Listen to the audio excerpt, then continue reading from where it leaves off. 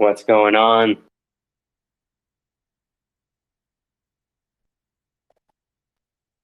What are you saying? Best of me.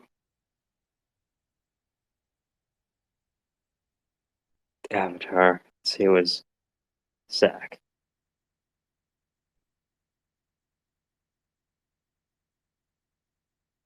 Yeah, the founder. Zach is.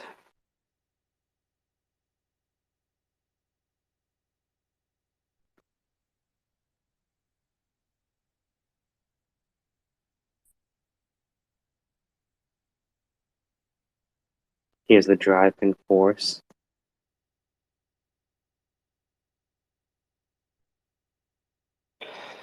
He is.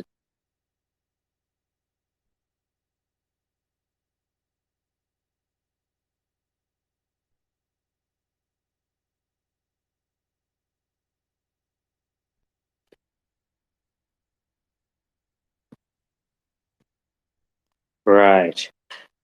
Wow, that's interesting.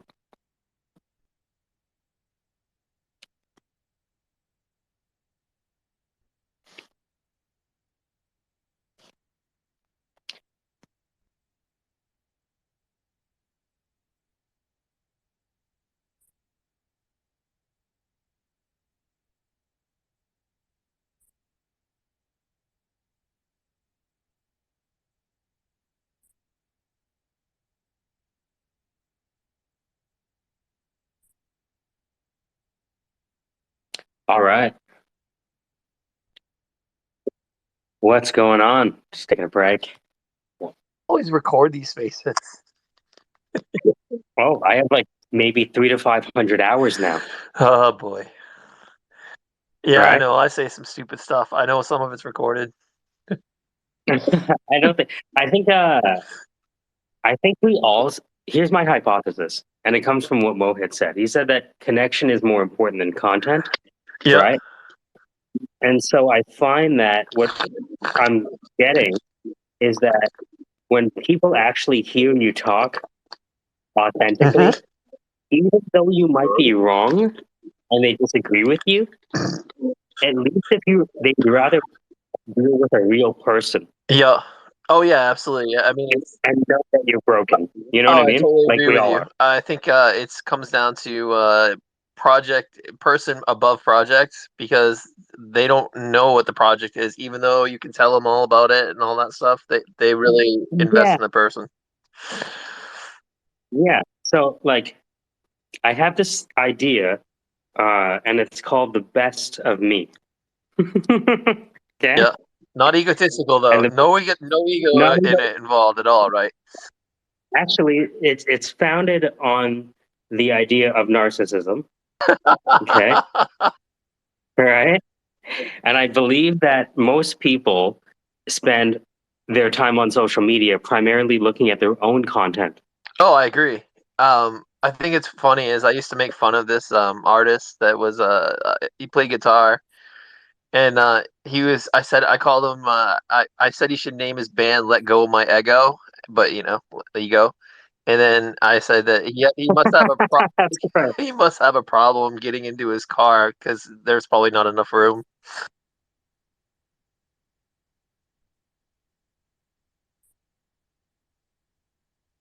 He's very egotistical. It's pretty funny though. He didn't get it though. I was like, dude, let go of your ego, and he's like, dude, I don't eat waffles.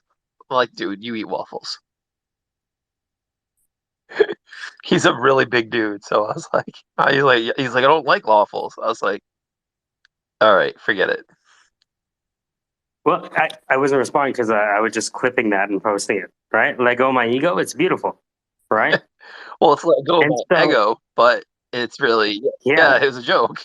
It's pretty good. yeah, That's the kind of. it's good. It's a great joke. Let go of my ego.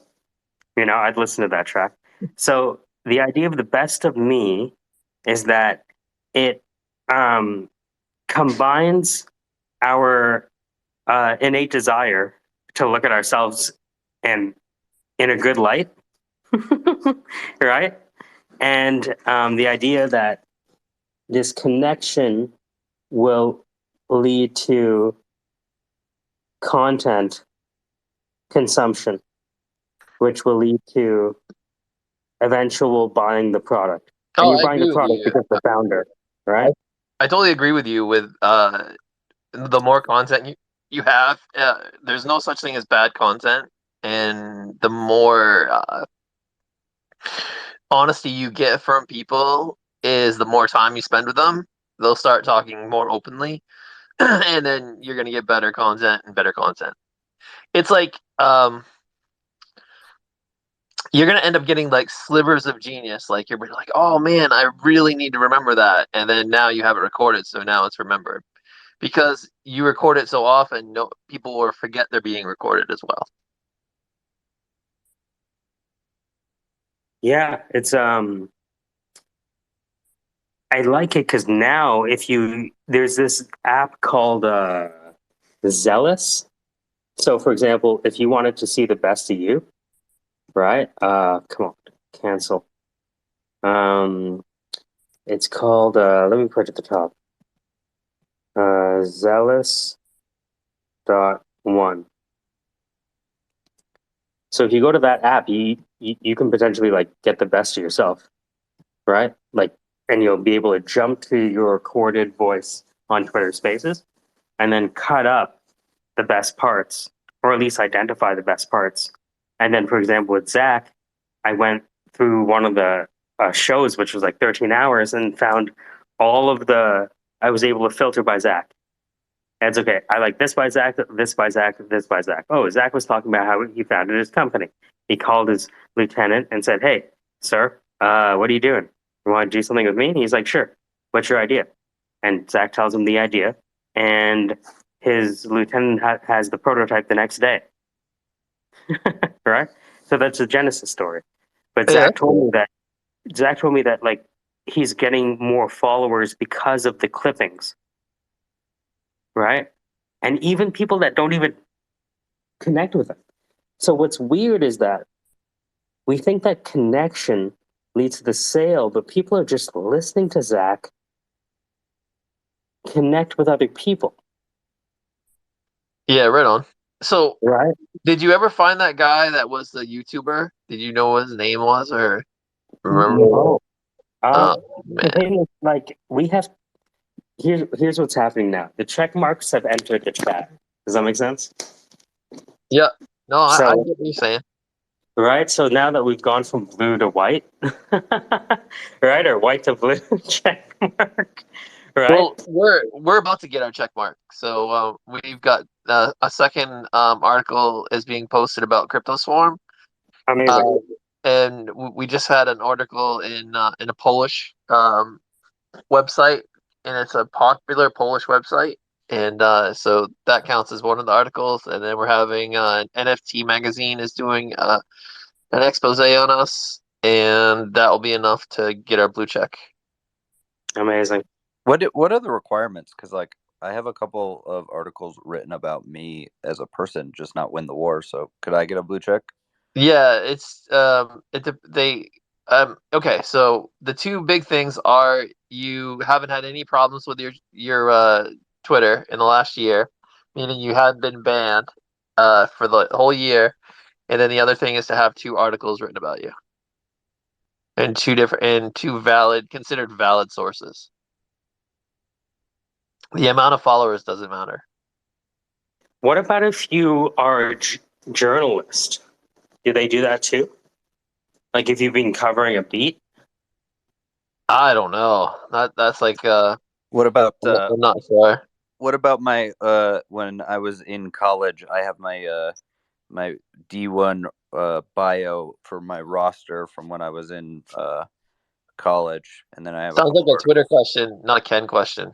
Hey, you want to know what, Ken? You're the only person I know who's going for a fucking check mark. So I'll Yeah, ask you, God damn it. No, just kidding. check mark university. So you want to get a check mark. How do you apply? Do you have to like push a button? Yeah, there's a I'll DM you the link.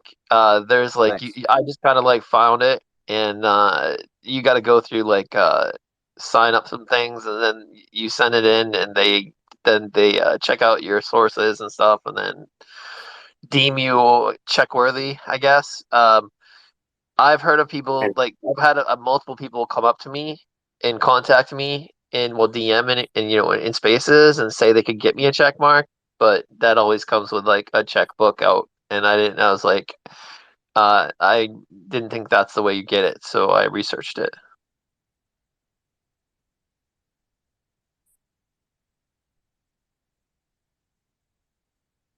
what about instead of best of me, hear me roar? I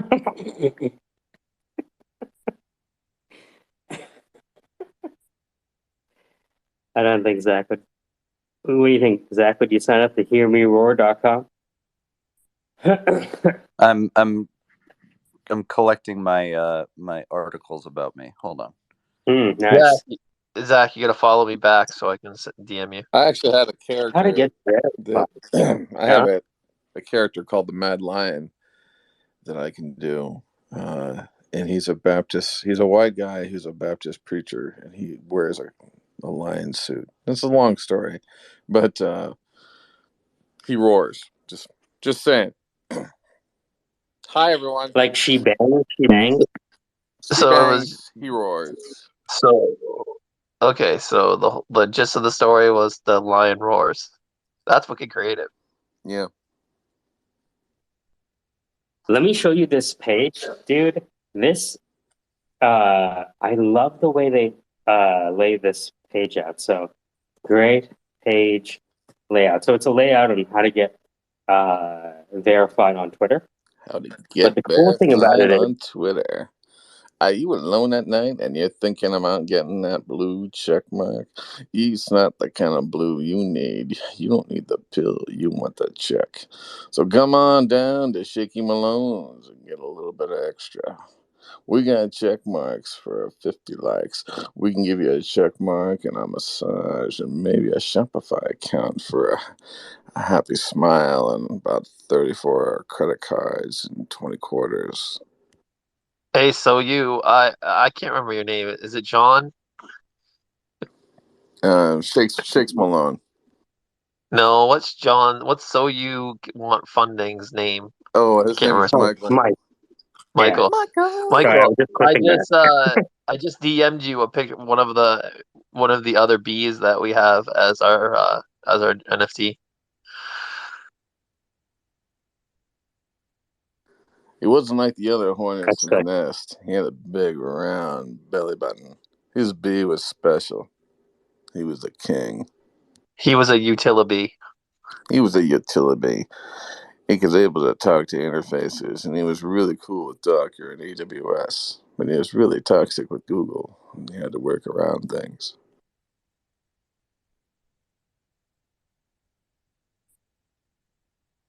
It has been a day, folks. Got one call left, and then we'll be surfing.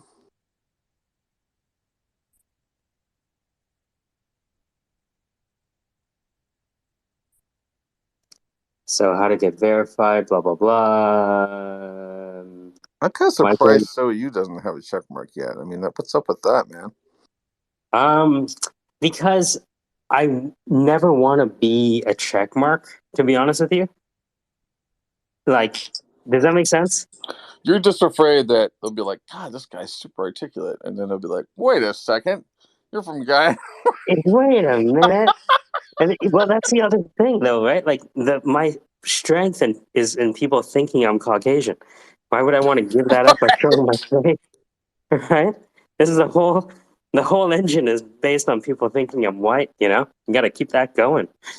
So, when we go to the party, when we get there, I go like, hey, can you check the brig for our friend? Oh, yeah. Oh, he's down in there. I'm sorry. Was he Yeah, with you guys? yeah, Yeah. yeah. Look, I even found a Snapchat filter that like puts a suit on you. Yeah, yeah. Believe me. Your Twitter account needs to be notable. Blah blah All blah. right. I'll be back, gents. Yeah. Mm, authentic. So what are you supposed to do?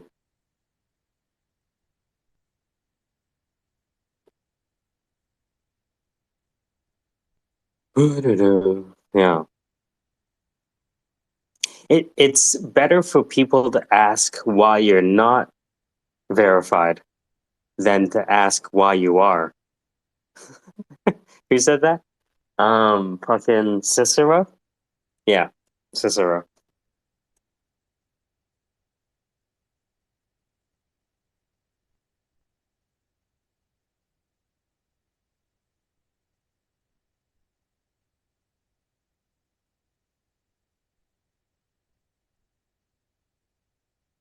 I'm looking at the qualifications and I qualify, so I guess I'm just gonna go for it.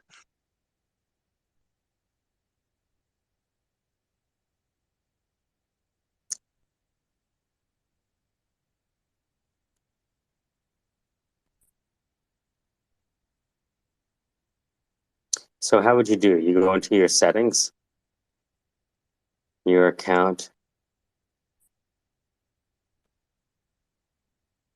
I don't know. I got almost 2,000 followers in less than 60 days, and I don't ask for them. So it's happening.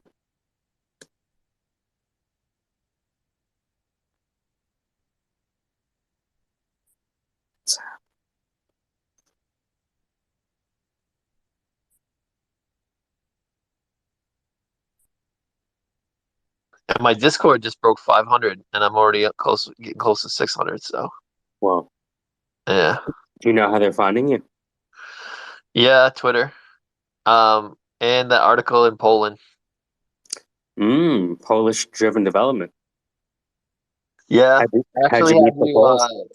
I had to actually put a space in my Discord for Polish people. It's got a little Polish flag and everything. And Interesting. they're talking in Polish. I can't understand anything. The only way if I need to learn something, I just kind of cut and paste it and get it translated.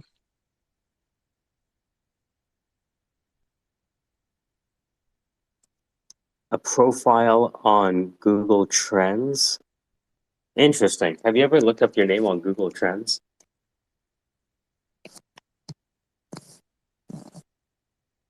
You may also be required to provide the following information to determine your notability and authenticity.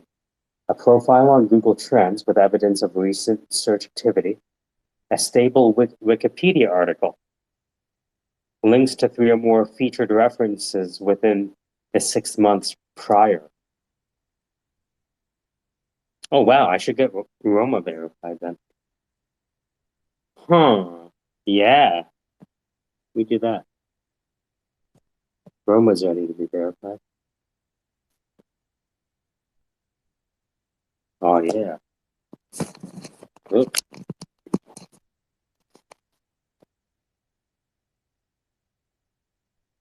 So again, going back, the best of me or hear me roar is built on the assumption that narcissism drives most people on Twitter and that people are primarily interested.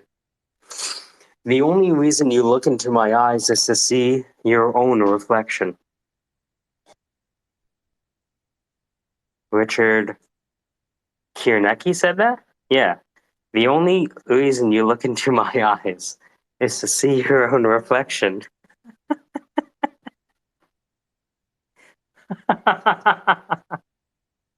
It's gorgeous. So, if the idea of the best of me is built on narcissism, which is people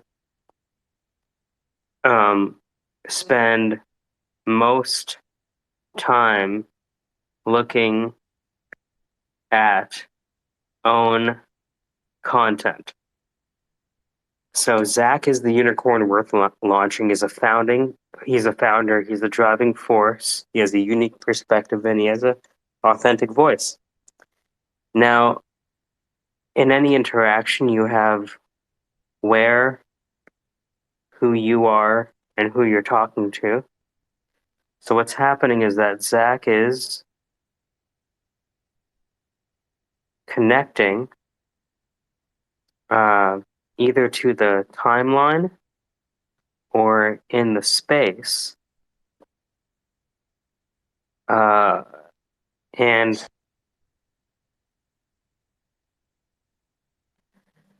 so he has a connection with someone in this space. And he's the connector. Well, no, it doesn't matter who's connector or connectee. Now, what we also have are observers of the connection. That's the interesting part. There was someone who signed up for Zach's Win the War that didn't interact with him, but observed the interaction and desired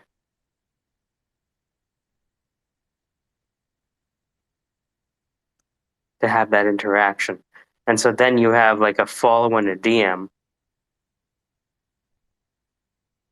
Mm-hmm. Okay. So they're consuming the content, which is being born out of the triangle of interaction. And then they're going up the value ladder, right? Which is baseline engagement, and then they're eventually going to the gold package. So content. I have to do a Worldly map for this. But everything I'm saying sound right so far, is that Kappa?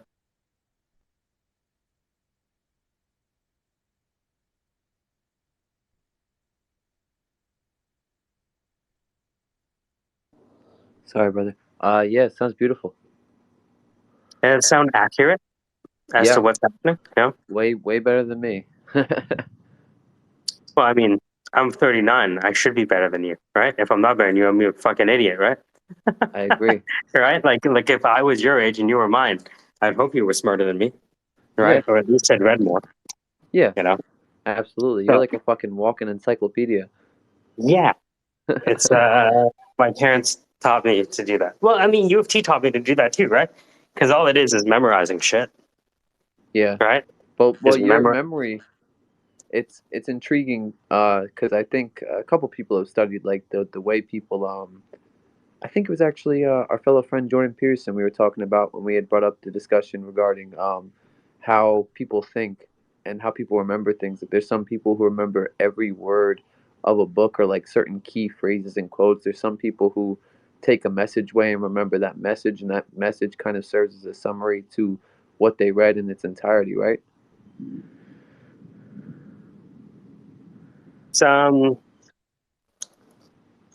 I had to do a lot of multiple choice tests. And when you have to do a lot of multiple choice tests, you learn how to memorize very fast. And then we figured out in school that for some courses you didn't really need to study, either because your friend's mom was a professor and she could explain the whole course in an afternoon. Literally, I swear to Yes. God. Like we'd be like, yo, what is this labor economics? I don't understand any of this shit. And we'd go to her house, like imagine 7 dudes sitting around a dinner table. And his mom is just walking around the table, giving us like the actual class in an hour. Hmm. Or you could just buy the past exams. Sri Which Lankans, happens without even realizing it too sometimes. you know, yeah, 20 8 past exams for $20. My friends and I used to like have a the immigrants all got together and we would pass it down from generation to generation. Yeah. So we would look for like whoever had an older brother, pass it on. Well, it all has to do with pardon me, I'm closing my garage door. It's storming where I am. But I think it also has to do with the consistent application of the knowledge you've gained, because I think that to some degree, like I hear a common joke about like on Twitter, I'll see posts like it's been 23 years and I still haven't found a reason to use the Pythagorean theorem. It's like, but I'm sure if you went into a math field or physics or other realms that involve a need for mathematical understandings, Well, that it's not so much that. It's not the Pythagorean theorem that you need in life. It's your ability to fucking add, multiply, divide, and subtract. Does that exactly, make sense? yeah, And if you yeah, don't think that you need to add, subtract, multiply, and divide in the future, you're probably broke as fuck, right? You know, yeah. Would remember it the be joke from The Wire? Remember that dude who's like, "Hey, can you help me with my homework?" And he's like, "I don't get it." And then he explains it to the guy in terms of like a drug deal, and he's like, "Oh, well, how come you know the answer when it's a drug deal, but you don't know when it's homework?" And he's like, "Well, the drug dealer will kick my ass if I get the math wrong." Yeah, but to some degree as well, I think it's also a process of like applying the knowledge. So one thing that I use as a reference in my own mind that stands out is like the comparison between, say, a tiger in the wild versus a tiger in captivity. Of course, the tiger is still deadly, but through time, if you try to measure their hunting capabilities and skills, I'm sure that the tiger that hunts consistently daily and has to fight for its food supply would be sharper in its true natural instincts rather than the tiger that lays around all day and has food tossed at it. You know?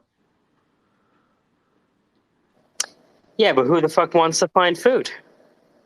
Finding food sucks, dude. You motherfucker. They just get some Uber tiger or some shit, you know?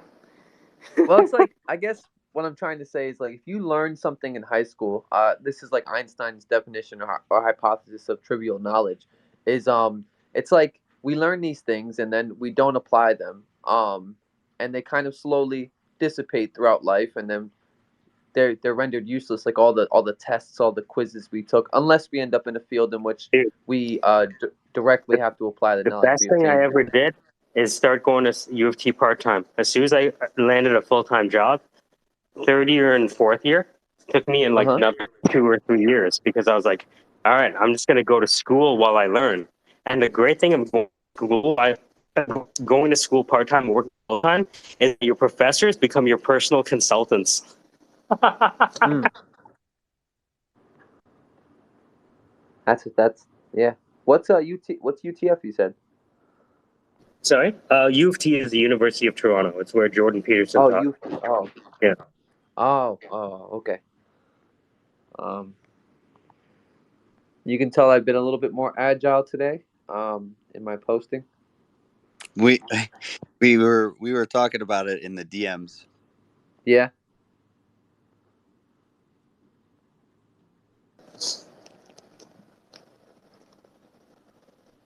I So, said to Mike, we'll hmm, see how many days in a row he'll get 8 posts within the first 12 hours of being awake. fucking skeptical as shit, but I'm hopeful.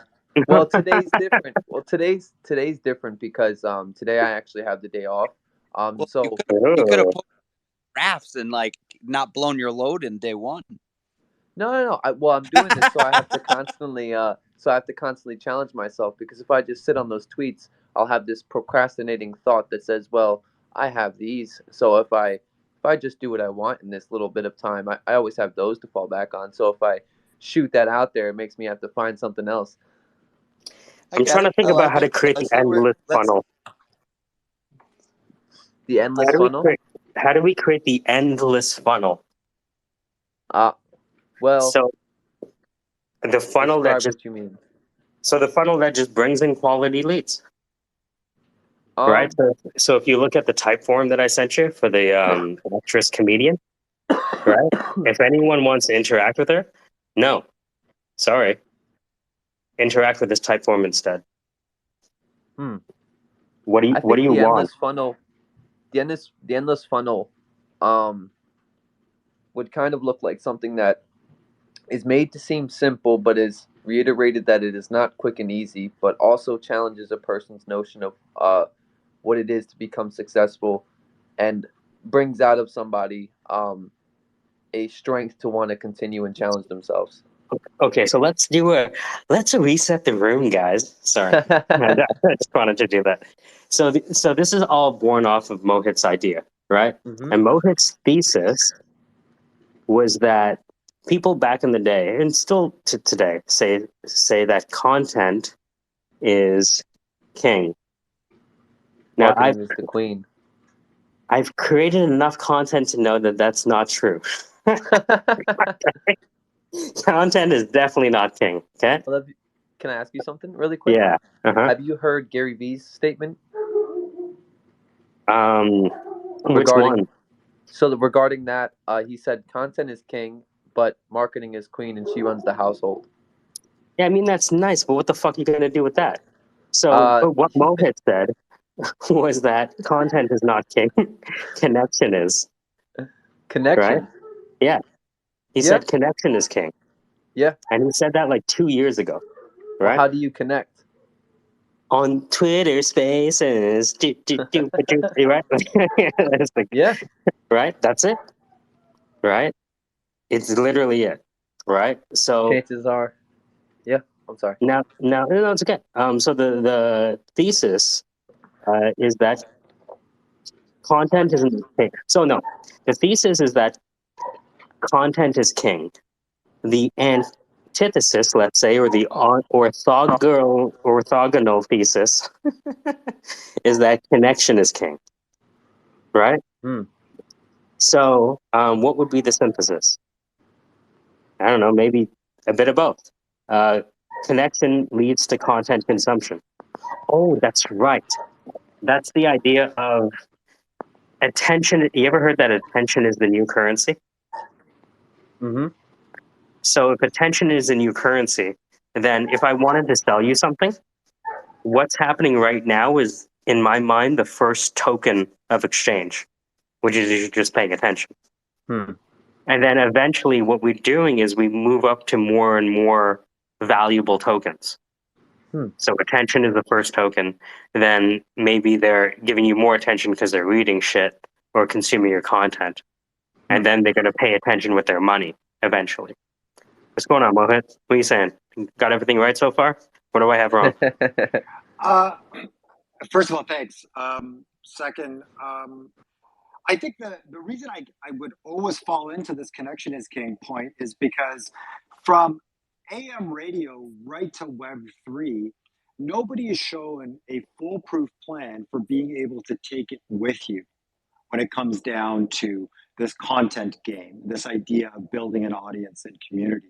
And so the reminder has continually been that the connection part, whatever you're doing right now, is worth more than the podcast you would have been listening to at the same time, worth more than the email chain or blogs that you would have read at the same time. This purpose that you're here for, this attention you're giving, is already fulfilling that connection point.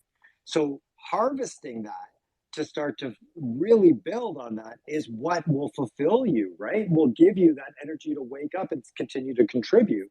If you go back to the idea that it's only content that's going to get you to that holy grail, then that's not really the truth anymore. Because, well, I mean, every platform has proven they've got no loyalty to anybody that's helped them build it. And so that's where I find it difficult to empower creators to stop and say, don't play the algorithm game consistently. Don't put yourself in a situation where you have to learn every new platform in order to actually do your business or find that fulfillment. Start to understand what those connection points are that'll get you up every morning and feel like, yeah, I want to contribute. I want to be a part of this, because that's where the legacy will continue to live. 10 years from now, whether you quote Gary Vee or Mohit, you will continually only quote the stuff that actually makes you connect. Nothing else. Not the fact that it only happened on Spaces or on Clubhouse, etc. Well said. Very well said. I love that. The connection. The a question that rises to my mind when we speak of this is is it a connection to the person behind the brand itself, the product? What does that look like? So that's interesting, in my opinion, that we are the creators and the receivers in this situation. So we know what we would invest in order to stay in touch with the right thing. You're a wrestling fan. You're a steel pan fan. You're a fan of F1 racing. You go that extra mile, pardon the pun, in order for you to know all of the insight, whether you're a hip hop or comic book fan. And so that's where I think we, as the audience, have matured to the idea that, wait a minute, there's actual filters on Twitter. There's filters on Instagram for your feed. There's filters on Facebook. You can Yep. start to program the exact way that you're receiving information the way that you like it. Why are we only stuck on Google keywords and alerts to tell us what's happening in this world? We can actually go out and seek it from multiple places. That's that same connection point that ends up being our utility, where we stop and say, well, wait, let's put it this way. I was thinking about this the other day, and I was thinking, smart speakers have invaded our lives in multiple ways, and they're in our household. I'm sure they might be thinking about it, listening to us, etc. But are we eventually going to be able to program what it can and can't say? So if I'm an ultra religious person and I want only religious views in my house of a certain extent, well, the answers to my smart speaker questions validate that. That's the way we're going to have to start to think a little bit more about how connection is really going to happen. Because if we leave it to the way a generation is thinking of it happening through just Instagram or TikTok and the way that content is being formatted, we're going to lose the plot and we're not going to be able to turn to social media for anything. Amen. Wow. I like the way you speak, Mohit. I hope I'm pronouncing your name right. Mohit, Mohit. like hit makers. And it's funny you say that because I find go that ahead. sorry. No, please, you go. I was gonna say, it's funny that you say that because, like even when we were discussing the copywriting stuff the other day, right? When Zach was like, "Wow, you just described like the first 200 or 300 emails in my inbox." When a certain method becomes popular, it starts to lose its integrity. I feel, like posting on, like everyone's saying, "Well, you got to become a content influencer. You got to do this." That that age will soon transcend itself, and I think the only thing that will exist after that is what you're speaking on, which is a connection to some source of whether it be information or a subject matter in which you find yourself aligned with, or something you're just particularly interested in. You just want to see more of that. I think one You have so demonstration. much faith. One very quick. You have so much faith in people that share knowledge with you already that it's just a natural extension of that. And it Yeah. gives you that confidence as a result. Go ahead, sorry. Wow. No. That was a well needed interference there. I was gonna say, I think one example of that can almost be NFT projects. Like people buying into and kind of giving money to founders, and it's people don't even question the utility or anything like that. They get on the space and they converse with these leaders, and they have a very true connection to the person themselves, which But you allows said them. leaders. People are looking for NFTs. They're looking for leadership. Exactly. Well, that was the point here. That's what's kind of could be extrapolated from this whole situation going on with NFTs. Damn. So we have content. We have connection, which unlocks the meaning behind content. Would you say? Yeah, Mohit. Sorry. Of course. And I also think it's the motivation for you to continue. And I think that's the other part we have to remember, because the outside of it is like, take for example, people who aren't on TikTok don't like TikTok, right? People who don't participate on Instagram Amen. think it. So it's we're going to continually be in that. Every generation will have its MTV. But what scares me about this the most is the fact that the storytelling that's happening on these platforms are so important. There are people from around the world that never believed that they would ever have a voice where they could tell the story of whatever they want to tell. So if we continue to downplay the validity of what social media is actually giving that's good, then we're going to put ourselves in a situation where we're never going to turn back to it. It's going to become like VHS tapes, right? We're going to realize that, yeah, eventually we can bring them home, but there's got to be newer formats to watch them on. And so that led to the death of it. That's what scares me the most about this real like middle area of, oh, let's just build a Web3. I get it. I get why everybody wants to leave Earth when it comes down to social media. But I feel like there's way too many tools in there that automatically have put a digital footprint, a stamp on who we are and how we're identified. That if we don't start to use them properly in whatever ecosystem that we're in, we're just going to end up resenting it.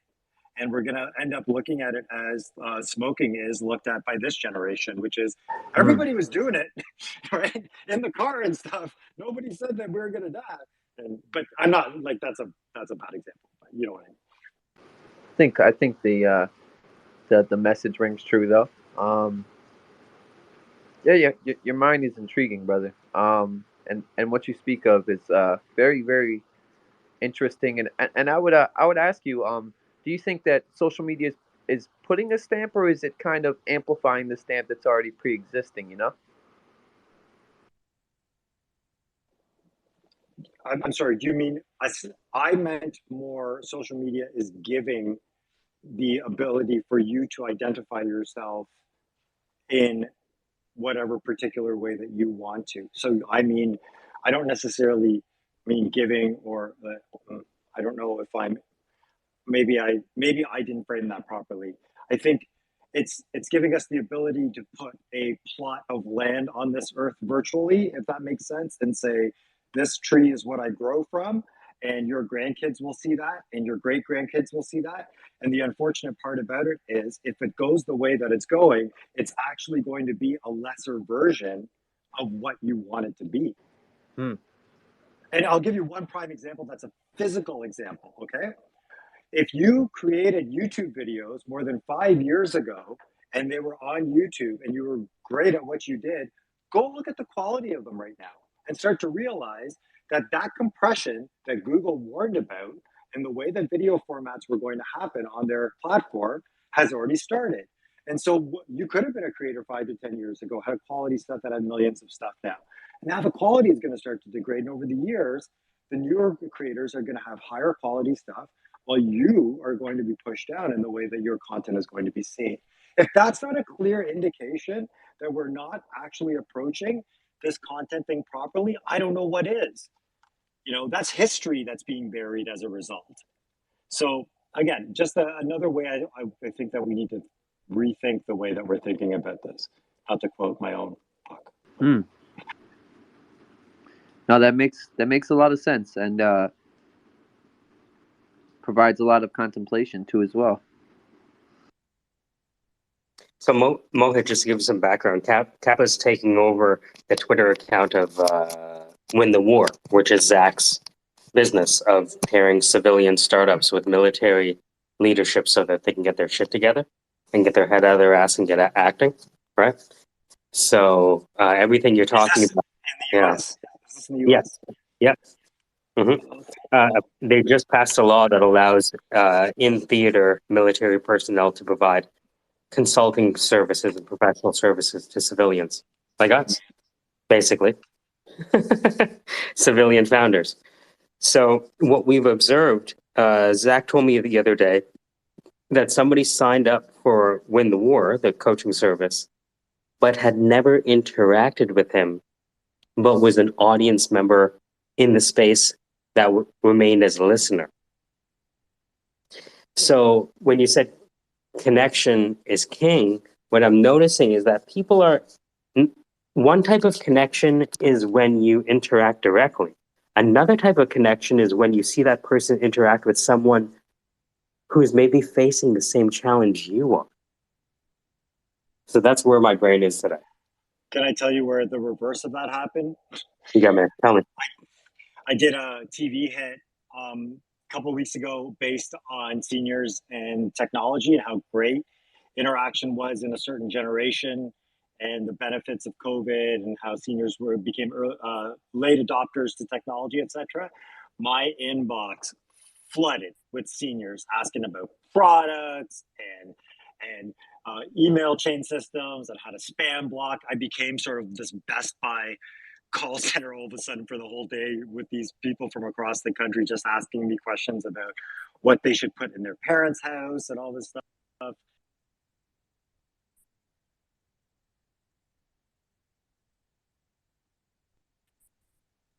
Right? So it's like, the thing I like about content is that I don't need to be there to tell you what's up. But people don't want to be told what's up as much as I think they're looking for a leader, right? People don't invest in Tesla. They invest in Elon Musk's continued leadership. You know what I mean? Tim Cook's leadership, Steve Jobs' leadership, Bezos' leadership. And if Bezos were to say, I'm out, they might be out too. Or they might stay because they have such a big, trust in his succession planning ability. So I'm thinking about the extended connection that gets made. That's not necessarily out of interaction, but of observed interaction. Sure.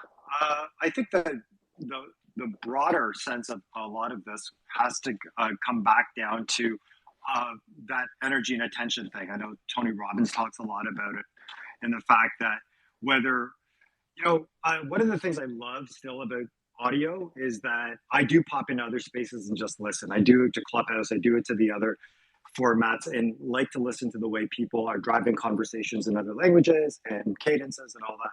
But it still goes back to that same thing that you realize that, for instance, if you listen to a space that's full of people from India, which I've done because I like to listen to Hindi being spoken, I miss it. It's one of those weird blanket things in my life.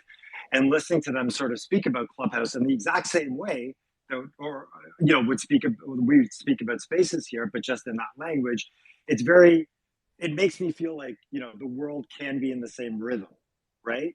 And I think we will end up seeing as a result as people finding less need to connect to one leader as a brand and more to how that ecosystem has affected them. I have a firm belief, for example, that the whole banking system in Canada is only supported because everyone knows somebody that works at the bank. And it's one of those things that I think is going to replicate across different ecosystems where you're going to know someone who's doing well on Facebook. So you're going to go there once in a while and check in on them. Some people that are doing well on YouTube that you've known for over a decade, yeah, you'll do that. You won't spend all your time at YouTube, but you'll go and support. That's where that connection part will end up coming back. Well, you'll have a purpose for those connections and they'll fit into your own personal TV guide of life. What did you think about that Zealous.1? Were you able to jump to your specific parts of your contributions? I was, but it went a little max headroom on me, and so I kept getting loops of my own voice, which I was going to sample and put in a song eventually. So it all kind of works out. No, it didn't. I couldn't scrub properly, but I thought the layout was great. And speaking of layout, I've got a 4:30. I gotta go. I'm so sorry. It was nice That's talking great. to you. Yeah, To man. you all. Cheers. I Thanks for the appreciate it. All right, I'll Take care, brother. It's nice talking with you.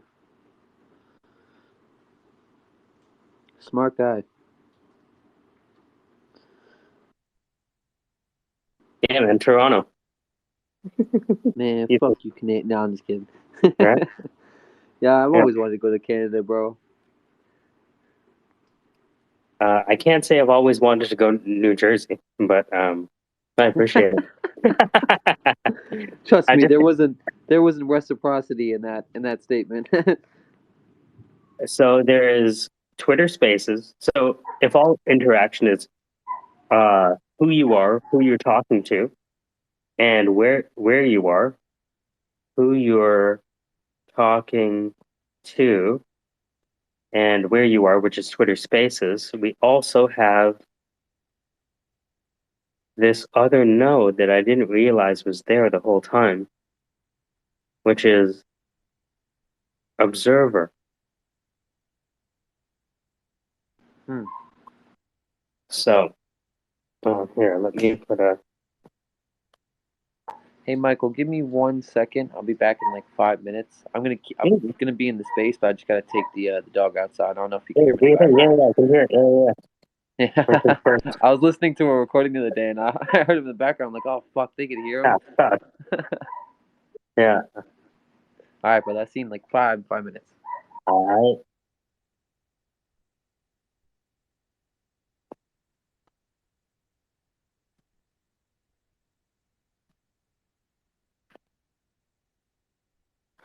All right.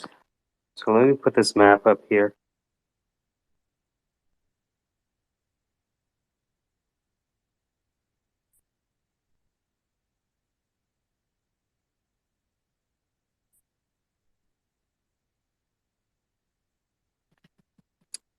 A triangle of interaction.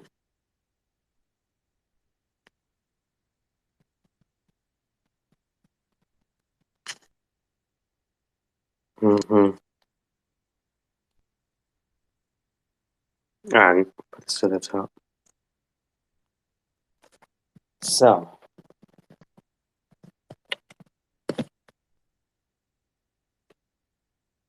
if that's true,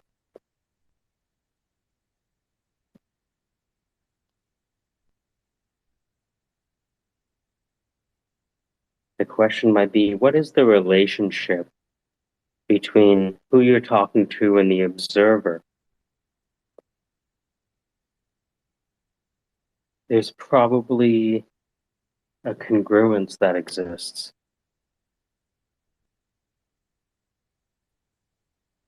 There's either a relationship, an aspiring towards similar challenge. Right. Aspiring. Aspiring? Aspiring? I just wanted to hear you say it again. It sounds like a butt sweating. Aspiration. Because that's some emeticism. So I put it to the top. What do you think? Do you think that's an accurate diagram of what's happening? Oh, yeah. Oh, I guess I need a title.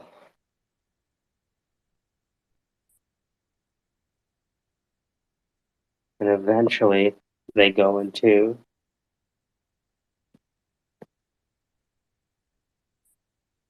the type form. I think the type form is the best way to do it at this point. What do you think about that type form with Roma?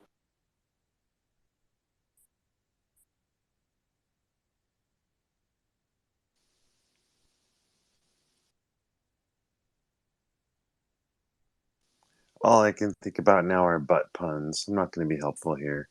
Buns? Butt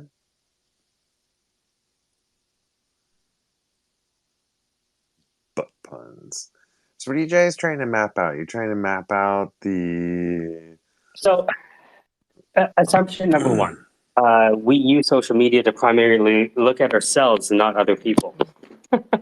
The only reason you look into my eyes is to see your own reflection. Right?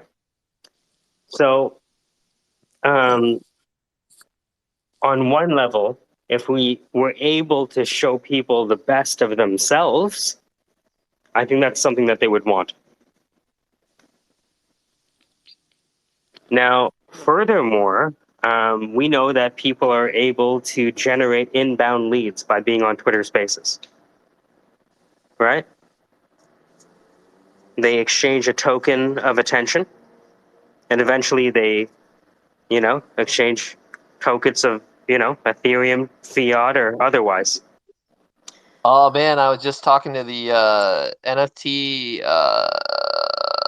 somebody. Oh, hold on, I'll be back.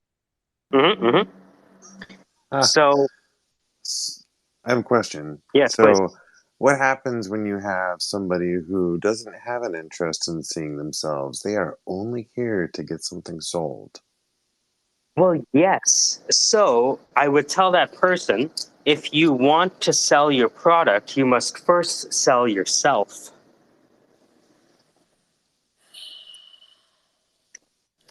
Do we give room for, I don't know, exceptions? There's always going to be exceptions, right? Sure, right. The target market I'm looking at now is Zach. So Zach has people hitting him up, not win the war. Does that make sense? Yep. Now, he's leading them to win the war because that's how you talk to Zach.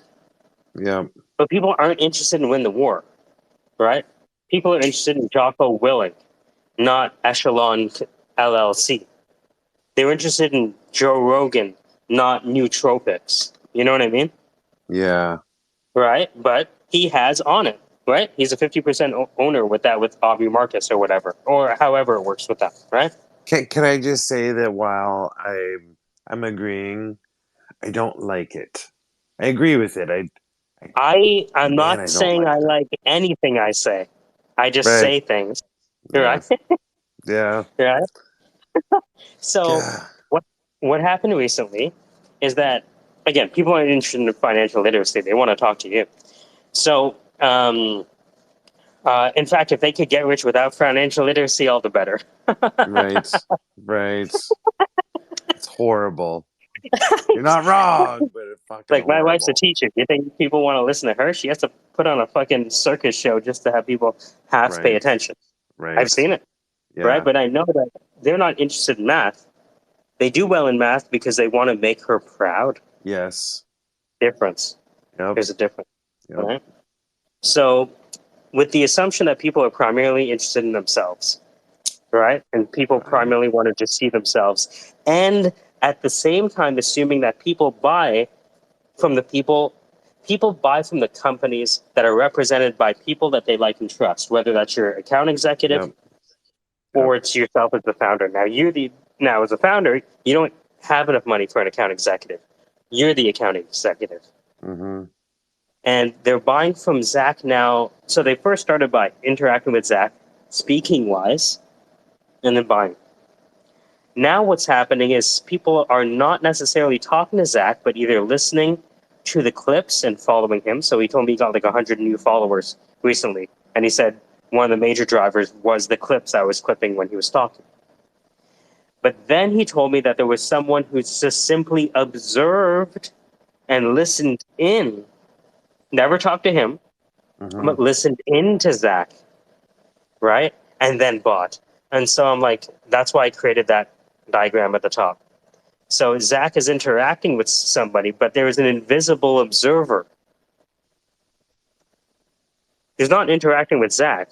They're listening and then buying. Okay. Well, that's why I want the best of Zach. Not because it's necessarily not narcissistic for Zach. It will be. Zach will listen to everything, right? If nothing, to create a better book, right? To know, hey, I know what I want to tell people, but what do people actually like me to talk about? Touch the heart before you touch the hand, right? People might want financial advice because they like RC cars, right? As much as anything else. So I'm thinking about, how do I create the endless funnel? Or how might we create the endless funnel? The endless funnel is a way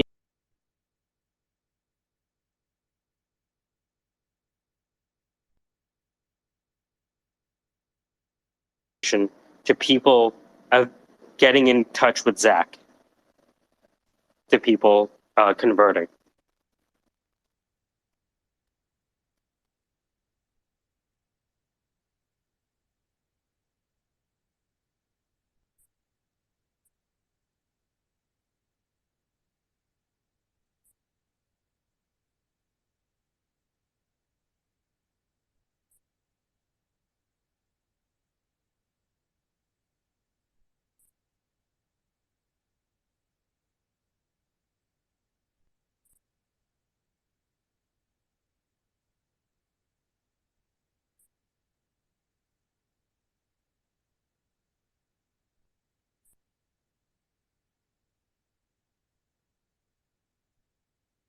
Yeah, you got a call?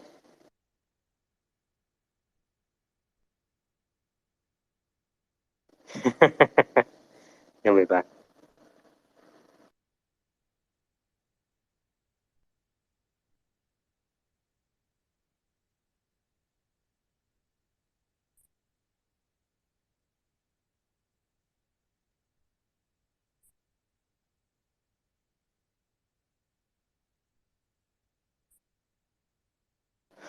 So I guess to bear this out, it would be, when is Zach helping someone with a disorder? No.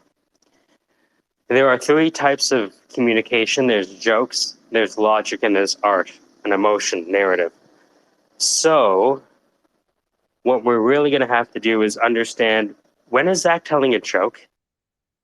When is Zach solving a disorienting dilemma with either a joke, logic, which is his doctrine, or stories that transcend doctrine? And if we can identify those pieces, and then turn them into content, then him posting that content of his interaction with someone else would not only amplify him, but the person he's talking to. And if we can serve both of those people, then they're most likely to amplify that message, that meme.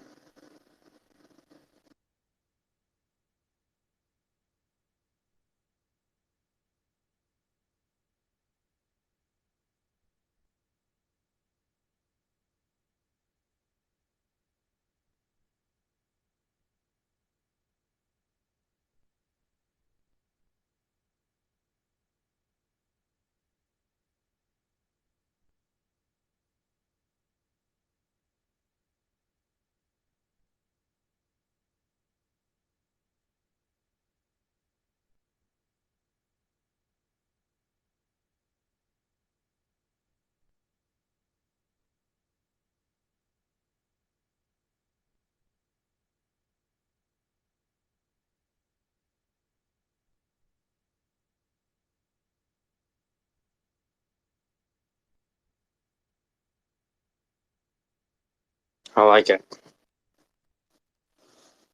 Okay.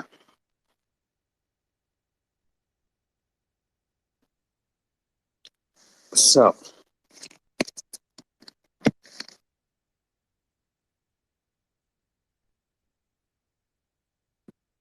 mm,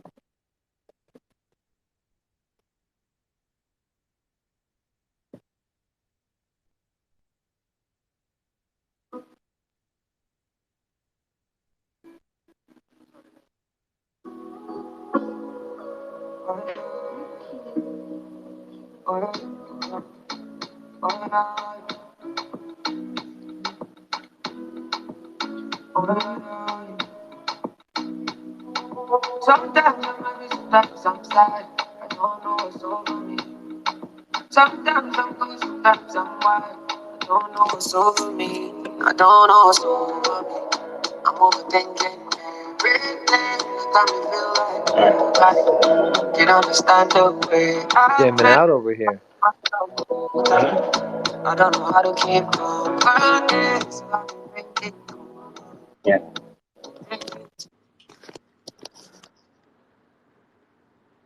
All right. So, So, we need. hmm? Oh, fuck. That would even take it even farther. So, jazz has a format. Jazz? Mm-hmm. What's that format? Line, line, line, punchline. Line, punchline. That's the format of early jazz. The lyrics.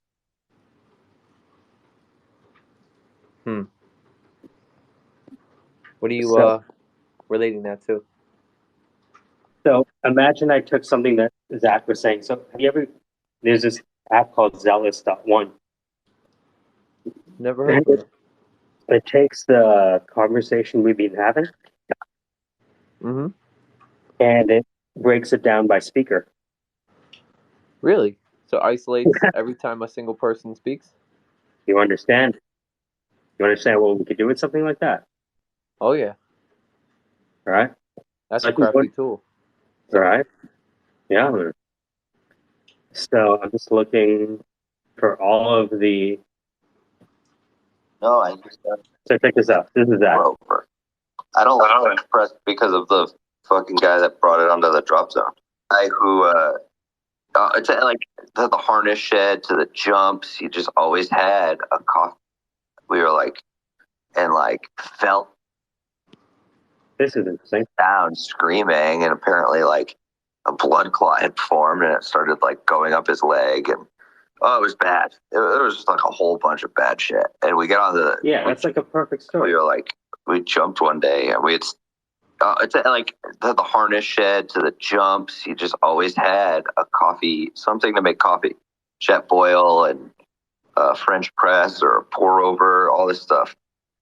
We jumped one day and we had sat in the harness for like 8 hours. Like one of the guys was in the plane and we kept flying in circles because we couldn't find the safe, like it wasn't safe to jump. And then finally it like cleared and he fell down screaming, and apparently like a blood clot had formed and it started like going up his leg, and it was bad. There was just like a whole bunch of bad shit. And we jump, and I hit the ground on the drop zone, and I look at this guy, and he's just like sitting there in his little ATV with a French press. He's like, I was waiting for you. He's like, do you want coffee? And I just smacked the French press. I was like, fuck your French press coffee. It's not even good. So every time I see French press coffee, that's what I think of. So you're not gonna tell me that's not a good story? You know what I mean? No, that's fucking. It's like What? it's like the way we speak, like especially in certain clips, you can take them and turn them into like commercial testimonies almost. Yeah. So this to me is content that it's a story. Yeah. Right. Yep. But when you hear him talk about that, instantly he's in a different light. Yep. So the content, if we look at if we're going to publish content and take the time to do it, is it authentic? Is it visceral? When I say visceral, I'm talking about, is it people doing things in time?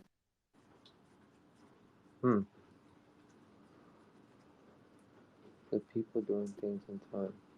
It has to be visual, has to be high impact. This is just a requirement for a story. Visual, high contrast, high impact, people doing physical things over time. In other words, this is why you should hate the French press too. So, if I take, which one is this? August 20th, 2022.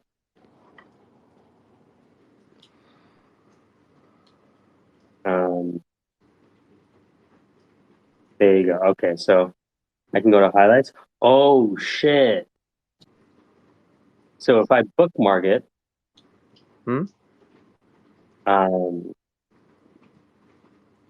I can like bookmark the sections, right, that I want to have as the highlight. Whoa. Whoa. Can I play the highlights one after another? I think you didn't like him because like There's a guy who would always I think you didn't like him because like the French keep losing wars. They can't make coffee like them. Yeah, I thought you didn't like the French because they keep losing wars. Just bring like coffee. He was always just bringing coffee everywhere, right? And to like the harness shed to the jumps, he just always had a coffee, something to make coffee, jet boil and French press or pour over, all this stuff. We jumped one day and we had sat in the harness for like 8 hours. Like one of the guys was in the plane and we kept flying in circles because we couldn't find the safe, like it wasn't safe to jump. If I do a sequence of highlights, right? If I bookmark the tweets, then it becomes a part of the highlights section. And then you could just scan those? Well, or compile? Yeah, so right now it's just adding them in sequence. So anything I bookmark from the transcript becomes a part of the highlights. So if you run the highlights in continuation, it can almost seem like a true like stories being told. You understand. Yeah, you understand. Let me just look at Zach's. Drop zone. Yeah, actually, I was gonna ask if you could send me the recording because I'd love to chop up that clip of. Yeah, we have to chop it up. Like, right? So he told me he wanted the recording. And then he left. All right, so that's all of Zach from that episode, right? It's But I have funny. the highlights now. Makes me feel like I'm like he's here with us in spirit, you know. Yeah. Well, Some. but isn't that interesting though? Right? Mm-hmm. It feels like you're talking to him, or at least you feel it's like he's telling your story, The connection. right? I think Zach would be a like if there's ever a better candidate or a great candidate for like TikTok, and just like saying something like really powerful within a 7 to 10 second range. I think he'd really flourish, and the brand would really flourish in that department. Well, so there's two dimensions we can look. We can look at the type of uh, we can look at the type of content and then the manifestation through medium of the content, right? So let's say that the content is either a joke, it is a logical statement, or it's a story, right? Mhm. Now, any of those things can be uh, broken down by the kinesthetic, the auditory, the read write, and the visual. You combine all of those, you have a video. But if you just use the audio, it's the audio. If you use the audio and the read write, then you have a captioned audio, right? What were those four things you said? Broken down by Sure. visual, auditory. Yeah. So think of carve. Carve. KARWV. KARWV.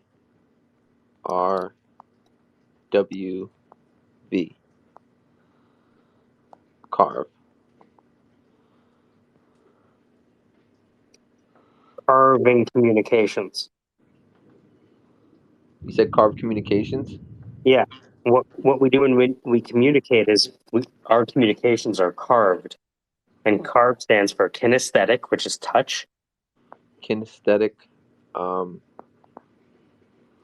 kinesthetic. How the fuck? Oh, I found it. Kinesthetic. And what's the next one? Auditory. Auditory. Auditory. What's the R stand for? Read and then write is the W. Read, write. Read. Write. And what's the V? Visual. Visual. So and kinesthetic is touch, right? You said. Yes. Oh, so basically like like our senses to a degree. These reflect our senses. Exactly. Kinesthetic is touch, auditory is hearing, read, write is sight in a way. You know what I mean? But it's tactile. And then the visual is, looking at images. Mm-hmm. A video, even down to the sound effects, makes you feel the steel hitting the ground, right? Mm. A lot of soundtracks, like when you think of a soundtrack, you think of the people speaking and then the music. But we forget about all the sound effects that make you feel the rumble of the car. Mm-hmm. Yeah, In you could Fast find and the this Furious. in you could find this kind of comparison. What came to mind at least was like anime openings. Ooh, People seem to. think about Mortal Kombat and the fatalities, Yeah, right? yeah, You know how visceral that audio is, yeah. right? You can feel those, you can hear and therefore feel those bones breaking. Oh yeah. The auditory provides a kinesthetic feeling. Yeah. Hmm. Hmm. And if you combine the auditory with the visual, then you can even feel like you're getting hit in the head, especially if you shake the camera, right? And then you play that high pitched tone as if you got shell shock, right? Yeah. Right? They do that in video games, right? Yeah. You know, an explosion goes off, you hear that high pitched wail, you know, your The vision is controller blurred. shakes. The You're right. The controller, the rumble pack on the controller is the kinesthetic feedback, Yep. Wow. right? This correlation drawing is fun. Yeah. So Zach has a story, right? Mm-hmm. The story of him jumping out of a plane and somebody yelling about his leg.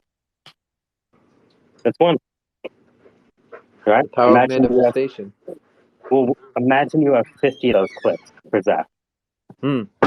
You could turn right? them all into You understand now, right? yeah. Yeah. There's so much content to play with, so many Oh my realms God. to explore. So, let's see. So if I look at, who's this? Yeah, Spicy's have been really. So there was the one Dan, but that's not Dan. Where's Dan? Where's Dan? Chat. Oh, it's probably under Floozy Speak. That's why.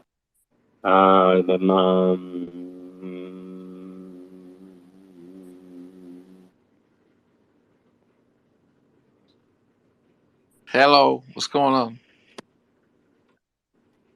Just looking. Oh, there you are, Dan Rockwell. All right. So Live. Yeah, Dan listening. Wait a minute. What is it? That's not me. all right. Let me find. If I go to the bank, it's also the accent that I turn on if I get real frustrated in a situation, and I'll just bring an accent out to sort of entertain me in the Yeah. Yeah. So Damn, that guy sounds like a troll. imagine I can take that and I can create an audiogram. Well, you can also create a soundboard with me, right? So you can always have we can actually play around with the notion of the residual self. You could say, well, see, Dan's actually on a call right now, but his residual self is here. And let's see if I can get him to say anything. Dan, did you have a good time last night at the party? And I would be like, man, I don't know what's going on. Hold on, that's just his AI. You know what I mean? You can fake the whole AI if you wanted to. Well, I'm going to tag you in it. I'm going to send you a DM. So take a look at the Zealous link, and then just look up Danny Rockwell. Okay. I'll check it out. I'm getting a little relaxing stone here going on. So if I'm not too responsive, I mean the best, but I must decompress. If I go to the bank, you know. Okay, I can just. I don't really need you to speak anymore. I can just fucking invoke you whenever I. I go to the bank, it's also the accent that I turn on if I get real frustrated in a situation, and I'll just bring an accent out to sort of entertain me in the frustration. And I ask things real slow, like, no, that's okay. I just don't know any ability to navigate your building at all. So if you can find me someone to help me, that would be. I love that. Right. So I can save that, or I can like bookmark it, and then next part is. We do help it. The other thing too is that I think some people have an impression of who you are. Okay, so thing is, I don't own a gun. And the thing is, I don't own a gun, so I can't go out and just in the backyard and just blow off a couple shots. I don't have a rat rod, so I can't drive. So there's that. I mean, no, Okay. You know how alcohol. Sometimes we go for a week. Serial no, just kidding. Done it for one, right? All the ultimate. You know you're crazy, right? I just want to. Yeah. All right. That shit insane. We got. I think. Yeah. I just saw this post. I don't know if you're familiar with Zuby. Yes. The guy didn't he break? Didn't he call himself a woman and break the woman's lifting record? Yeah. So he blew the fuck up on social media. Yeah. And so he just shared this tweet. It says I think they're wrong, but I can hardly blame them. Many are suspicious of people who are part of the authorized resistance, You know there's a line that you can't cross without losing your platform. You could be a Ben Shapiro or Crowder, but not an Owen Benjamin, for example. So what he shared and said, he said, is kind of referring to exactly what we were talking about yesterday, I believe, which was, by this logic, the only way one can prove to such people that they are not a controlled op is by getting deplatformed everywhere. These are the type of people who don't support anyway, hardly begging for their approval. The second part is, personal opinion, but the first statement I'm interested in, which is the only way one can prove to such people that they are not a controlled op is by getting deplatformed everywhere. Remember when we were speaking about this yesterday? About how almost getting deplatformed in its entirety is in its own way a way to re-platform yourself in a better way.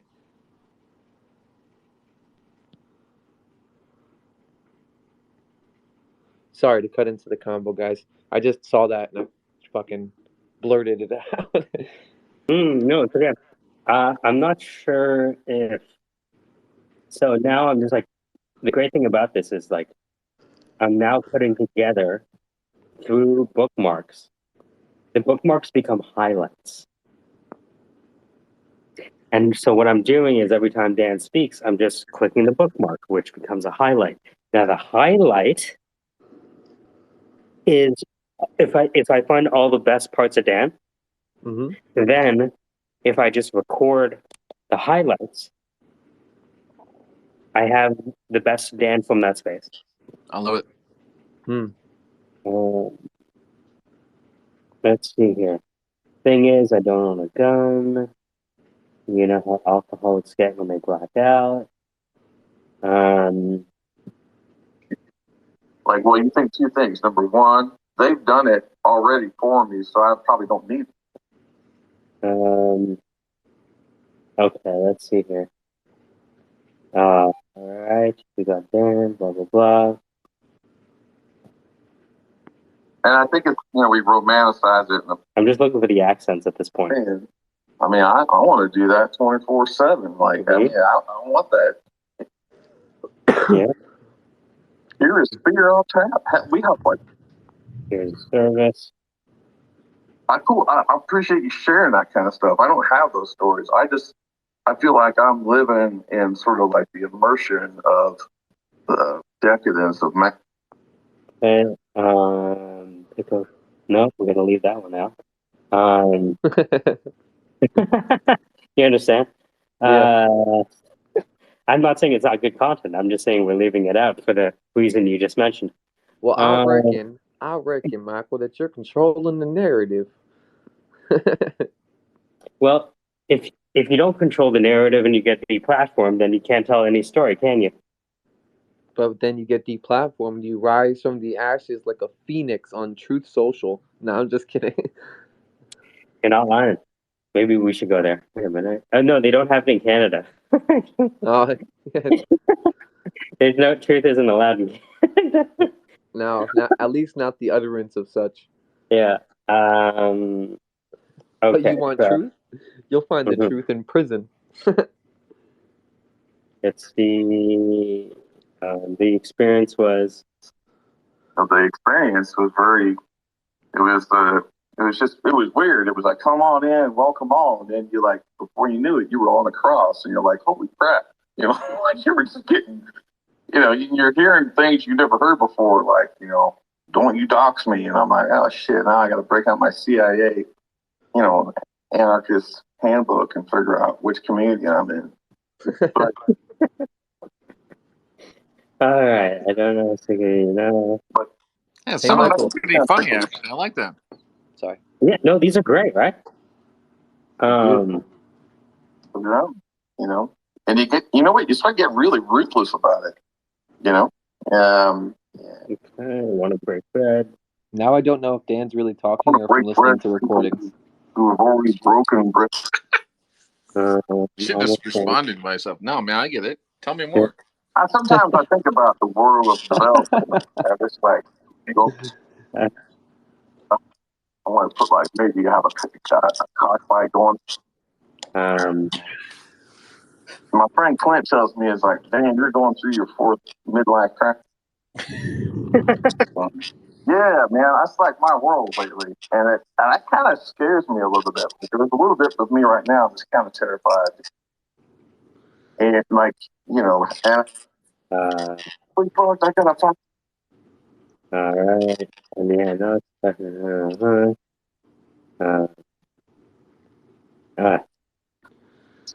Anna's been having a wonderful life. Yeah, I mean, her pictures are great. okay. So if I go to highlight, all right. So now I have these highlights. So tell me if this would be of value.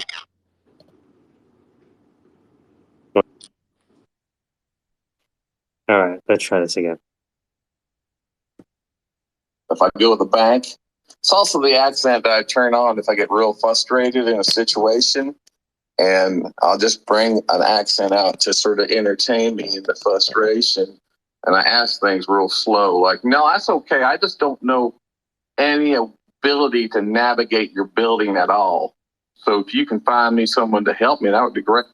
Sure do help it. The other thing too is that I think some people have an impression of who you are before they arrive and talk to you. And so I think you should just surprise them. Like right when they arrive, you just like, "How the fuck are you?" And then they're like, "Wow, I did not expect that kind of voice from him." But it's fuck with them Friday. Well, and the thing is, I don't own a gun, so I can't go out and just in the backyard and just blow off a couple shots. I don't. It seems pretty seamless, right? But it's jumping from timestamp to timestamp based on Dan, right? So there you go. So that's the best of Dan from that episode. And you think Anne would like to hear the best of Anne, and Zach the best of Zach, and Kappa the best of Kappa, especially if they have someone to be like, "Hey, who are you? I don't know. Check out the best of me." What? You're gonna keep your clothes on, right? Well, it depends. You can either go to OnlyFans and get to know me, or you can go to the best of me. What's that? The best of me. If you like the best of me, and potentially a bit of the worst of me, then maybe we might have some business together. But if you don't like how I talk, why don't you figure it out before? Why don't you listen to me talk to random people? Because that's how I'm going to talk to you.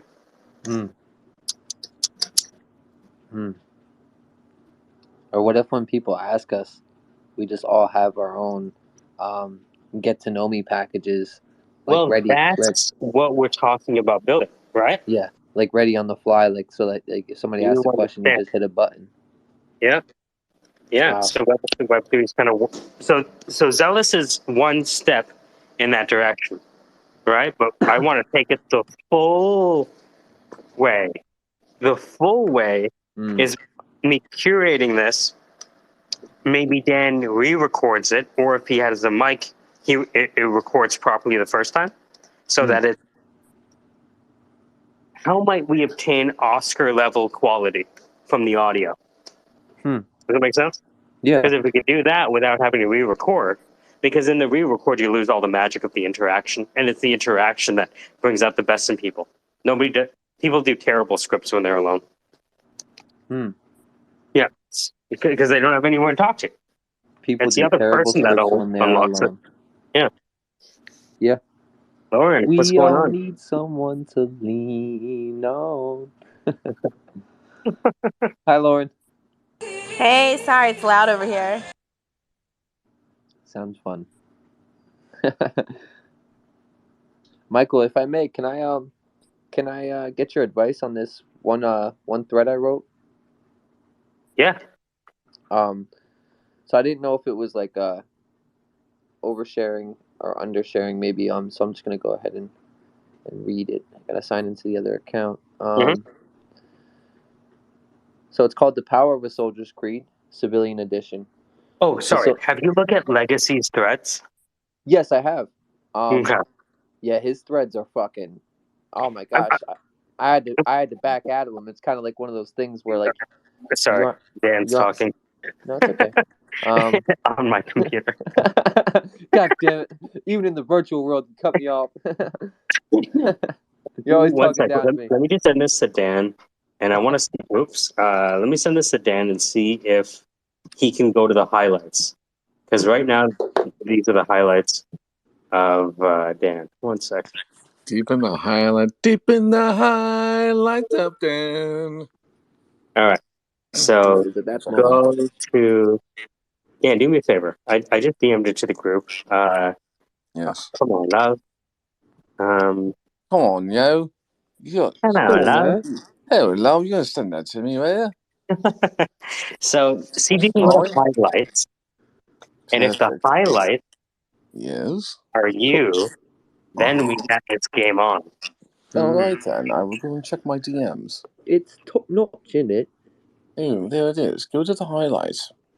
It's going to open up on my phone. Now it's Dan, going to open ask it me to on do your a bunch of page. bullshit on my phone. And I will Ego. reflect on you and say 500 internal server error. Yes. But see, it's on my phone, man. You're asking me to do something. Oh yeah, it might work better on the desktop. I think it's still a very new app, and even these No, APIs are fresh. yeah, I think it's going to work on the browser. I'm pretty sure it's going to be like, okay, opening.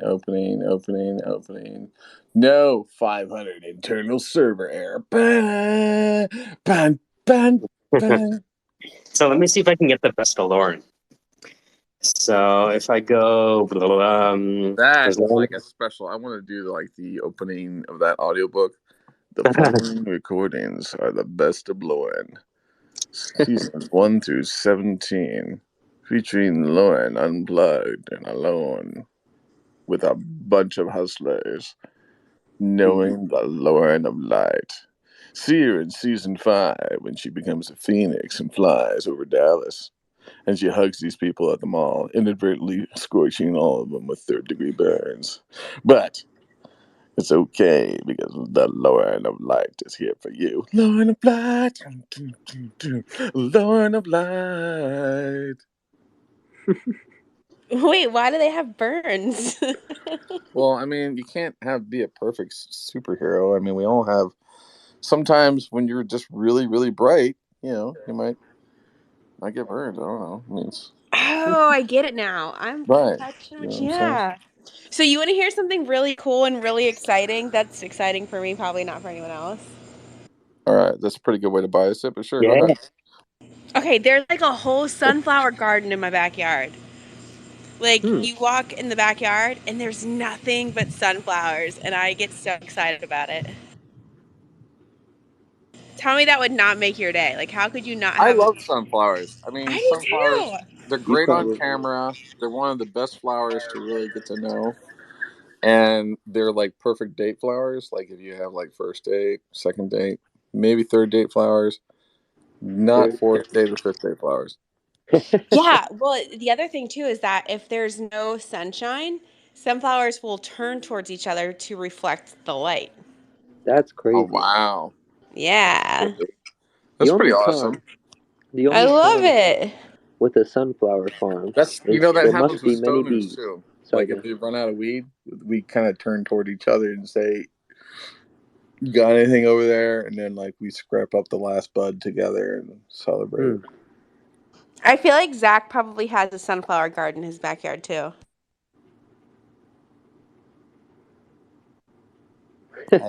I live in El Paso, Texas. Nothing grows. He doesn't even know how to respond to that statement. Yes, because I live in a desert. So if I had a sunflower garden, I'd probably be the most magical fucking green thumb person in the world. That's what I'm saying. So Zach, like, No, if you had the I have ability to a have a pool. sunflower garden, right? If you, Yes, I of all wouldn't. people, I feel like you would. I wouldn't. Like, how funny would that be? I Like wouldn't because Zach sunflowers are comes too home tall. from his day job in the No, military to tend to his sunflower garden. Like that shit's hilarious. I'm interrupting because I don't want to be associated with sunflowers. They're too tall. They make me feel shorter than I already am. And no, I do roses though because They're prickly. yes, but the amount of uh, patience and zen-like monk-like focus that you need to grow a rose garden in a desert is probably incredible. And also, the prettiest things always tend to hurt you. That's not true. That sounds deep. It's 100% true. That's Tate speech, Zach. No, I'm just Yeah. kidding. Tell me how you really feel. Do you guys want Hey, to see the sunflower garden? I'm pretty pretty. So maybe I was speaking about me. All right. Maybe you were. Maybe you were. There's not a lot of bees that come with those sunflowers. Yes, a lot of them. I gotta say, I picture when you said sunflowers, I tried so hard to imagine the beauty behind it, but all my mind took me to was a swarm of bees. Bees are good. They're Hmm. good, yeah. And my Until, backyard has like it's just like a wood deck. hmm, So just a it's just wooden a deck? wood it's just a wooden deck with sunflowers in pots everywhere. I Nature had a overrules. good, oh, sorry. Oh, I'm sorry, doctor. I called you. No, it's fine. I had a good run with sunflowers. I was like obsessed with them for years. And I would go to Marshall's and they had all these fake ones. And I would just buy them all. And they were just everywhere. And then so I went to get a tattoo. And my grandfather had bought me like a ring that was like it was like an Irish claddagh ring with like a purple heart. I was like, I was gonna get that, but then they couldn't do it. So I was like, I'll just get a sunflower with a smiley face. So now I have a sunflower tattoo. And I like don't even really want it, but it is what it is. But you do get sick of them after a while. Um, but what I wanted to say is how impressed I am that Dan has like first date, second date, and third date differentiation of flowers. I mean, that's pretty It's intense. serious. Oh yeah, absolutely. I love it. It's something I've been working on for a long time. You know, What and a I haven't simp. really implemented that service, but I want to do that. It's sort of like a system or something. One time a guy brought me an apple, like he was like an apple for the teacher, and he was such a dork, but that was so sweet. But I was like, yeah, I was like 25 and such a bitch, you know? But it was looking back at my You 42-year-old crushed him. self. You But crushed his that could soul. have been What? suggestive too. I mean, Carrie, it could have been he wanted a bite. You know what I'm saying? He said apple for the teacher, but I don't know. Teacher's Okay, well, that could apple. have been like a Steve Jobs nerd kind of thing then. Yeah, Zach he is was a nerd. Zach But is that's desperately the trying. nerds are great I though. just I like I nerds. I just had a brilliant idea. $9.99 a month. Birthdays, anniversaries, etc. taken care of. You don't have to worry about when it is. We do it for you. Your wife's birthday, your anniversary, your kids' birthdays, everything. $9.99 a month.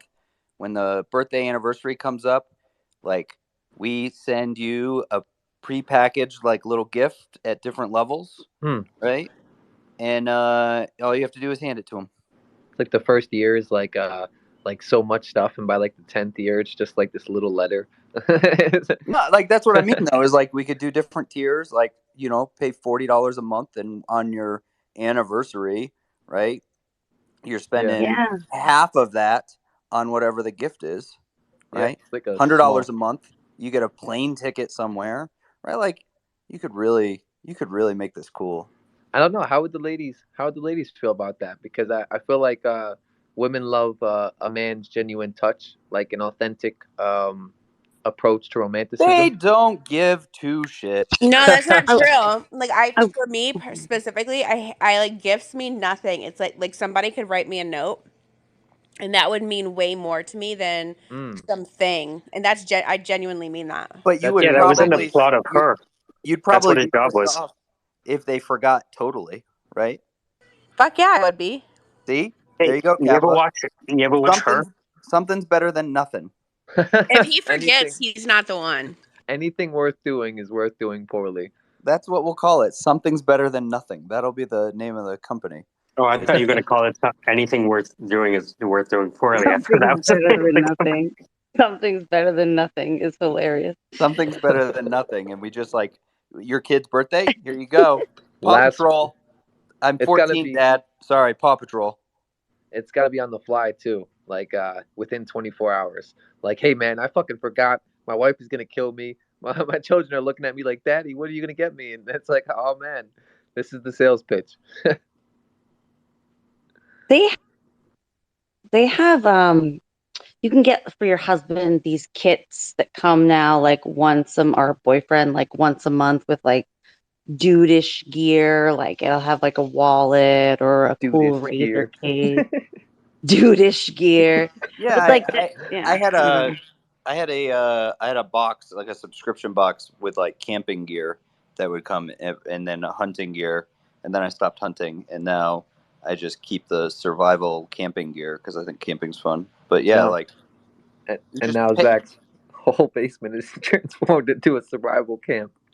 No, I am not one of those. But no, like think about it. Like every month, you just pay your little subscription, and then come the month of the birthday, it's like, hey, here's a 30-day reminder. Do you need us to, send you something? Yeah, sure. Or hey, do you want us to just send you um, gift ideas? Right? Like hell, you could just have AI just pull all the metadata on the spouse and just say, here you go. Tell me what to get her. I was about to say that you could like analyze you could fill out a questionnaire based off of like the love language of your significant other, and use that questionnaire kind of as a basis as to what tier of gifts they should receive. Or He's that like month. 25. He knows about love languages. What's going Yeah, on? Or This that is month you amazing. just that month you just start hounding the significant other with like Facebook ads of different things to see what they click on, and like they're not even real active ads, they're just landing pages so that you learn if that's what they want, and then you just send it to the husband in like think about it. until I the think AI starts to scratch you out of the situation. It's like, I know your significant other better than you do. You why don't does my deserve why does my anniversary gift say from Terminator? I don't know, but it. From Planet X. T1000 sent this year's gift. Oh my gosh. Get to the chopper. It's a terrible, terrible Arnold Kappa, did you Schwarzenegger. take the love language test? No, ma'am. I Don't call remember me ma'am. I'll fuck you up. I'm uh, just kidding. I Just just kidding. Just kidding. I saw this video a while back. I forget his name. It was a very very handsome Indian gentleman with some colorful eyes. I remember that. And he was speaking of love languages. So I went and I listened to like the audiobook and just discovered the different forms in which how people like to spend time with each other, and what like really carries weight in the meaning of like gifts. Like some people prefer, as we just talked about, some people prefer like tangible items, gifts. Some people prefer like really sentiment gifts, like writing, quality time, etc. Thanks for reading the whole book to us just now, Kappa. My ex and I took a test. Um, then there's an app, but they're all X's for reasons. But it was kind of cool. Yeah, I never logged in, so it didn't work. No, I'm just kidding. But we did. I don't know. So we knew each other's love languages. Mine was like all like gifts, like buy me shit. Well, I think you No, it could. wasn't all like that, but pretty much. I think we discover this like at least someone who's like, I don't want to say like genuinely in love, meaning that someone who's oblivious to this would not be, but like just the observation of like just someone's eyes when you give them something, and like if they glow up or not, or if it's like oh thanks, you know what I mean? Kind of like trying to spare the feelings, so to speak.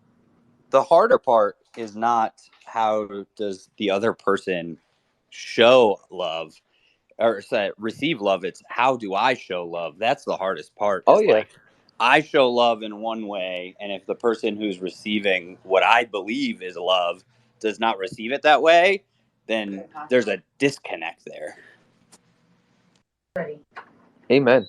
Yeah, I think it's compatibility too as well. Like I think that a lot of people fear peering into this realm of love language, so to speak, because they're afraid that maybe, you know, they don't have like it's not something that naturally is within them, so to speak, as well. No, I'm afraid of talking about love languages because I'm afraid that if I start talking about it, Lauren's going to send me a crystal in the mail.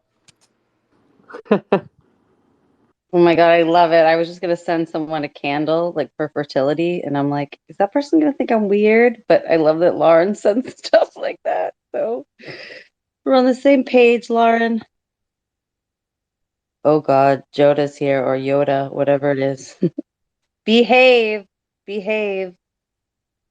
You guys know him? Nope. You gonna behave, Yoda?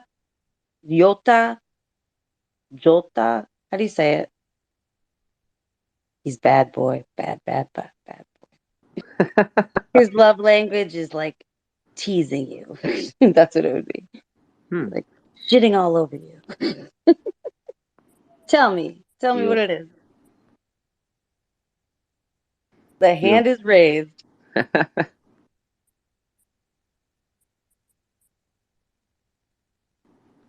Go ahead, Yoda. Or Yoda, or yeah. Hello, I was waiting for permission to speak because apparently I can't be trusted to behave. So hello, Dr. Kerr, how are you? How did your mother and father enjoy the Edinburgh tattoo? Hello, how are I'm you? very well, how are you? Hello. Excellent. My mom hurt herself in Scotland, but she's back. That's the question I asked. Back Did in. they both enjoy the Edinburgh tattoo? That's the Oh my gosh, they loved it. And then they loved it so much that I told my neighbor Pia about it, and so she's there in Scotland right now. Sorry guys, how did I say it? Yoda lives in Scotland. Yes, I and do, my yes. parents spent it. In Yes, spite of me, so I identify as someone from Los Angeles, but unfortunately I still live in Scotland. You still get the shite weather. I don't know why everyone always says behave when I come in these spaces because I'm literally the nicest guy ever. Just no one understands the accent and it sounds very harsh. I think your jokes are like, you know what, I mean, you know how I take some time and care with you, but I think sometimes when you come in and there are guys that you don't know and you just start saying like, like I don't understand what the Dr. fuck you're Kenny, talking again, about. can I ask you? No. Can I ask you two quick I questions? would. Yeah. Do Here. you follow people that you don't trust or you don't think are nice? No. Cool. So you follow me. But I don't trust. I'm sure there might be some people that I'm still weary of, but like Look, I follow leery everyone of, too, and not I don't weary. like any of I them. always get So hit with this. He's a Scottish troll, dude. I'm like, no, just because I'm smarter than the average American, and I'm so sorry for saying that, but it's the God's honest truth. That's where you you don't like Americans. That's I where don't. we It's get. not. I love that energy. It's not. I love that It's energy. honestly not that I don't. Yeah. It's just they go. I don't understand this dude. He's saying some weird shit, and I'm like, no, I'm literally telling you about like the history of your independence when You're an acquired taste. yeah. It's I'm good. kind of like grapes. Oh, hold on, Casey wants to speak. Right, I will be quiet. I will shut up. I promise. I just want nobody's came in here because Yoda, yes. I have a super dumb question. Do you speak Gaelic? Oh, Is that a Irish? Of course I do, you maniac.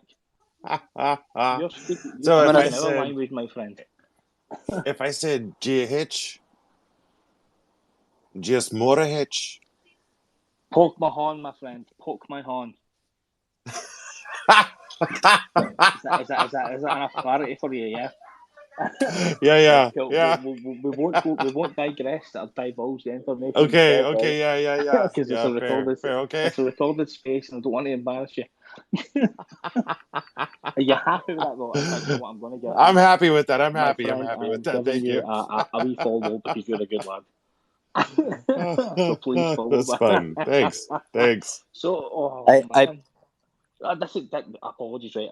Dr. Kerry, this is what I was saying. Some of these spaces you come in are very, very toxic, and some of the Americans are just like, some of the stuff I get hit with is like haggis and iron brew and William Wallace and Mel Gibson. I'm like, can you please just let me speak and we'll talk about the topics and discussions of today?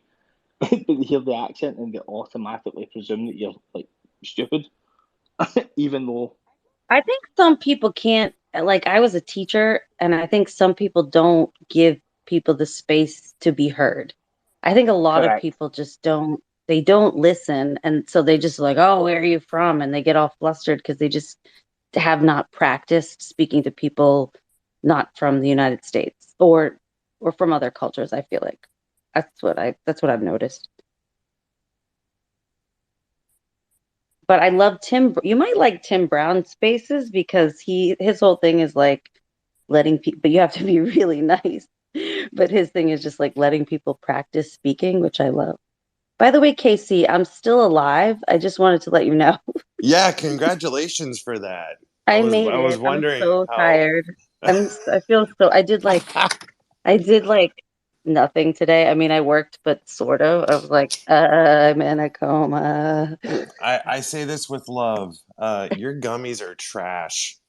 That's so they work for oh wait, shoot. I don't do that. What are you talking about? I didn't give you anything like that. What? Oh, what I meant to say was you've got a very nice place and I enjoyed your hospitality. Oh my That's what I God. meant to say. The kids were so funny. I Yeah. haven't seen little ones in a long time. Michael, they like move around a lot and shit. I was like, oh God. But they were good. They were really well Dude, behaved. I was surprised to look over and see Maggie giving you snuggles and sitting on your lap. And I'm like, oh, okay, all right, Dr. Carey Yeah, can't be no, that so was bad. yeah. So mean. I mean, we got to get Joda ready because if he's going to hang out in here, then, the Scottish stomping and burning will commence and we'll make Well, fun of. to be honest, to be honest, if anyone starts, Doctor Kerry will tell you, if it starts on my accent, you guys are in a world of pain, and that's why she said behave. Like my American accents are on Wait, I point. missed it. What'd you say? Say it again. What I said was if they start Scottish bashing, my American accents are on point, and I will abuse the life out of these motherfuckers. So So apologies. I'm so glad you finally found a room that will accept you because it's been a long, long battle with you. Has it been a long I'm like, journey, Joda? It's please been a hang long out with journey. my friend, and this is Wait, the only room I that has wanna- like embraced him. wait. I want to hear Joda do as a thick Scottish accent, do his impersonation of a Chinese person's accent. Just for apps, hold on, apologies, right? Because I'm a wordsmith, right? Believe it Yeah, or yeah. not all Scottish people run around chasing haggis because it's not real. It's the intestines of sheep's guts, right? Yeah. So did you just say, just for absolute clarification, you would like me as a Scottish person with this accent to do a deep Chinese dialect? Yes. Am I correct? Yes, sir. Yes. So you Yes, mean like please. as if I walked into a Chinese delivery order place and do a Chinese accent and a Scottish Perfect. accent or a Chinese dialect? I just want to hear your Chinese accent as best you can do it. Oh no, that's fine. I can do a Chinese accent, no problem. Does anyone Okay. have any objection with me doing a Chinese accent? Because it's quite racist. I think the room is applauding you on at the moment. Please Right, so proceed. I just want to make sure because the last time someone asked me to do this, they asked me to do an African one, and I did it too well, and I right, so I can do that next. So Mr. Casey, you have ordered the 69, the 72, and the 42, and you have asked for the Dr. Terry Akashan. You ordered the chicken balls with the fried rice. Occasion, like a happy occasion. I know how to say it. I'm doing it in a Chinese dialect. You're breaking the fourth wall, Kerry. Right, next. This makes me so happy. I might cry. That was He's awesome. been like booted. Don't say that, man. That was great, though. And how come? Why is it no matter where you are in the world or whatever culture you talk to, everyone can do the Chinese accent? How come? Well, hold on. Here's one for you, right? See, at the end of this skit, right, I'm going to give you another 3 or 4 accents to ask me to do, right? They may be good, they may be bad, they may be absolutely terrible. But at the end, I'm going to ask you to do a Scottish accent, right? And if you sound like Mike Myers from Shrek, I'm leaving and unfollowing you. Because no one can do it. The day someone does a convincing Scottish accent like this, and this is me speaking very proactively in Scottish vernacular, so it's easier for you to understand. If I spoke the way I spoke to like my colleagues in work, you would not have a clue, or what we would say in Scotland, a Scooby Doo, what was going on. So give me another. Would you like to hear my? I kind of prepped it already. The Nigerian one. Would you like to hear that? Oh, hell yeah! Is there any Nigerians in the room? Not like it would No, stop they us don't if come there on were. until later usually. So what I usually do is True, right? Come on. It's more like, wait, hold on, let us get some Nigerians in here first before you go. Right, hold on, right. We gotta wait until like 9. Kerry, you've probably heard this before, but just for Jake, by the way, Casey, you are an absolute legend. I love you. Platonically, you can. I'll spell that out for you, right? Purple Heart with you in the army. Like, Shut the fuck up. so hold on. Right, so what I usually do, right, sometimes when I jump into these spaces and it is like NFTs, I think these people are absolute creatures. See, when I actually had someone tell me they were an NFT artist, right, and they were going to send me $5,000, and they sent me a picture of a monkey smoking a cigarette with a hat on back to front, a skip hat, or what you guys would call, what do you guys, is it a baseball cap? What do you Americans call a baseball cap? I know that Baseball sounds Just a cap. card.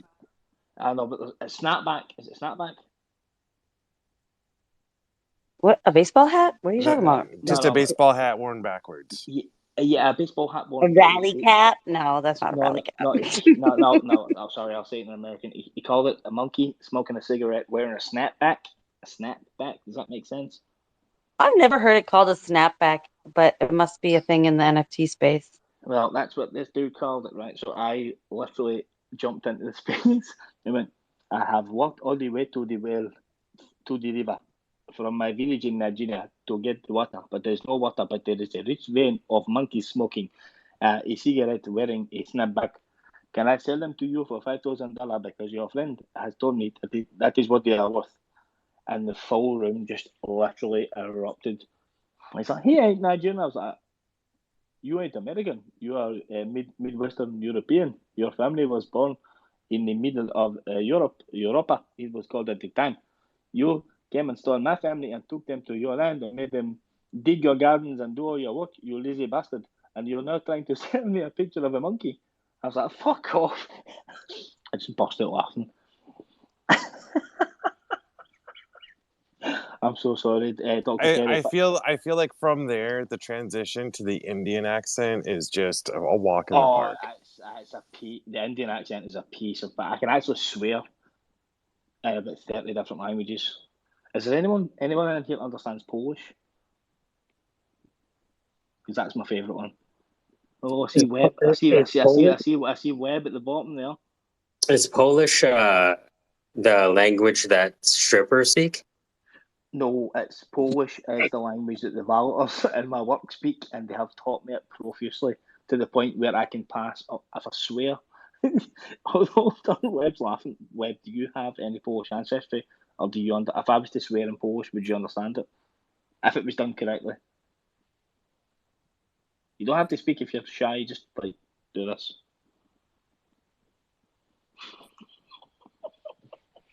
See, I don't want to swear in Polish and then waste breath because I don't know. Yeah, This is I don't- not the room to be cautious in. You're fine. Just keep going. No, it's not cautious. It's just a waste of breath. I No, Yeah, like now honest with you're all you, nice and everything. What happened? What's going the, on? the because more he's people being you offend, the encouraged. better I'll feel. Yes. Dr. Kerry's like, you come in here, motherfucker, you're meant to be quiet. Don't be an asshole. I took over the whole chat. I'm so sorry. Disregard all of Dr. Carey's advice. I would love for you to be a natural. Let my mom see. My This is mom the showed up on a actual safe space space. the other day. Yeah. Kathy Occasion showed up on a space on Friday night with Bloom, and he's going, "Hi, Kathy." I'm like, "Oh my God, please stop talking to her." And then finally she left. I was like, "Thank God." Do you know something, right, Kerry? See, just for I think you've maybe seen this, but see the amount of people, right? Like, tonight for once, I'm actually quite stone cold sober, but I've got through a really shitty time the last 3 months, and I've woke up after the weekend, been on these Twitter spaces with Americans, and I've right, here's one for you, right? I'll say it in Scottish, and if you don't understand, please ask me to repeat in an American accent if it's easier. I have 2 sitting judges in America right now who now follow me, who I've had spirited debates with. I have got 3 Hollywood actors and actresses following me, 2 mixed martial artists who are currently ranked and fighting in the UFC. Who's the other one that freaked me out? There's another one, but it'll come to me. Like, Yeah, you got a couple good followers. I see. I just checking that out now. But I'm the only one who's I'm the best. Dr. So. Carey's sizing you up. You're like, Yeah. he's following you. No, I was looking. You know, it's funny. My IRL friend came over with Lagatha, and I was like, "Shit, Adam, you got like 15,000 followers. What's going on?" Like, it's just funny because I don't The know. weird thing is, like, I had 15 when I started this, about maybe, I don't know, however many years ago, maybe 15 to 100 followers at the time, but it was people that I knew in Scotland. Every follower since then has been people that I've spoken to, like yourselves, in these spaces. And I remember having a spirited debate about detail on it, because we'll have differing debates and I don't want to annoy you. Can you still hear me? Yeah? We can still hear you. So There was a little bit of a We can hear cutout, you. it but said we can hear you. yeah, it said the host lost connection. Oh, you got Web3 to talk. So essentially, we had a chat about gun reform, and this guy started speaking to me, and it was basically me and him for about an hour and a half, and then it turns out the guy's actually a sitting judge in some state in America. So he's basically the guy that tells you if you get the death penalty or not, and he follows me on Twitter, just some wee random man who does accents for a laugh on Twitter in Glasgow. I thought that was absolutely insane. Yep. Right. So what was the next accent? Was it Indian? Casey.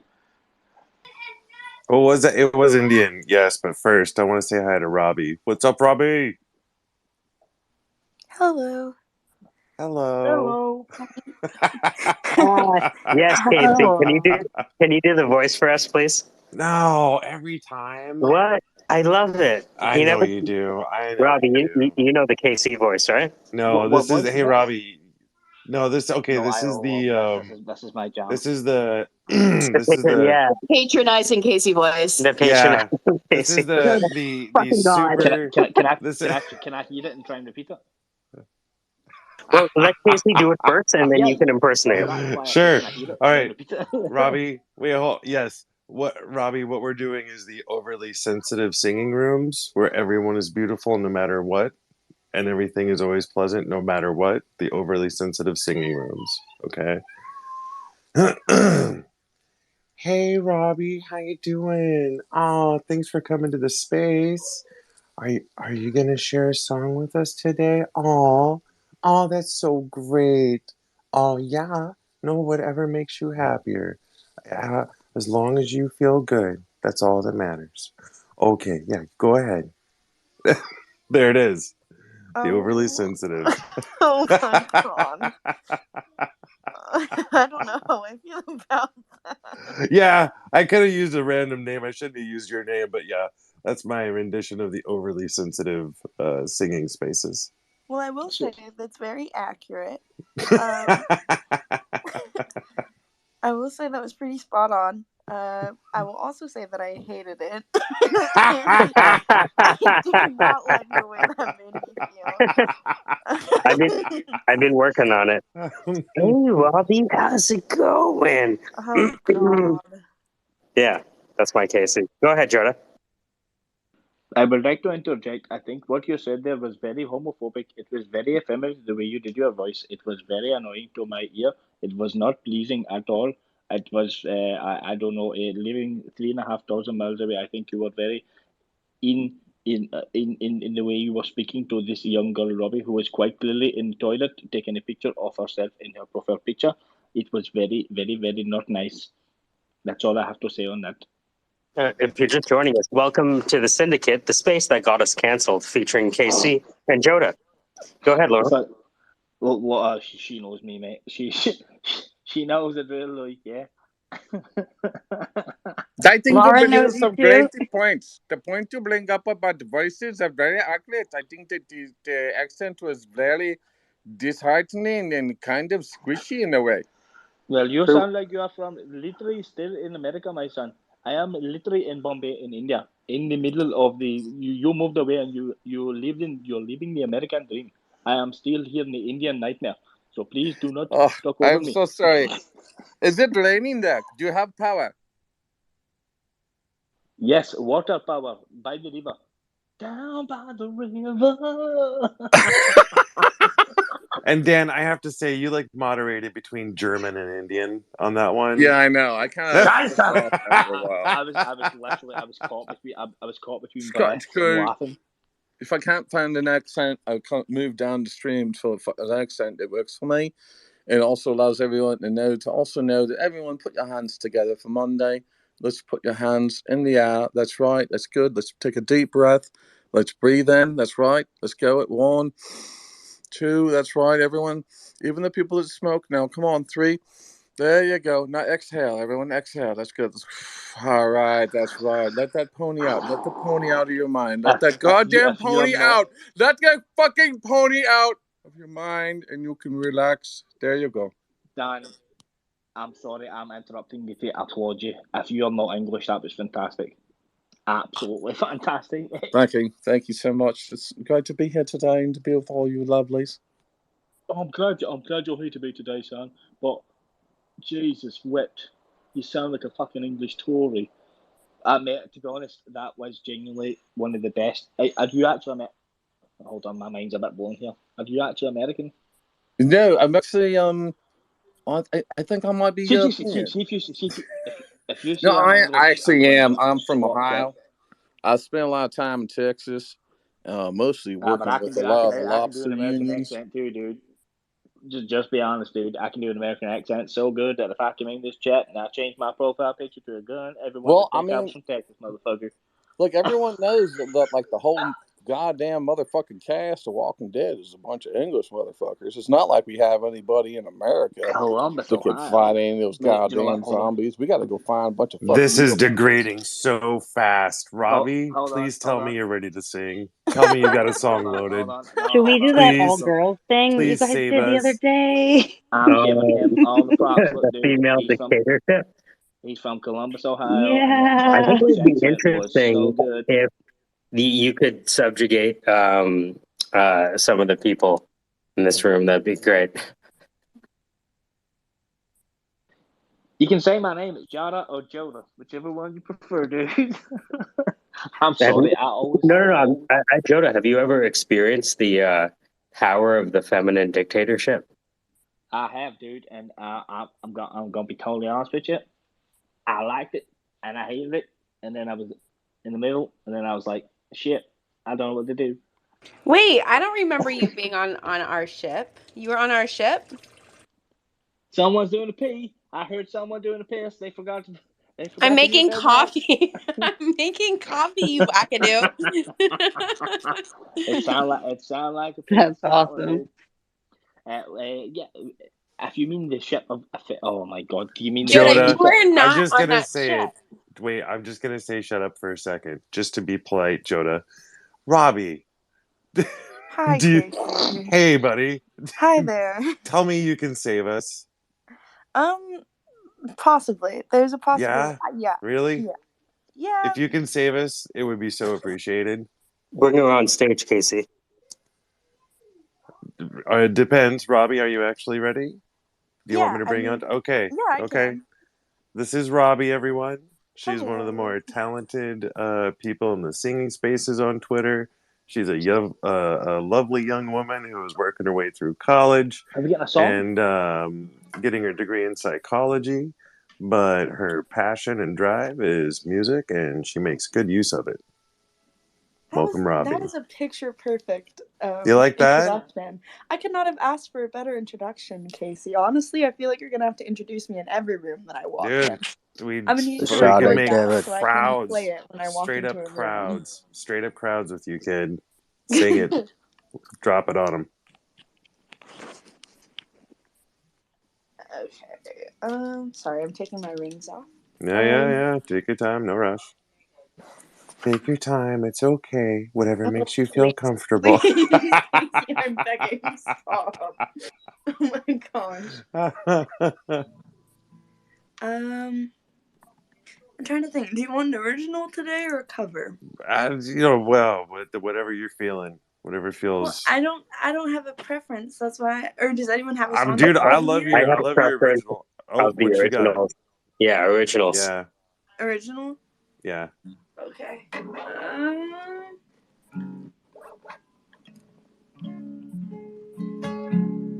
Okay, this song, in its simplest form, is about a lady getting hit by a train. It has a deeper meaning than that, but if you're taking it at face value, it's a song about a lady getting hit by a train. It's called Locomotive, and I hope you enjoy it. I was like, is she just gonna scream the whole time? Like, oh damn, I was going for a walk.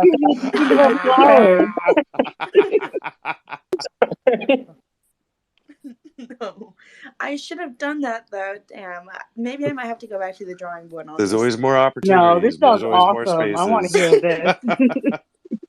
Yeah, I'm a big lyric writing person, so my only ask is that you listen to the lyrics. Like just try and put in a little extra effort and listen to the lyrics because it's a story, and I'd love for you to hear it. So it's my only ask. Okay.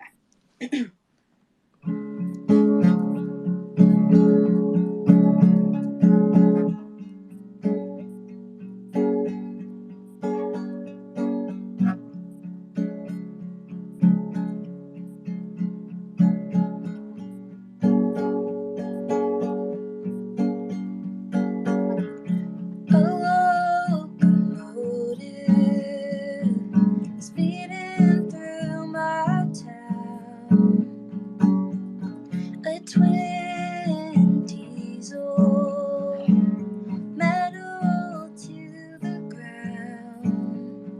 I'm the only one at the station, standing and waiting around with my ticket so patient and dead.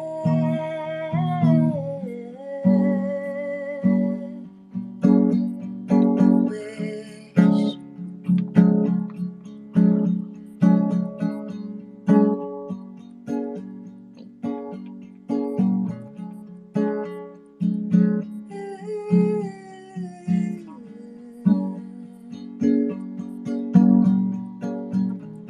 I did my research. I wrote and signed my notes. I didn't bother with the stamp and return, but I wonder where they'd go. I packed my suitcase. I don't know how this works. Do I need my belongings, or will they end up just like me, covered in dirt? They say I'll stand with my bag on the train tracks. When every passenger hear my bones crack, and be a lesson to those who cry, that I'm what happens when you don't pretend that it's alright.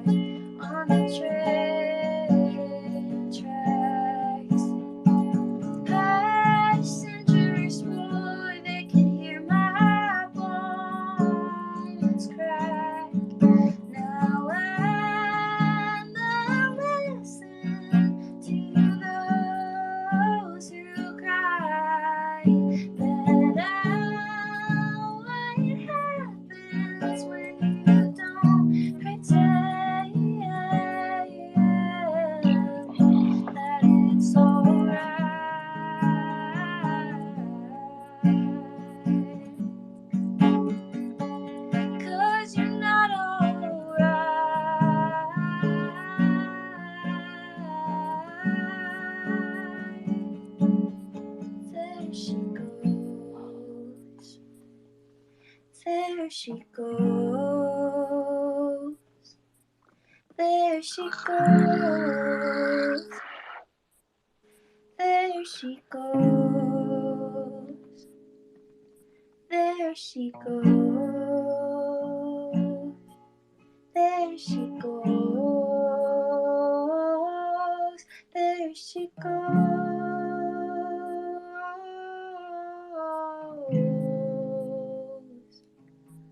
There I go. There I go. There I go. Oh, would you look at me go? Would you look at me go? Look at me go.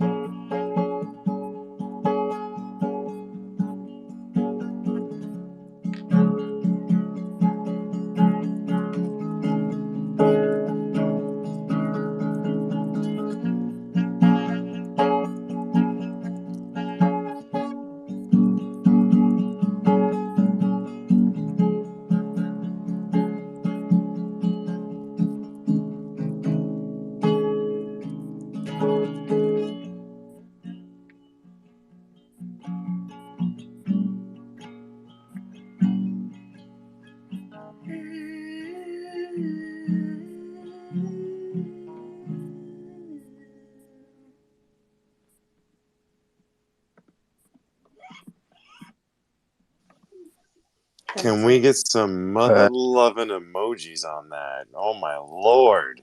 Fuck Robbie. emojis. Fuck I meant to emojis. put Sorry. the That was heart and I put the laugh. horrendous.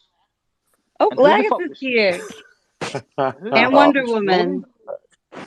That was Thank you for sitting great, through that. Robbie. I know that, Dude. I know that was kind of a long one. I'm sorry, but thank No, you that for was reading. good. That was was beautiful. awesome.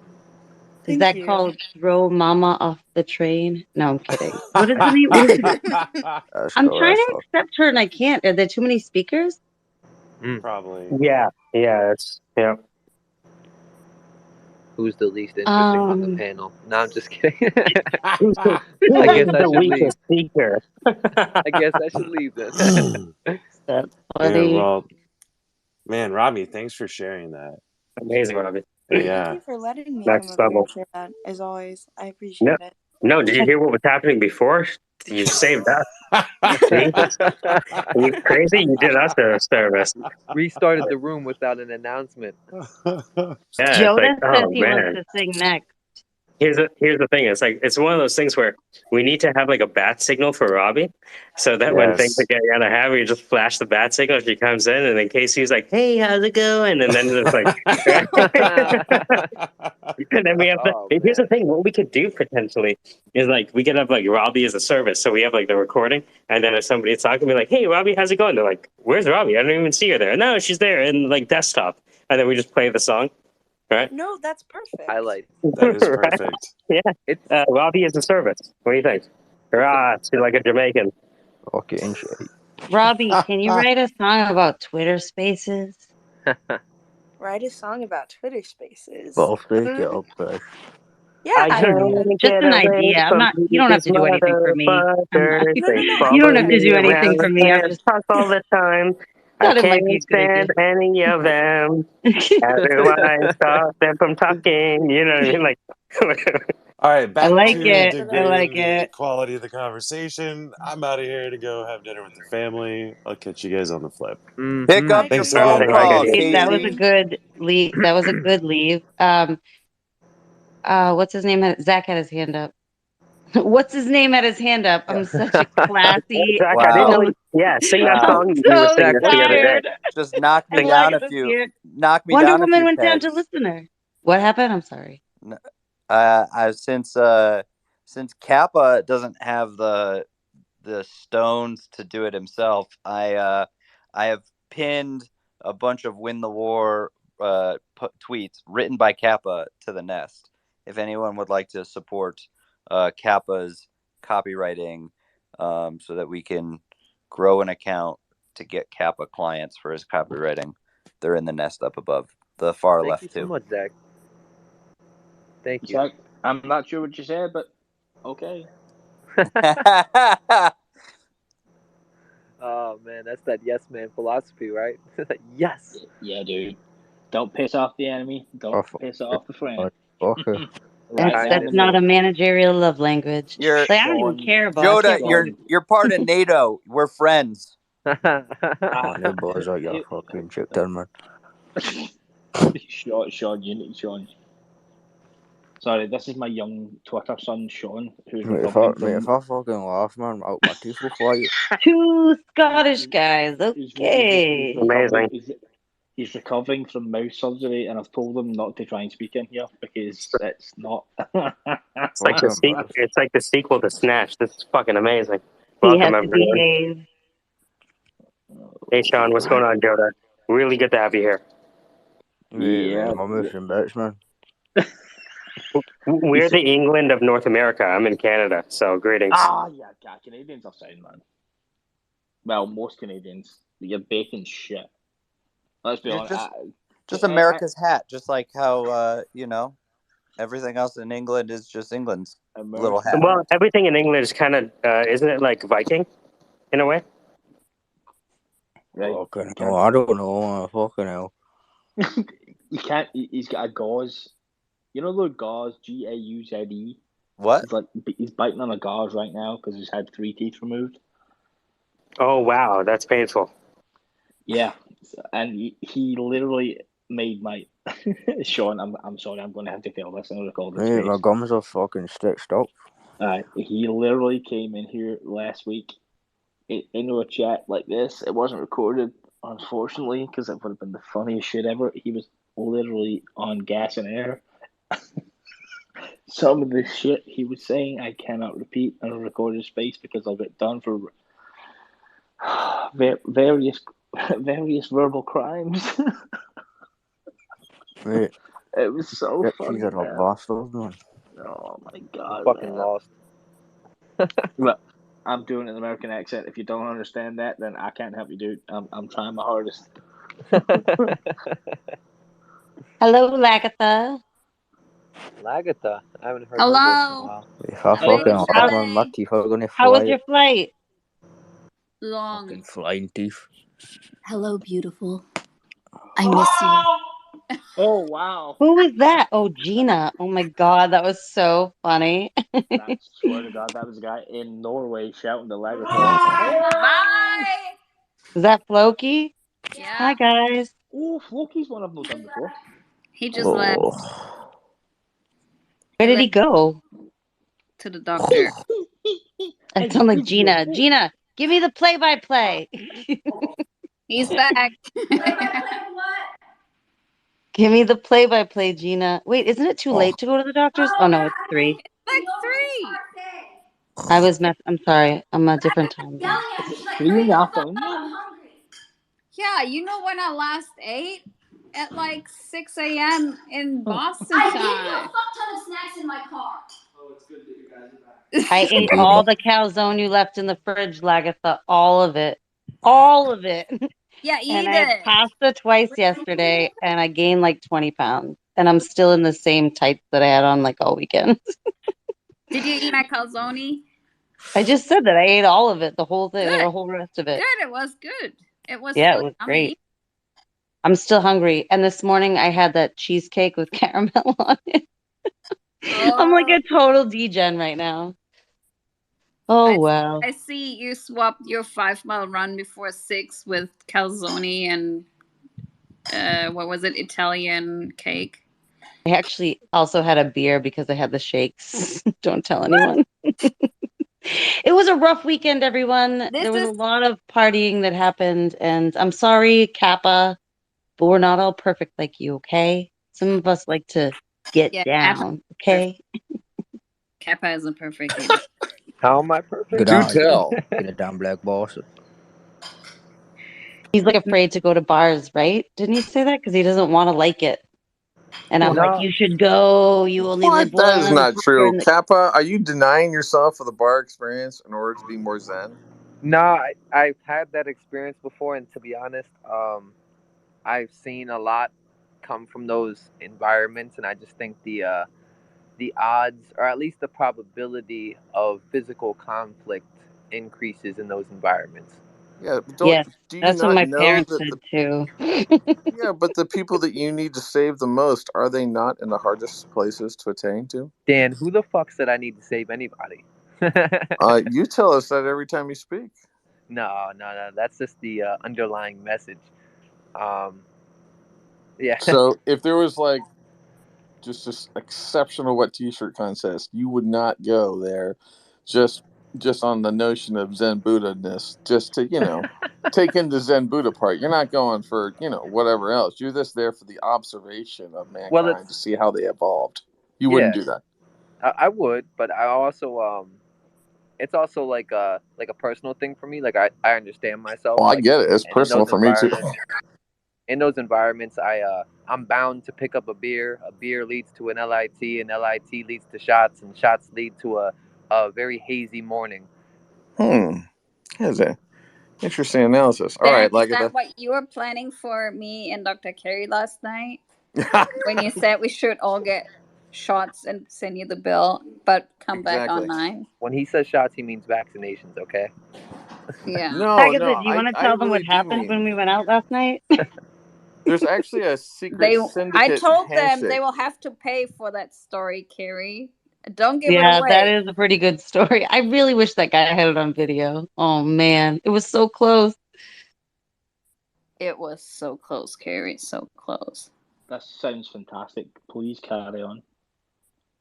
And he was good looking too, Carrie, huh?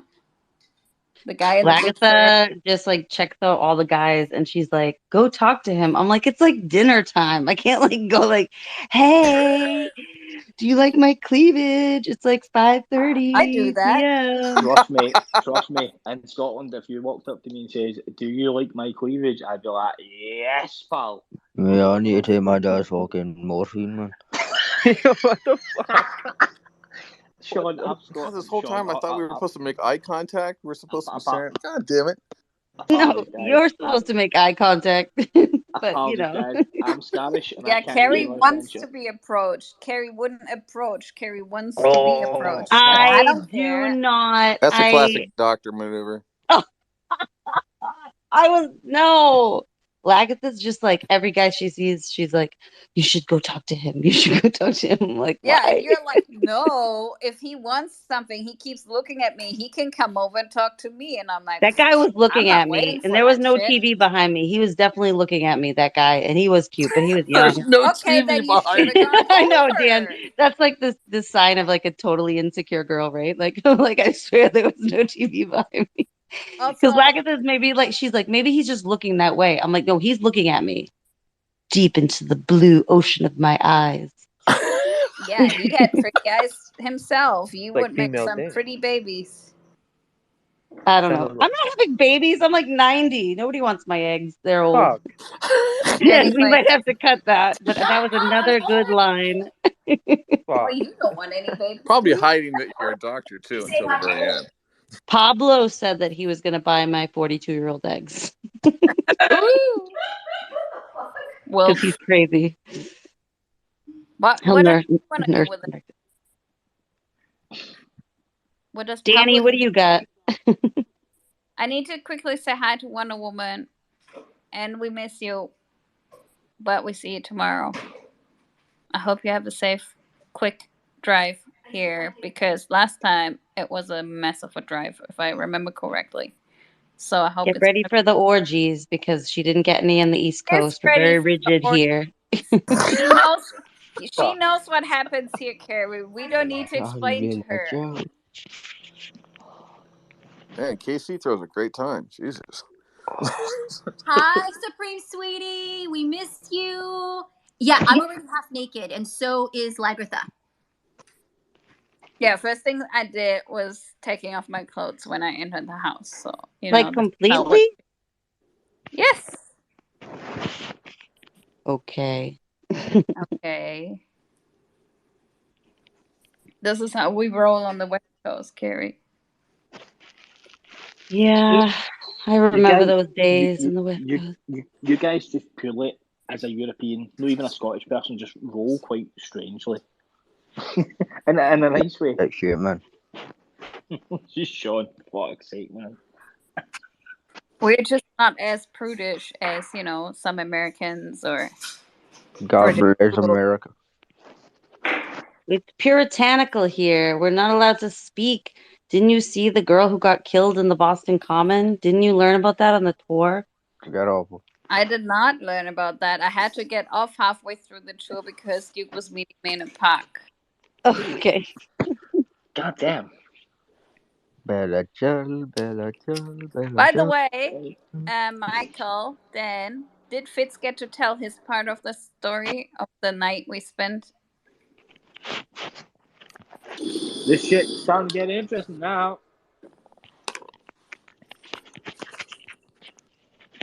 The night out? I don't remember.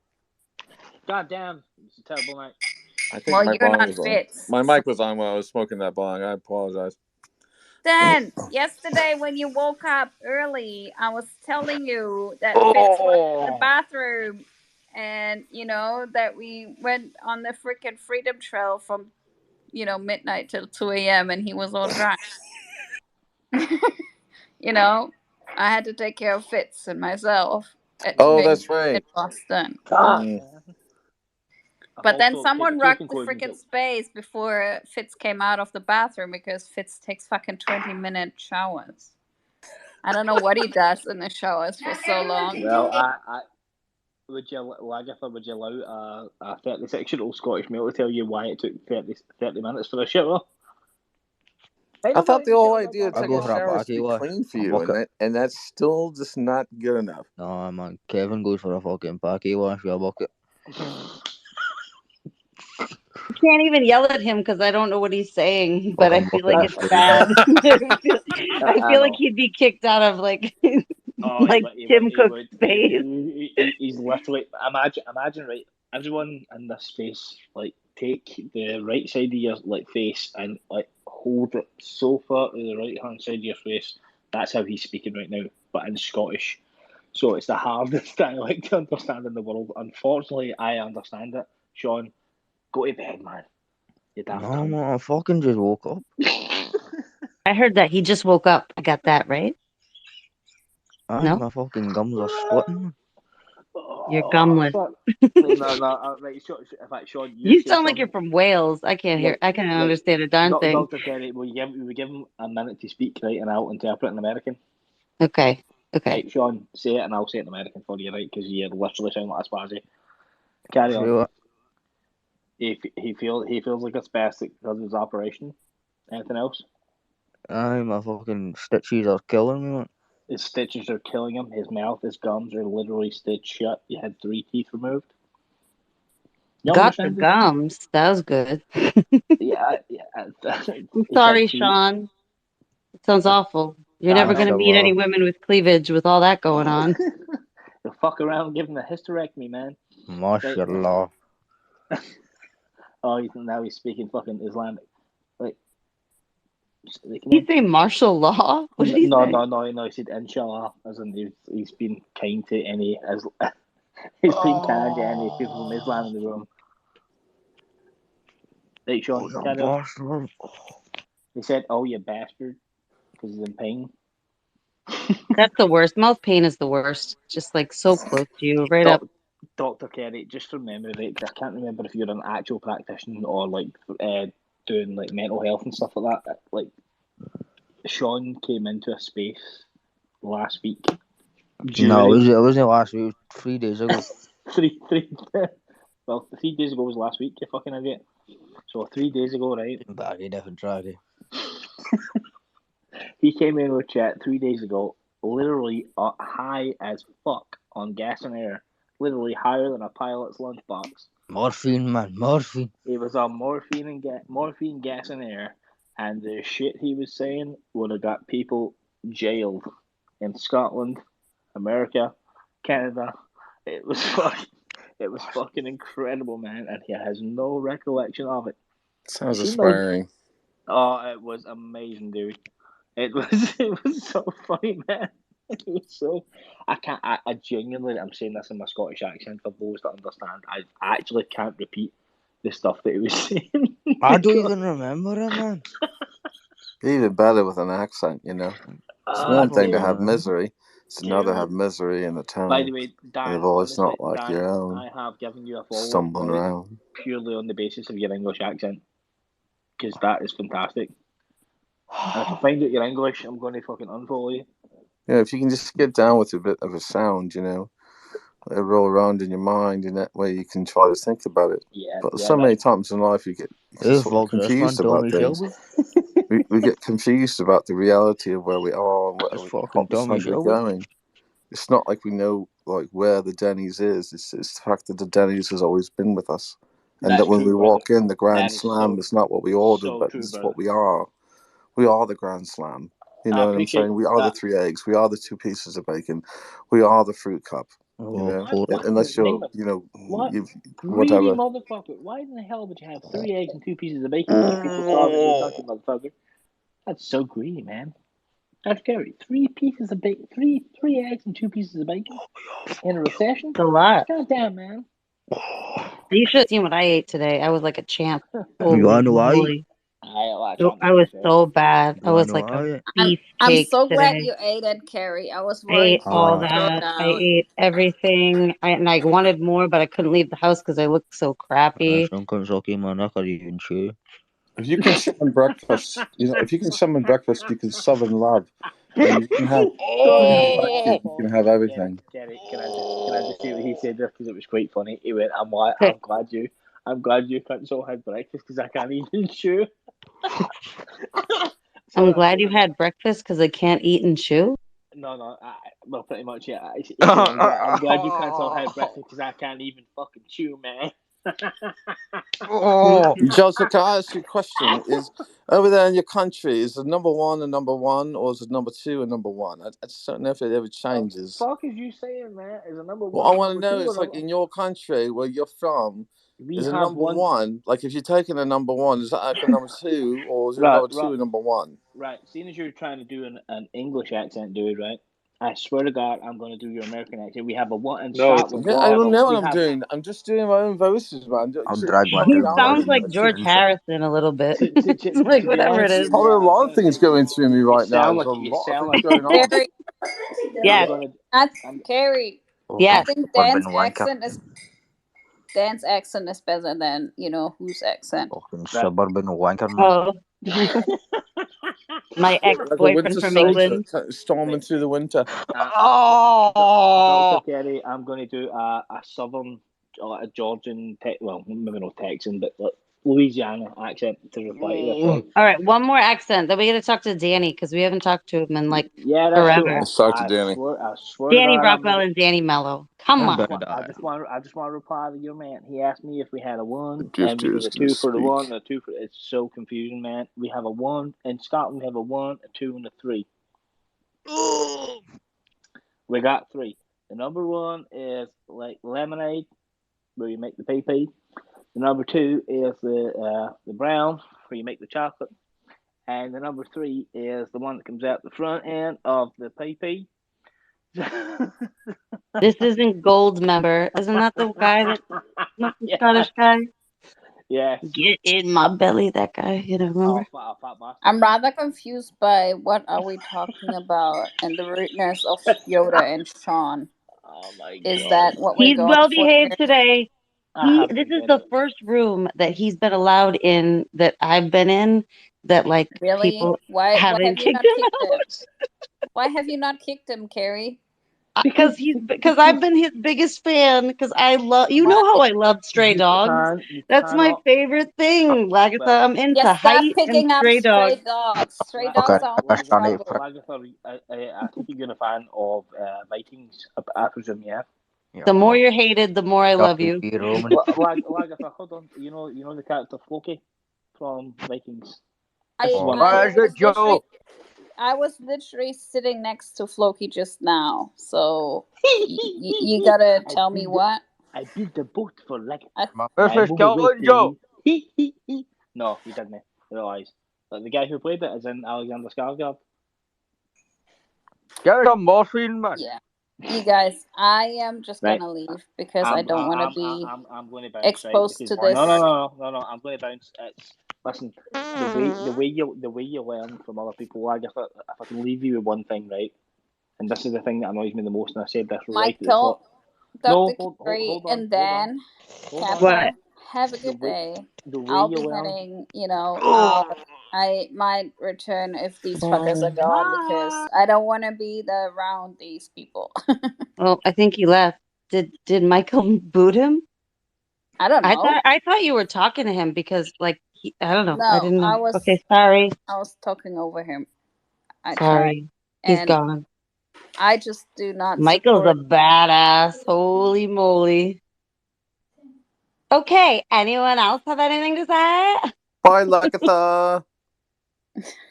Well, now that they're gone, I can stay.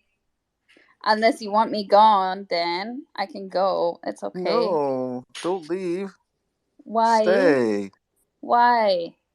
Because I didn't have 2 shots, and I'm not gonna tell you stories that I told that's you. I'm only okay. gonna tell you if you pay for them. Well, I don't know. We can roll in the hay. Carrie has a Boston accent. No, a fucked up accent, like how yours is. It's like German, New Zealand, crazy. Yeah, she's got I that, have a that You have a Boston Boston accent. accent?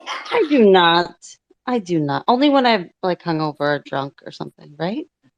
I keep it So the tight. last weekend, you did have a Boston accent. I Dr. did? Kelly, Dr. Kelly, can I ask you a question about just overall the state of Lagatha this past weekend? Was her state of mind in a positive way, or do you feel like she was maybe reacting a little bit toward, like, sort of wanting, quote unquote, the gaze of men? Can you explain that, please, for us? She was well behaved.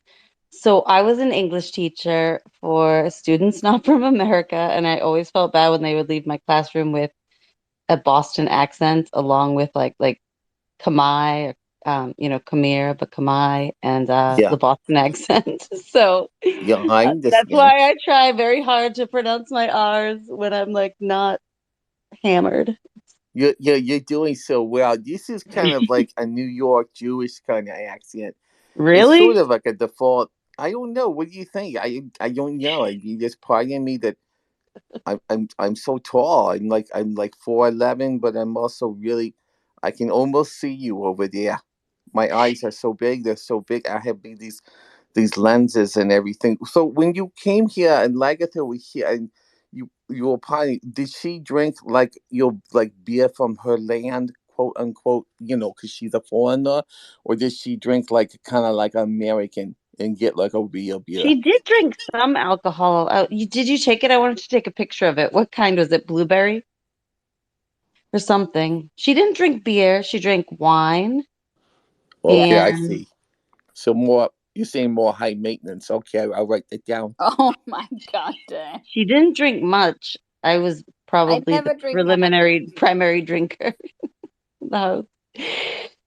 Well, that She is did so get in special. trouble with the wait staff one I night. did not get in trouble. We just have very different opinions about the situation that aspired. Very different opinions. I was not in trouble. My She part. was not in trouble. She's just very assertive, and I'm not because we get killed when we speak too much, like the Salem witch trials. So I try Well, to that be sounds like a behave. perfect combo. So Dr. Carey is thinking more about the potential consequences of what might be happening, and Lagatha is more a sort of like, sort of like, fuck it, let's just storm the Yeah, castle. because I she's think not a single mother in the neighborhood who only has her reputation.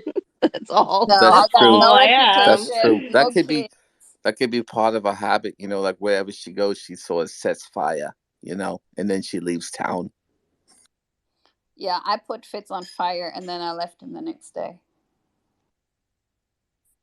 Did you Well, put it them was on good that you fire? had, What'd you guys do? Fitz there, because I had wondered just how, drunk Fitz would get, and I'm pretty sure he got really wasted.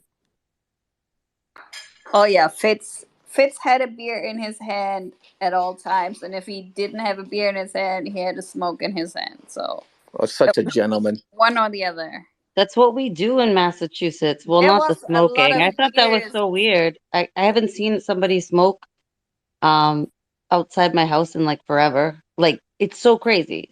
I mean, like they smoke the cigars, the old guys, but I had never seen it. I don't know. I was like, oh my God. I was like, oh my God, he smokes cigarettes. That's terrible. But last night, Lagatha and I smelled crack, I'm pretty sure. Yeah, Or we stand next what to was a guy that? that was smoking crack right Wow. next to him, like 2 feet away from us. Oh yeah, it And was Carrie definitely. goes, talking about not being assertive, yeah. She goes, get off my stoop. Yeah, well, I don't like the drugs on the stoop thing. That's where I draw the line. I actually sent a message to the feast people, and I was like, "Listen, we got some crack going on here in front of my door." And then I wrote on the bottom, I'm like, "I swear I'm not a Karen," because I don't know what to say. Like, I feel bad, but like, I wasn't targeting. I was just like, "Listen, get this fucking guy out of here, out of here, out of here." You need to tell Dan the story about the restaurant visit, apart from the Okay. good looking guy. No, I need Okay. all the details, especially the good-looking guy part. I need to know what was going on in her mind, and then what happened when he said no. Did anyone else want to say something though? I feel bad just like taking up the whole, I saw AM's mic flashing. I don't know. Maybe she wanted to say something. Anne Marie, did you want to say something? No, the moment was gone. It's gone. I wasn't fast Say enough. I wasn't something, fast don't enough. give up on It was me. funny, and it was funny, and I just wasn't fast enough. So it's okay. I'll get there. That's what I do. I just say it out and like people are still talking and I just talk over people. It's awesome. Okay, so I don't know which part are we Look, talking about, Lagatha? looks delicious. I've been yelled at. Tell me it looks delicious, and then you get the spoon and the food. It looks somewhat delicious. No, tell me it They've looks got like delicious. what is it called? Submissive and like whatever the other thing is. I Oh, don't even know what they are dominant. because I'm hungover and from the East Coast. Like I don't even We know. take turns. We take Yeah, turns they're like being dominant. subs and what is like dominant? Is that what it is? Yeah. Guys are so horny in the West Coast. Like what the Yeah. hell? Like Jesus. Read a So you're book. saying you have a lot of, Dominant. say, I'm not gonna say dominance, it. like It submissive looks. clubs in Boston? No, none of that shit in It looks Boston. messy. We It like looks barely delicious. touch each other You here. gotta go down. So you go Like, get every away. That is so 4 shameful. layers. Okay. Don't touch me. I'm a Catholic. So you go down, and then you have to get I was all. told that it was bad, and I'm so sad my whole life. And now at 42, I'm like, it isn't bad. Well, you may be drawn to a certain level of punishment, Doctor. Oh yeah.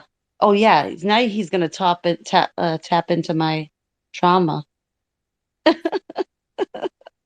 I can't even imagine if like they had like that's a Whatever you great. want I'm on the writing that first down date. too.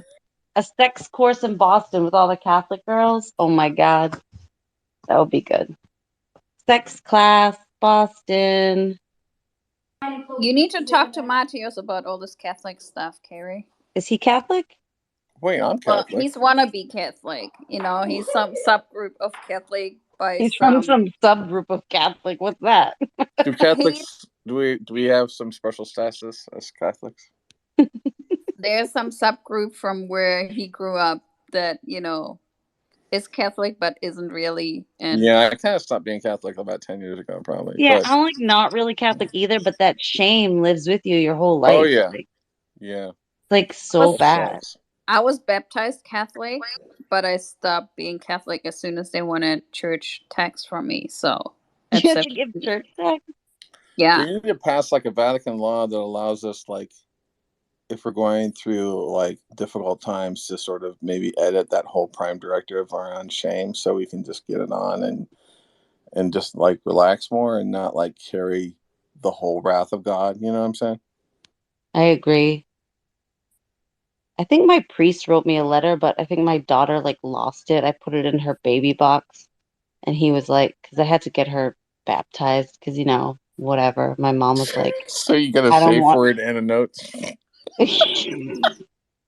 He wrote something like you don't have to marry him or whatever, and I think like I was already married, but like people didn't know because we got married at the San Bernardino Hall of Records. in California. Like we kind of like eloped, I guess.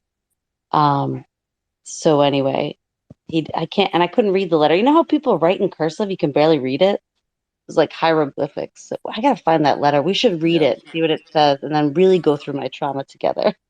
What do you say, guys? What do you say?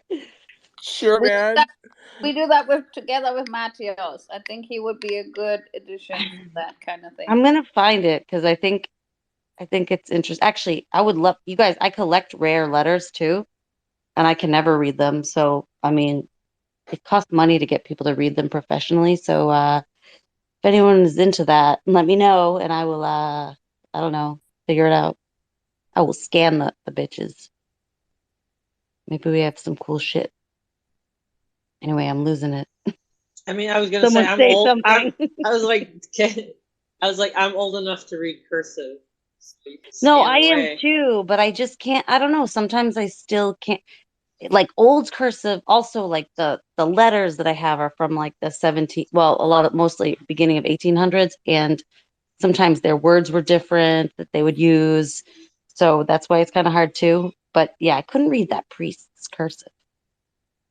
I hate writing in cursive. I was so terrible at it. I was so happy when I To didn't have to Aldo. anymore. Aldo might be able to read it and, translate it. Why? Because Aldo does this linguistic shit. He Oh probably yeah. and he collects all these old stuff thingies, I believe. I know. He showed me he had like 5 things, and I was like embarrassed. I was like, I had all that shit. I was like, he's like, I have 5 rare books. I'm like, oh, I've got like 9,000. Gina wants me to say that she's taking care of me and what I'm eating is delicious. Just so you know. Stop making me feel bad, but I'm happy for you. Gina, make me say it. Gina, you are the hostess with the mostest. What can I say?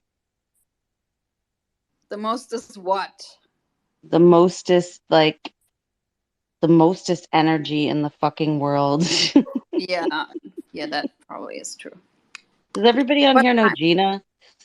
She doesn't sleep, and she's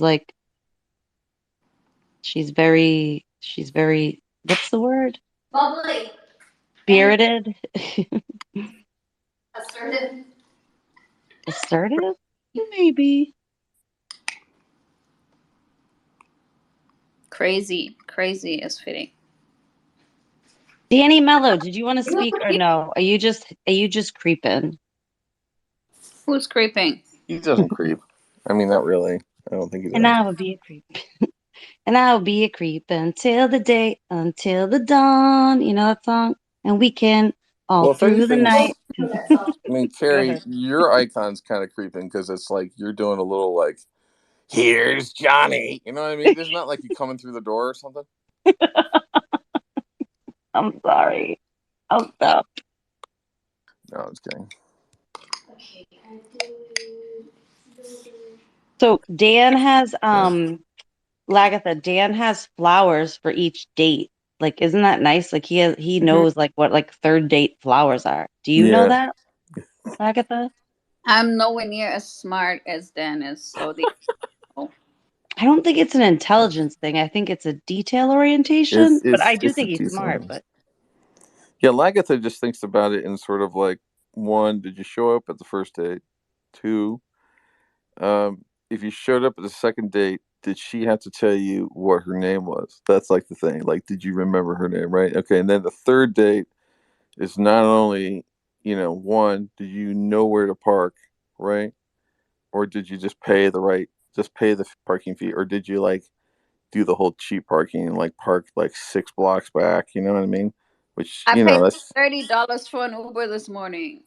yeah, exactly. But I mean, bring out the excess, exactly. So show some love, basically. You know what I mean, commitment wise, I've and been then nothing the but flat. love the last I don't know how many days. 4 days to carry. what did you say? Yeah, I think it's I good. said I should. Oh my god. Gina, I was urinating. Shush, Gina. I said that I was showing nothing but love to Carrie. Yeah. Left, I said I love her and she's beautiful and pretty and amazing and she can rock the world. Yep. And she tried to make me talk to like every guy in the world. I was like, oh my God, stop. She even went on Tinder for me because she thinks I can't go on that app by myself. Well, did she find some quality dates for you, that people that you I probably did. wouldn't have picked? I I did did that. find one that seemed pretty good, but I didn't talk to him. So He these was guys very were all tall. Jamaican or Colombian or what? No, I don't know what date. What was his name? What was his name? I can't remember. Ben, 39, emotionally available because his mom is a therapist and he was That's like some too high much. paid job and he needed someone to, what did he say? He needed someone to point his blind spots or wherever he's doing wrong. And I was like, yeah, this is Wait, No, so he hard said he hard was pass. emotionally available? Man. No, hard pass. Sorry, hard pass. What do you think, though? That's kind of funny that a guy would say that, right? Like, Yeah, that's a little point. too much. I mean, I would say that, how would I reframe that? I would say open to archery. That's what I would say. Open to archery is I don't know. You gotta find a better metaphor for that, whatever that line is. I'm open for understanding, right? Or was it, what did he say? Open for what? Point out he needs a woman to point out his blind spots. Look, Well, and that any he man could be that pointing puts out on that it. he's going to make sure that you have blind spots. You know what I mean? Do you think he was just joking? Like it was a joke? Because I would like it was like funny, but I'm not a good reader of people Listen, I'm sometimes. telling you what he said. He's 6'5" and emotionally available thanks to my therapist mother. Happy mostly. Seeking a smart lady who thinks I'm great, but will also mock me mercilessly and point out my blind spots. So he's And basically an engineer. and he's a CEO of something somewhere, so he has money. Yeah. Oh I need to gosh, look find at that. that. Here we taught it's all about love. And there's the You girl should again find him. going, Get well, him on let's Spaces. see. It looks like he's got money. Okay. All right. It's cute. Uh-huh. Mm-hmm. Uh-huh. Tina, you think Yeah, everyone's he's cute. He's probably a serial killer, but I like it. He's probably a serial killer. The question is does he have enough money to help you endure the conversation and or just whatever doesn't work? You know what I'm saying? Carrie doesn't need a man to take care of her. Carrie needs a man in her life that is not a fucking burden. This is where we I would start. like a little extra help around the house and some money for sure. I'm Yeah. getting tired. So I'm tired for sure. This fucking North End rent doesn't pay it. I mean, mortgage doesn't pay itself, man. But that's All all right, right. so you kind of want a valet guy, not a complete boy toy. You want somebody who can kind of come in and be I useful sort around of the am house. seeing somebody, guys. So remember, Lagatha? I feel like I have to say that right now because it's recorded, and so you want to host, you better like post that out. Mm-hmm. Lagatha just doesn't like him because he. correction. Everybody around Carrie doesn't like him. No, not Everybody who was there at the weekend does not like him and come. Even someone Two last people. night Two who I people. don't like said the exact same words without knowing that I said them. Carrie, do what makes you happy. He doesn't make her happy. He does. I saw her the whole weekend how he drove her nuts. Nothing but nuts. No, he needs some. It was a lot. Like he's used to having my attention, and people Not were once over. he made you happy this weekend, Carrie. Not once since Thursday night he made you happy. Not once. How Correct? do you know? Just kidding. Oh, I know because I hear everything. He lives in Chicago, Dan. So we were to get. It's long distance. Okay, So that's another. I'm updating the AI in the profile here on this one. Okay. Do you have a log? I swear to God, Tim Brown has a log of all of us because he's always Oh like, wait, Dan, can you "Oh my God, find what this is that noise?" mysterious guy from Tinder so we can hook him up with Carrie? Yeah, When Oh it's my absolutely. God. So what are we looking for? We're looking for an emotionally available. I DM'd you, Dan. I'm good. I've got a man. I got a man. What's your man got to do with me? I'm not trying to hear that. See? Make sure you tell him I said that, Michael, if you're recording this. Yeah, like Michael tried to hook me up with someone. He was really nice, but we didn't really talk as much because I was talking to that other guy. But that guy was pretty cool too.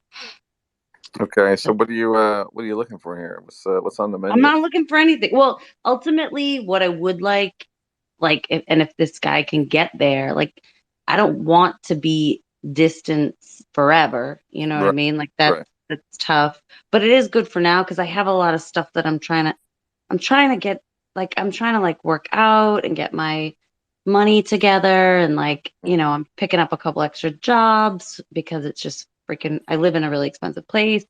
So I'm kind of getting my life settled. So the long distance is actually not a bad thing right now. Okay. Um, Looking for a guy that can basically parallel park, can handle his own, right? And he's totally cool with what you're going to do in your hustle. He's not going to like bring you down a little bit, right? You don't want that. At the same time, right. meet your level and or sort of like helping you move up if you want or whatnot, depending on because he's going to be intimidated by the doctor. I mean that's going to be a hard thing for Nah. the guy.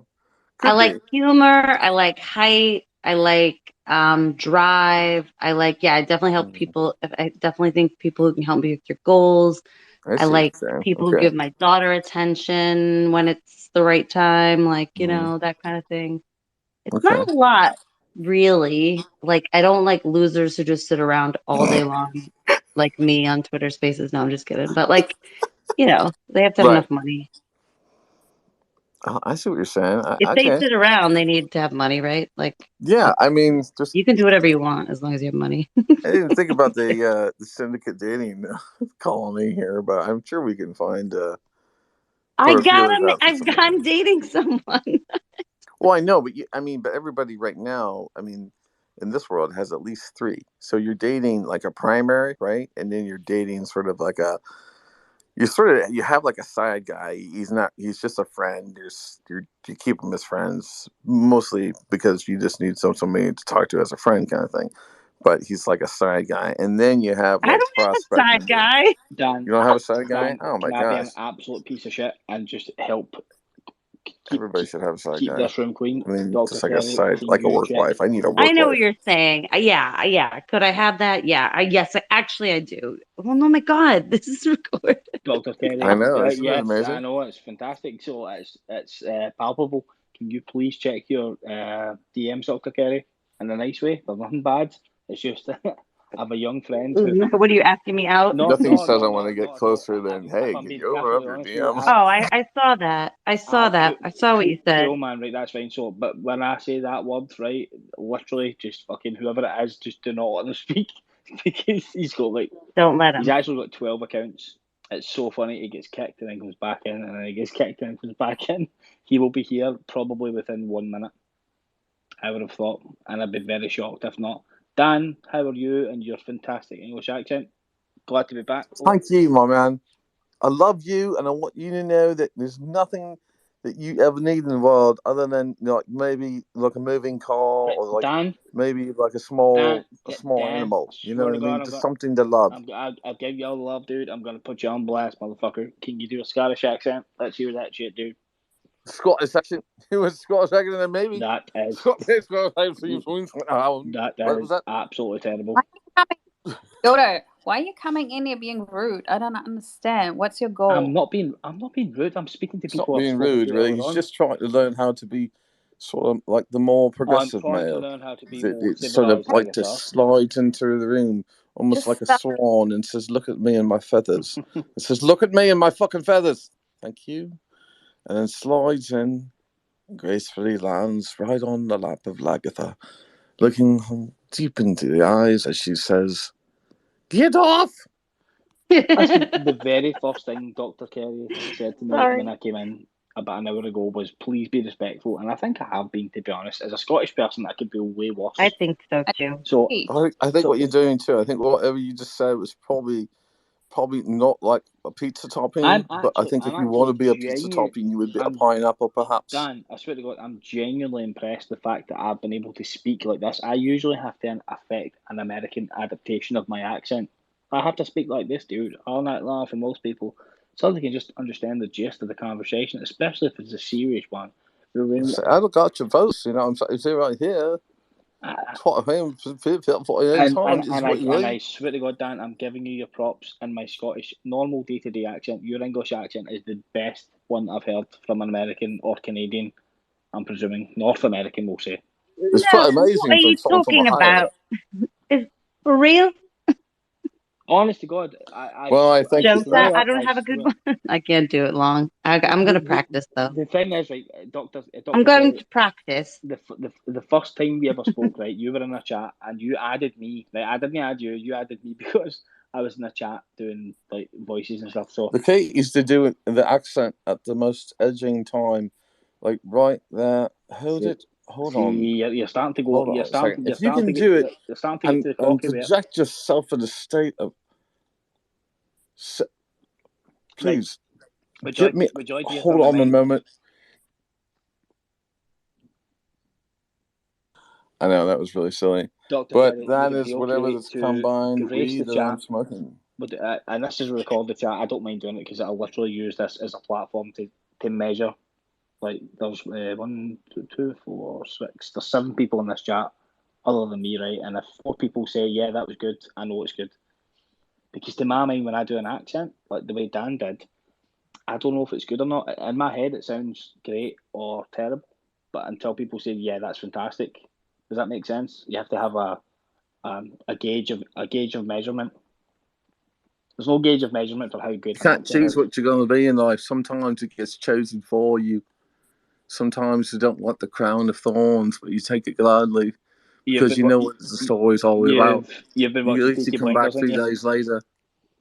Have you been watching Peaky Blinders, Dan? Because if you have, that's fantastic. Just say yes. I haven't been looking too many times with angels. I believe in guardian angels. My mother is a big fan of the guardian angels, and that taught me a lot about guardian angels growing up. And I've always sort of believed in them. And you had to be able to project them in the room and think about what they're doing right now, other than reminding me that I need to probably clean up this fucking place. Christ on a bicycle. Dan, that was fantastic, son. Very Birmingham sounding from Peaky Blinders. But here's one for you. Do all you guys watch Family Guy? Has anyone in this room seen Family Guy? And do you know the characters? Yes, I have. Dr. Kerry knows what's coming, dude. Oh, Jesus, man. Only 2. So, anybody? Oh, fucking hell. So many people there's so many people in this room that follow me that I don't remember speaking to, man. I must have been so drunk the last time I was on here. However, in Family Guy, right, there's a few characters. The ones that I can do the best. I can kind of do a wee bit of story, like, what to do with fat men? Right, so that's just a very small amount of story. Kinda is in Lois, and then the best one, and this is the one that pains me the most because it's so good, apparently, that I'm told, and it actually gives me the fear, is Herbert the Pervert. So do you know, you guys, for the Americans and Europeans from other countries that are not in Scotland, and Canadians, of course, so you know what he sounds like, as in the old paedophile from Family Guy?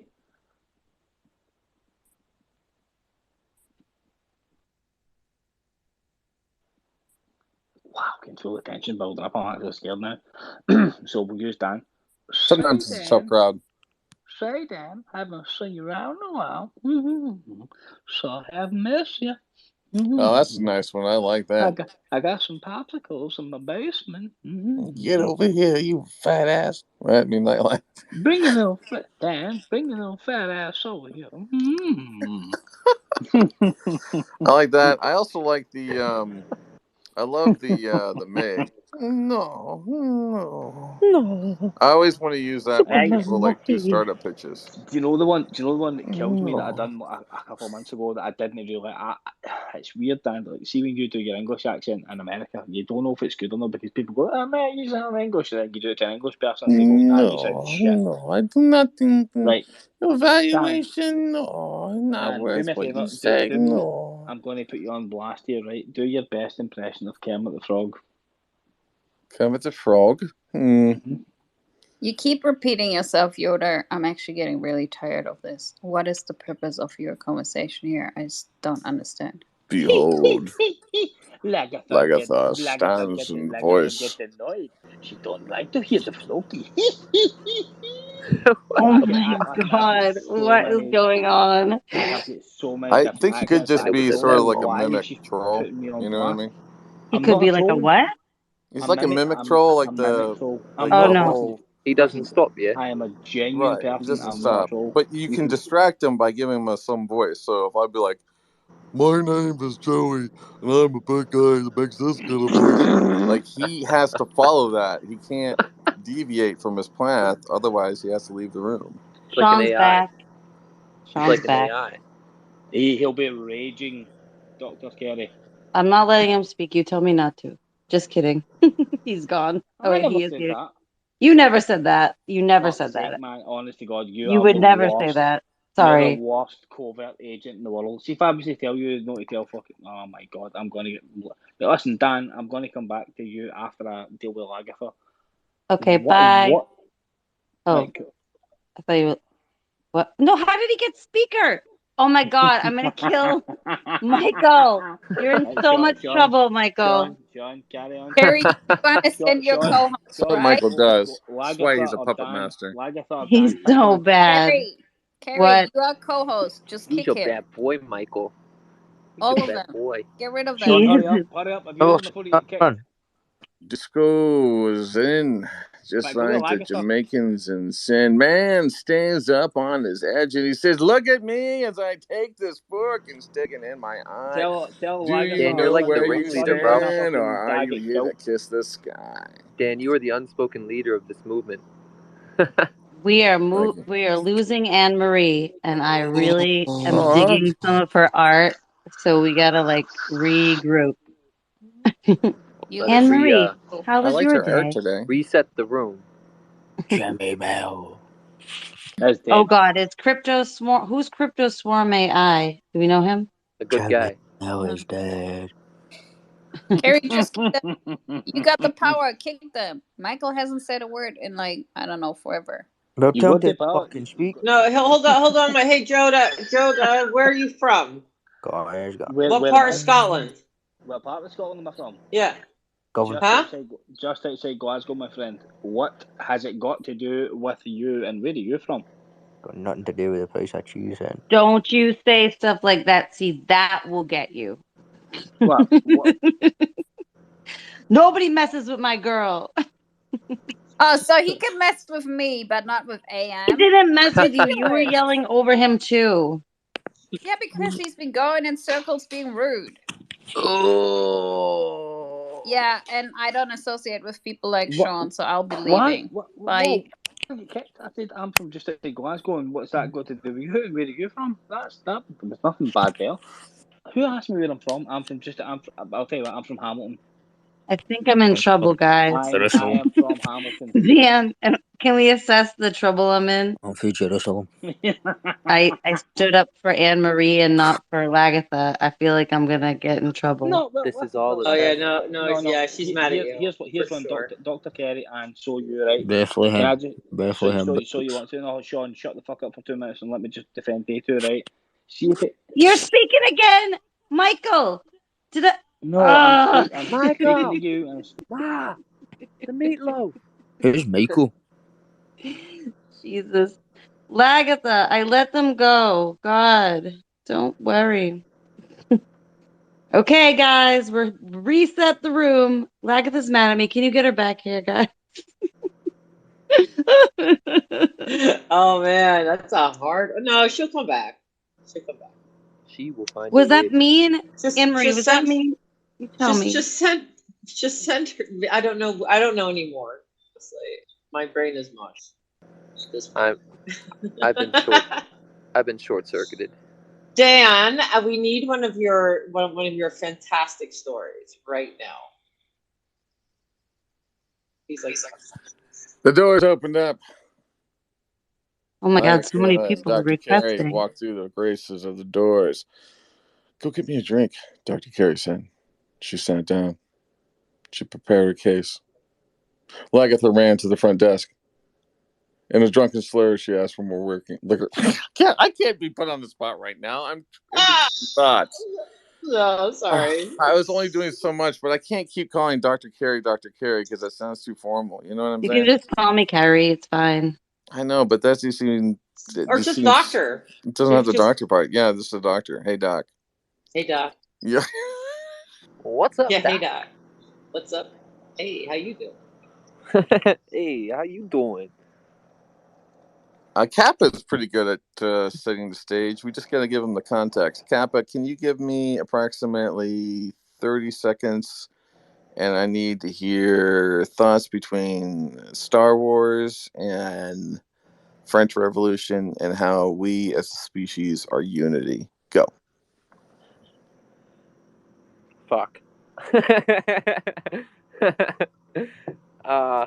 okay, man. You got it. Come on. No, I don't know about the French Revolution. I know about the French press. It's not like I need to know it either. Fake it. Fuck it. The French Revolution was all about the connection of the class of individuals that thrived through adversity and rose to prosperity. They bonded hands together and said, "No more tanks down the main street." That's all I got.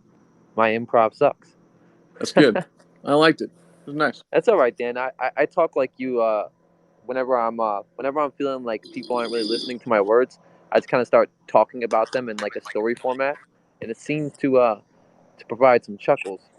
Oh yeah, stories are always good, especially if you're like doing research at the same time. Although I always pissed off my brother when I did that because he didn't like me changing the protocol. You're supposed to go in there, establish rapport, and then like if you're doing ethnography, you gotta like sit around, and go like, I just can only watch you. Can't do Ethnography, anything. you ass. I was Anything. I was It's giving my little cultural brother ethnography. I was giving my little brother a ride earlier, Dan, and he's sitting on the phone, and I'm like asking him questions, and he's barely responding to me. So I just I started talking about him in the third person. I was like, Yep. and I was like, and Christian sat on his phone, replying to all the booty pics that he was receiving in his phone, and he perked up like a dog.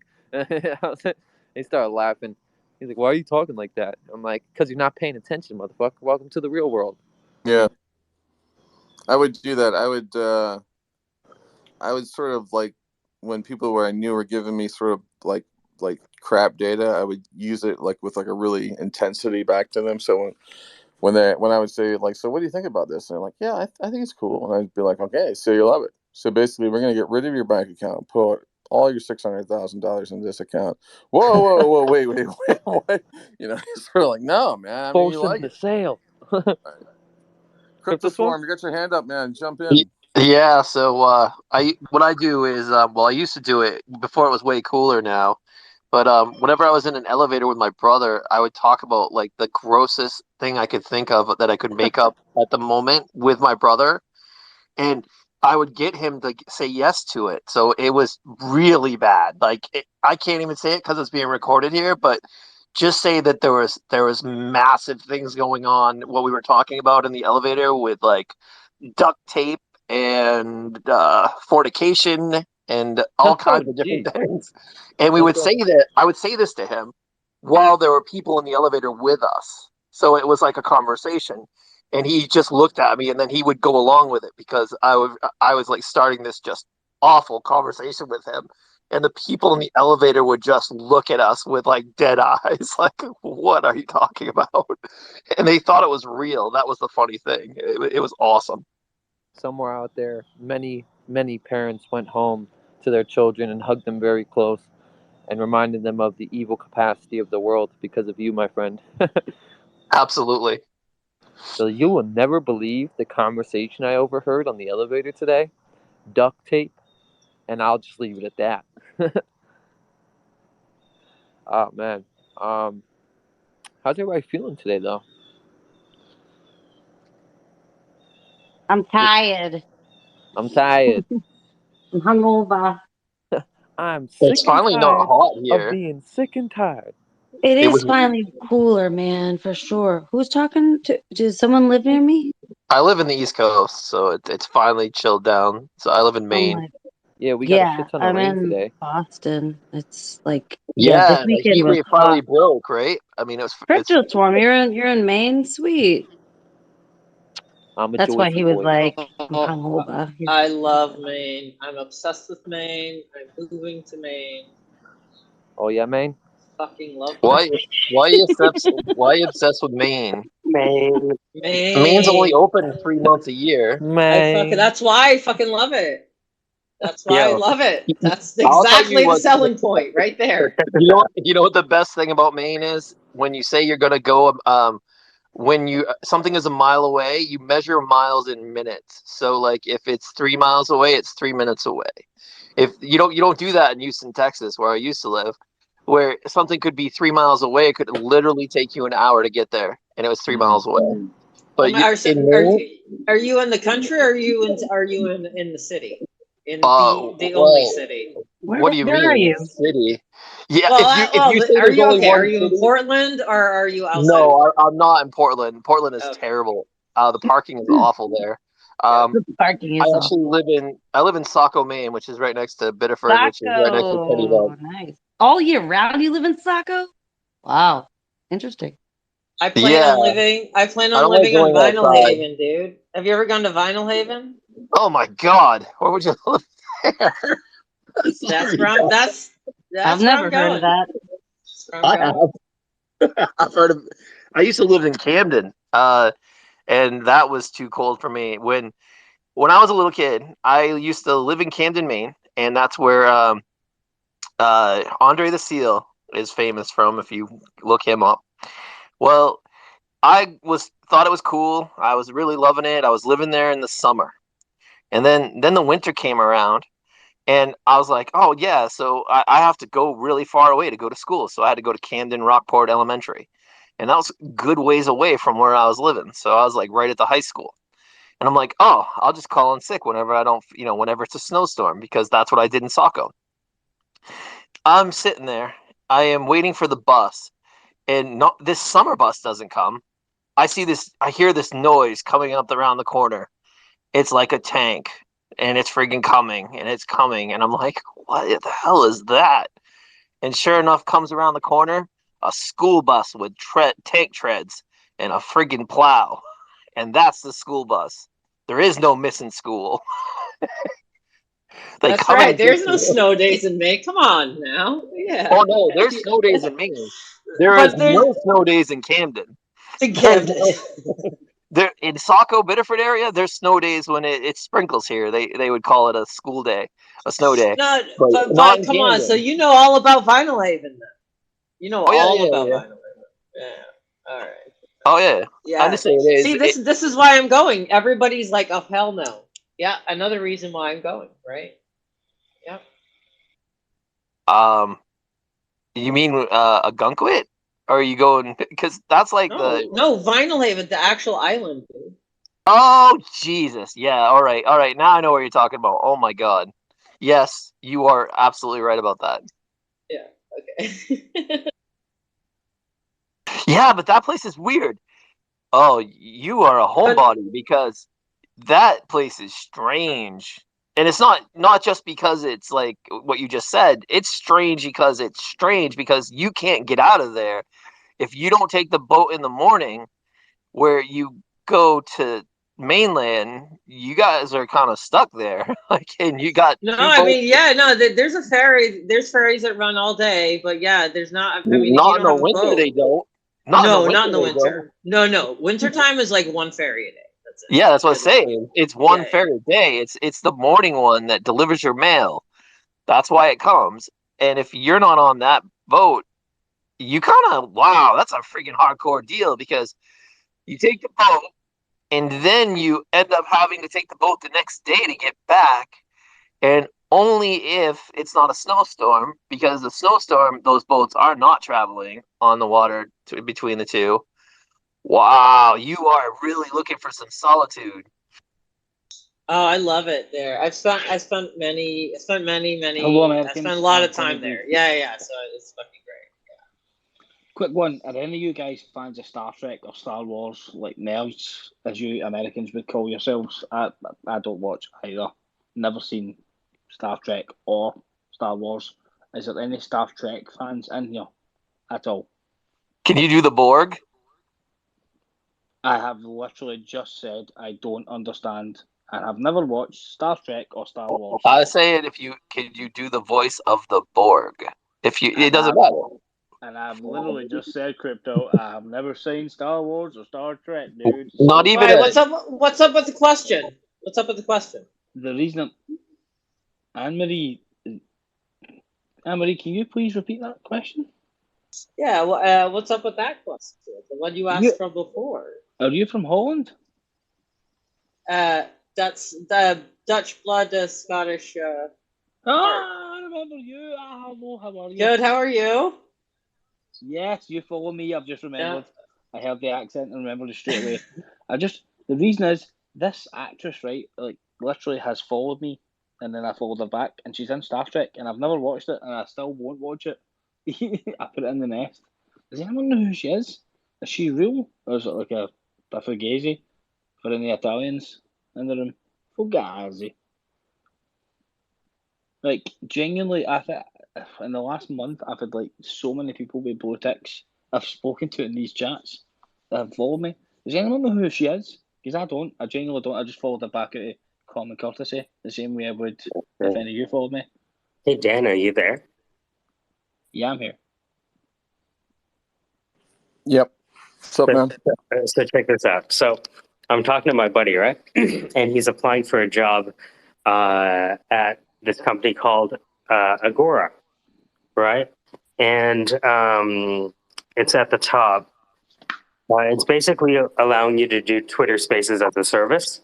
So imagine you have an app doing whatever the app does, and you could just bolt on Clubhouse, like the real-time audio. So I'm talking to him, and I'm like, whoa, that's freaking amazing. I think I might know someone who could use that to grow their community. And I messaged the founder of the community, and he's like, yeah, it looks good to me. Set it up as a demo. So I'm like, hey, I know you're applying for this job, and the assignment was to, pretend that you were contacting someone, but we actually went ahead and contacted them, and they want a demo now. And he hasn't even been hired yet. It's awesome, man. Yeah, man, it's really good. I got like just lots of bit things. Got interviewed on a really cool podcast today for a friend's show, and talked about the Syndicate on there. It's sort of like the last thing. It's sort of like the question was like, what do you do to stay, connected into the future and everything? And I was like, well, can we have a little group online that works on that. It's called the Syndicate. And I talked about, how it's really a pay it forward kind of group, and but at the same time, it keeps us all connected to, the possibilities of things, which is pretty awesome. And then earlier this week, I got like pinged to like, I think I told you that like a bunch of professors like pinged me and wanted to do like, hey, can you can you join our book club? And I was like, oh, okay, that's kind of weird. What So are they? bunch of history professors and me. What are they reading? Oh, I had to get you the let's see, I did pick up a couple of the books here.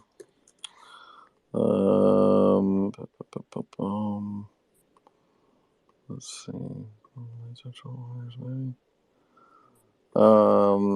Let's see. So one of the books is The Imagination Machine: How to Spark New Ideas and Create Companies of the Future by Jack Fuller. That's the first one. The next one is this one I think is kind of cool. The Multi-Hyphen Life: Work Less, Create More, and Design the Life that Works for You. That really feels pretty close to home in terms of the title, Michael, given everything we do on the Syndicate here. That kind of work less, create more. I buzz on that one. Design life, So that's pretty cool. They sound like self-help books, dude. Those are fun. Yeah. Hey, so How to Stop Michael. Masturbating by Dan Rock. Michael. English accent. Michael. So you know how we've been talking about those streams, Twitter streams? Those work really, really well. And if you're not doing them, you should definitely be doing them if you want to increase your engagement. You know what's interesting that you said that? Kappa just, I think, had his first big success with Twitter Threads. So, if you look at the thread he just wrote, right? Blah, blah, blah, blah. Ron Zakay, who does what, Ali?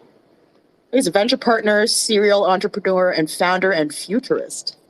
He commented on Kappa's post.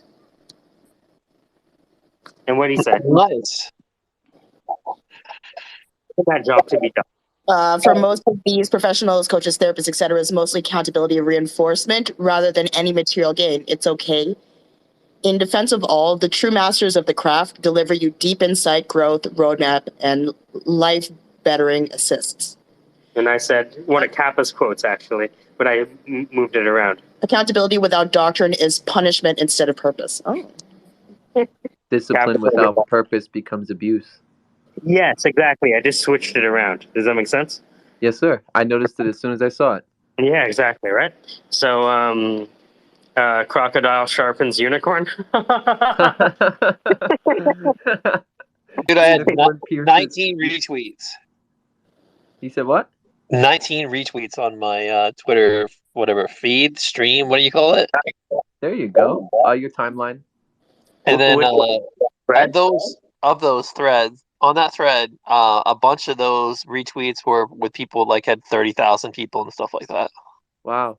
Yeah, when I was tweeting daily, if not hourly, from my account when I was back into the NFT stuff, I started reaching a couple accounts. It's actually something that they speak of, like, in the sense of, like, quote unquote breaking the algorithm. So, like, apparently, I don't know how true this is, but this is what I was told. You have to interact with Twitter 240 times a day in order for you to break outside the algorithm and start reaching people's accounts that otherwise would not see your content. Yeah, I can't do that.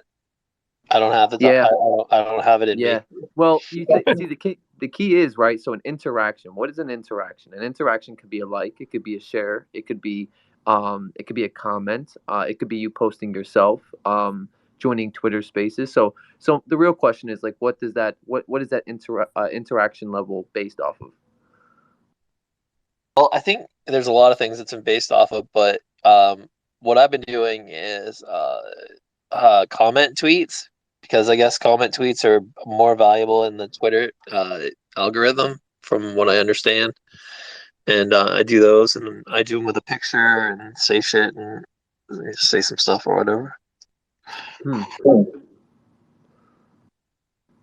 Deep contemplation you provoke, my friend. Man, I got almost 2,000 followers with less than 3 months. Wow. Off of the sharing of comments? It's not me, it's my project. My project is pretty awesome, and if it's just me. We should write another thread. I'm going to write you another thread. Cool. Because if it works once, then all we need to do is add more the Wombo art, and then we're good. Right? CryptoSwarm, if you if you like struggle with, like, keeping up with the tweets and stuff like that, or being like very agile and active in that manner, I would suggest that you take maybe like a day, set aside a couple hours where you just pop out a whole bunch for the week, and then you don't have to worry about it. Yeah, that sounds like a plan. Or I'll probably do that. Or you could write like 12 of them in one day and then use them all the very next day, like Kappa has. Fuck you, Zach. Dude, I don't even write tweets. I just I have all this friggin' GIFs and shit that I use, because my team makes all these things, and I I post the GIFs. Well, CryptoSwarm, I don't know if you remember, but I actually met you when I first began my NFT journey, and then I left that kind of space, and then really stuck around Michael's Squarespace. The NFT journey sounds like a journey that starts at the bottom of the hero journey. Started at the bottom. Now we're still at the bottom. You know what I mean? Started Like, at the get a bottom, big now we're at the journey. bottom. It's like, man, why would you start with the final boss in the beginning, dude? What was your PFP? You said what? What was your PFP? A similar one to this one. I could probably change it back, but it was the samurai hat, or as Michael called the tortilla hat, chip motherfucker. Yeah, that croc. Oh, right on. Yeah, Yeah, we met in Dope Space actually. Dope Dobes, yeah. Yeah, you mean Dope Doug or Dope Dog? He Yeah, gets Doug. it's awesome. All I do is call him Dope Dog, and he's like, it's Dope Doberman. It's Dope Dobe. And then I'm like, what? Dope Dog? Dope Doug? What is it? And he just Yeah, I gets so remember. mad. It's freaking funny. Yeah, he's a good dude. Doing his thing over there with the Doug's kind great, of dude. Doug's awesome. I just think it's funny that he gets so mad about it. That's what like if he didn't get so mad about it, I wouldn't do it every single time I talk to him. ladies and gentlemen. Exactly. So I wanted to ask you, what do you think about that Agora? The ability to add like Clubhouse or Twitter space within your own ecosystem, so it's your IP.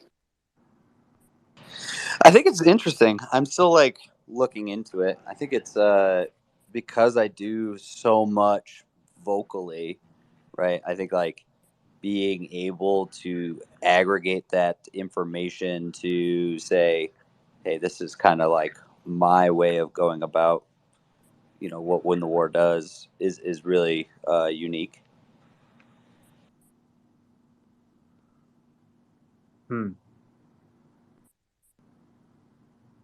I guess what's the difference, Mike, between that and what you're trying to build with the space speech to text thing attachment kind of stuff? Well, invariably, nobody, I think, wants to do exactly what I want to do with this audio. Does that make sense? Right? Like, I was able to kind of jump in and like pick out the best of Dan, curate it. But we talked about the next step. The next step is getting an ISRC code, right? Just like Lil Wayne would, or just like Elvis would, or Michael Jackson, right? And now that you have the ISRC, now you can monetize that, not only as the content, but the audio recording, right? And then, and so what is it? Is it what you're saying? No, it's your interaction with someone else. That's the goal, right? Because people, I realized, are not just having a conversation with you. They're listening to your conversation with other people. And because they identify with the other person's problem, they trust you to solve their issue because you've already solved it. Yeah, I could see that.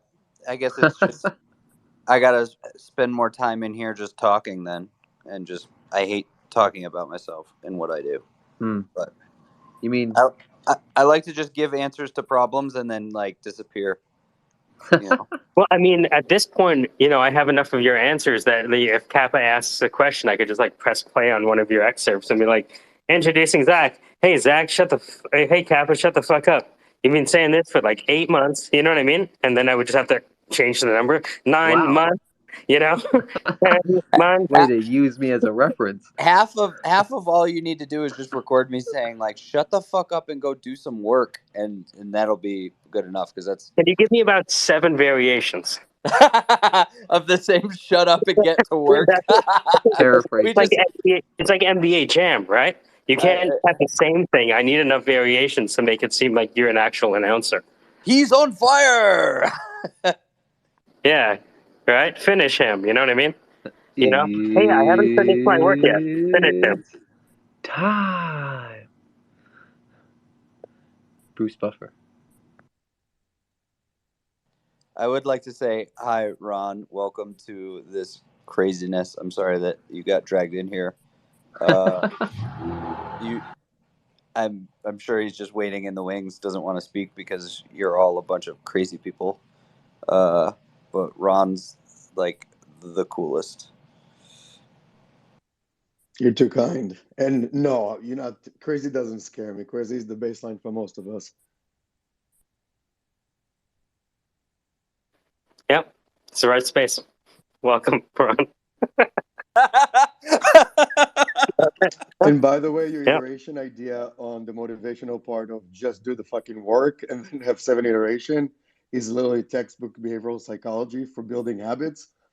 You don't need to do anything but literally just say that, run it through an AR and ML Yeah. tree, change the words. You can even do it automatically as a crawler. The thing is, people often get lost in all of the different rungs of Bloom's taxonomy. But what we really fail to recognize is that most people are parrots. And so all you need to really do is just keep saying the same thing a different way, because let's face it, not everyone's meant for creation. Most people are meant for repetition, and that's good enough for them to have a great life. That's right, winthewar.com. No, sorry. Okay. That was like half of our clientele in the beginning, was just people that are like, just tell me I'm fucking up every hour. And I was like, okay. And like, that's all we did, was just every hour I'd just be like, what are you doing? You're not doing enough. Do more. And they would just like pay me for that. And I was like, oh, this is cool. It's just like I just treat them like the very like newest piece of shit soldier I have. Like, if I just treat you like you can't wipe your own ass, then you get happy about it. And that's how I have to treat some soldiers when they come to me. Is like, you can't wipe your own ass. Like, okay, I'm going to teach you everything. You stumble into monetization when I have struggled with it for 42 years of life. Touche. I still give advice for free and still don't know how to charge for it. It's like, good morning, Zach. What am I today? You're a piece of shit. But that's all about to change. Yeah, pretty much. That's my favorite is the That could be clients that Kappa could be the sensitive version of you, you know? Yeah, the clients that are like, I have trouble waking up, so I get to call them and they like answer it and they're like, good morning. And they're like, sound like they're groggy, but I've been up for 2 hours in the gym. So I'm like, get up, let's go, come on. And they just like, oh my God. I can imagine being that person, bro. Fuck. Yep. And I'm like, what time is it where you are? They're like, it's like 6 a.m. I was like, oh, it's like 4 a.m. here. I'm already up. Let's go. And they're like, God damn it. What did I do? I was like, I don't know. You're paying for this. So, I mean, doesn't matter if you get up or not, but I'm going to Hold not on. get off Are you a founder dominatrix? Yeah. I'm not going to get off the phone until you're up. Well, okay. And then the best is when they're like, they text me, I'm up. And I'm like, cool, send me a picture from out in front of your house right now. And because I know that they just rolled back into bed and texted, I'm up. So then they have to send me a picture from in front of their house or I don't stop calling them. Yeah, they don't like that. This elevates to complete camera access from Ron, what's up? Oh no, I have to, because that was just like the perfect setup for a 3-point joke. You talking to a gay thrupled man in San Francisco with a leather king fetish, and you just use the word dominatrix and consistency and morning, and I'm like, oh, do I take the bait? Do I don't? Do I take the bait? I Do I don't? apologize. I am a headhunter, so I did look into your background before. Ron, you're attractive, but my butt did pucker when you said that. So just in Oh, man, some this guy's circles that giving you would the be hard literally the sell. setup. Zach, The just hard FYI, sell. in some circles that's the beginning. In some circles, why would I have interest in anything that doesn't belong to my field? You play in another company, in another field, in another sport. Like it. What's another extension of what they already know? Callback, livelier divergence. It's fantastic. Back to fun stuff, like repeating the same motivational speaking 7 times in a row. Most of us are habitual, and I mean most of us, literally 99.999. Even the builders, which is most of us, the crazy ones that jump off the cliff and create something unique, translating our present to everybody's future. As unique as that is, it's still habitual. So when you break it down to habits, we're all part of the same biological rhythm. There's no way to change that. That being said, one of the things that founders need to do in a somewhat magical way is remember, extreme starts a conversation, 5% on either side. And then we have translators/builders, which make it, let's say, digestible to the common use, to the common utility, to the common reality of everybody else. So we as builders translate our present to everybody's future. That's the work. The work is making it habits that everybody's okay with, which, by the way, can go really, really easy into Web3 now until it becomes as easy as electricity and turning on a light bulb, or the difference between a horse carriage and a car, or a phone to a computer. It has no viability in reality. Why? Because of utility. The active translation and building is for us to do that. So I agree with everything, but we're not divorced from being habits. We're just the ones who create them for everybody else.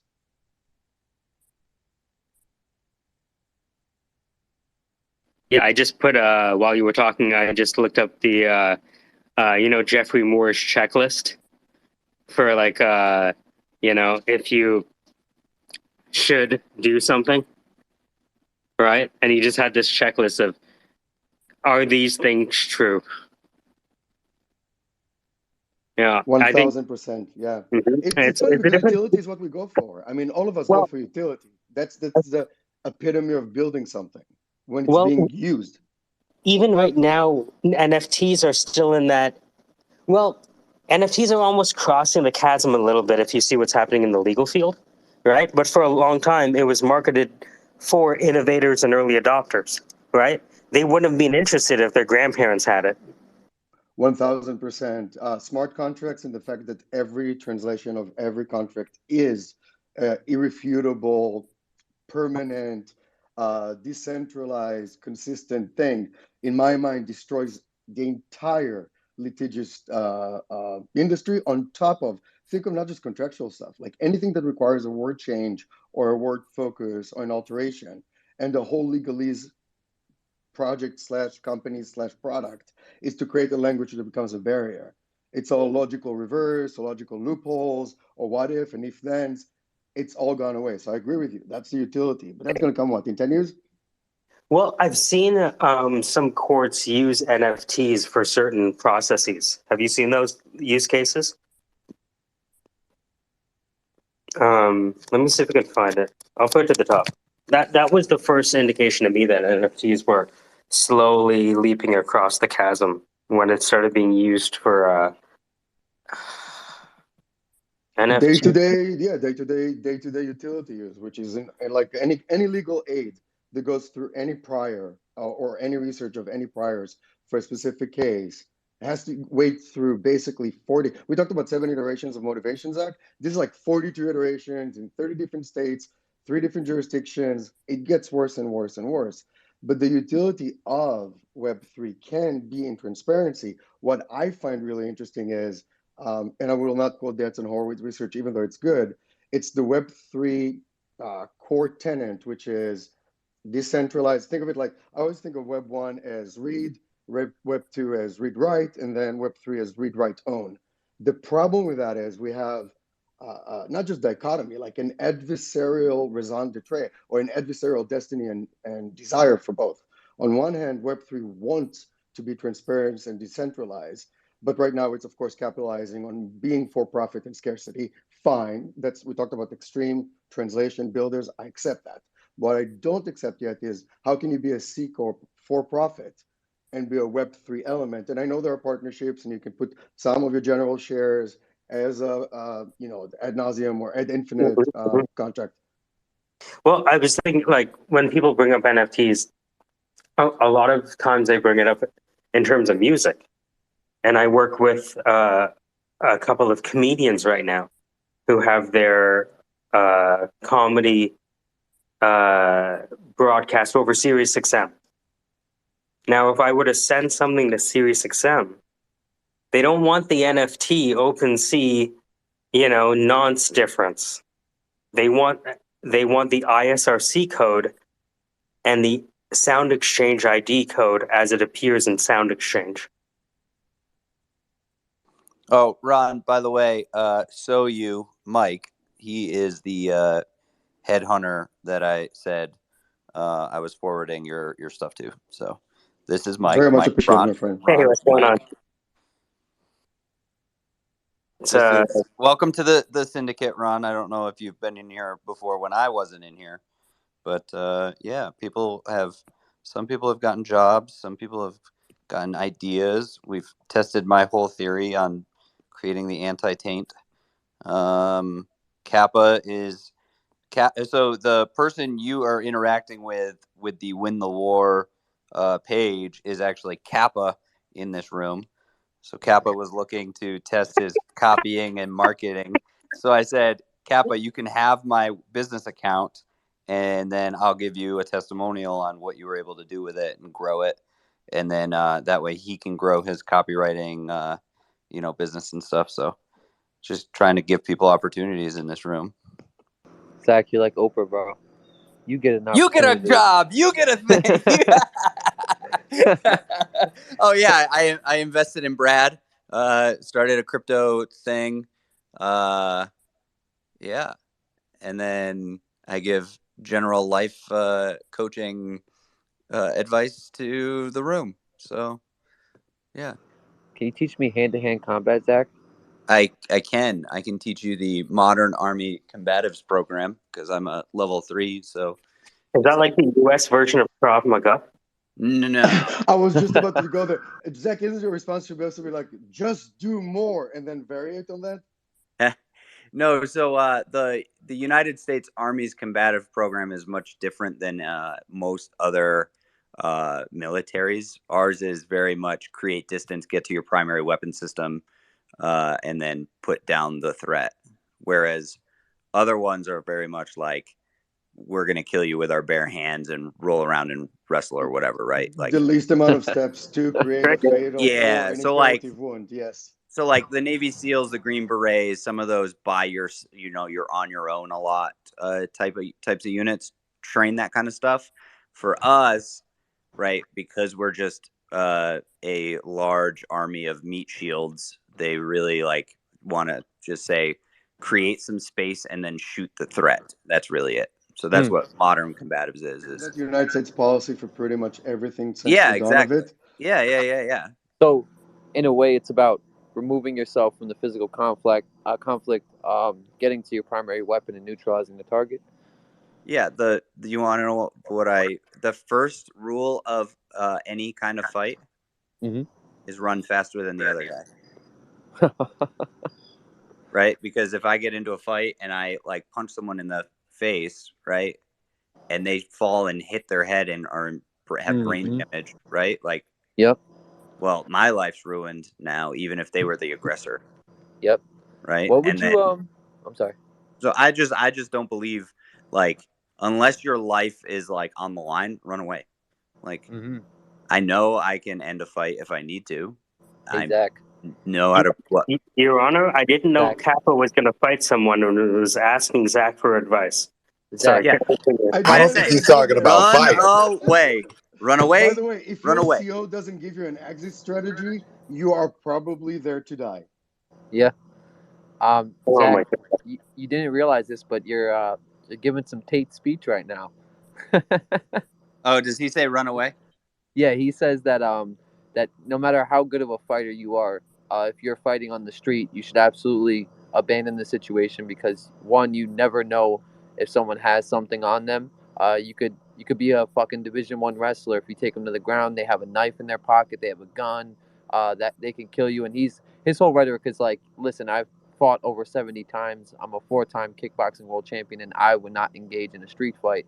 I've seen multiple videos of him being the starting aggressor in a street fight.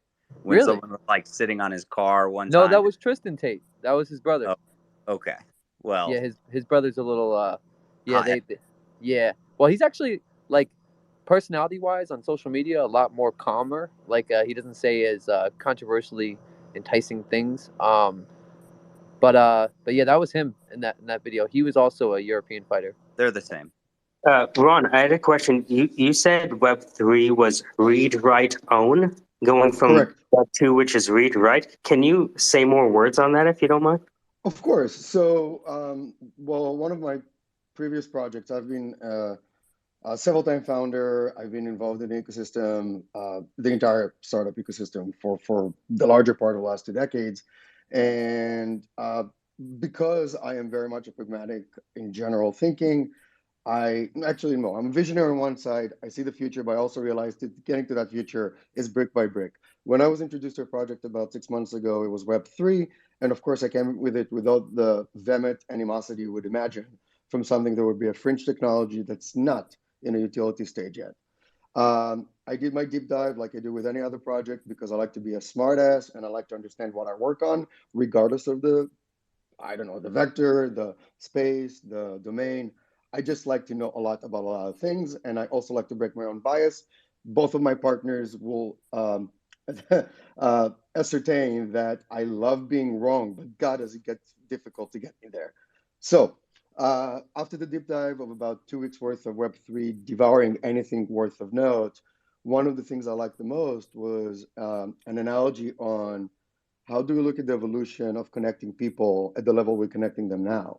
So the long and short of the web 1, 2, 3, read write, and read write own was we got to the point initially that we were just sharing information. We got to be on a much, much larger geographical scale with less borders. That's the read side. That's the beginning of the internet.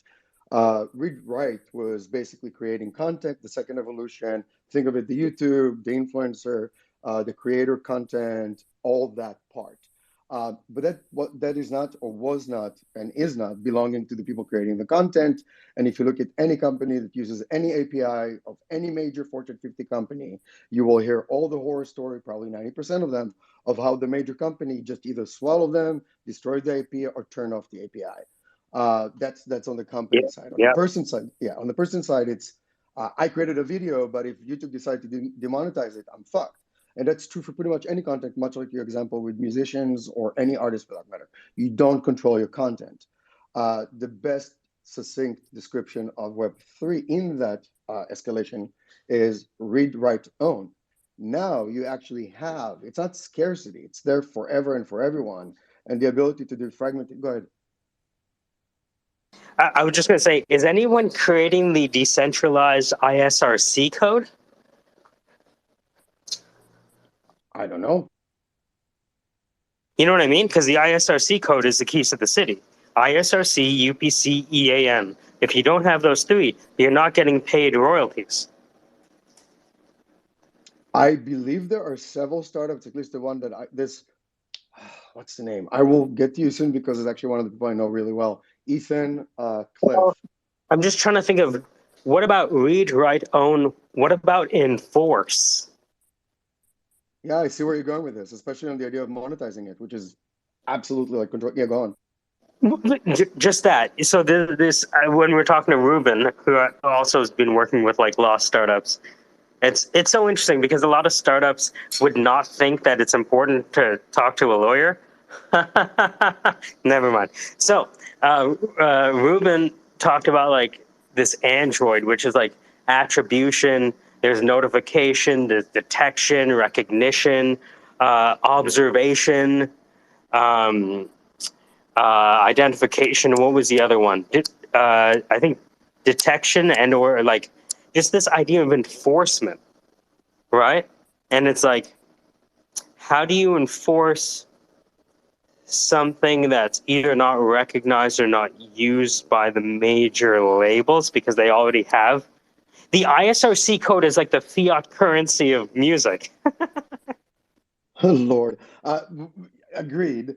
And I think what you're hitting on is the idea of reach. Once it has enough utility / reach / enough audience, it will be the de facto standard. So right now it exists as the code, the International Standard Record and Chord on one side, which is the physical / analog world, and then it applies to the legality of making royalties. That is not so different from, let's say, decentralized social or decentralized identity or decentralized medical records. It will have to meet somewhere in the middle. Oh, so so you're talking about deploying on Solana then? I'm not. No, I'm not. No, I'm not. Sorry. I hate That's inefficient like one systems. Solana joke every show. It's just Much like supply side economy and debt-based financing, the lie of infinite growth does end when things become realistically finite. Or the interest rate starts rising for the first time in 70 years, you know? Same. I think we found out just how much liquidity was in the market. Sorry. I'm shocked that people took $6 trillion Sorry. in 2 packages and didn't Yeah. think for a second we're going to deflate our economy, even for a second. 6 trillion, that's a third of our GDP over the course of 2.5 years.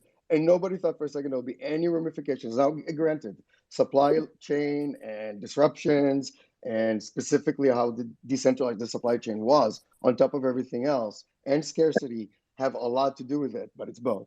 I think somewhere Thomas Sowell is laughing his ass off, you know? There are no solutions, only trade-offs.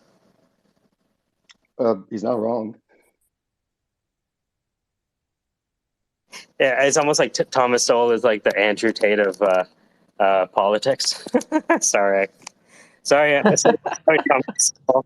I didn't mean that. Don't you apologize.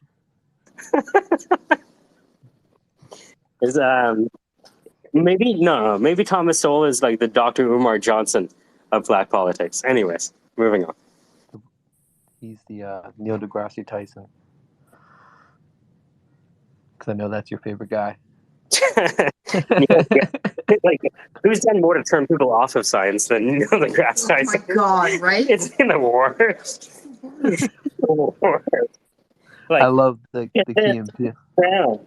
Yeah, it's a ground, bro. But just look, it's the ground, bro. I love the Key and Peele skit that kind of like makes fun of his style of like deliverance. It's like the woman's like badgering him about going to the store, and then he's like, all of the molecules in space and time have come together, and it's just like it starts talking into this. It was a fucking funny skit, dude. You know what's funny though? Like, you hear a lot of those people on Twitter Spaces, right? Yeah. You ever interact with someone like that? That Neil deGrasse Tyson's you? It's the worst. Yeah. They start going into in-depth shit like the It's just like a word salad. It's almost like the Deepak Chopra of Web3. What's the Deepak Chopra? So it's I have to ask a question. Is that a bad thing? Oh, you mean what? The Deepak Chopraing of Web3? Or the Chopraing of physics or astronomy when it comes to Neil deGrasse Tyson? Just one of those things where it's like, it sounds like Mad Libs, but with Web3. So it's like, He's just so smug about it. Huh? And he's just so smug about it. Oh yeah. He knows. He knows. It's not like Bill Nye, who's like super smart and interactive. Mm-hmm. And gets passionate. And I'm not saying that you can't get passionate. Like, he gets mad when you know, but he's fucking smug. But Bill Nye doesn't even, Bill Nye doesn't have a PhD, so maybe that's why he's not smug. He's got a PhD in asinine activity. I think it's a difference between passionate and pompous. May I ask all of you a question then? That part. Do you become a public personality that has a large enough audience without an element of hubris, ego, or the desire for a spotlight to some degree? And some of them work the fine line of this becoming pompous or arrogant or confident. And those who stay on the confident side probably address you and your needs and your friction and your desires as your filter. But for some others, that arrogance, Kardashian being best example, are just off-putting. I think money amplifies all traits. It's like the super serum for fucking Captain America. So Also, if you're a nice person putting out nice things into the world, it doesn't matter if you're a little. It doesn't. Your arrogance and you have no arrogance. You're just gonna come off as a nice person, right? Like, it doesn't matter. Like, I think that like there are people like, I don't know, Oprah, who just, it wasn't like she wanted to be rich and famous. She just wanted to do a good job as a journalist, and it turned into what she turned it into, right? She just wanted to provide news for the people. It wasn't like, oh, I want to be in the spotlight and be rich and famous. And I think that's the difference. It happened by accident. Or Bob Ross. With a lot of intent and a lot of work. Oh yeah, yep. And I think that I love the way you asked that question. Like, to some degree, once you reach a certain point of status or fame, does it eventually get to your head? And I think it's, from our perspective at least, it's hypothetical unless you've spoken with enough millionaires and people that have gotten to that level of fame and seeing how it kind of integrated within their own personality. But I suppose when you have enough humans looking to you for leadership and to some degree borderline worship your ideology and the way that you speak and the way that you think, that it's just like a matter of energy transference. Like they're sending that out into the universe. They're putting it out. You have a million people chanting your name, watching the videos you create. That's got to be something, you know. What about the 45 people that when I tell them to do something, they're risking their lives to get and potentially get killed? I think Absolutely. I think that's a much more powerful level of like, and wanting to do it not because I'm the sergeant, but because I'm Sergeant Zayak, right? Like that to me, right? It's like I have a saying that I tell young leaders is I was like, look, like if they want to follow you because of the rank on your chest, fine. If they respect the rank on your chest, good. But it's better if they don't even care what the rank on your chest is and they want to follow you and respect you anyway. Amen. I just think that that's the thing, right? And part of it when you become a public persona, like, okay, I'm going to say him again, is Andrew Tate, is like you have a responsibility to control your narrative. You have a responsibility to control what you're. Same with like fucking Trump, right? Like, God, like idiots around, like, okay, and like Democratic Party, right? Like everyone has a responsibility to understand and say, this is wrong. You're taking my words in the wrong direction. That's not what I meant, right? Well, to some degree, you know, this can be, you know, you could see this in any type of ideology. Like, say, take for instance religion, right? Some people use it, manifest it through a constructive channel. Some manifest it through a destructive channel. I think that publicly, of course, like we would all love to see these figures come out and be like, hey, like, you know, stop doing this. But we also don't know if that's being said, you know, behind the scenes or personal outreach. But yeah, to a certain degree, I absolutely agree that there should be some accountability. But also, people are unpredictable, man. Like some people, like we were just talking about it earlier. So many people lack leadership that when they find a glimpse of it, they manifest it within their own sense of purpose in life, and they carry it out with the utmost conviction and certainty. And sometimes that looks like arrogance. May I jump into it real quick? You said what? May I jump in? Yeah, and yeah, you don't have to ask. No, I'm being polite because generally speaking, I will blame my behavior for my culture for just one thing. I'm an expat Israeli, and talking over means I'm excited, not disrespectful. No, you know what, Ron? I talked to somebody from Colombia, and he said an interview is when you let the other person finish, but what we're doing is a conversation. So I'm Thank totally you. yeah. And it does build up this layering element of the conversation. If you really want to exchange ideas, require not a tangential pause. This is not a sitcom from the 90s, and we don't have a laugh track.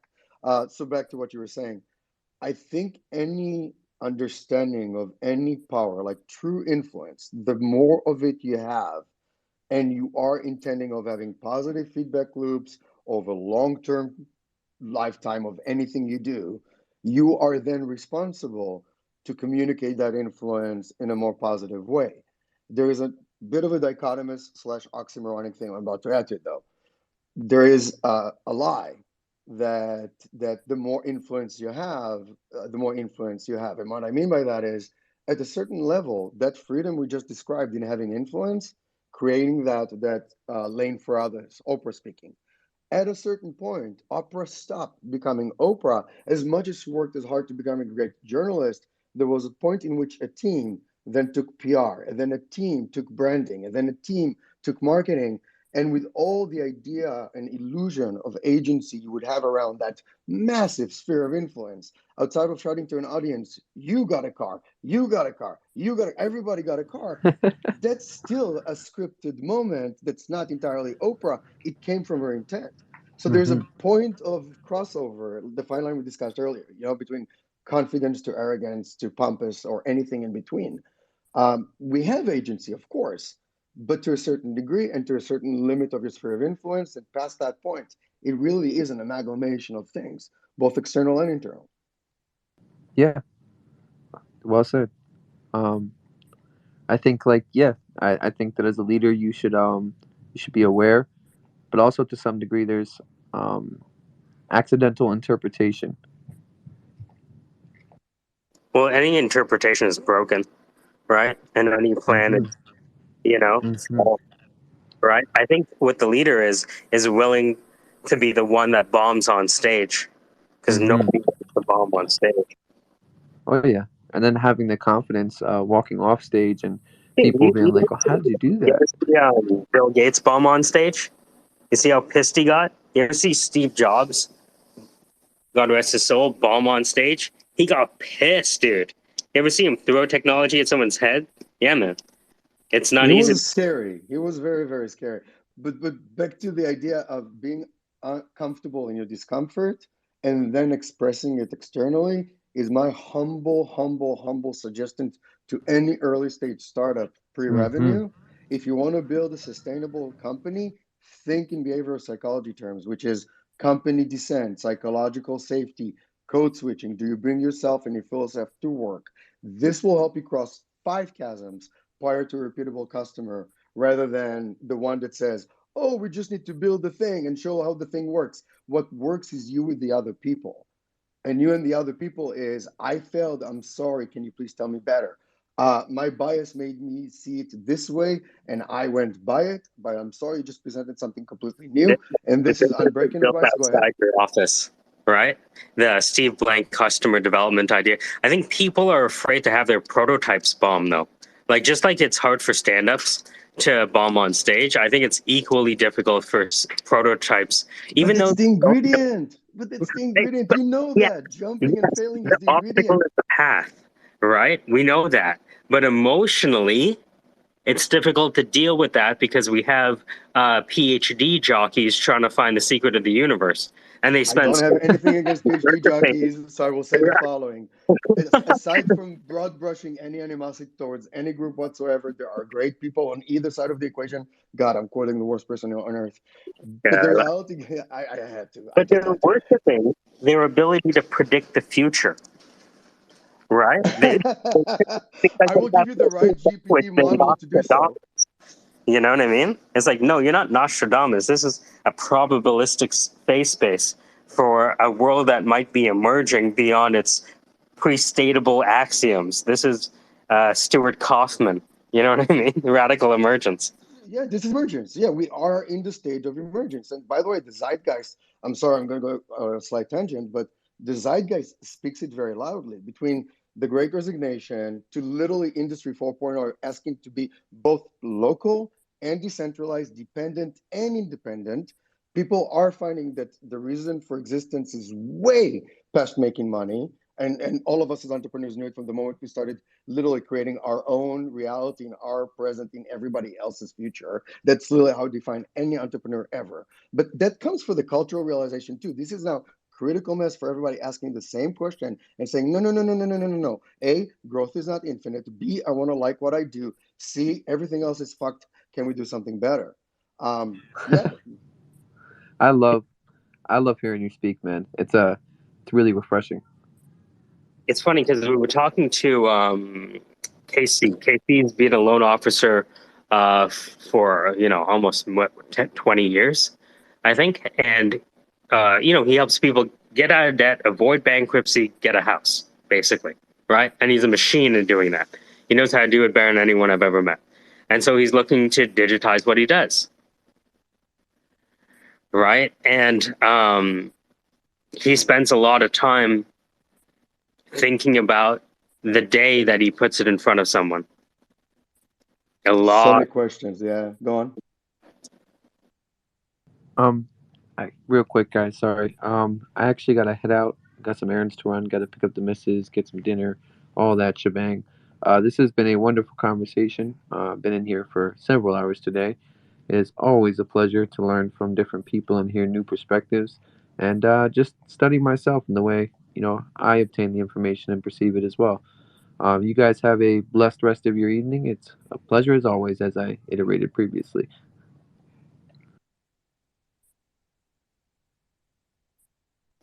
So, Ron, how do we have the interface that adapts to the innovator, early adopter, uh, early majority, and laggard?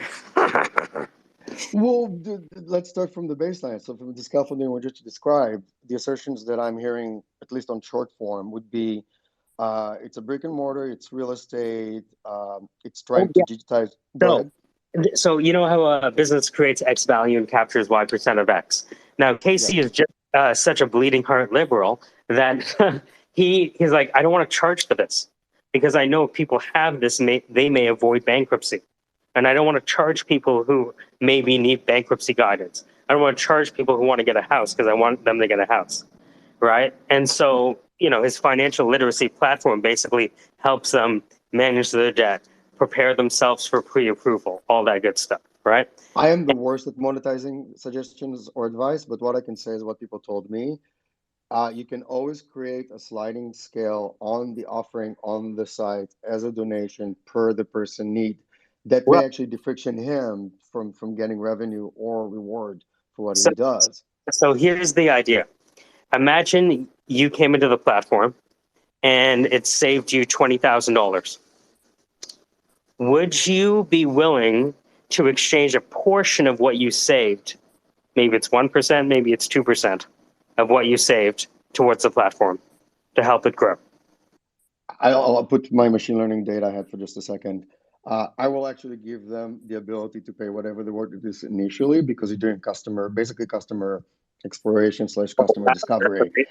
And then iterate it enough to the point that you know what your customer segmentation is, profile is, and whatever that median is, that will be your charge. So he's divorced from feeling bad about charging. They're divorced from feeling charged more or less of what they wanted. And in about 100 customers, you'll get a very clear view. Sorry, 117. Let's be statistically somewhat correct. We can infer too much or extrapolate too much, but I will do that. I will just treat it as customer discovery and make sure I have enough fuel in the tank or powder in the kegger to get there. That's all.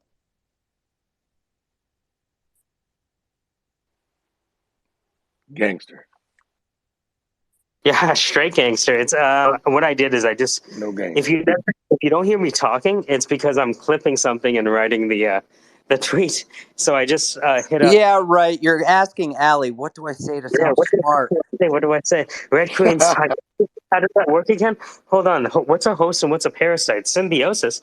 Um, so what I did is I tagged just your advice to Casey. I'm sure he'll be thrilled about it. But yeah, that's what Casey's up to. He helps people get out of debt, avoid bankruptcy, get into their first home. And he wants to do it, but was apprehensive about charging people for it just because of, again, he's a liberal. What are you going to do, right? Liberals, right? No. You like to put tags and frames and stuff. I love that. That simplifies the conversation, but it also creates blocks. And blocks, it's something I can't work with when we're talking about ideas. So this is the Hegelian dialectic. I love it between Republicans and liberals. I got a label I couldn't for care you. less either. Are you a good person? I'll be Thomas Paine for just a second. The world is my country. No, Mike is humankind is my Mike is not a brethren, good and to person. do good is my religion. No, Mike is not a good person. No. No, we'll piece of shit. Hello, everyone. My name is Michael Decker, we'll piece of shit. And if you want to know someone who can verify that, it takes one to know.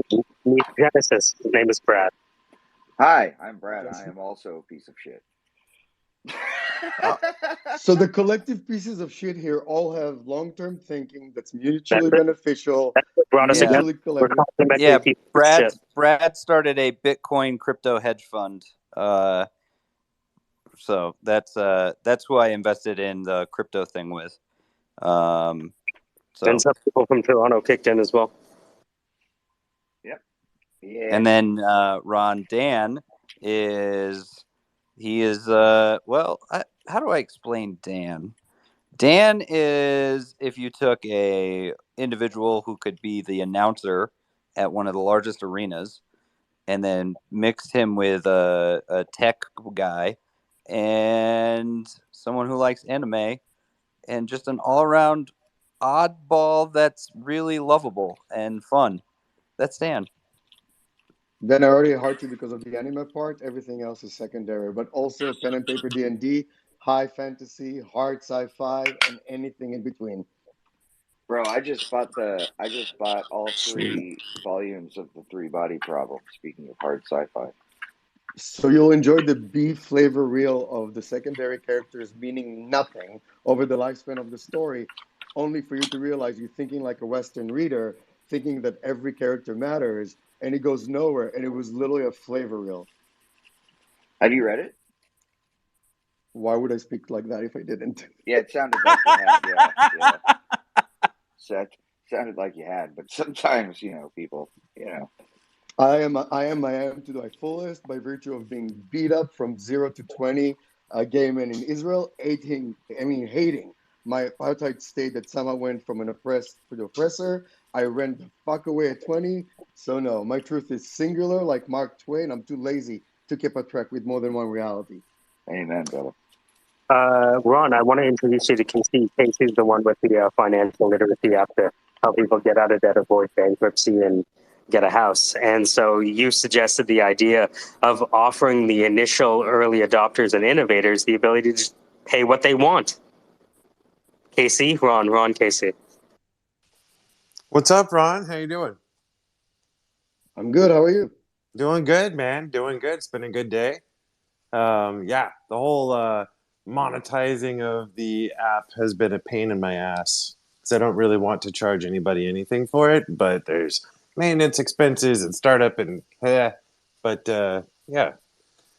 monetization Okay, I'll put without my advisor / mentor hat right on, and let's just jump right into All it. right, So, cool. you don't have to. You don't have to charge anything. You can literally leave it to your audience.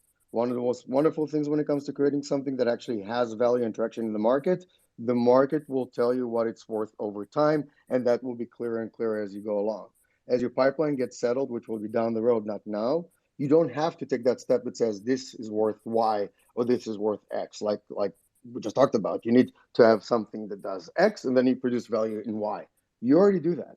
So you can on the side put a sliding scale or even an empty box if you don't want to go that far. Within about 100 some customers or 100 some interactions, you will see which segment or which offering gravitates towards what. And there will be a customer discovery. Also, it will get you accustomed to get paid for what you're doing, which, by the way, you are using the most unrenewable resource on earth, which is your time, to create another person's friction for their own. So you are worth that time. You just have a psychological barrier, much like myself, and I still do, by the way. That's the reason I'm leaning into it, to put the sense of value towards myself. Now, doing good and doing well are not in any way, shape, or form oxymoronic. If anything, their amplification and the ultimate example of each other. And what I mean by that, if we divorce ourselves from a 3 month stock cycle and start thinking about, let's say, 5-year time horizon or 10-year time horizon, none of the financial decisions we're making on the Fortune 50 to 150 to 500 will make any sense. But it's very easy for a power plant COO to dump toxin into a river that define is cheaper, and his grandkids are literally wading in the toxic he kills them with. Why? Because there's a 3 month stock cycle and we're beholden to our shareholders and there's infinite growth. Lie, and lie. Let's pause and take a back second. You're building something that actually makes people's life permanently good. So let's pause and let them decide what the value is. And when you see the clarity around what the value is, you will probably feel a lot more comfortable once money is there 100 times in your bank account to realize what that value is. And you already are extracting value of yourself, which is your time, your ingenuity, and your know-how. It's just a matter of diffictioning yourself and easing yourself and lubricating yourself to that idea. Or Casey, you can get on the phone call with the Win the War consultant that you keep dodging, and I tried to call back. And he could just tell you, just fucking do it. Yeah, I think it's a little column A and a little column B. What do you guys think? You guys would be a good team. Ron and Zach, you fuck people up. Hey, Ron. No comment. We would call it carrot and stick capital. You're making this too easy. We're not doing low-hanging fruit. All puns unintended, yet all achieved. See, you got the phallic joke I made. I get all the phallic jokes, and that's the joke in itself. Ron So, Ron has hey been in guys. the VC and startup spaces that I've been like I hosted prior to Oh, coming okay, in cool. here, and then that some of the other big VCs hosted, and we were DMing, and I was just like, oh yeah, I'm gonna float your resume and do this that, and so he jumped in the space, and I was like, okay, now Oh, Ron's cool. in here, I'm definitely coming in, and this is gonna be fun. Yeah, seemed like an interesting guy, man. Again, no comment. Casey, quickly back to your tape. Thank you, by the way. Casey, did that give you any sense of at least the direction of where you're going or where you could go? Yeah, let me bounce one more off you. Like the idea, because it's the effort and the onus is on helping people save money. If a small percentage of their savings was allocated towards that, how do you feel about that one? I feel because the differences in location and geography makes your domain connection slash product market fit slash revenue very, very, very wildly. You will have heat maps like San Francisco or New York that will be Mm-hmm. like insane amount of money versus not. So you're looking like at points Right. versus a realtor. So take a step Yeah. back and let Yeah. them put the revenue because then you'll be geography agnostic.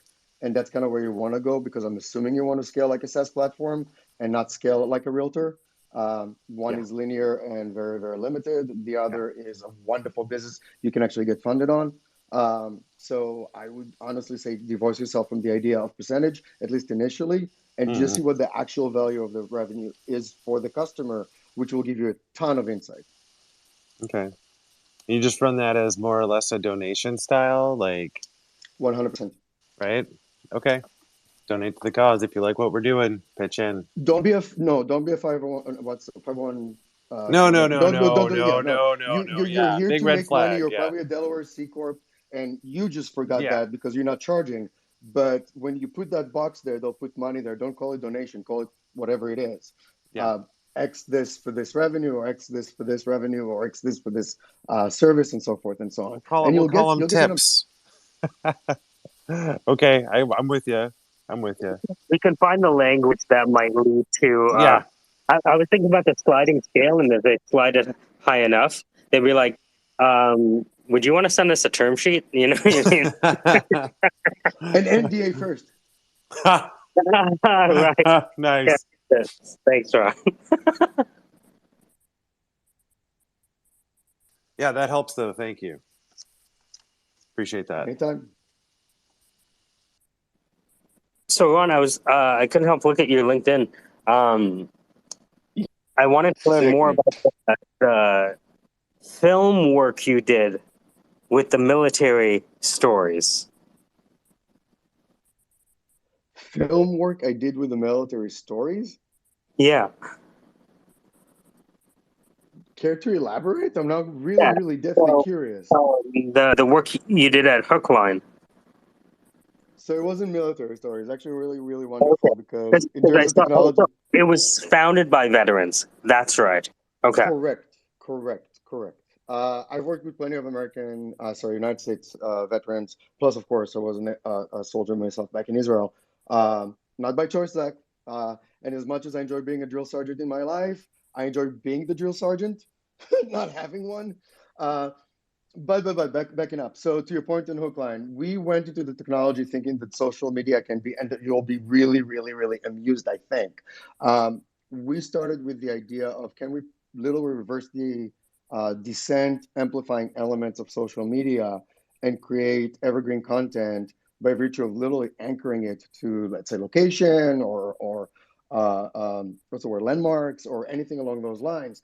And then the content that will be there will be an AR, VR, XR, be it a post or poem or haiku, I don't care, but it will be there in the world. So the idea will be the anti-social media in a sense of amplifying the 80% that makes us all the same, not the 20% that makes us want to be arguing or the 5% that makes us want to kill each other. And that was where it started. But because ARKit was only in its third version, we were, by the way, the curse of my life, starting a startup too early is just as bad as too late. And the blue ocean problem is about 15 million hard cold cash for anything, but that's a different story. So with Hookline, we started doing that. We built a social platform with ARKit, which can imagine as clunky as it was if you look at the timeline there. and we worked at creating the social sinews that will make it a social media, which was really fun because that's a part that, quote unquote, I shine the most. Evangelizing people, people connecting, that part. Can we amplify the thing that makes us better by virtue of working together? The collaborative, bigger table, larger bridge, taller tent, all that fun stuff. And then, because one of the people that worked with was a veteran, but the other one was a production, the lead producer in a studio I cannot name, and he was a CMO. They basically gobbled up the entire tech stack, which is, by the way, one of my lowercase wins in 5 losses, one capital loss, one lowercase, 5 lowercase losses, one lowercase win, and one lowercase win, two of them. That one specifically got sold into the studio because the studio wanted to create an AR studio for themselves, to create content for themselves. As antithetical as it was to our mission, that was pretty much my end there. I'm like, we're not supposed to create content for just a studio in a walled garden. We're supposed to solve for the Facebook problem of making people suicidal.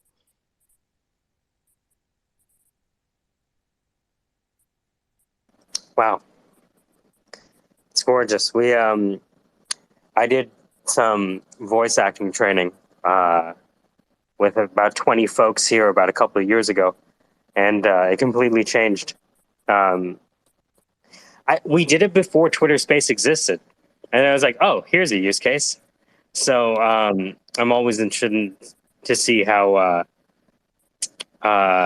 startup founders have a background in film, because I still think content is like magic in a lot of ways. That was almost the worst bridge you've ever had, Mike, going from, oh, you were building this amazing startup to try to end suicide. I did voice acting at some point. The thing is, I like, loved it. did you get the idea for the film studio from Ron? No.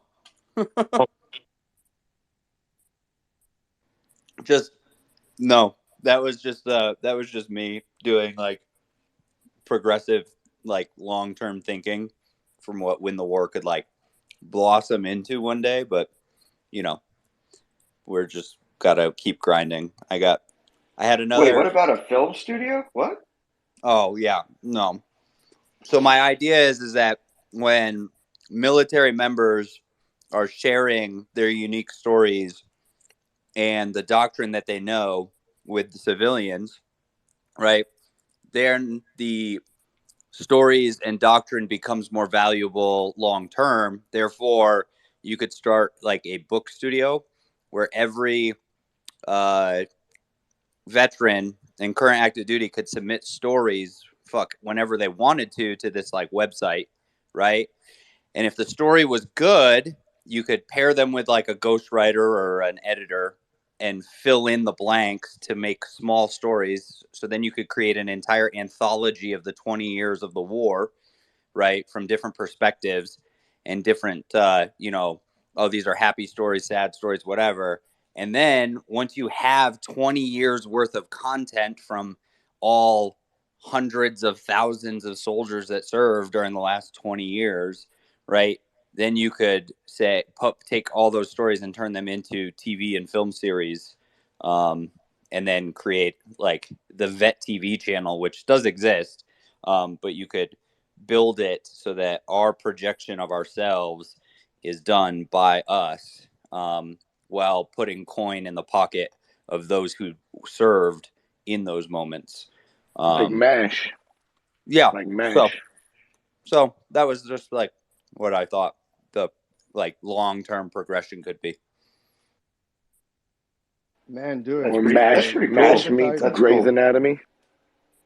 Yeah, the sympathizing that's missing in the United States specifically is because you're not forced to do it.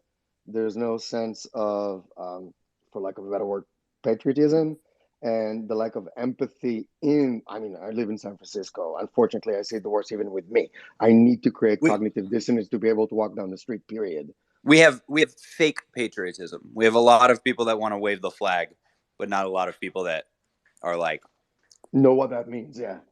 They don't know the price of that. Yeah.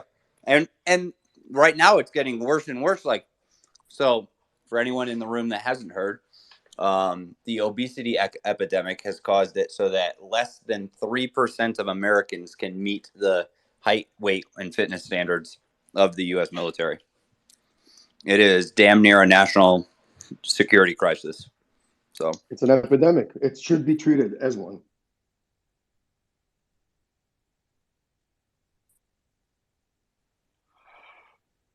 Wait, I didn't catch that last thing you said, Zach. Could you repeat it? The I thing said you said that should be treated. Oh, I said that the obesity epidemic right now is so bad that I think it's something like only 3% of men and women meet the height and weight and age requirements of the U.S. military. Huh. Wow. And so right now, it's harder. Like the U.S. military will not meet their recruiting numbers for the first time in like 40 years. Not solely because of that, but in a large part, right? Well, part of it is that people don't want to stay in because of toxic leadership makes them, when they get out, they go around bashing their military service instead of being proud of it, because they don't realize the things that they've been taught, because the leaders don't actually teach the things that they're being taught to those soldiers. And then they're just like, I'm gonna leave.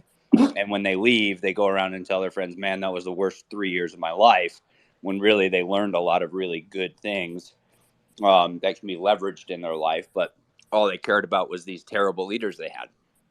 Secondly, they can't get enough people to join because we've created a identity of U.S. service members that is, if you're not a Medal of Honor recipient, Captain America looking type motherfucker, we don't want you. When really, like, I don't care if you're like string bean skinny, if you're just making sure my pay is right. Like, there are people who are absolute badasses that are doing desk paperwork jobs because that's the only thing they had available when they signed up. So they had to fill that position, when really that person should be an infantryman, but they can't shuffle that around. So we need more people that just see the military as a job, and they're going to learn a lot of other things and get to go to the gym every day for as part of that job. Unless they have to be this war hero, right? Like right now, people should be signing up in droves, because you can get, for 3 years of your life, you can get free college, you can get a full education on a skill, and all the other things that I'm telling you guys about every day that people pay me for, right? Like, you can get all of that for free for just signing up, but they're not, right? Like, no one's going to deploy right now. Like, there's not. You go to Poland, Lithuania, Latvia, like the Eastern Bloc countries. God, that's like unbelievable. The women in those countries are like all tens. It was the most incredible thing when I went to Lithuania, and I was like, oh my God, I've never seen so many tens in my life. But people aren't signing up, and it's sad. So it's why I'm writing my book. It's why I'm trying to get it published, is because it's about all those things that you don't know you're learning. So people start seeing it as valuable, not that you have to be a superhero. You just need to do 3 years and get out. I love the tangent. You're still a superhero, though. Exactly, you are, and that's a pure problem. But the thing is, if you look at it as public domain, and specifically the 3 bullet point narrative that you have to consume in terms of mainstream media, and I'm not saying it in a negative sense, that's just the way we consume media in general. So there's a PR problem that basically paints war as unimportant, 1. 2, you have the problem of not being able to have transferable skills. And you and I had this conversation before. I'll share real quick with the room. This idea of certifying the actual skills you get from the Army that will be parallel or comparable to anything you get from a college or from a working college or even from work itself. That certification is missing. By the way, to our broader meta conversation, that's where Web3 can actually help a lot down the road, because it will be an immutable definition of self in terms of certification and knowledge. Like my basic training and advanced training got me to be able to fire in every firearm on earth. That doesn't really help me in my real life. It actually is pretty scary. I don't like guns. I don't like having guns. I don't like living in a country that has too We're many the of them. same, Ron. I don't have I'm guns. sorry. I'm sorry. Well, go to the shooting range. It's really fun. Yeah. But back to you, Zach. The idea of certification is missing. So there's like three-pronged problem. One, on the idea of identity. Most of us go to vocation to align somewhere with how we want to be perceived in the world. And when you look at how this country treated veterans, which is very much communicated very aggressively in mainstream media, outside of the things you just said, those three things you just said, work for 3 years and you're done. You get your college, you get your healthcare, you get all those things are not communicated at all.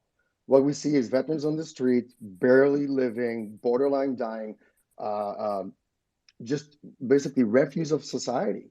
And then on the other hand, war has no ramification, no cost, and no hindrance on our lives. So you have a three-pronged external, internal, and existential vocational problem at being a soldier. Outside of the ideal Captain America, which, yes, I would like to keep in my mind because I'm sorry, I am who I am. But of course, intelligence people don't need to be a buff, 240, 6'4" mountain of muscle. They just need to write papers. But it's not communicated in a way that you can take this writing papers and go to an accounting agency and say, I'm a damn good accountant because I just rolled a $50 million project over the course of 15 countries over a span of 5 months and aced it. There's nothing to say it, nothing. And think about it, like the truck drivers in the army that are driving these massive vehicles in war don't get a CDL. They don't get anything towards a CDL license, right? Like, and I agree. Like there's so many people in job. Like I'm a forward observer. Like my job's talking to aircraft, dropping bombs, talking to helicopters, doing gun runs. Like I coordinate all of that within close quarters of friendlies. Like, what do I do? Well, there's an easy changeover for me is air traffic control. Like, put me in an aircraft traffic control tower. A plane's going down. You're never going to see anyone who's as cool under pressure when talking to a pilot when the pilot needs to be talked into how he's going to land, right? Like, how do we get those transitions? And like you said, is like right now, it's either I'm a war hero, Navy SEAL, Green Beret, or I'm a PTSD ridden drug addict on the street. Those are the only ways that we're perceived. And that's the big problem is that there's so much more, right?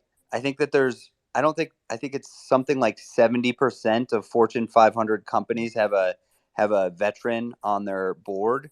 Like I think there's like half of the Fortune 500 companies have a CEO that served. Like there's all of these stats that, but the issue is that those are all officers, right? There's very few enlisted stories out there, and that's what I'm trying to change with when the war is like, if I can start getting enlisted personnel seeing that there's, oh wow, like I can have innovative thinking, I can think of and solve problems while I'm in, right? And I don't have to get out to pursue it, right? Every single investor and VC that I've ever talked to is like, yeah, well, talk to me when you can go full time. I'm like, I just signed another 7-year contract. I was like, I don't think you've ever met a founder that can go full, like that has a full-time army job but also puts in 60 hours a week into win the war. I was like, I wake up at 4 o'clock. Outside of the hustle porn, Zach, for just a second, it's just an unfair, not just an oversight, it's downright stupidity in a market that optimizes for profit, margins, and longevity to look at this disparity. Specifically, logistically, operationally, any soldier that did anything on any level comes with the credentials by virtue of doing. We literally preach to the pillar of doing is the best way of learning. And we have this huge swash of people that fucking did everything. And there's nothing that converts that to civilian life in terms of certification.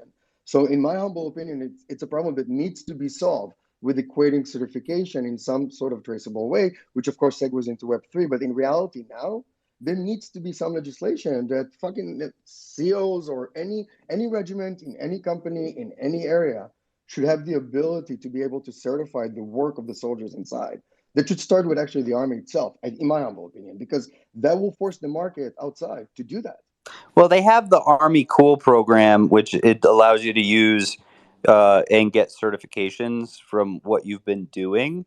The issue is that for a lot of them, you have to give up your GI Bill. A lot of the guys that are serving for more than 10 years are saving that GI Bill to give it to their kids. Because at that point, they're like, I'm going to do 20 years. I don't need a college degree. They're going to pay me for the rest of my life. I'm like, yeah, they're going to pay you So you like, see the system is against you then, yeah, Zach. but I'm you sorry, have the to system is a make lie. Golden handcuffs. Yeah. It's well, with the Google, at least you live with $5 million at the end of those 5 years. Here you actually end up on the street, either by virtue of trying to self-medicate to death, or have a society looking at you like some sort of recluse. Dispatch, you want to ask a question? Sorry. Well, I was just gonna make a comment. You guys can keep going. I haven't served. My dad did for a long time, so my comments, sort of comment / question, will be about that. No, please go ahead, counselor. Thank you. I don't know why. It sounds like a fancy word, right? Instead Yeah, of it does. me, It does. right? I have to talk to counsel. Fancy. I'm starting to learn you in terms of your vocabulary, and I'm enjoying it. Go on, speech. So, one thing that I just anecdotally noticed and hope that will help change this is the number of people that did enlist in 2002, 2003. When I was graduated from high school, there weren't programs for officers' kids. There was just the spouse, and that changed when I noticed was probably the 10-year anniversary of 9/11 when I was still in law school. I was looking at programs, and there are all these programs to help military families beyond just the spouse, the active duty spouse, which I think is great. I missed that window for myself, but I'm glad that because so many people, because the prior to 9/11, the conflicts were what is it, Desert Storm? So my dad was Desert Storm, and then the Korean War and Vietnam. And so there was what I perceived to be a big gap between, the support for military families, because it wasn't in the news all the time. Not to say there weren't, things going on around the world that I haven't mentioned, but I think what Zach's doing, I cannot imagine why you wouldn't want to have somebody who is trained to be disciplined. Goodness gracious, you can't pay for that kind of training as an HR person. They're military to me. I want to be a military person so that I can be more disciplined and dedicated to what I'm doing, and then learn time management better. The skills that come from that is just unmeasurable. My dad, he served off and on for 36 or 7 years. He enlisted, he retired a full bird colonel, but he did it because he was able to transfer between the different branches because he was military. And so it is hard. It's hard to do what he did, as far as the likelihood that you can go from enlist to an officer without and am I saying this right, Zach? I just I don't know. Hopefully though, the perception is changing. And that was because the number of people that have military experience was so much greater. And he moved to listener. Maybe I'm wrong. So, he said out. I think Zach will come back to the speaker just a second. I'll say something very controversial, because it's in the interest of the parties involved to cheapen the life of a soldier as much as possible. And even if not by intent that forcefully, in other words, it's not the nominal intent. I'm sorry, I'm not trying to be controversial on purpose. If you put the real value of all that skill and all that knowledge in front of your father or your grandfather or anybody that does that level of service, and then you apply it to the market, then you're forced to be paying market prices for that person. And let's face it, that's not the way we're communicating it. And that's the reason there's one narrative that's pushed really, really hard, which is the veteran that goes to the street, or that wars don't matter to the Americans. There's no, what do you call it when you have to enlist? Constriction? So I don't know, because I'm just the daughter. When you're first I know enlist, nothing. yeah. I So just know when you're what not I first to observed. enlist, it cheapens it. So you need to choose to do so. And if you look at the population that currently enlist and why we have less and less of them. And we have the generation of people that make their own and chart their own path. So there's no force to go there. Colleges are getting more expensive. So yes, there's some incentive there. But in reality, there's no enough appeal to be a soldier if you look at the market past soldier life.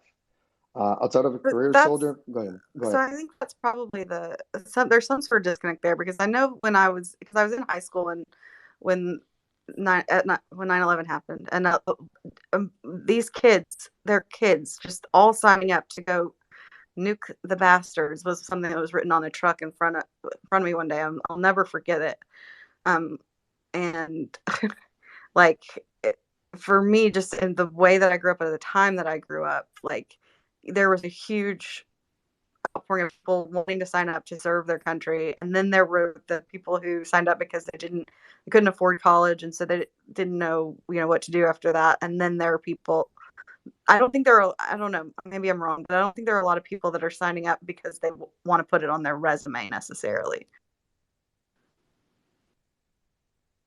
At least, and that's just I'm so like my perspective is so skewed because I have some assumptions based on my experience. And No, I interviewed two people on Twitter from the military, Dr. Robert Wetzel and Ken Granville. Ken Granville signed up because he was in inner city Chicago. You know what I mean? And he used the military to escape. Dr. Robert Wetzel, he used the military to escape West Appalachia. I think what invariably we're all touching on things that are all true. We just don't know what weighted average, you know? My biggest thing is that you have two individuals who are incredible people and incredible, I guess, testimonies to the power of it for, just you do your time, you can escape, you can, move up. But unless they, lost a leg and were pulling a 9 mil on their spouse, after the trauma of war, no one's going to show that on TV, right? They don't show it as like, look at where these people went from and where they went to, unless it becomes this, well, look at how they've had this awful traumatic thing. And in the end of those movies, it's never like, and they lived happily ever after. And it's always just like, well, now he killed himself. I've lost 15 friends now to suicide.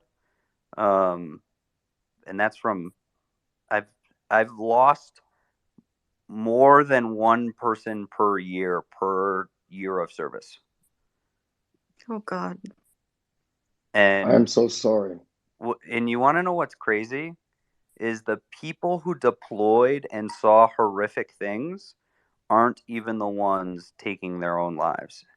It's those that don't get the opportunity to go and bond and do all of that are feeling like, well, what are my options, right? Like, how are you supposed to feel when you walk around and people are like, thank you for your service, with this disingenuous thank you for your service, and you feel like deep down, I haven't done anything. Like, I didn't deploy.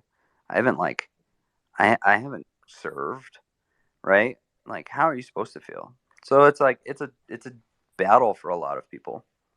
So I say thank you for your service, and but and then I thank their families. Like I tell them to thank their families too, because it like, but I don't know. I don't know. Now I'm rethinking that, but I mean it when I say it, and it's like even if you're the person that's doing the billing stateside and you're not boots on the ground, like the billing stateside couldn't, the people couldn't have their boots on the ground if the billing weren't done correctly by somebody that was stateside. And then even if you're just Again, I I have a very different perspective because I am a front lines kind of person, right? Like, I'm not in one of those jobs where it's just like billing. I don't know how those individuals feel, right? Like, I don't know what their rate is of, suicide. I just know what it is for me being right, front lines type of soldiers, right? Not only that, but airborne soldiers, guys who volunteered to jump out of planes just to get on the ground faster to fight quicker. Hey, can I ask yeah. you a question? So when you said they don't feel like they served, can you explain that then? Because that's what I thought you meant by like, I thought you meant like the people here. No. So for a lot of guys who joined after, like, a lot of people who joined after 2001, probably after 2014, right? They were joining, and only very specific units were deploying to the Middle East, right? And so a lot of individuals who signed up, right? There's a lot of 18-year-old kids who all they wanted to do was be a soldier, right? And so when and not just a soldier of like, oh yeah, like I just want to play soldier, like they wanted to go and serve, right? They wanted to be part of something larger than themselves, and they got an opportunity because we were at war. And it wasn't so much that they wanted to go and deploy to like kill other people. It was that they wanted to go and deploy to keep the fight on the shores of someplace else and not on the shores of the United States, like they had, some of them had seen when they were very, very, very, very little. And so, and had talked about as they were growing up, right? And so I think that a lot of those soldiers, when they joined, what was happening is that as the war started to downturn, right? I think a lot of them felt like, well, I'm not going to get to deploy. Well, then why did I join? Right? Like I've thought about this for years and years and years and years, and now there's nothing for me to do. I have friends who choose their unit just on the chance that they're going to get to deploy, right? Like they're not picking their unit for their spouse or their kids or anything else. They're picking it so that they get a chance to deploy. But it also has to go with the fact that 35 to I think it's 35% of all soldiers live below the poverty line, right? Like I think 25% of soldiers and their families are on food stamps. There's Is this while they're serving? You're saying this is oh the yeah, case? oh yeah. I have 3 soldiers right now who are on food stamps. I have 3 soldiers in my command that are on food stamps right now because they have 4 kids and they're a PFC, so they're making less than $2,000 a month. With the budget, what it is, where's the money going? Like the U.S. military budget is the largest. So I would tell you. Sorry. So yeah. So I would tell you this is that I would prefer to be on food stamps and have an F-35 overhead when I did deploy than I would have a full belly and no F-35 above me. Right? Like coming from a front lines guy. God damn. That's yeah. Yeah, that was quite the narrative there. I don't think anybody. So they make y'all some cheap killers. Y'all some I don't cheap think anybody killers. would disagree with that point, bro. But Honestly, these are the conversations that a lot of people aren't I would having. like my target substance before I walk into anything. Yes. I have never framed it in that way in my mind. That's why I'm reacting that way to that phrase, that statement. It's really powerful. And I Let's think make it that's interesting though, entrepreneurial. because there are CEOs that would not do the same thing of companies in the private sector. And maybe this does not tie it back in, and I'm completely off base here. But if you're talking about like giving opportunities to people in the military or working as a CEO, like they want their bottom line is to make money for their investors, and so they see it a little differently. And so they're maybe I don't know words. Sorry, I devolved.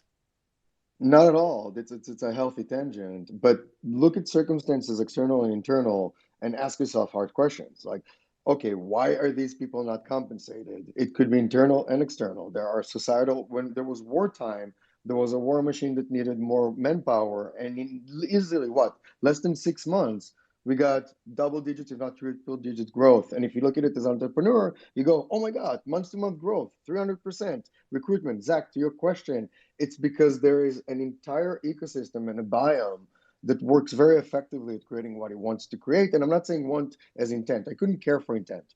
I people say like hate top 20 VCs because they will never take a gay throuple man from San Francisco and invest in him. A, they're right. B, they're not right in the sense that they're against me. They're just going to their own closed nodes, hiring from the people they know in a way that they know they will be successful. Why would we fault a network or a system for optimizing for its best? Ron, I'm Go gonna ahead, have to interrupt you right now. Did you just please. use the word thruple in a sentence? I did. I Thank have two you. partners for Thank 4 you. years now. Thank you. That's an amazing word, and it was fun to Can you listen do to it you say again? it. Please continue. Oh, not a problem. Yeah, I am an openly gay man. I'm throupled. I've been with partners for 4 years. We cohabited for God, pretty I much love all of that them. word. And yeah, yeah. One day soon I'll send you all a link to something that will be airing down the road. Will be fun and funny. But back to what you were saying, Dispatch. I don't like railing against windmills. A, because I've done it too much in my 20s, and there's so much limit to waving banners and attacking windmills, not realizing the dragons. Zach, you and I had that conversation. You can Hold on, start wait. a I have to stop. yeah. Sorry, Ron. Melly, get off of Twitter and go get work done. Sorry, go ahead, Ron. Okay. Oh shit! I forgot to text her. Huh. The extreme starts a Just conversation. A invited really her good to example. co-host. Go ahead. No, I just invited her to co-host. Zach. Awesome. So real quick, by the way, I have a call at 6 my time Pacific, but real quick on society and extremes. If I didn't have a black tranny, me personally, if I didn't have a black tranny throwing a brick at Stonewall 50 some years ago, I would not have Pride sponsored by Chase today in San Francisco. Those two are the same sentence. The extreme starts the conversation, we move to lip service, then we translate it, then it becomes mainstream. I think it could be the same conversation when it comes to anything else. We can ask why we're not being compensated correctly when it comes to soldiers. Well, there are a lot of incentives at work here, and we need to start with an extreme. In other words, Zach, what you're doing, for example, like exposing stories, chaining them together, stringing them in a compelling way that's palpable for the general audience. I think this the separate idea that what we consume in terms of media, news, and otherwise, which is bite-sized stories that traumatize and sensationalize everything from, oh, it's the biggest storm, whatever, or I breathed the wrong way, therefore I'll die. None of that really matters in the face of what we really are trying to change. And I think our job collectively, as entrepreneurs, builders, or otherwise, is to build that translation. So if you want to really extract the most value out of a soldier, work from all angles. Zach, you're working on one of them. Another is certification. Another is exposing in media their stories. That will over time. And I like looking at things as a three-pronged approach. What Yeah. happens in society, what happens with the person, and how you connect the two. Go on. The third prong is something that Mike and I have been talking about, is creating a sales agency for military spouses, because I think it's 50% of military spouses are unemployed because places won't employ individuals where they're going to be leaving predictably within every 2 years, 2 to 3 years. So what is it that those spouses can do? A lot of them fall into MLM traps because that's really all they can do, because they move every 2 years. So what can we do? We can start creating freelance economies that leverage those talented individuals that are spouses, and also give the current active duty a way to supplement their income, because the budget, while the budget, it is so huge, right? Like I said, is I would prefer to have F-35s above my head than you know to be able to afford groceries. But I also think that there's a way where we can do it from a capitalist perspective and say, look, like, all of these individuals have so much to offer, and they just changed the regulation that they can have a side hustle. So how do I give them that opportunity? Well, when the war is one way, I think that there's other ways in terms of doing, sales and marketing, but do it in a way where they're not being taken advantage of, like a lot of these like Facebook groups that I see. So that's what I'm working on. So that you make a really good point there. When you said that you'd be willing to work for food stamps for the mission, I think maybe people that once you got like maybe a know your value thing, like yes, because you're willing to work for food stamps for the mission, then does not mean you need to work for food stamps for the mission now. And in the same way that females don't push back about compensation and they don't ask for more, they just take what is offered it because that's what our like. The I crazy think the difference though, like Elizabeth, is like if we were to say, like, let's say we were to protest, right, or we were to say like not show up to work. Sorry, Because I not don't, protest. I just mean like in the initial like hiring process. Just oh generally yeah, speaking. I just there's no like there's no you don't get a say in it, right? Like our pay is decided when they run the federal budgets. Sorry, So once they get to corporate though. After they've oh left, yeah, yeah, yeah. yeah. No, 100%. That's what I'm. That's one of those things. Is like, that's why I want to pair the best current active duty guys with startup founders, is so that they start seeing what you can do with an innovative, outside the box thinking, right?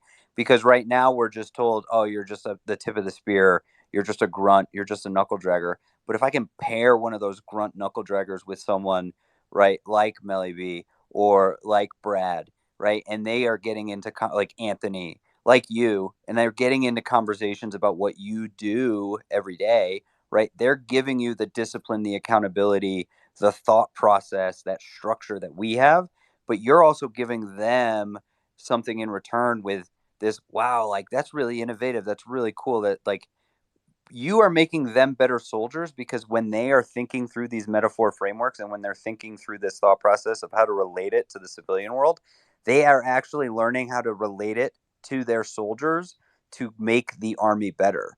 So I love building things where both sides are getting something out of it, right? So that's kind of like, that's the thing, is like once they start getting out, they're going to start seeing their value because they've been doing it with civilian corporations for so long.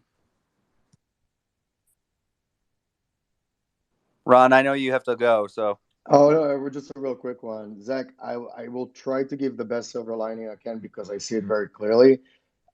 Thank God they got the permission, I mean, legislatively speaking, for a side hustle, because I'll be I mean, not uncharacteristically, but as blunt as I am, if you do not understand that the future of work is fractional and empowering, then you are extraordinarily blind if you are in any of those fields. So when it comes to military spouses and military personnel, period, that is the future of work. The bridge that you're creating here in terms of problem solution fit is nigh perfect because the systems right now are not there. But the reality, the silver lining is it's inevitable that spouses will have fractional work. It doesn't fucking matter where you are on earth when you're deployed with your husband or your wife. It doesn't. It doesn't, because you can do work remote, and COVID taught us that. It gives us a low case RPTSD, but it also gave us remote work a little more defriction. So the future of work being fractional, our life and work being combined in a way that literally empowers us. And to your point, by the way, Elizabeth, is I think work is work. And I think what we're coming to terms with is we conflated the idea of work with value, and we overshadowed, because that's just the narrative the United States was. We overshadowed the sense of self and empowerment that should come from that. We refused our identity for the virtue of collecting cash. And Zach, by the way, that dives into the idea of being a good soldier and providing good value, because with you specifically, frontline, anytime I used to be a combat engineer, so I worked with frontline Oh people, God, and you're one of those. I'm one of those that blew things up. Yes. Unsurprisingly, I blew things up in my 20s, and that is not a pun or a euphemism. It's just true across the board. And now So you build them. that's how you learn how to build. That's how you you learn a boundary. You cross up them. across the board. Fantastic. I feel I've been quoted for this space forever, but that's okay. Epic. That one. Sorry. The silver lining is literally the fact that it's created so much pressure against fractional work, the army, spouses, and otherwise, will inevitably create the system in which that is empowered the most. Because where do you find the best startups? At the fringe of something that was fully friction prior. Here's something that's weird that happened like just before this call. So my buddy is applying to this company called Agora, and it's basically like Clubhouse or Twitter Spaces as a service. Freaking amazing, right? Imagine just being able to bolt on to whatever community you built, the ability for them to have exactly what we're doing here, but it's their IP now, right? So, anyways, Jeff's telling me about this thing. I'm like, oh, I think I know someone who's want to do that. And I messaged the guy, and he's like, "Oh yeah, this could be a great thing to bolt on to what we're doing. Set it up." And I'm like, "Hey Jeff, I know you were like doing this exercise to pretend what you would do to make a sale, but I think we already booked a demo." And he's like, "What?" I'm like, "Yeah. So here's the calendar invite." So I think the power is in like usually we think about like trying to build somebody up into an account executive, but I think if we helped each other out we would be like crazy effective instead of just trying to silo everything into like these things. I actually Never have. That's blame, why never I blame the jumped up nodes. here Yeah. to speak was the Agora stuff. But I know Ron, you have to go, so I'll stop talking. But if we can Oh get no no back no to no no that, no! Always talk over me, and it's never an issue, and I actually appreciate it.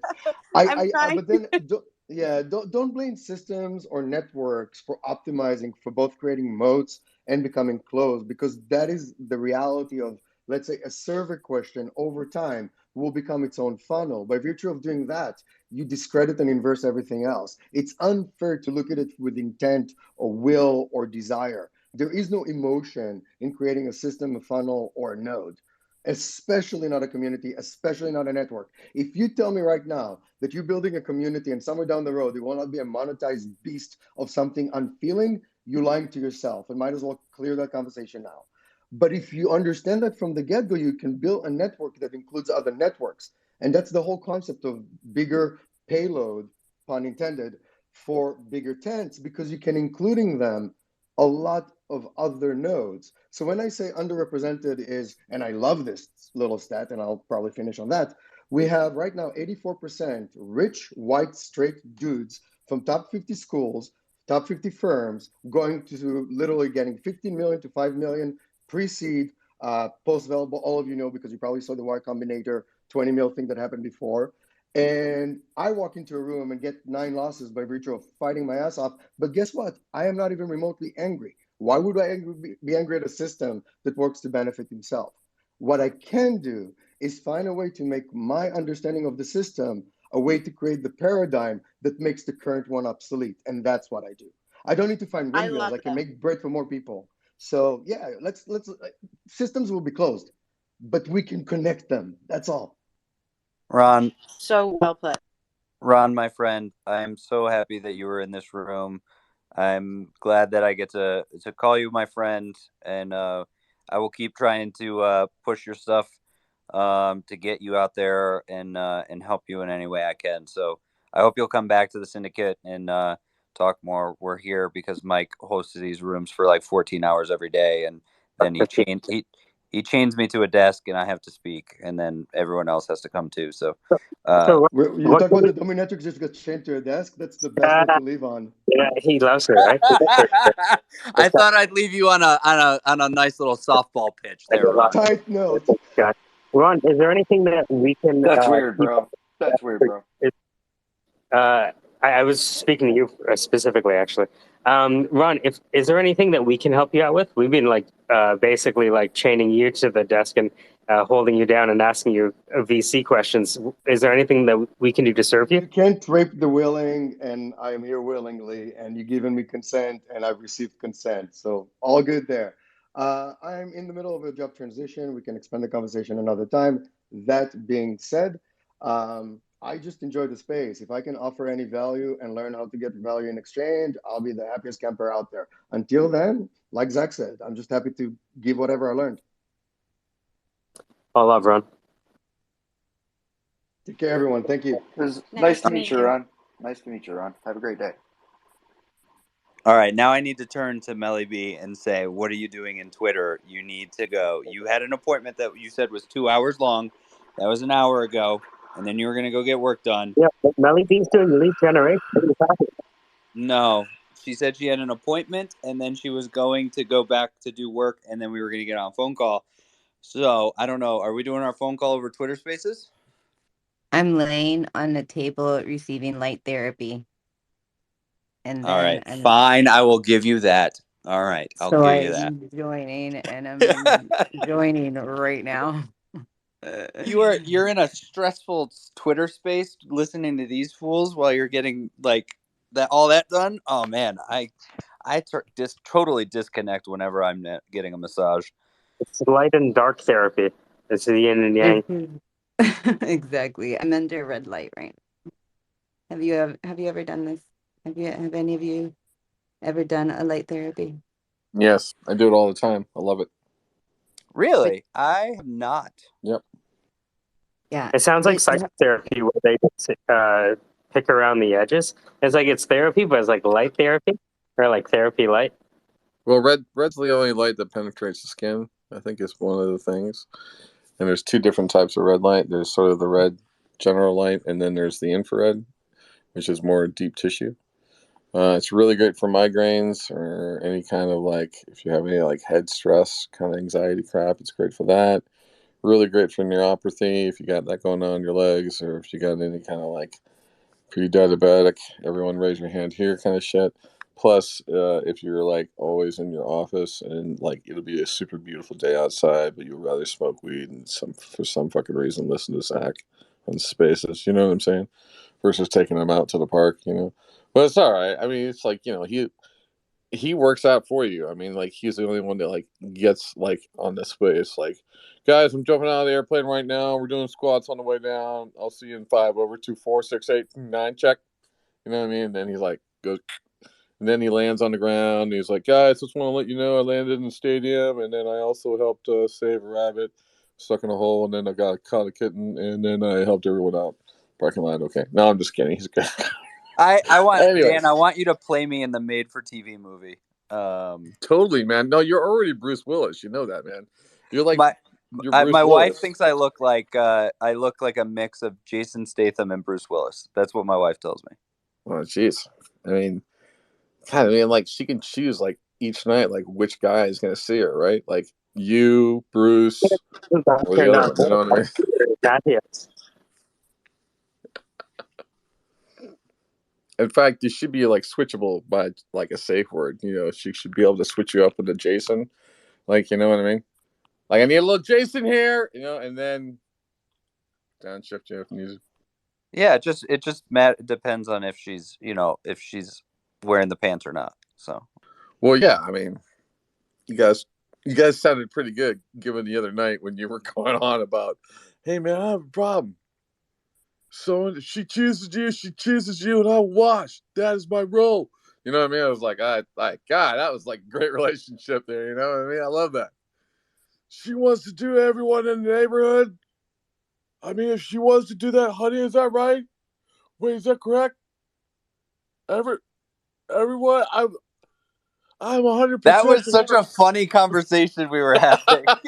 That was so fucked up. And then it was kind of like, it was Kevin, right? And Kevin was like, well, I don't know if she chooses to be that way. And then you just were like pure fire. You were like, if she chooses that, she wants to hug that man, she wants to do that man at Walgreens, she wants to go over that corner and like kiss him on the cheek, I will allow her to do that. Do you understand me, sir? I mean, that's how I'm just like, I am always of like, I will let anyone, I won't stop anyone from doing what they want to do, but they just have to understand that I'll have a reaction to it. Like, I don't know. Like, well, I mean, it sounded like kind of like if the guy behind Walgreens does want to ask for her number, she's allowed to do that and give him her number. That is fine with me. And outside, we go home. We will discuss that in the bedroom about that number. I look forward to that. You know what I mean? That's what it looked like. It looked like that kind of relationship, which I think is great. Yeah, just whatever you want to do it, go ahead. Like, just as long as this is the bed you're laying in, I don't care. Do whatever you want to do. So, I don't know. Wait, I I'm was a little I was very confused Oh, here. I'm a so little confused here. we were having It a sounds like conversation about. Oh, go ahead, Melody. Oh, go ahead, Mel. No, I think my mind goes extreme in the in the sexual department because that's what this fucking sounds like. So, like, yeah, I don't know if I No, should continue that one. This is recorded. no, we were having a conversation the other day about like relationships and like when guys Cuckold stare at relationships, you mean? when Cuckold and guys thruples? thruple Like what? thruples and cuckold. It was about how Kappa wants to fight people that look at his wife in public, pretty much. Oh, okay, yeah. See, Yeah, it was an interesting conversation, especially when you arrive and you're like, Zach was like, "Yeah, whatever she wants to do," and I was like, "All right, well, I'm like, what number are we on? Ticket, please. Like, what are we talking about here?" Dan, oh my god, ticket please. All I can think about is all the strip club talks we've been having. I know.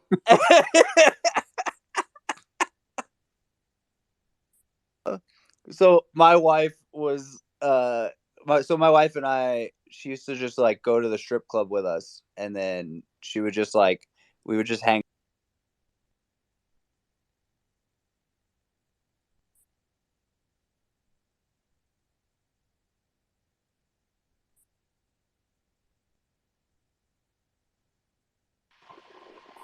God, it's weird when that happens, right?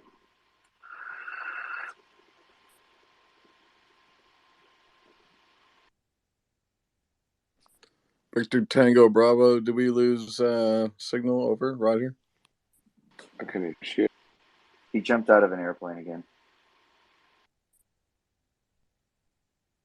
He's saying that he just wants to fly. he has a Put your call. arms around me, baby. Put your arms around me, baby.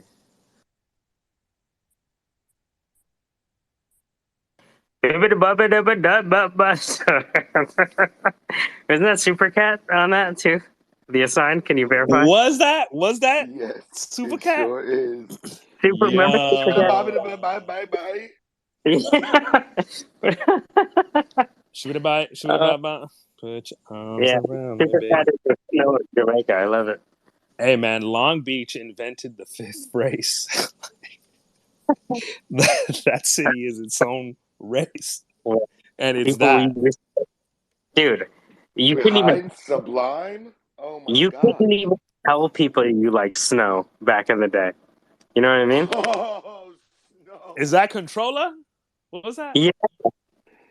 No, the The man, Informer. he got like indicted. No, because of the Informer. That's that Controller. Informer. Yes, the Informer, that motherfucker yeah. was a Boom real boom one. yeah. So was it? Did he get indicted because of the stupid ass cross earring, or was it something different? Nah, he was on some dope boy shit, like He got crazy thugging. informed on. How It dare was you? like some violence and some How shit, man. I'm dare gonna look it you? up. It was crazy. Are you saying that Informer song was real? Yeah. Yeah, I What are think the he was like odds on the of run. that? I think he was like on the run or some shit, and had like gotten raided at the time that shit was going down. He was definitely on some Jamaican side Canadian wild thugging shit over there. Somebody know this. Whoa. Shutty boom boom yeah. Hey, Brian, do you remember Snow? Do I remember who? You know Snow? He did the white reggae artist from the early '90s. He had a song called Informer. Yes. Informer. Boom boom yeah. It's so funny. It's like, oh, welcome, Brian, and then all you hear is this Mexican African singing a song by a white guy with a Jamaican culture, which is interesting. I mean,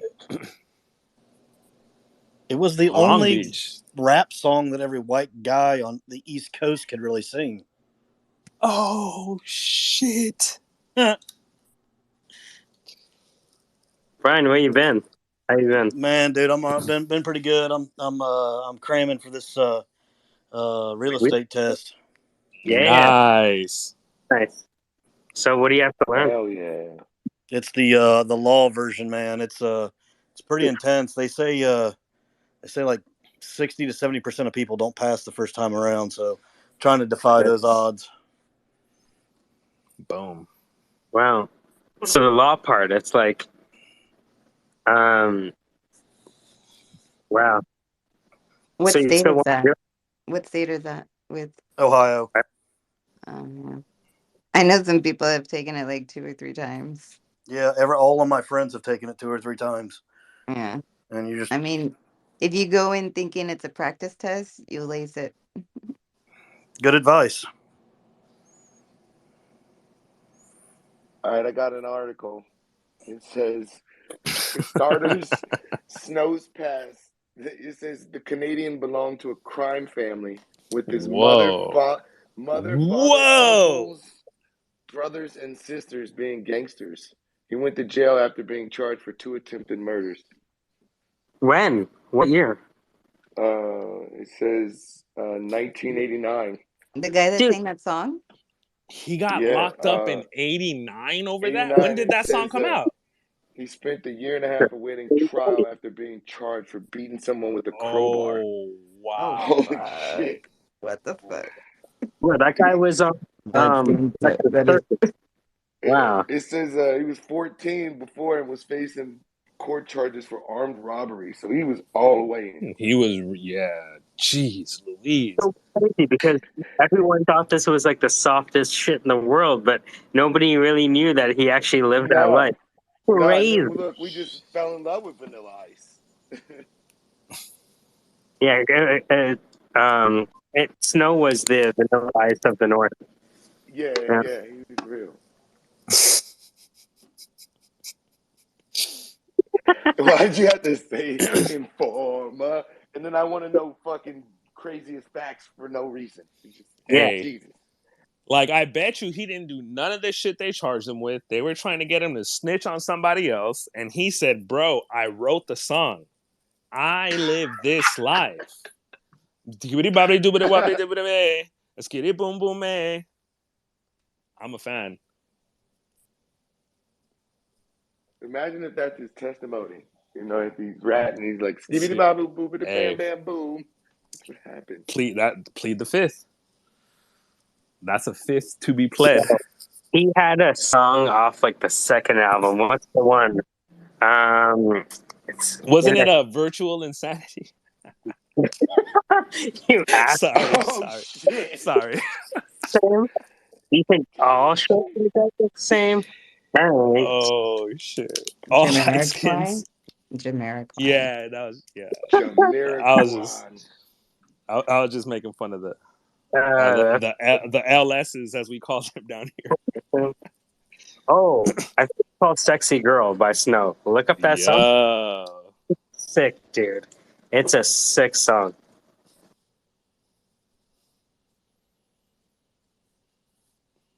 What? Say the name again. Sorry. It's called "Sexy Girl." See if you can play it on your end.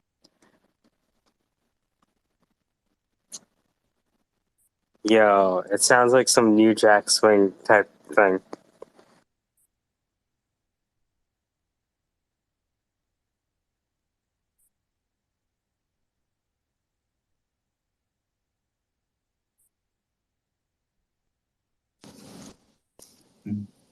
Dude, am I on? Is this thing on? Test. Yeah. Dog, yeah. I listened to, I don't know, 7 seconds of it. I told you. Yo, and the name of that album was Murdered Love, and it is Snow's eyes staring at the informer. Bruv. Yeah, that song's my dangerous. Gosh. Yeah, man. No. Hey, what's up with all these light skins? I heard Prince was the same. I don't know, but that bass line on Informer, somebody needs to hit that and just remake that right now. That shit just hit so hard. I played it. It's insanity.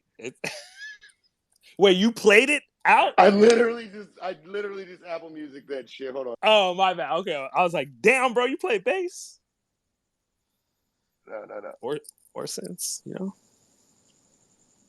I bet Mike could hit that shit on the metal pan, you know what I'm saying? On the metal. What's the song? Informer. It's that's a lot of notes.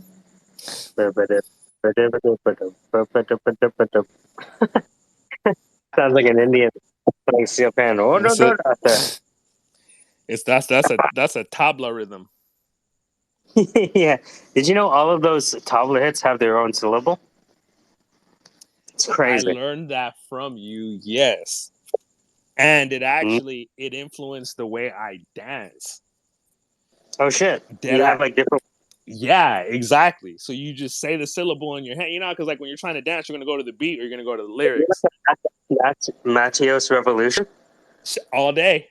Hey, bro, came up this with is your alphabet for dancing. I like that. this is exactly why I win all the dance competitions at all the work functions. Because you're dancing functions. Yo, hey, bro, I gotta. Damn, you already said alphabet. That was actually fire because I've been going ham on algebra and all that bullshit. But it's exactly that, man. I got primitives, and they go taka taka tara taka taka taka ta.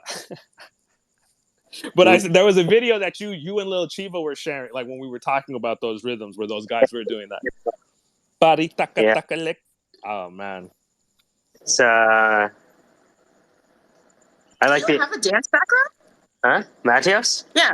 He has a black background. It's like playing the bass. Yeah, only. Well, it's just how we kind of like talk and dance. We kind of talk it out in syllables. Say that again? Well, no, that's how I learned how, because I danced for a long time. And when you're teaching choreo, you kind of put a word, kind of like what you're doing. Yeah. Stop. Baba, jump, yeah.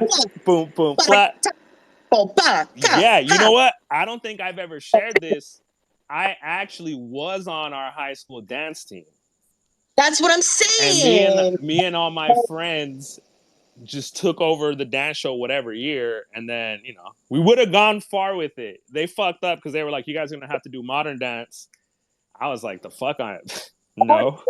I wish I would have. I wish I wouldn't have been a soft ass bitch back then, But I was like, dude, I can't do that shit. And instead of like trying to reason, they were like, "Okay, fine, then don't." I was like, "Man, fuck you. You don't even dance. Don't tell me my shit ain't dance, And I rationalized it later, but really, Miss, what's her name? Miss Greenwood, Miss Apple Green. I don't know, but she was trying to expand motherfuckers' minds, and we were close to it. But we sold tickets, so. But yeah, anyway, it was that because I remember when we were being taught shit, it was like ba gata and but Look, it really helps you remember the choreo, and like it kind of gets all the beats into your head, so you know when. Because man, it's so hard to remember. Are you kidding me? Yeah, and it's super crazy because, man. Okay, so I've been reading, but I'm going through Thorndike again, the behaviors or whatever the fuck, and he was what there. Say again. What led you back to the depths of Thorndike? Fucking shit, man. You know what? I know I'm creating a value ladder for LinkedIn. So I need content. So I started like chopping shit up and going through reading. And then naturally I stopped my intent and I was like, yeah, I just got to read this motherfucker again. But he was talking about so yeah, I'm sorry. I'm tripping over myself because I'm trying to keep this to 3 minutes because we talked about this once, Michael. And I was like, I think we can do this, fam.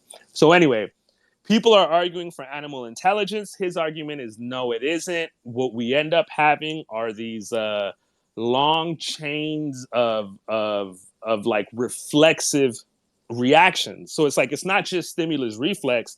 Like there's something longer that goes on that you cannot quite articulate or explain in language. But he says you see it when you see a spider make a web. And he's like, spiders don't learn how to make a web from observation or by imitation. Like they're responding to something in the environment. And then later on, he talks about how there's so much about humans that we learn that's all about imitation. But there's shit that we do that's not about imitation, which is like action or acting or building something actual, whatever. And then he makes a connection that learning a skill is akin to a spider building a web. And I wanted to shit myself because when we're dancing, we're doing something. We're putting something out into the environment that then we are responding to. It's not the music and it's not the song lyrics. I do something else, but what I'm doing is a barakataka barakataka bakataka. It's just a trip. So yeah. So anyway, all that to say, I don't even know. You know what I mean? But it's weird that we do that. It's like building spider webs.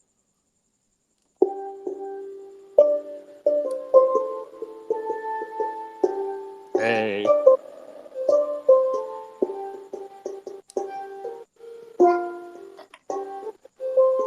You know, you get the idea. Boom, boom, hey. Yeah, you get it. Yo, I was just hearing it, bro. I'm on my 90s shit right now. Yeah, it's hard to do. I'm always whenever I play, I'm always like because I have phone in my hand. How's it go?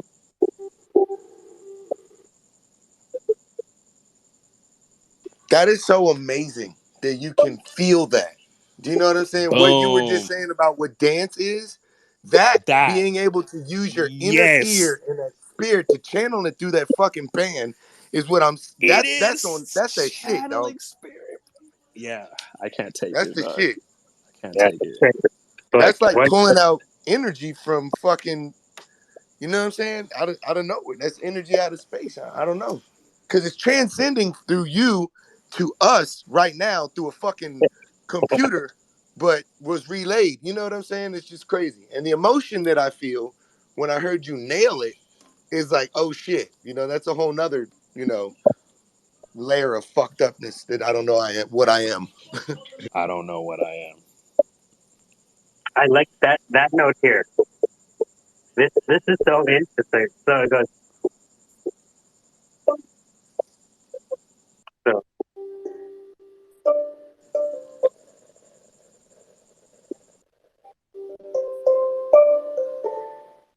this note here is so interesting.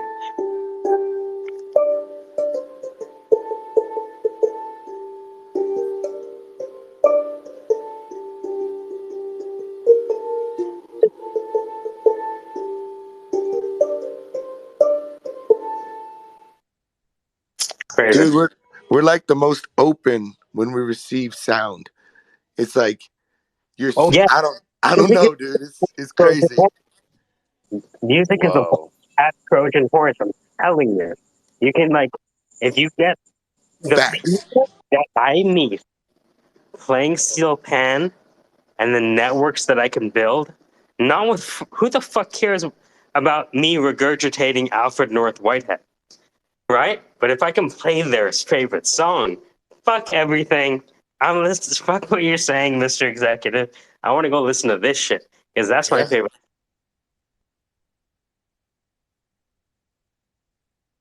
Yeah, it's like a hack. Great. Informa. It's So what are the chords? So how would the chords go? So it would be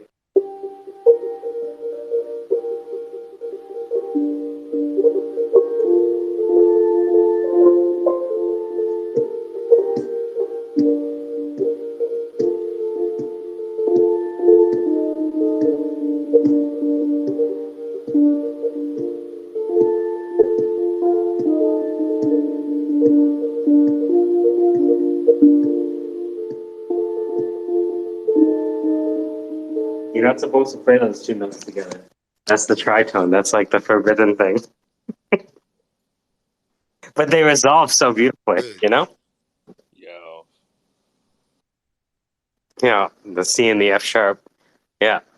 Again, I'm lucky though because like everyone else is playing music in a straight line. I'm playing it in the circle, and my circle makes geometric sense.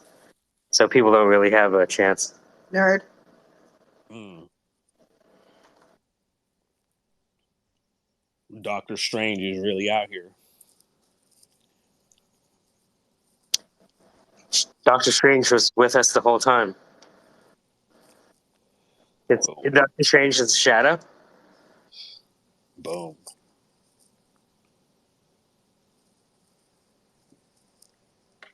You think like there's a PhD in Strange? You know what I mean? Like he just like a foot doctor, but he's like Doctor Strange. I'm about to change my last name for a bit. He did like a strange internship. You know? Oh, where did you art? Oh, yeah. Oh, okay. My friend has a master's in imagination. Masters in Imagination? Yeah. Oh. Is that real? They got that somewhere? Yeah, I think he got in England.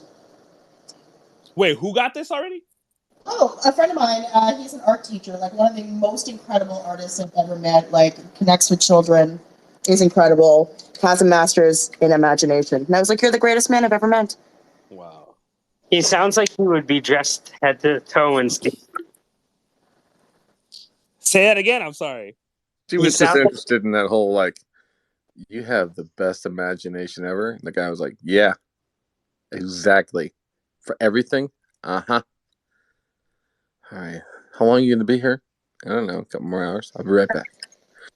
All that he was able to pull out of the children, I was like, you really do have a master's in imagination. I don't know how you do this. in my head. It's a Imagination Land guy. That's why. You're fucking Peter In the- Pan. Peter Pan on the pan. Yeah. Oh shit. Sure. Fucking Peter Pan on the pan, bro. Oh, they like the Informer on the steel pan.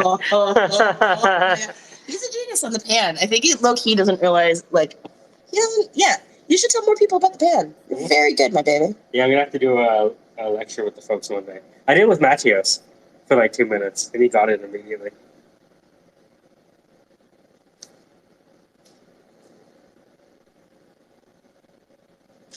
I'm sitting here getting my evening started. It's getting dusk. It's past 4:20, but I'm gonna make it that anyway. Yeah, this fucking guy has a farm. Oh yeah. Huh? What kind of farm? Everything farm. What do you mean everything farm? All kind of thing where you got farms. That's what they call it. Yeah, man. Better for the environment, but like, seriously? That's Yeah. cool. Yeah. Well, as an environmentalist, my heart is very happy to hear this. I'm going to go outside and try and enjoy a little bit of the wonderful world's nature's best harvest. That's the branding. You should send me your logo. I'll do. Great Alpha. I'm tapping Yeah. in, y'all. Yeah. I like the that this core progression.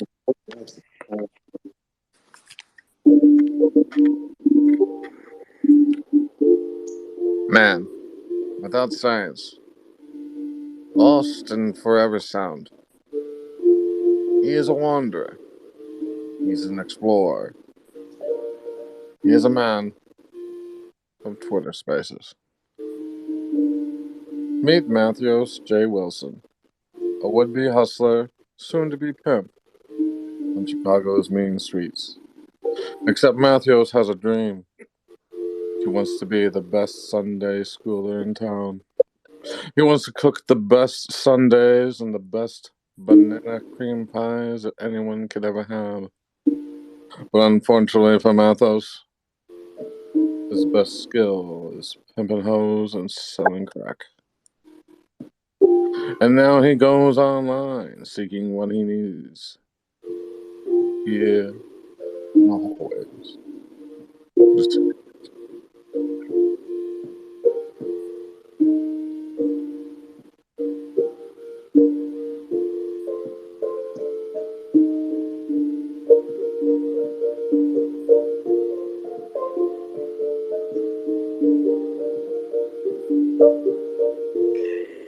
I know that sounds pretty upbeat music for something dreary and drab that just happened there. But That's what I do on mute all day. You're like, hey. Oh shit. I'm just, yeah, it got a little upbeat there toward the end where I was supposed to yeah. do the CSI like and the band was still going on in the background. So the interesting, like, this thing is, so you can take the same notes and syncopate them differently to change consonants. So let's say we're in North America, you might have.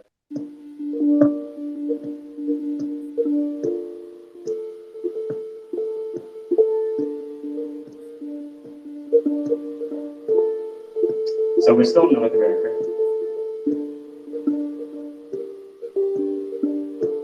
Matthews had taken his last line of coke. I can do this, he said. He walked out into the terrace and met with KC. How you doing, man? KC was still using that same old BlackBerry phone he had the other day. The same piece of shit phone he always had. The same blue one with the little knobbies on the keychain that looked like he came from Disney World. The same goddamn Berry phone, Mathis. Look at it. His coke not working off. It's not working. God damn it, you're ruining my high, man. Can't take this, Mathis said in his best white guy voice. Even though I'm pretty sure he was a black guy. It didn't matter. He would transcend all races. Casey grabbed him by the shoulder. You're using it again, aren't you? Yeah, I'm using. You know how it is. Can't go more than 4 or 5 hours without getting into space and finding out what's going on with crypto and NFTs. It's important. I know, man. I know, but right now I need your game face. Okay. All right. Now we gotta bail Agatha out of jail. Let's go.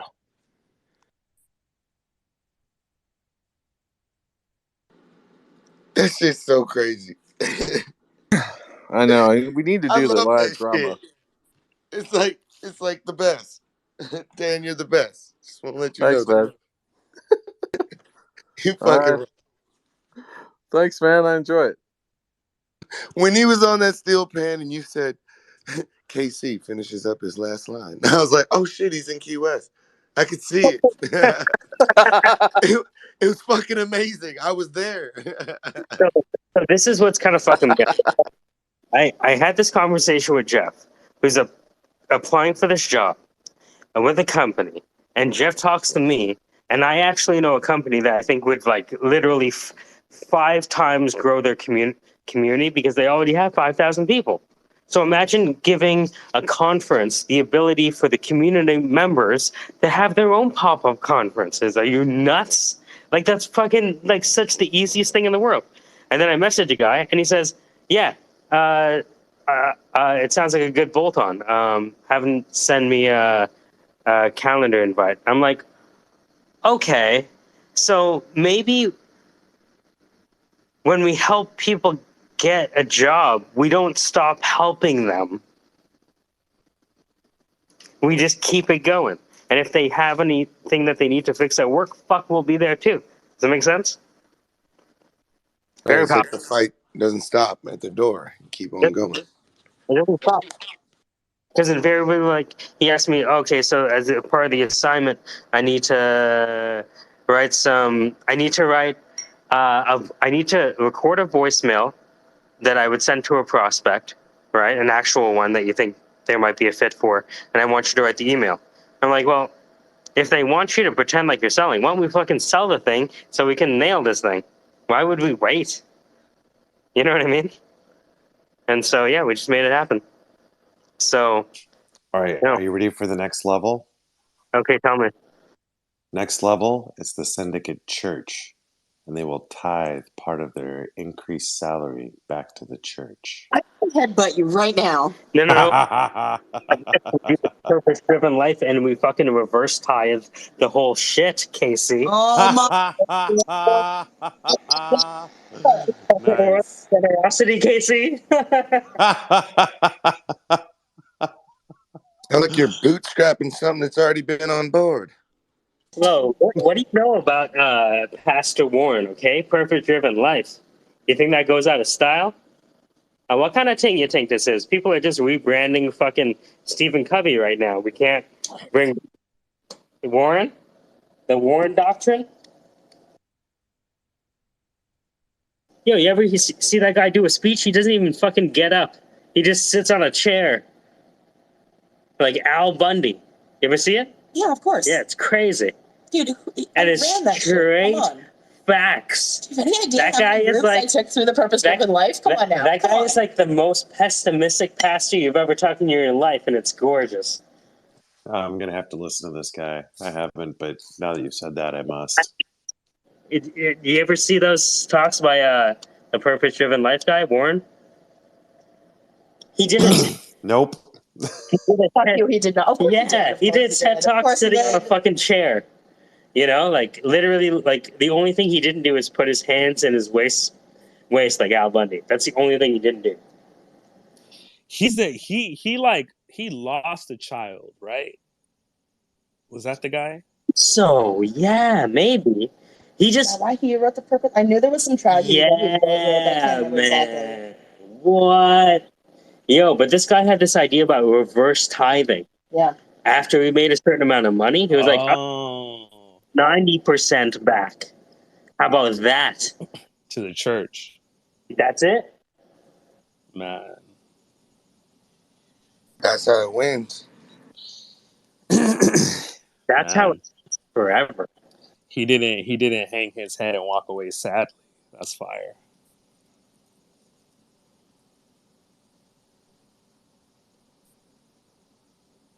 That's believing in, I guess, the You know, the people. man conquered Really, greed. the infrastructure, right? Yeah, the man conquered greed and ended up making more money than a lot of people. You know what I Got him. Red Queen's race. Let's go.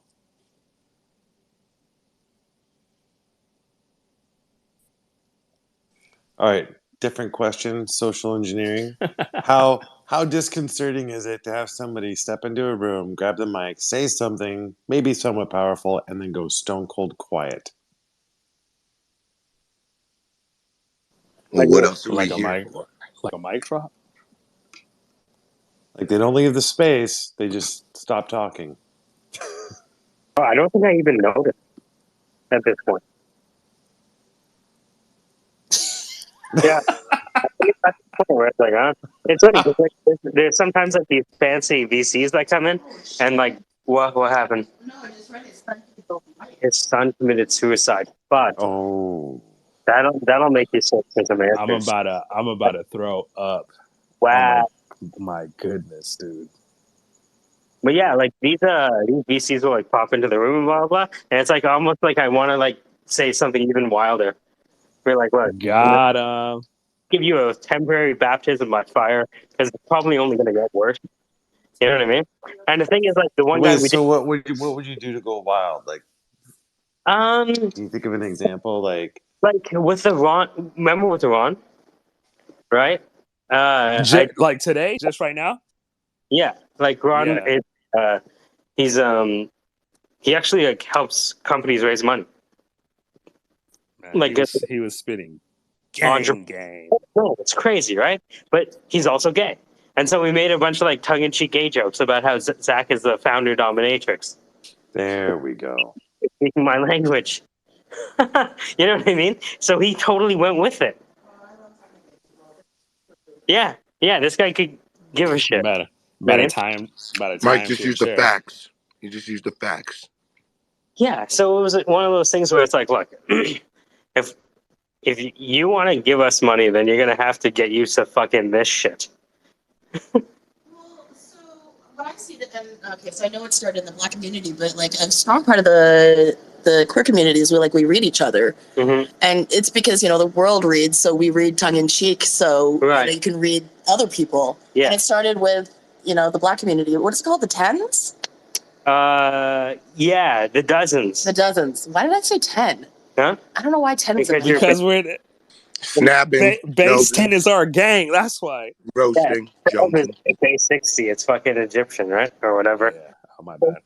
Hey, screw you, bro. Anyway, I'm It's sorry. the Please pies. continue. Please. 12 hours in the day, 12 jokes for your mom. No, okay. What was one? Jesus Christ. Your mom's so fat when she wears high heels, she hits oil. No, it's your mom so fat she broke her leg and gravy poured out.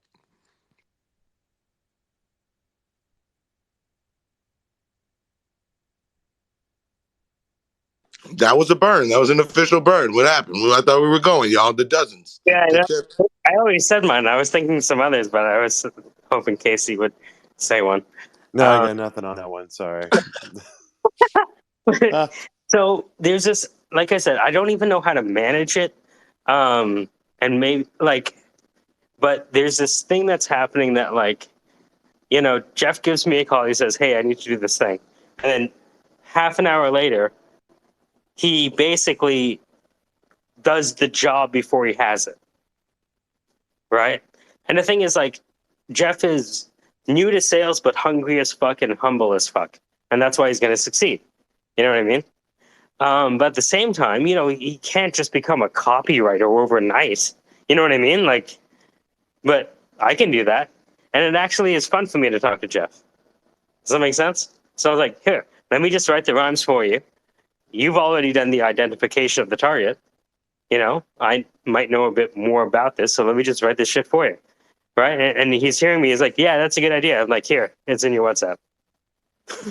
Right? Because I was just typing it the entire time I was saying it. So just one of those things where it's like, to Crypto Swarm and Unanimous AI's point, we are smarter together than we are apart. Now, while we get paid separately, we can get our jobs done a lot faster together.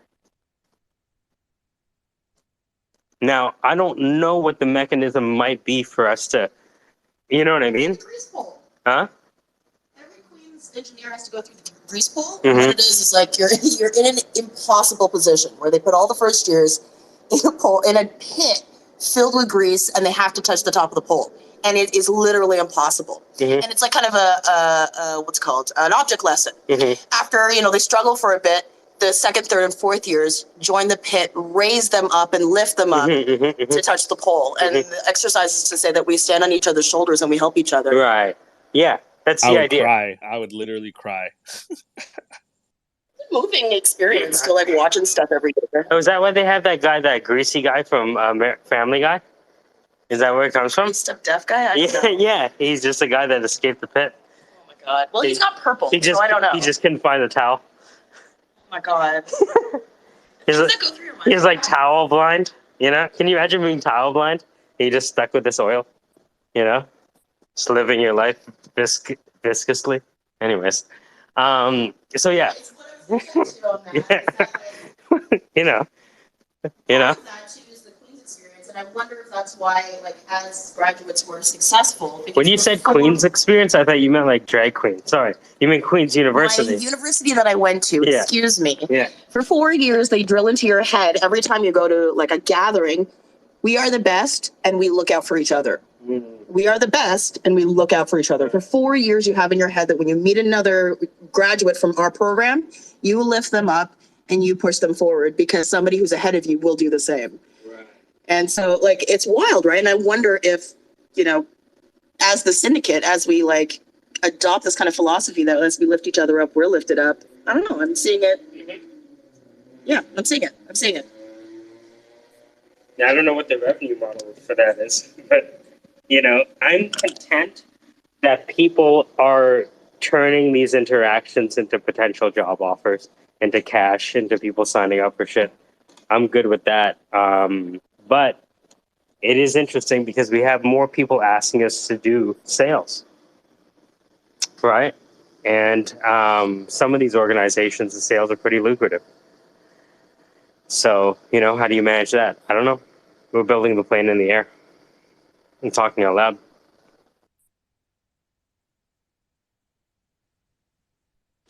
A script, like you were saying, right? It's a script.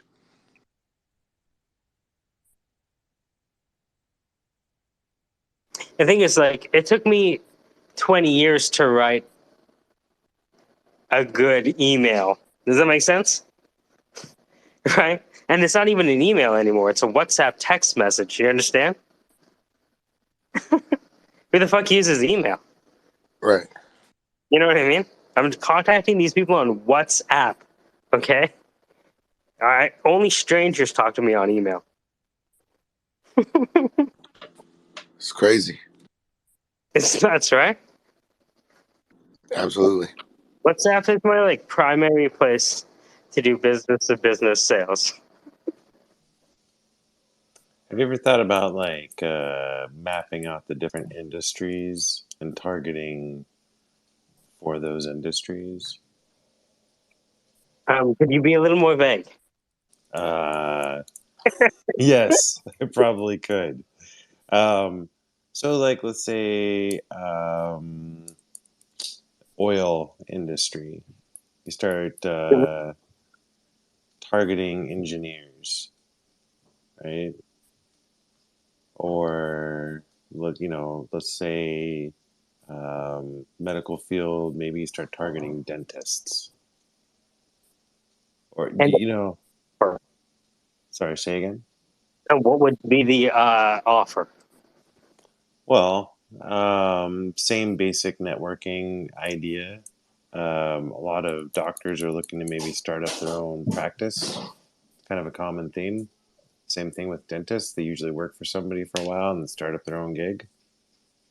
Oh yeah, they definitely subcontract, and especially in the veterinary space. Oh my God, I have this one building around the corner, and they are they're a racket, and none of the doctors that are on the list are there, but they have that rotation thing, and oh my God, just filling that space, it's insane. Yeah, that connect. A supplemental network of veterinarians, regionally driven by need, so that you can sign up for the network. And as the veterinary places get overburdened with work, they can lean on the existing network to draw in more temporary vets without having to put them on huge payroll, maybe something like that. Well, what you start thinking about when you think about these revenue models is what is the sales cycle, right? And knowing that you want to play to your network strength, right? So, for example, when Ahmed introduced me to Richard Steinen, who used to be the VP of research for cybersecurity for Gartner back in the 2000s, early 2000s, right? I was able to set up a demo there pretty quickly because my network, like who I played Steel Pan for, was the cybersecurity conference. So I knew the founder. Does that make sense? So it does. Within my and it was already a number in my WhatsApp group, right? And when I'm messaging him, I'm sending him things that I think are going to be super important, or I don't message him at all, right? But I'd built that relationship up since what 2019, which is what fucking 3 years ago. Holy crap! Right. So, is it possible to acquire new, fresh, like a pipeline of those contacts? I mean, when it comes to always, right? I'm the kind of like the walking contact magnet. You know what I mean? Right? You just point me in the direction of an industry, and I'll dissect it in 2 seconds and find out who the major players are, and call them on the phone. Hi, my name is Michael. We haven't spoken before. Let me take some of the mystery out of my call. You have a. I heard you talk on the podcast, and I signed up for your platform, and I have a way to turn your 5,000 group into a lively group of 30,000. Right now, you organize conferences. What if your community members could create their own conferences, pop up any day of the week, teaching each other Linux or cybersecurity policies? So yeah, if you want Clubhouse or Twitter Spaces as a service to hyper engage and grow your community through instant real-time conferences whenever they want, so you don't have to organize them, waste all that time, then get in touch. Could you use that for the community only and create a pseudo union? A pseudo union? Yeah. What do you mean? Well, if all the employees are talking. Right. Oh, so what you're trying to do is get me killed. Just saying, there's I just happen to notice that. You mean they call it the outfit, eh? Yeah. Yeah, you see, it's the syndicate, see? Yeah. You paid your dues to the syndicate? Yeah, you should. That's what, hey, listen, that is what the fucking insurance companies do. Why don't we start our own insurance companies? I kept saying it. Here's the thing. We could potentially create an insurance company on the back of Bitcoin if Bitcoin ever goes whatever. Right? What's funny is that we don't really talk about it, but my second job that I got, first job I had was with a lawyer, and realized, oh, I don't want to be a lawyer. This guy just does paperwork all day. And then my second job was recruiting actuaries for insurance companies. And I actually sold insurance. I taught the course that people had to take before they took their final exam with the government. So I know insurance inside and out. But, Look, Mike, you don't have to cover with some glossy resume. You do what you got to do when you're on the streets. We understand. We're not going to judge you. It's okay. Everyone strips. Everyone does whatever they got to do. hey, what do you DM you something. insurance sales is stripping? How would you insult strippers like that? They're more straight up than insurance salesmen. Yeah, by a bit too. You ever have an insurance salesman tell you what they're making by selling you something? I don't think it's with a stripper. They tell you how much a dance is. Now you don't know that they're just dancing to the third dance, and all of a sudden you owe $300. You're like, oh fuck! How much is the fee on this ATM? No, Yeah. more than what I wanted to take out. And then you see the guy over there, like the big guy, and he's like looking at you. He's like, you better hope there's money in your account. Okay. So It was let's take and meld all these ideas now. So let's combine the air travel agent, the travel agents, with the strippers, and map out, because there's like a season where they can go different places to make better money, right? Okay, I gotta hear you out. Yeah, Your Honor, I want to hear out Casey's full idea.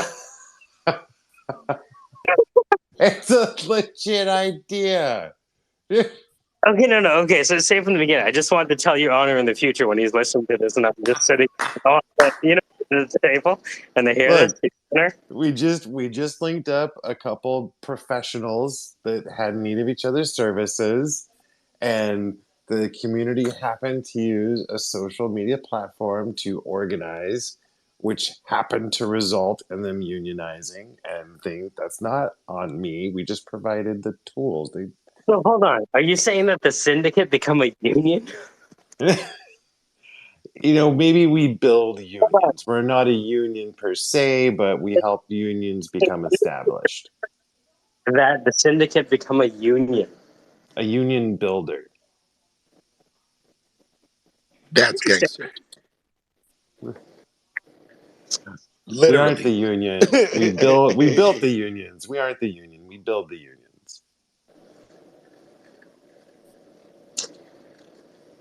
Officially, I think it's a terrible idea, and we shouldn't to all of those listening to this in the future. Officially, I'm an idiot with horrible ideas. I'm so high right now, you shouldn't listen to anything I'm saying. Casey, you're such an idiot. It's just the worst. We think Casey's an idiot, and we're totally not seriously considering what he has to say. Oh, at all. At all. Whatsoever. What do you think, Allie? You'd be like Julius Caesar and conquer the world through taxation? Is that what you're saying, Casey? Did I get that right? I just thought it was a funny thing to joke about. That's all. It was just a joke. You got it into my brain, and now I'm thinking about it, and that's the tough thing. So say it. So, in working with a union this year, I've seen some dark things. I think as long as the union actually protects the people that it's serving, I love the idea. I like that. Real unions haven't been tried. Real union has never been tried. That's what I'm saying. So if we could actually create a real union, I love the idea, but The conservative in me is saying, like, the conservative I've in been me a is part like, of one. it's like breaking my heart. You understand? Like the Republican is like, no. And it's funny because like all of you fucking liberals would be like, yeah, this is the best idea. And I'm like, no, all right, fine, whatever. Yeah, nah, man. It's so funny. We went from like not having any funding to be like, here's $1 billion. Want to union? And what we do is like fucking unionize all the Solidity developers. Market,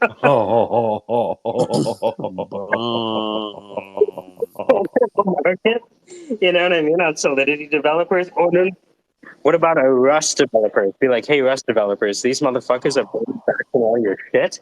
And what's happening is that you need to make sure that, like a injured UFC fighter, when they lay you off, that you still get paid. Okay. So what we're gonna do is propose that you get contracts like fucking Derek Jeter.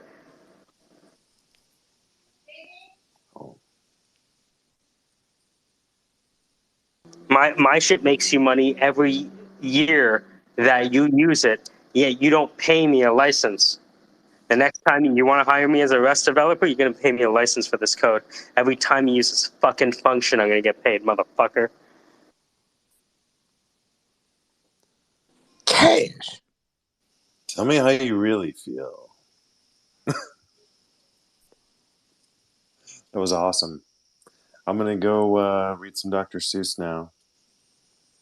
I hope you guys have a good night. It's been wonderful. Why as Dr. usual. Seuss? Because my kids like Dr. Seuss, so we do Dr. Okay. Seuss. Yeah. Like Greek, like Dr. Zeus, like the star god. So I'm reading Nietzsche to my kids, right? They're asking me all these fucking questions. This is what needs to happen. Oof. They would ask the right questions. I don't have the energy to. No. This is nighttime. This is night time.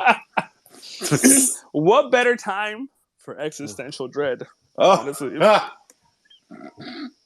Existential Dread is a great reggae group. I love their third album. What if you're like reading John Locke, but in like the super nice voice as a bedtime story? Yo. Yo. About to turn my kids into strict empiricists and then kick them out the house. Wonderland, because it's like already. I was reading that as a lesson. Yeah. You don't turn around and do that. All right, you guys have fun. All right, Casey. Interesting day. Bless. Interesting day.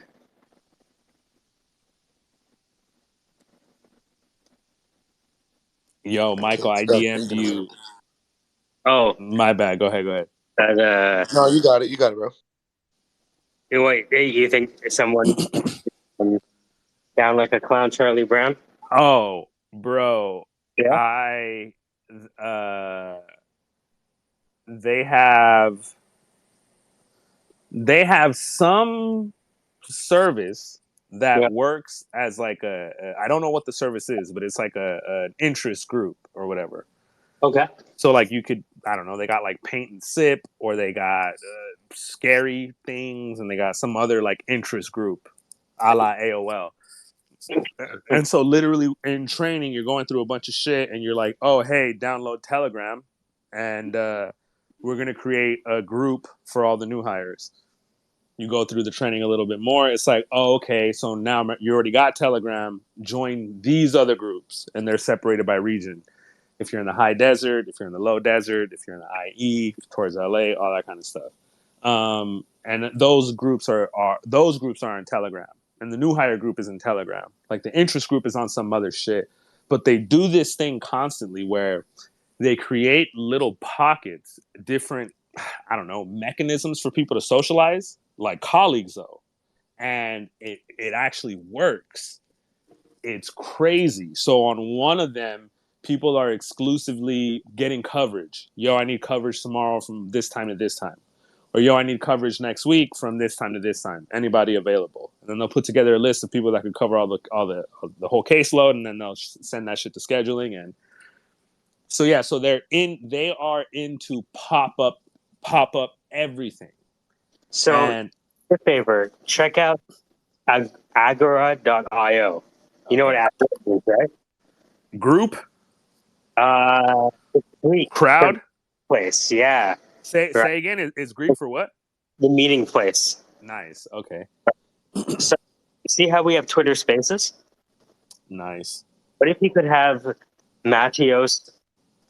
What if you created your own platform where you had all these people interacting, right? Right now it's flat. You post something, I see it. I post something, you see it. I comment, and then you comment.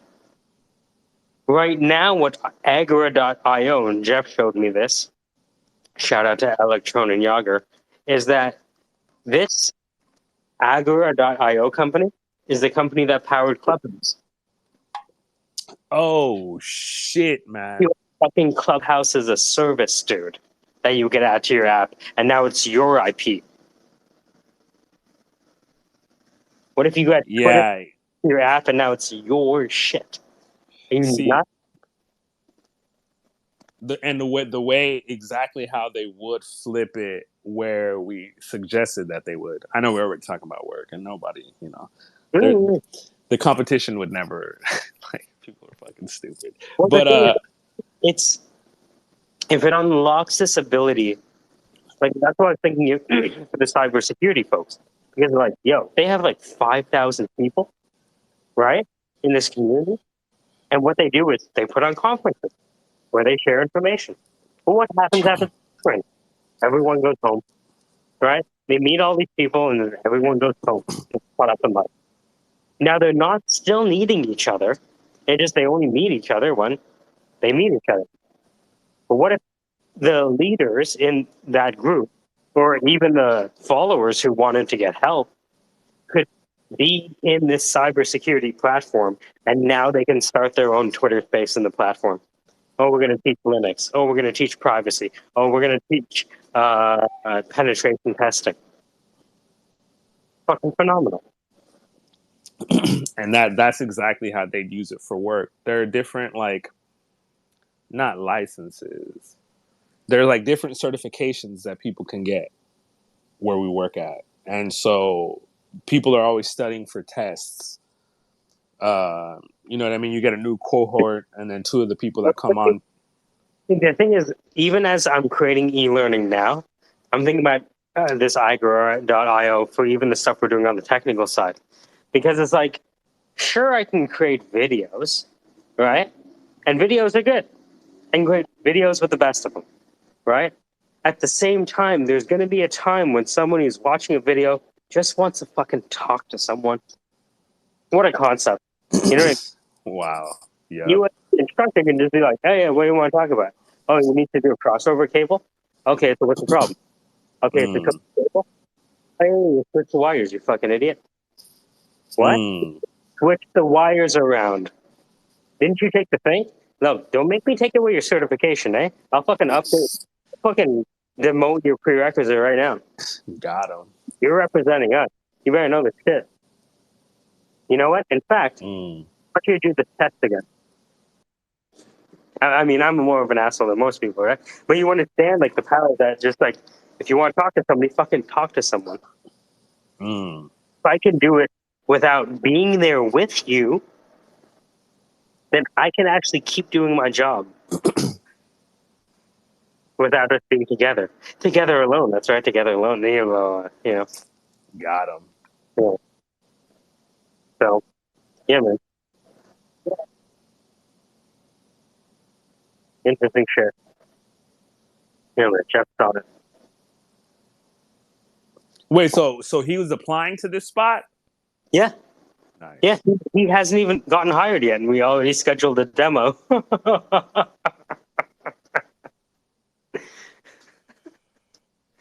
He's applying for a sales position? Yeah. Nice. Yeah. Wow. It is the interview. Yep. I don't mean to change the subject, but have you guys heard anything about that? Have you heard the sound of a fucking black hole today? Literally, the sound of a black hole has been captured. What you think of this? Where was that? I'm trying to post it. I don't know. You know, I don't know how to fucking work this shit. Hold on a second. I'm gonna fucking hold on. Let me see. Boom, touch this.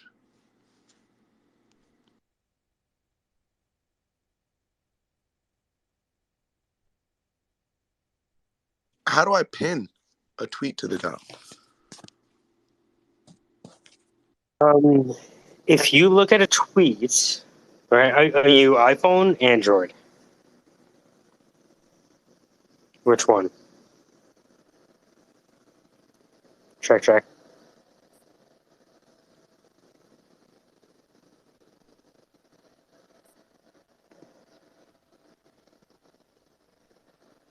Sounded like souls clashing or something crazy. Oh, crazy. Check. Yeah. I just sent it. It's fucking nuts. Let me see.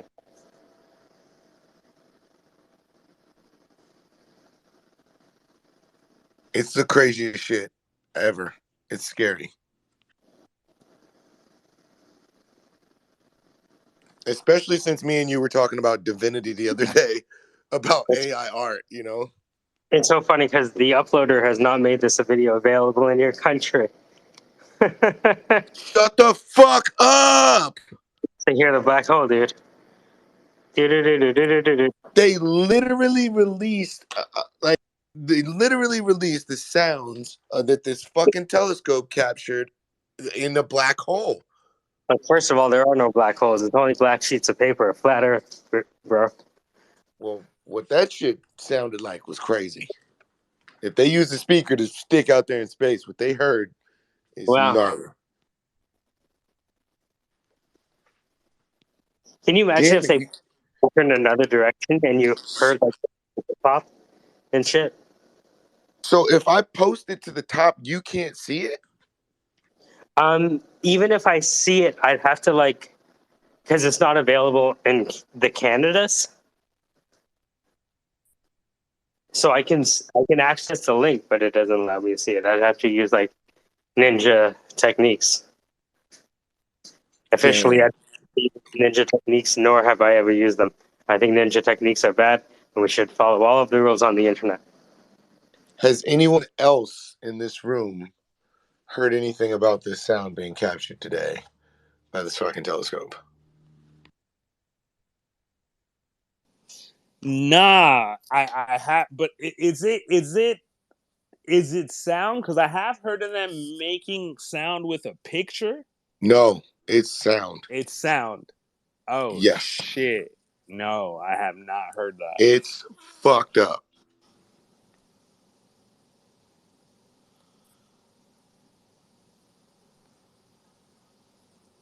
Hold on, I'm looking it up right now. Yeah, it says revealed by NASA today, like maybe 10 hours ago or something, 15. Revealed by NASA, the sound of a black hole. I'm like, what the fuck?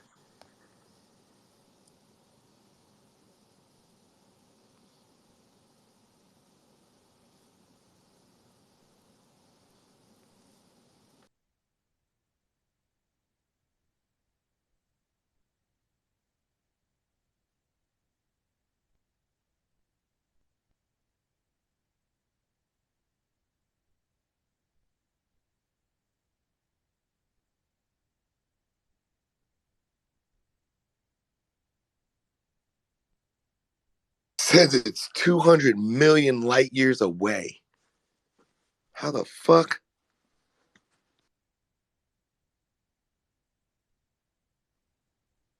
It's almost like John Cena. You can't hear me, until now.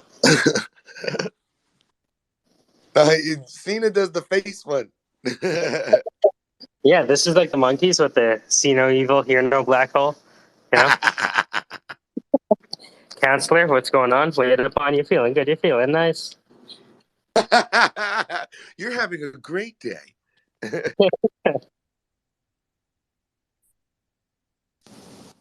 So I was saying we need more Bob Ross in our lives. You know who Bob Ross is with the Afro painter? Happy Little Trees. Have you seen? There's a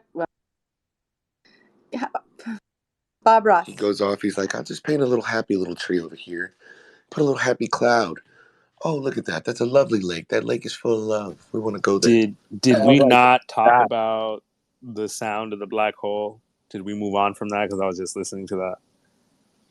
No, What was no one could. No one in the room can find Bro, it besides okay. me. So Oh, here's my problem. it sound like a whale? Yeah, dog. right now, let's talk. Yeah. Tell me, because I'm not smart enough to No. know. Like from what I can tell, there's definitely like sound data that they use. So I think where I got confused at is so they'll do like a sweep on a picture, and then like they'll just use the data from the picture to make noise, but it looks like the microphone from the object was sweeping across that. But either way, it sounds like if you got too close to that sound, that it could shatter shit. I think there's another layer around a black hole that you cannot get near. If these things are making sounds like that was insanity, man. Like it sounds like a synthesizer. The sun doesn't even sound like that. That shit sound like a bunch of souls weeping in a movie. Yeah, man. Nah, that was like, yeah, those ranges of noise were just deep. That was crazy, man. Fucking creepy, bro. Dog, I don't know why they blocking you out there, dog. That's just not cool. Fuck them niggas, Mike. I don't appreciate it. Oh, excuse my record. Wait, We what we record. recording? Got him. Can't go thugging on them like that. Hey. Trying to blackball my family out here. It's okay. We have Cowtural on retainer.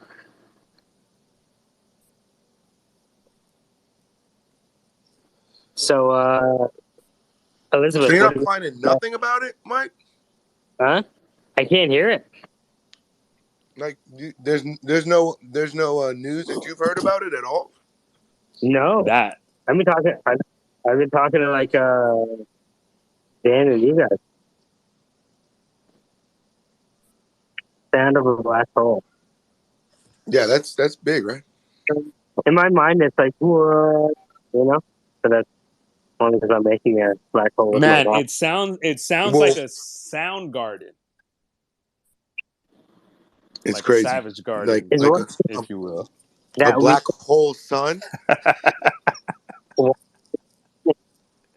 can it rain in space? Yeah. Are there any? I guess nebula are space clouds. Yo. That was beautiful. I wonder if there's any galaxies that look like tornadoes. Can you imagine like a tornado? Anyways, hey, counselor. Hey, so I was wondering about what is Jeff's affiliation with Agora.io? I mean, I So messaged him, but I don't think he he doesn't follow me, so I probably no, in his like. he's just applying there.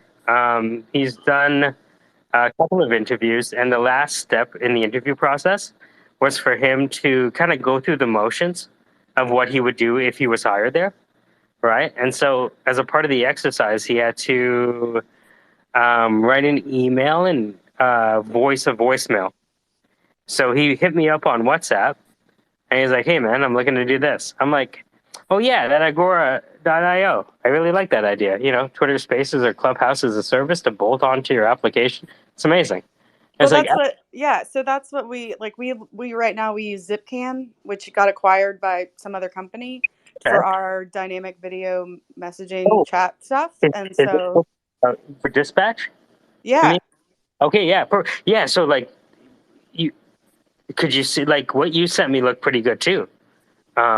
Dolby. Right, but if we could, I mean, if I'm gonna like work with somebody, like Ciao. Let me see. Let me see. Yeah, support the cause. Let me have a sec. Yeah, the thing is, Jeff's just a deeply good dude. If anybody's ever met Jeff, dude, just a deeply good dude. So, and I mean, Uh, we've got to find something anyway, and like, Zipcan's $125 a month, and oh, so God, we would love to use something else if we could. oh, that's amazing. So, Is that per person or for the entire? For the entire, but it has a limit on the total number of like user accounts, and so I think it would go up. But like I said, they got acquired, and so they're supporting us, but like grandfathered in. So I mean, we're gonna have to move on at some point. We don't even have the support documentation available anymore on their website. So like if something goes wrong and I need help, I like have to get the actual founder CEO on a call to get help with that, which is not ideal in an emergent situation. And yesterday in Arkansas, 3 or 4 cops beat the shit out of a guy on a, excuse my language. So I'm like been trying not to let that get me distracted, but like it just underscores the need. Yeah. Sorry, what did you say? It underscores the need. Yeah. Yeah. I didn't cry too much. I cried a lot.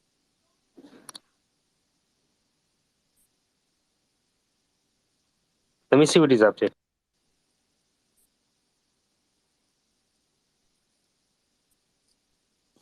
Dan looked up from the typewriter.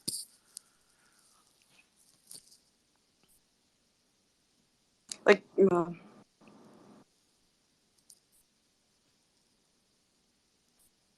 yeah, so the idea would be basically how we leverage Agora to enable just-in-time communication between client and counsel. Right, it's kind of just like telehealth, except so ours we use Twilio to. Whoa! I need to. This is recorded, so please don't like edit this out if you can. Sorry, but yeah, I won't. Yeah. So anyway, but the point is that Zipcan got acquired, and until our native app, until we have funding to build the native app, we need something, and we could even put that into our tech stack for the native app, because video in the native app part has also been very difficult. Apparently, that's what I've been told.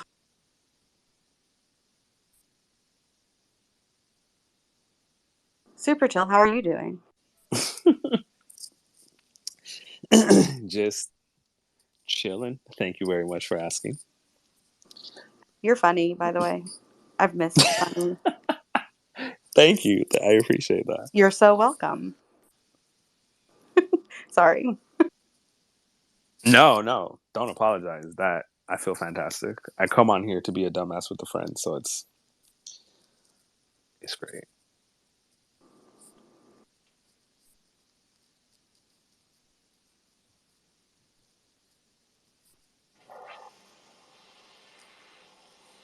Why not? Sending text. It's the audio daily double. Rappers falling off so they can say they're in trouble. Sorry. MF2. Who? I was about to ask, who was that? 3 Shay. It's the audio daily double. Rappers falling off so they can pretend they're in trouble. Hey, can we untag Dispatch Justice in that? Oh, sure, I'll do. I appreciate it. Yeah, no worries. You really are the best, by the way. No worries. Things happen so fast. At least they happen fast when you have like people who know what they're doing. Or else they go nowhere quickly. Which is key, right? Like, so they say hire slow, fire fast. I did the exact backwards version of that. And by hire, I mean, it was everyone that's worked on our team has been like sweat equity or volunteer. So, or like donated their time for payment of their invoice in the future. So it's hard. Yeah. Like, wait, so what is that? Is that hire, slow, fire fast? That's right. the interesting. Because like cutting ties, like you give them the first chance and a second chance, and then it's kind of like at some point you just have to cut the cord. And I do a slow rug pull, if that Nice. identify. Yes, that's exactly what a setup is. It's just I a like slow rug pull. Yeah, I like the visualization of that, where like you're just looking at them in the eyes while you lift the rug slowly. Wait, Well, what are you I mean, doing? like, What are you doing? What are you doing? it's a like self. I self rug pull. Like it's a self own. Like when I'm like slowly like giving them chances and hoping that this time it'll make it different, and it doesn't. But it does. You do learn lessons. I found out that you're in your startup lifetime, like cycle, like ecosystem, that your startup's gonna die at least 3 times. Like it's gonna have and be Whoa. resurrected. So like that was like awesome. I've already died twice. Whoa. I've got at least one more to go, or like 3 lives. I may have said that wrong. Somebody else smarter knows that No, actual quote, but y'all I get the like point. your version. Your version is the better version. Fuck Of their course, version. I love you. Flattery always.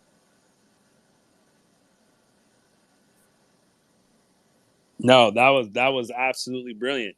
I work in behavioral health, and it's interesting because they are started. Like I consider these smaller operation startups. Like that's exactly what they are, and these are people who just grew up off of TikTok and Tumblr, and they have a different view of the world, and it just so happens to align with other shit. Like they're not doing quote unquote old school business, whatever that even means, right? Because like none of us are educated in that way. But I can articulate the differences between the two, and with a lot of these with a lot of these, I guess you could call them startups.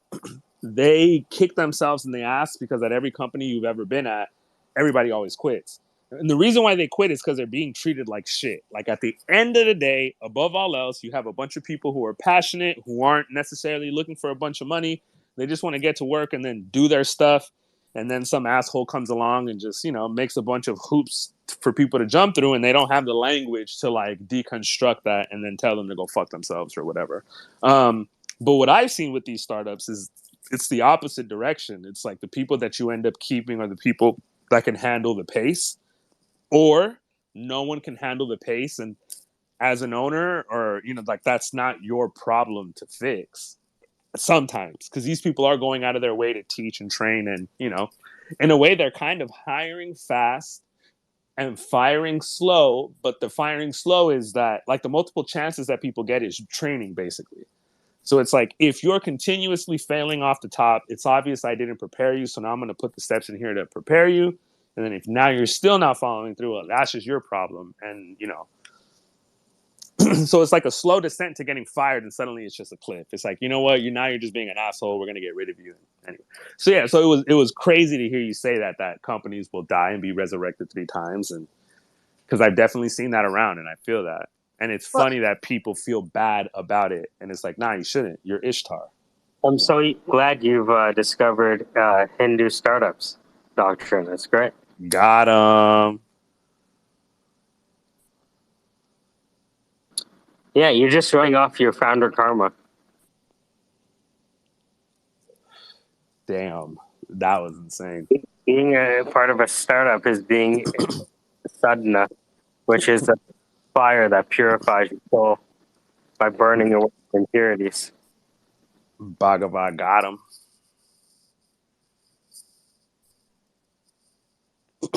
Man.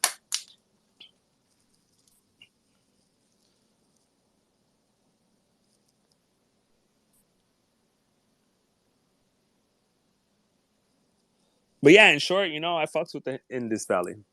Sorry, I just had to clip Bhagavad got him.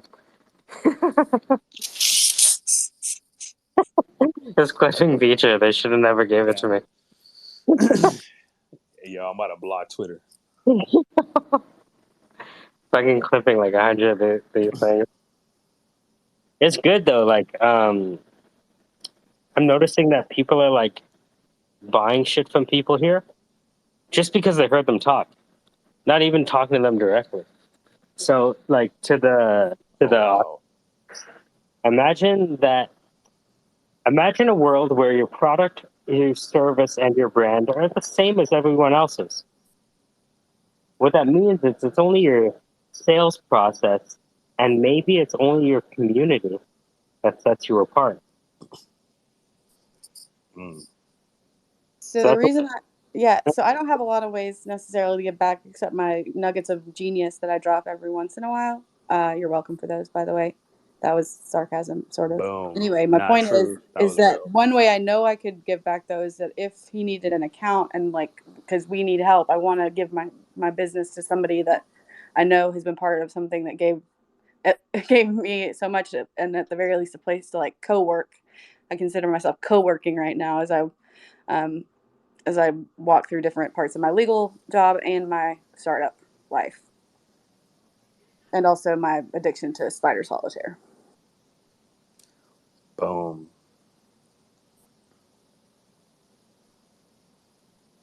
How do you crave your addiction to spider solitaire? You play it once, you're welcome, or I'm sorry. I don't know. Like I love spider solitaire. I like the idea that Twitter Spaces is having a new WeWork lobby.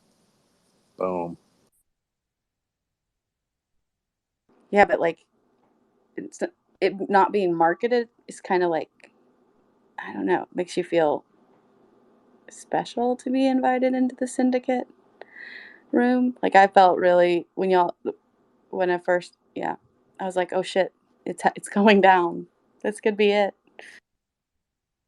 It's happening. What was it like?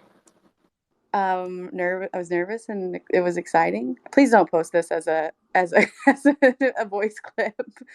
At least for not for another year. Save that nugget. But sorry.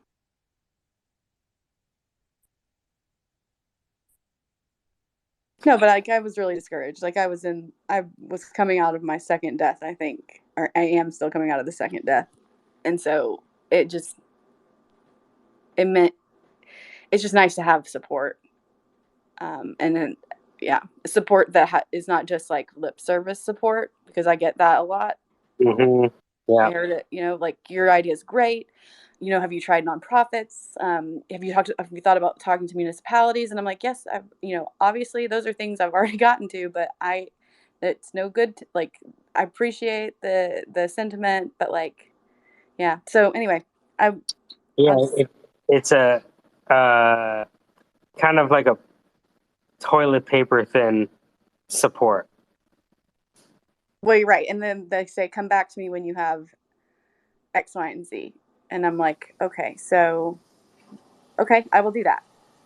And that's kind of the end of the meeting. Thanks for telling me everything you know and telling me to come back when I've solved all the things that I haven't been able to. Exactly. Oh, Bless their hearts. sandwich for lunch? Yeah, okay, I am kind of hungry. It's kind of tough for you to eat in front of me while we're having this meeting, but can I have no, I can't have a sandwich. That's perfect. That's why I call it so you want to attract funding. I remember going to people for funding and they made me feel like a piece of shit. I was like, oh, this is never happening again. You. The next time we're in this room, you came to wanting to meet me, not the other way around. Say that one more time. I coughed really loudly and it seemed like it was probably important. No, just I remember being in front of some investors and then feeling this master slave dichotomy. You know what I mean? Yeah, yes. And I've like when their website says like we'll write the first check, we invest in ideas, and then when you talk to them, what they say is you're too early for us. Yeah, it's like put your pants back on. Who told you that you were in a position of power?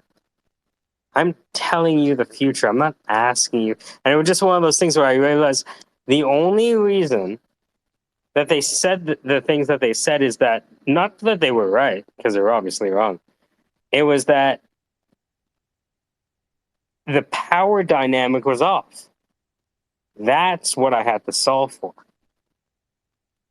And I remember even in stand-up comedy, Steve Martin says, be so good that they can't ignore you. you know, and that's hard to do, right? And it's probably a lot easier to make, fucking smoke and mirrors. But I just didn't want it to be in. I never wanted to be in that position again, where someone thought because they had something, it meant that they could talk to me like I'm a piece of shit. That's not going to happen. Sorry, I didn't mean to laugh emoji. I meant a heart emoji. Yeah, no, they're close together. The mute button is like right beside the emoji, so it's like it's really confusing sometimes. Have you ever been in the totally uninformed space? No, I feel like I'm in it all the time though. Thanks, man. Oh You yeah, should I visit. thought, isn't that us? Y'all have got to visit it because it is hilarious. And please, like, if you go up there and want an opinion on the Twitter UI, and Evil Plan is speaking, like, he will give you. I mean, it's entertaining as hell, and it's like everything under the sun, including like tech, like literal technology, like that's not Web3 related. Um, Startup and VC talk, and I really enjoy that space a lot as well. I mean, I get more work done listening to this space. Well, actually, I have more like future, like progress made, but I get more like general work done when I have the other radio station on in the background, because that's what these things are, is radio stations, call-in radio stations. So it's like Cheers meets C-SPAN call-in hour. Peer-to-peer Howard Stern. Ouch. Yeah, this room is more that. Yeah. Yeah. But others are just like, I would say, just NPR or like talk radio. Look, Like, we don't say NPR in this space. Sorry, sorry, I know you guys are a bunch of liberals, so I know you guys love your NPR. Sorry. I am a liberal. I'm a raving liberal. I hug trees in my spare time. I knew it. You guys all support it. NPR, they're the tiny desk concert people, right? Isn't that the rumble of the left? Yeah. Wait. Say again. Yeah. NPR, the rumble of the left. Rumble of the left? Yeah, you know rumble.com, that's like the conservative YouTube. You didn't know that? Oh, no, I did not. No? Peter Thiel, an early investor. Yeah, they came when the pandemic started, and they wanted. Thiel be tripping, bro. Yeah, they got kicked off. Enough people got kicked off of YouTube. They were like, "Hey, why don't we create a YouTube for the people who got kicked off of YouTube?" But that's 0 to 1, eh? Well, it's kind of like highlight one, Control C, and then to Control V. Yo, and it worked.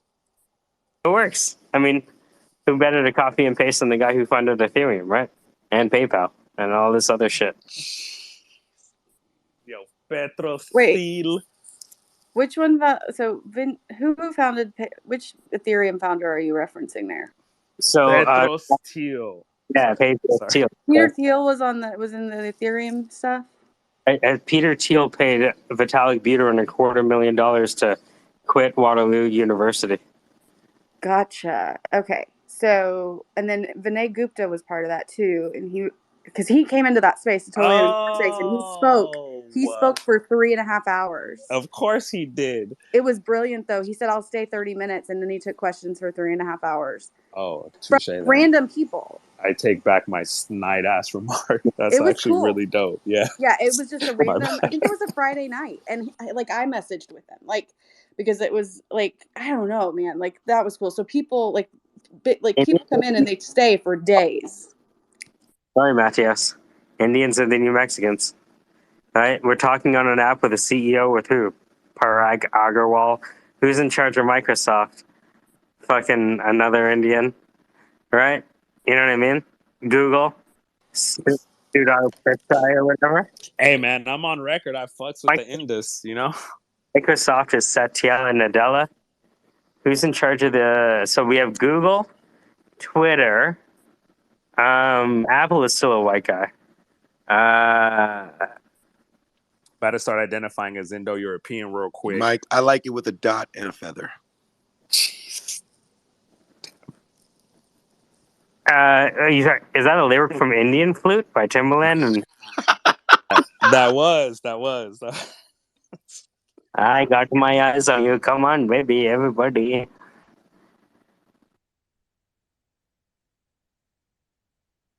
Do ba da do da do do do. Give it to him. Are you insinuating that the Indian culture has a stronghold on a certain lane of industry?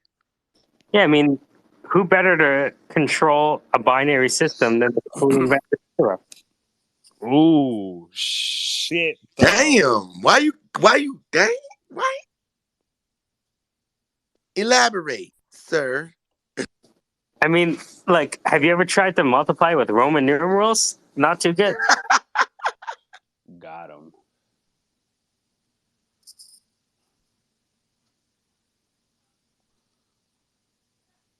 Look, I'm trying to eat. I can't do this shit.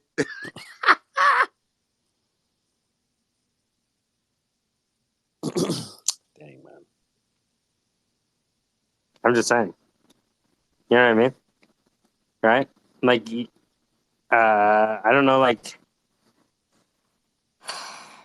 you need zero. Right? I guess that's like a very Buddhist way of looking at numerology.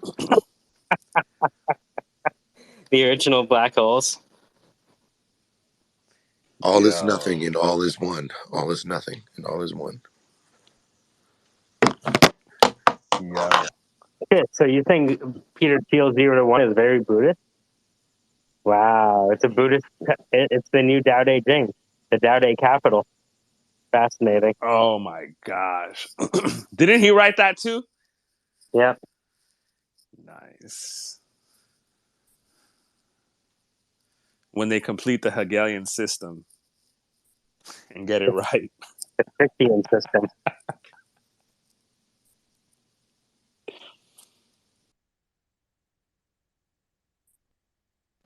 What a wild day.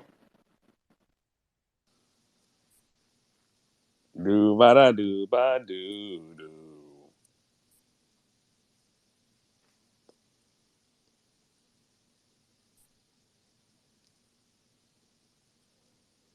So what time did this one start today? Oh, God knows. Bro. The other day, when my battery got to 0 twice. This thing, like, is not battery efficient. When they create this thing, it was like, hey, do you want to, like, think about the battery consumption? Nah, fuck that shit. Fuck them. Yeah. You know? It's not like electricity, right? So you want to talk on Twitter Spaces? Here's the interesting thing. The check marks have entered the chat. Does that make sense? Got him. Right? Oh, touche. Sure. Understand? Right? Open it So up. I now smartened up. Open the market up. that's it. So like now that they've started, it's like, and the thing is like, when you go to like a lot of other spaces, like they're like, friggin', they're trying to do the Joe Rogan podcast of Web3. You know what I mean? Got him. Nobody fucking wants to hear them because they're not comedians. They're not funny. YouTube Shorts as a service. Let's Right? go. And so it's like, when people come here, Oops, sorry. most people would start like, oh, the VC's here. The VC is here. The VC is here. You know? Right? And they would just like put on this whole like another kind of thing. But it's like, no, you want to come in and fucking leave? I could give a fuck. Right? You want a Squarespace? We did that show already. Go listen to the old albums. Yeah. So some people just drop out. And then people will tell me, I can't believe you're talking all this shit. This guy who has all this money just left. I'm like, hey, he'll be back. Do ba da do ba do ba do. Bored of fucking talking about shit that everyone was talking about 10 years ago. Just because it's new for you motherfuckers doesn't mean it's fucking new for that part. I think it's so funny that the assigned just looks like the ass. That's my favorite.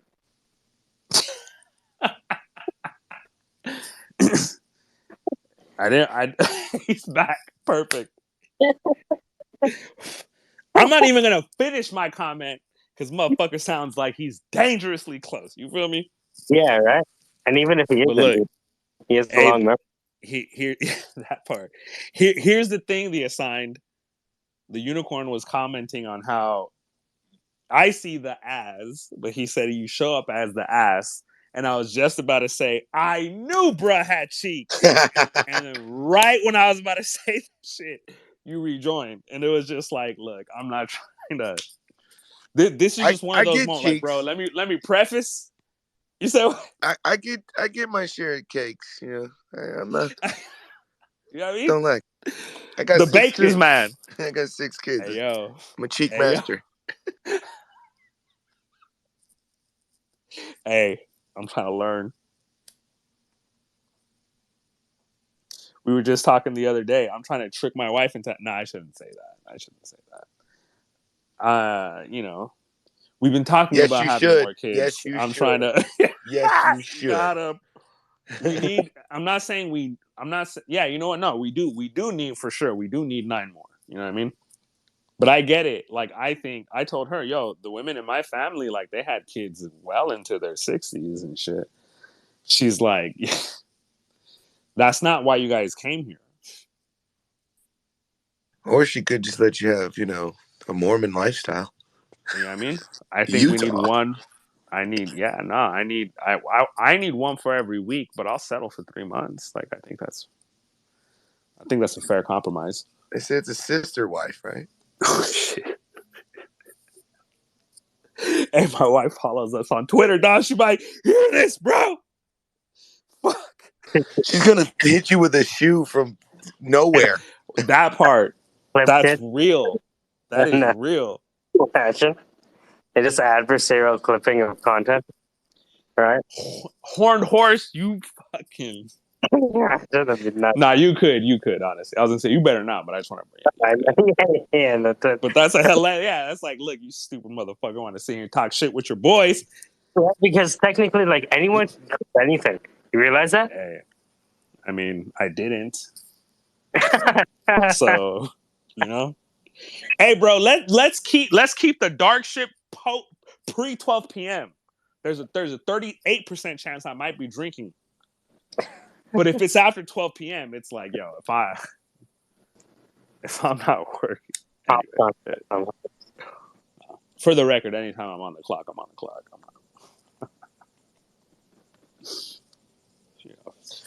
Blah, blah, blah, blah. Moving forward, the 12 kids that my wife you owe me. I don't mean that. Sorry.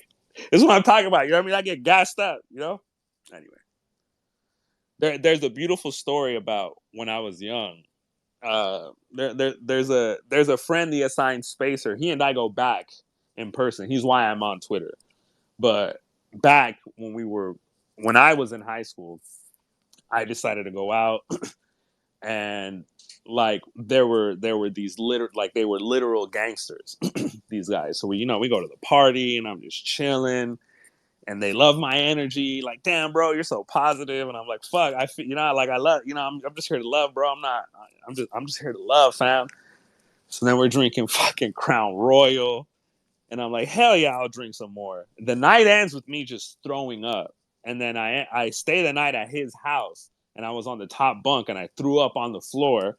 And then I threw up across the room, into the living room, into their bathroom, and just finished throwing up in the toilet. And then his mom heard this ruckus. I was like 14. And then she gets up and then she cleans my fucking throw up. No questions asked, nothing. She just cleaned it up. And she never told my mom about this shit, which, shout out to her. But she cleans it up. I crawl back into bed. And then Spacer's like, so you wanted to be a cool guy, huh? Like you just wanted to hang out, You know what I mean? You wanted to chill with the gangsters and think you're a fucking. You listen to these West Coast rap. You could quote Sugar Free. Now you Can think you could. you say it like him? Like, people don't know Spacer. Spacer has like the best voice ever. That's hell. Nah, that's exactly how he said that. That's exactly what it was. So you want to be a cool guy, huh? You want to hang out with the gangsters? You want to sit here and fit in? You feel good? You feel hard? And I'm just there moaning on the bunk, top bunk, like, no, I feel sick, bro. He's like, yeah, you're gonna feel like shit tomorrow. And then he took me to my ASB meeting, and I held it down. That's why I'm trying to tell people in the Senate, you don't know what I've been through. You don't know the life I've lived. I was at my ASB meeting on a Thursday morning, hungover. And I was the president of the ASB. The fuck? Anyway.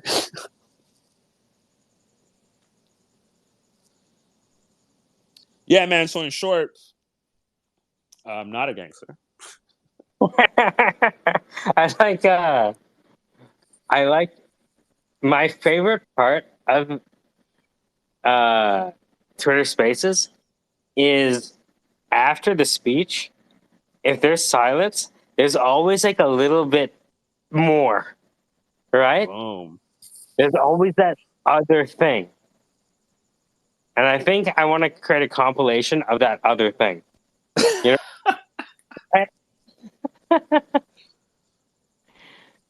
Oh, man. Because different people have different responses to that silence, right?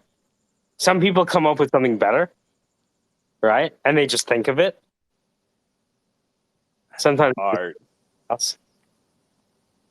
Yeah. I can't lie, man. We talk so much on here. Sometimes we get a moment of silence, and then it's dope when somebody comes in with energy. Like Lauren will do that. But then there are other people who are like, and now we got an awkward silence, and then it just hurts me. I'm just like, why didn't you just let us be together alone, motherfucker? Just don't label it. I find that I vote with my silence. That part. You know what I mean? Like, damn. P.F. Skinnery. Damn. Telling you. We've vouched for the wrong side enough this week, bro. Telling you. I People refuse. no distinction. They think that punishment is like the only way to do things. Distinguishing what? Got him.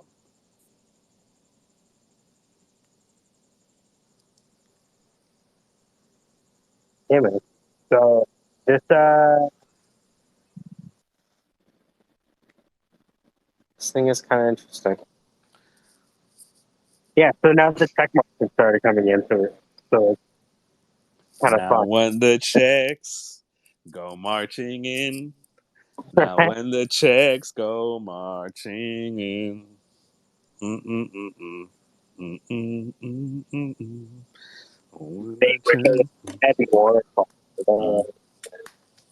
Oh, when the checks go marching in.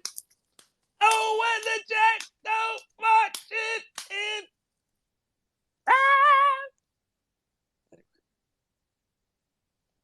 That's literally the name of some art I've been working on is Dirty Checks. It's fucking dope.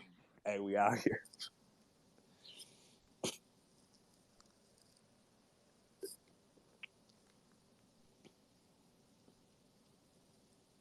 Sorry, if you hear me silent, it's not that I'm extinguishing. I'm clipping it. Nah. This is great. Nah, screw you, bro. What are you talking about? You can't do this every time. Let that go. This is gonna be. Oh, when the checks come marching, yeah. Hey. Yeah, the morning sun. Sorry. Oh, when the checks go marching in. Oh, when the checks. Oh, when the checks.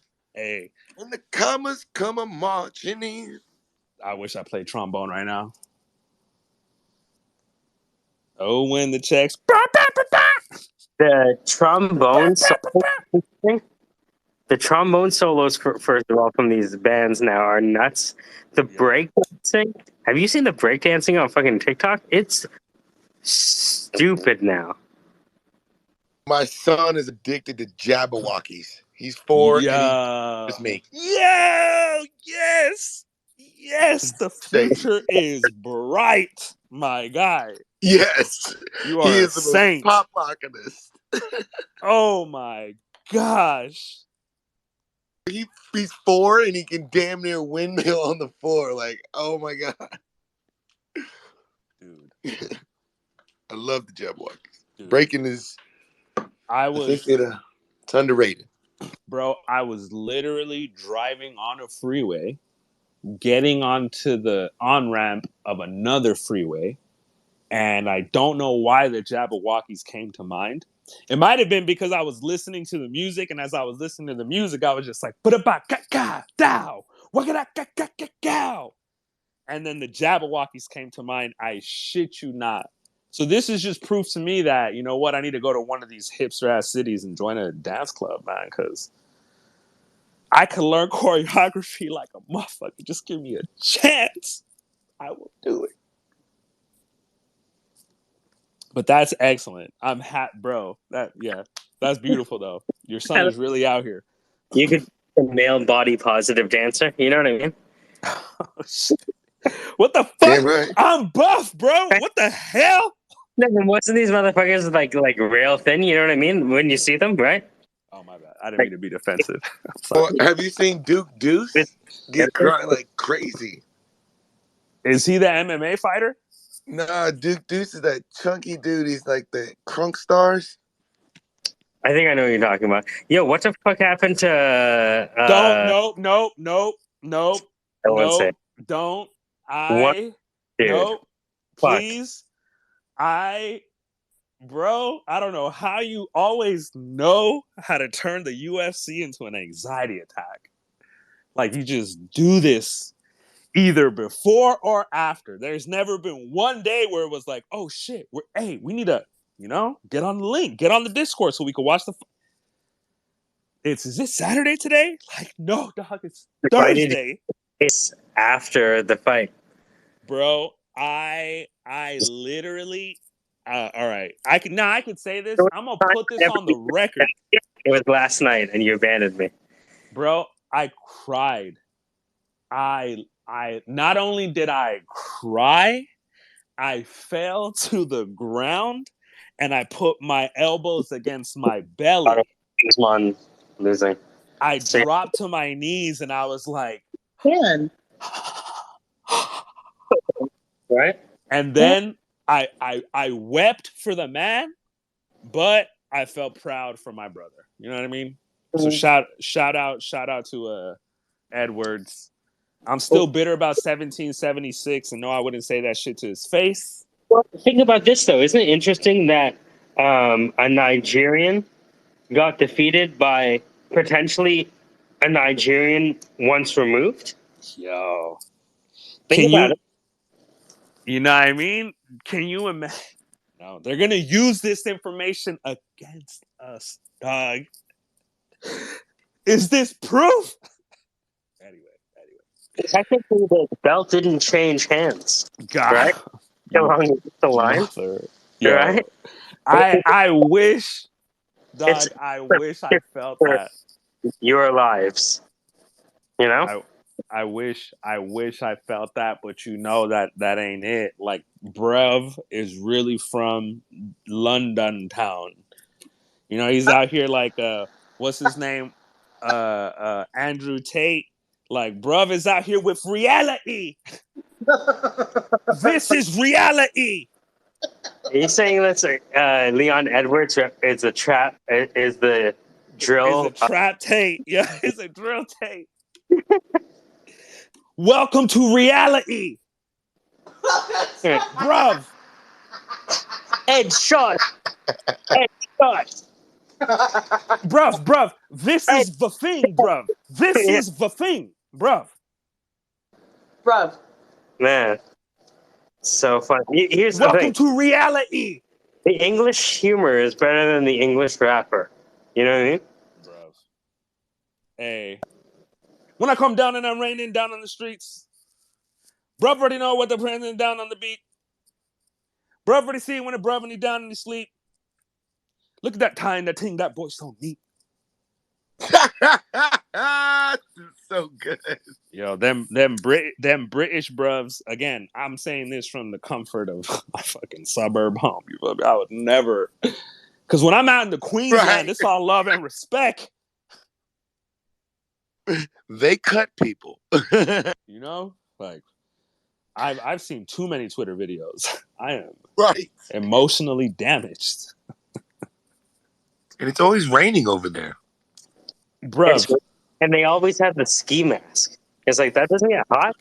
They mean that shit. No, that's everywhere. They're all wearing the poo shiesty. Yeah. Ooh, 3 shade. It's like, dude, isn't it? I'm gonna get that back in blood. You were wearing that fucking. Sorry. Oh yeah. This is a reference-rich space. I'm, I teach water currents all day. I'm gonna get that back in blood. Anyway. It's hilarious. Nah, but you know what? Please continue. I wasn't gonna say anything. I have nothing of use to add to anything. Not perfect. That's why we out here, bruv. I was telling people, I think I was telling Ali that the way I appear smart is that when somebody asks a question I don't know, I ask somebody else in the room. Got him. It's like crowdsourcing. It's Socratic. Yeah, you still get the credit, kind of. I learned that from Hustlers University. The Socratic method. But it also takes a certain person to be able to say I don't know and pass the baton. I would never. So much respect. Yeah, it takes the strongest person on the planet.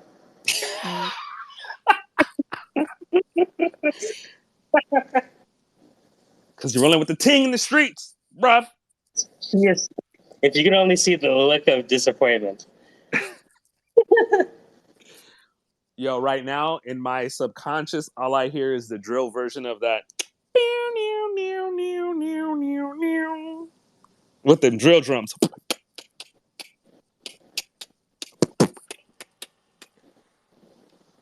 We rolling down in them streets, bruv. Anyway. Yeah, man, so... I can hear Missy. Huh? You said rain, and now all I can hear is Missy. So you're saying, hold on, Missy was in the UK. That's why she wrote the song. We put it together. Missy was in the... Yeah, because she couldn't stand the rain. It was fucking raining all the time. And Pierce's be like... Well, she didn't write that lick. She just took pieces of it. No, that's not true, Allie. She wrote that. Shut the fuck up. She wrote the original song? Yes. She's actually 90. A lot of people don't know this, but like I said, if I don't know, I don't pass baton. You know what I mean? I just go. But Dude, anyway, no, to your point, she did sample, and I'm sorry. Did? No. Is that what you're telling me? No. Wait, say again. I'm sorry. I'm asking if you're saying that Missy Elliott wrote the Tina Turner song.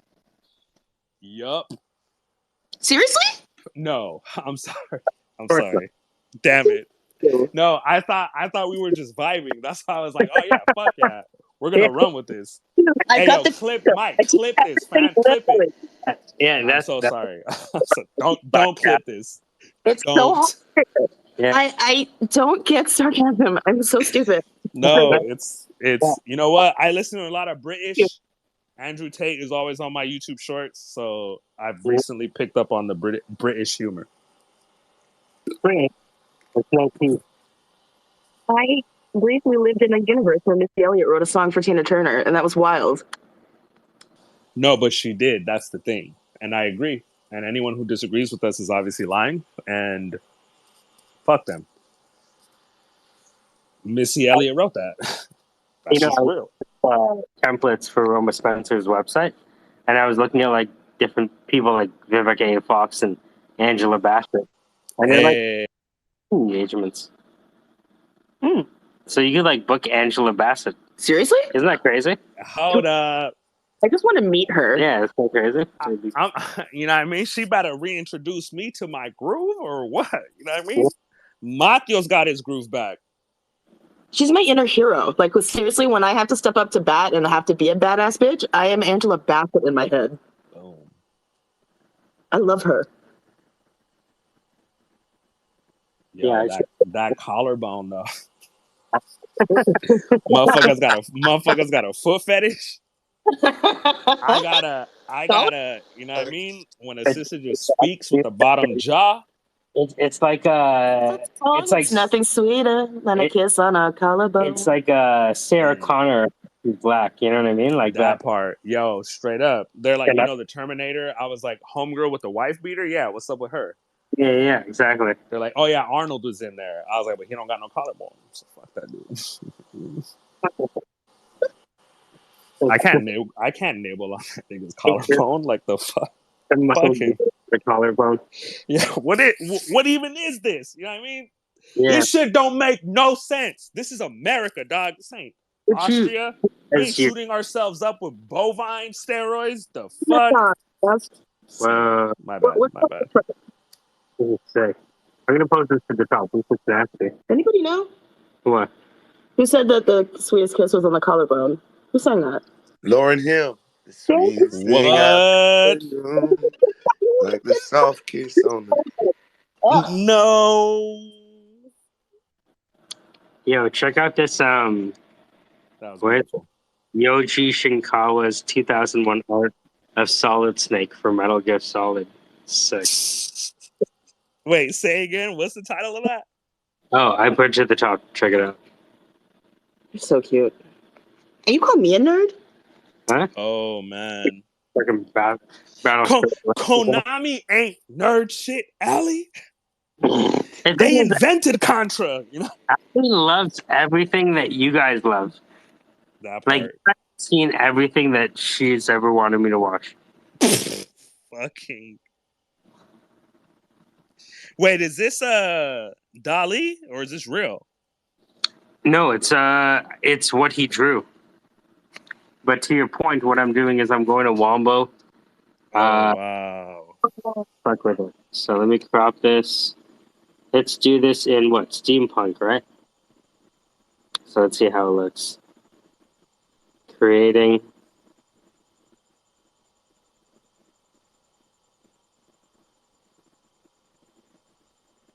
Uh-oh. Test. Can you hear me? Hello. Okay. Alright, so let me go. Oh, you guys just stopped talking about it. I was like,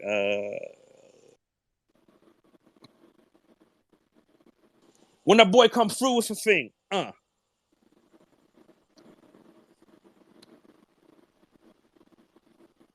So.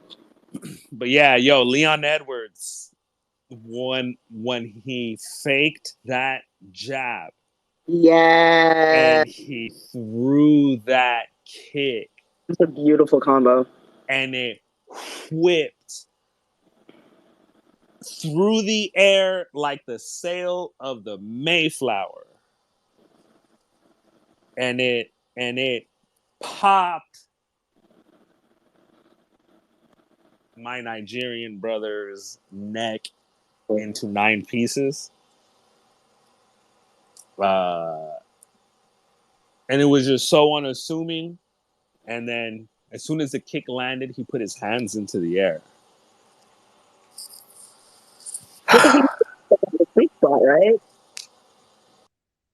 Oh yeah. I mean, he will like I feel like there's no other way to knock Kamaru out like that other than disrupting the energy flow between the brainstem and the rest of the body. It was like you got to shut both things off at the same time, otherwise one side is going to wake the other side up. And he just got touched on the button. It was and Edwards knew what he was doing, and that was the part that was just like, oh my! Kick like that, I want to be able to, like, as a surgeon, like, precisely place a kick like that. Oh my god! You know, Like he killed that man. That was delicious. It was so beautiful. Well, And with did you see well, him practice it? no, did they put the side by side together already?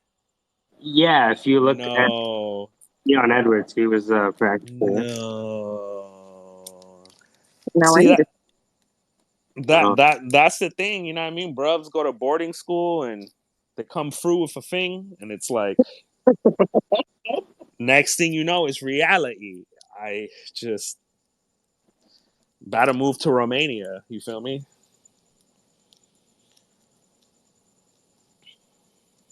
I don't like that you said reality. Hey, that's how Andrew Tate says Reality. it. That's how he's like, this is reality. Too good, bro. That's the problem.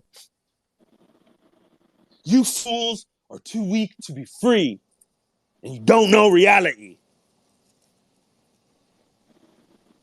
Come on. Anyway, Why is Wombo crack? yo, It's addicting as shit. You know, when I show you this. So what I did is I took the that artwork, right?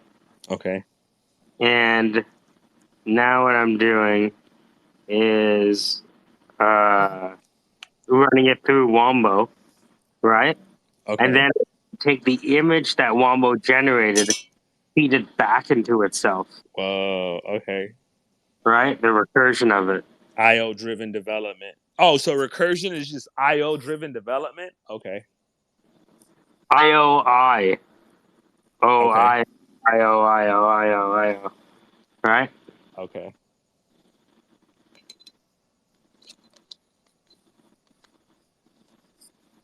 Yeah, that's how, like, even like when you write these coding competitions or like these lead code things, they're often looking at how you leverage your understanding of recursion to use less memory to solve the same problem.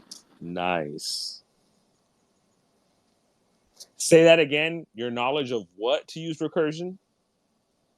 Or your So, knowledge of recursion to save memory? yeah, so you know how like the hardest thing in computer science is the idea of these data structures, Sure. right? So the idea is how do you use these data structures, which inherently use recursion, to solve problems faster than other people, Man. right? Reality.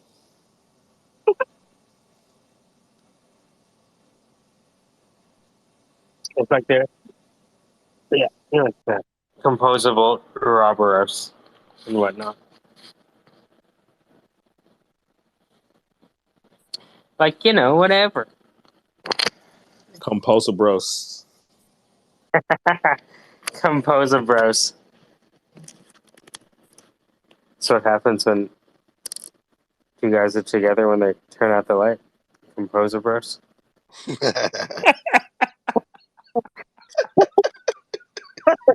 Why are you pushing me away, Ali? Where are you going? Ali just disgusting. This is a programming metaphor, Ali. Like what? I mean, it's eternal. Oh my gosh. Reality.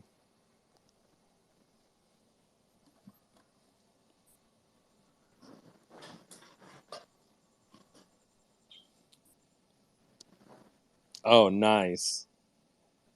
Oh shit.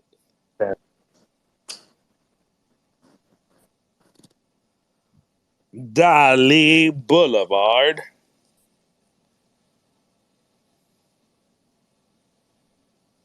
You know what's crazy? Look at how it just inserted the Or Wombo. the character. It inserted the Japanese character. There's no Japanese character in the original. It inserted it. Yo, say again. You were So if you look at there's three pictures there in recursion, right? The second one of the three, the third one is the original. But if you look at the second one, which has the prompt, it was just a prompt soldier, but over its left shoulder, it looks like a Japanese character. But the original had no Japanese character. It just added a character in that space. It's fucking astonishing. Damn, I was on mute. That's wild. So it took it incorporated an actual element to fit the theme. What? What? Of whose song though? Yeah, it's always, yeah. Yeah, and that's Missy Elliott's real name. You know you know the one of the saddest parts of my life was when I realized that the reggae artist Sanchez was just singing over like Engelbert Humperdinck. I'm like I'm like, oh yeah, Engelbert. I'm like, you know, like the stand, uh.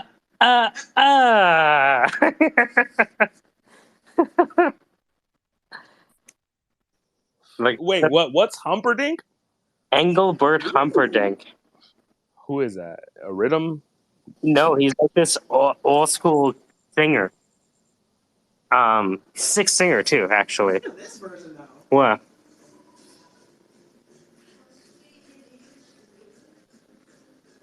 It sounds like the beginning of a Wu-Tang song. Yo.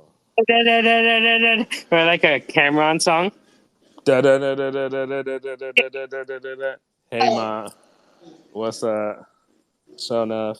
And we can get it on a nine. Say what? What's good? We was downtown clubbing, ladies' night. I'm trying to get my rabies right. Got my bitch right here. Anyway, that era was so crazy. Crazy era, yo, bro. Very crazy era. You think you thumping, but I'm dumping. And you be slumping, rumping like you humping. You wanting something, brumping when I'm come through bumping. I get the dumping and a motherfucker crumping. You a clown face. He said fucking computers putin'. Yo! No bullshit. There are these neuroscientists regularly who'll be like, oh, fuck, I figured it out. I've been in college for 6 years. The brain is a computer. And that's just a perennial tweet. Look here, guys. It's the Cameron of neuroscience. I got computers putin'. I got shooters shooting. I got Ukrainian craning. I got Putin.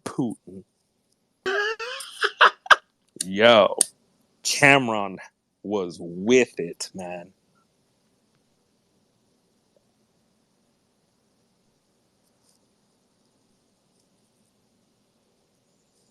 I don't know if it was the Cameron era that was crazy, but it kind of blindsided me because one of the illest rappers is Beanie Siegel, and it was like, man, it kind of like stole the show when Dipset came out from me. I was like, nah. Man, Beanie and Freeway are their rhyme schemes, like they got rhyme schemes that I don't even understand. You can't even diagram that. He wasn't even rapping. He was just talking. That was just cadence. Like, come with the whip through coming around. Yeah. Government funded and I'm sunning in the and you know we just gunning them down. Running around. What? Anyway, my bad. All right, so who would y'all say between rappers? Would you give Andre or Kendrick Lamar to go? Andre. To the go, like no more. No, I mean like right now, as far as who Oh, drops the some of the goat, crate. the goat. Yeah, Man, you know what? Andre for sure. but did you hear the way he made the last I album Kendrick just dropped? I did, and so here's my. I love what he did. I buy into the art, but what that was not rap, and he wasn't trying to rap, and I don't think there's anything wrong with not rapping. Like he's been pushing the limit It since he sounded dropped. cool, but maybe you guys know what the good song is. Wait, say it again. Say it again. I found that after the first few songs, I was like, "Oh, okay, that's what you're doing. I'm not interested." But maybe you guys know of a better, like, Nah, I'm. yeah. Yeah. See, Because it was like more like art, like a It was, presentation or like a representation. What do you mean? I think so, but it's just one of those things where when I take in music, I take it in very quickly. Does that make sense? So I'll like listen to the first song, intro, fine. Okay, that's okay. Next song. Does that make sense? Like that's how I listen to music. Yes, yes. So maybe I just didn't take it in enough. What track should I take in? Fuck you. That joint, the fuck you joint where he was with the chick. That right there was just insane. How it was basically the toxic love performance piece.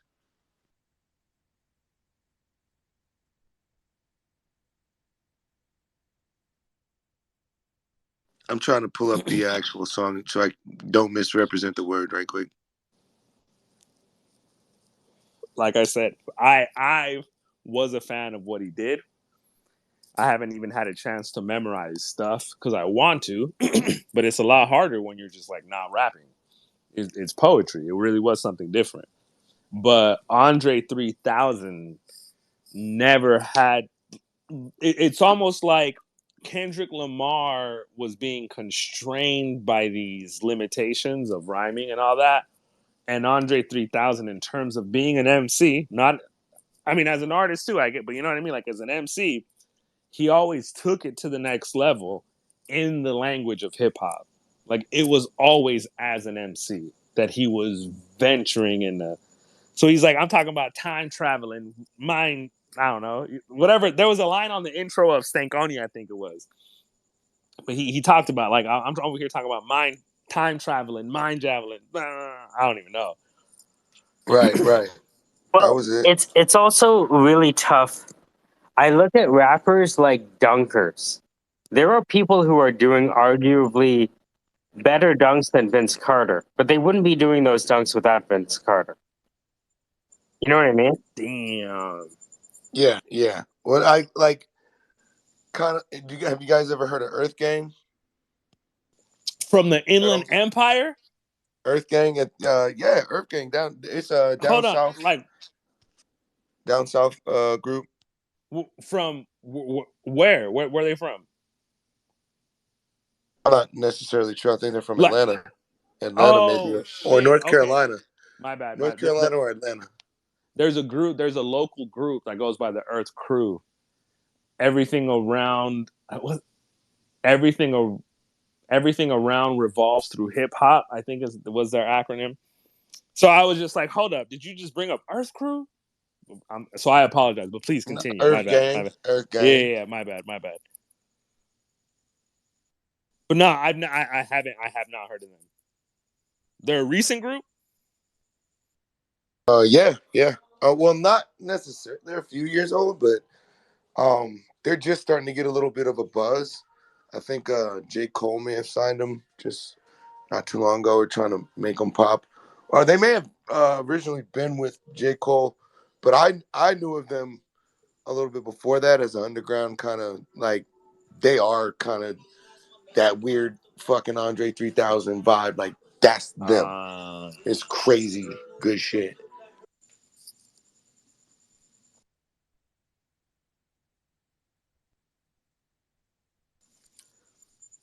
Nah, And I this haven't even.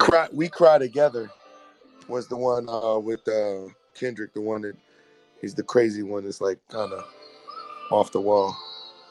That's off his latest album. Yeah. So hold on, what's a song? What's the Kendrick Lamar "Fuck You" song name actually, though?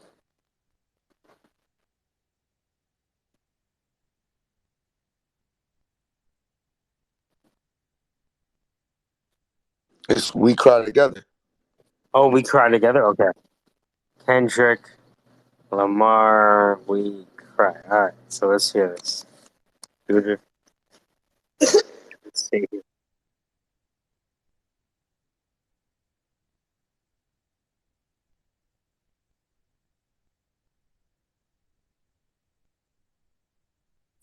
Yeah, yeah. I listened to it and I was like, can't do it. Kendrick Lamar. It's called "We Cry Together." Right. You get So, like 3 seconds of my time or I give up. well, it's just one of those things where I get the gist of it, right? Which is, it's a beat and he's arguing with a woman. Got it. You know what I mean?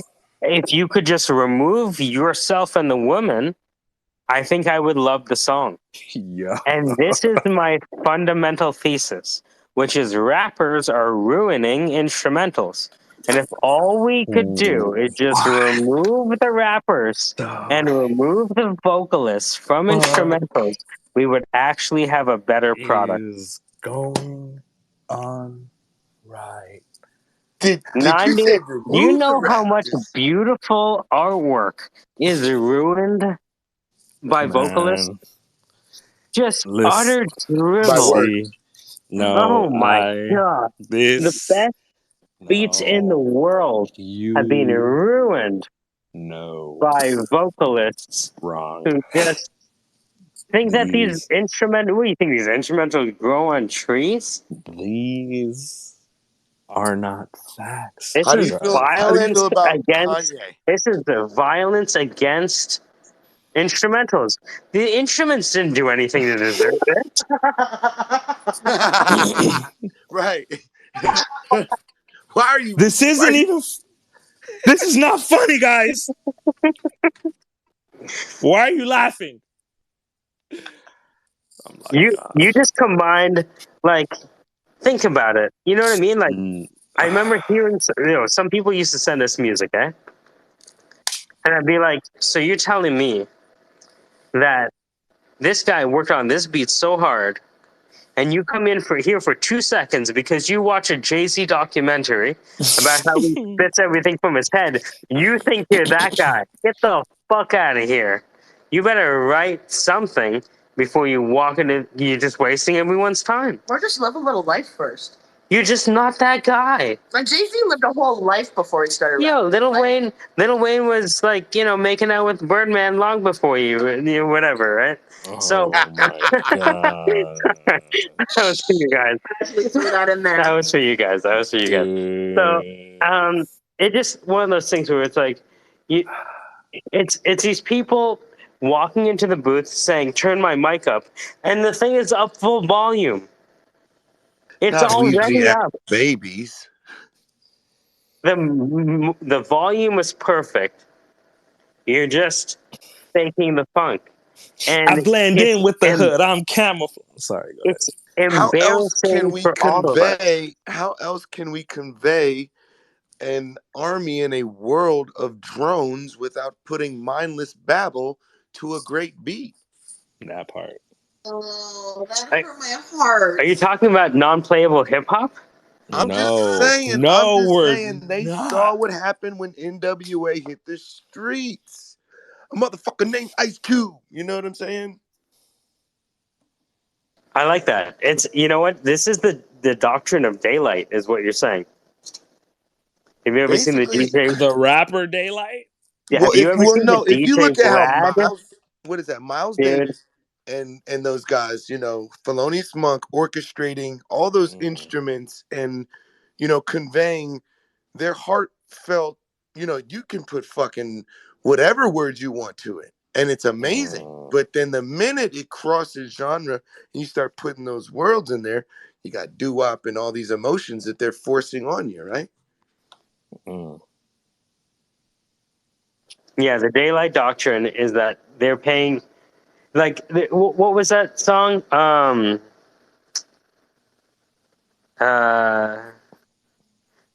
Concrete Jungle. What was it? Concrete Broken Jungle, glass like everywhere. People pissing on the floor. No, they just don't the care. Can't take the rent. Can't take the voice. Got no money to move out. Then I got no choice. What a break. That one? Concrete That one. Jungle, like Ted Bundy in Jumanji. Oh Who said no. that? Daylight. Concrete I don't know. Jungle. I see conceptually where he's going, and I say, I think Daylight is the Thomas Sowell of rap. I get it. I bro, understand. no. Oh, the See rapper you, Daylight? Yeah. bro. I Like thought you were talking about astrology this whole fucking. with the tattoos on his face? Yeah, man. What's Okay, wrong with that line? That was dope. Because the jungle is a crazy place where people might eat people. Look, there's He's an talking about the interview. concrete jungle. There's an interview with DJ Vlad and Daylight, and Daylight's pretending to be gay. Nice. And he starts talking the wildest shit in the first 5 minutes of that fucking podcast. Nice. I'm telling you, it's nuts. which is like, along the lines of the genius of Tyler the Creator, because that motherfucker is a vicious producer. Dude, you know what's funny? Daylight says, after the interview, this isn't like another interview. He's like, after that interview, people thought I was gay, and then I started getting all these opportunities, and he goes like, Oh shit! he goes, being gay is like having the Mario star. No, I swear to God. fucking. He's like the Mario star, right? And then they found out he wasn't, and they were like, oh, okay. And then all the doors were closed. The best version of the Mario Star song was the one from the N64. Those strings on that shit. So anytime anyone says those words, How does it that's go? I want exactly to what I play hear. it. Do Yeah, sing it. do, some shit like that. No, yeah, you gotta sing it The so staccato. I can I mean, I replay can't it. Which one? remember Which now. one? All right, let me.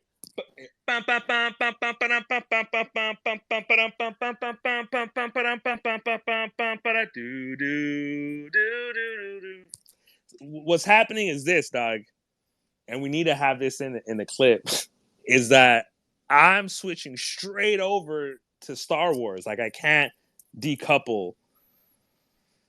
So that's where we're at. You know what I mean? It's all You know one what though? spine. It's all I one spine. can't. When I was watching Ozarks, I was watching Mayans, and I was like mixing the Mexicans between the two show. I'm like, why doesn't he just? Oh yeah, it's a different Mexican show. Never mind. Different Mexican gang.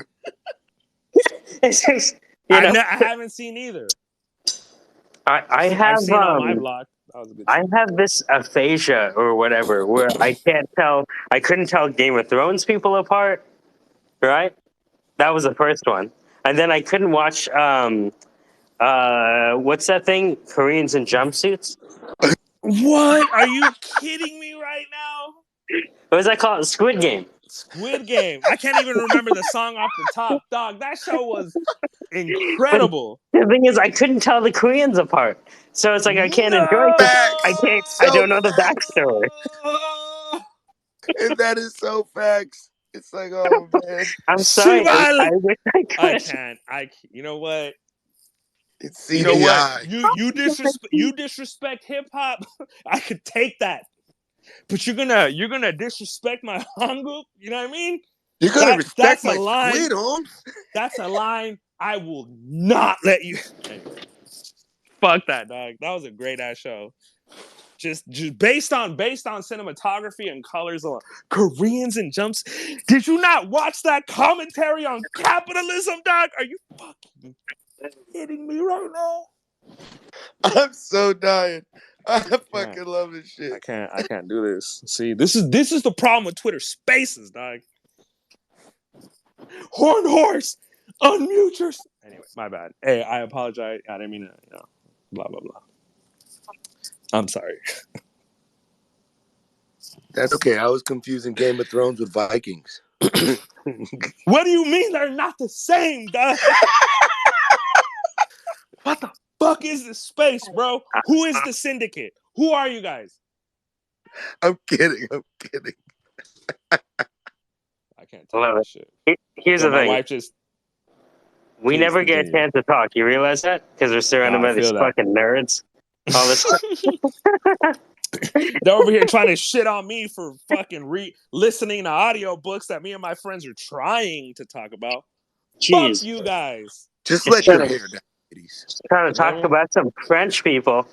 You're interrupting with your money raising. You feel me? You're not going to You guys are raise any applying money. your knowledge and your ideas. You're just fucking. You know what you're doing? You're doing a Civil War reenactment for startup founding. That's what you're that doing. part. Oh And you're gonna lay your live action startup founding on me, and now I have to listen to this fake hobby you're trying to like dream into an idea by talking to people about your idea on Twitter. Yeah, that's what. Never.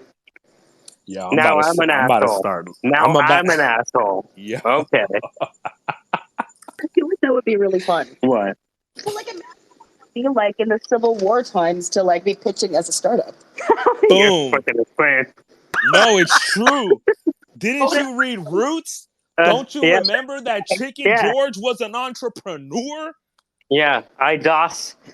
You know, it's like if you have concerns about the startup, like I doth protest, right? And if you keep on interrupting the woman, she can say you doth protest too much. Oh my god, I hate Yo, How do you yes. dox the newly freed slaves?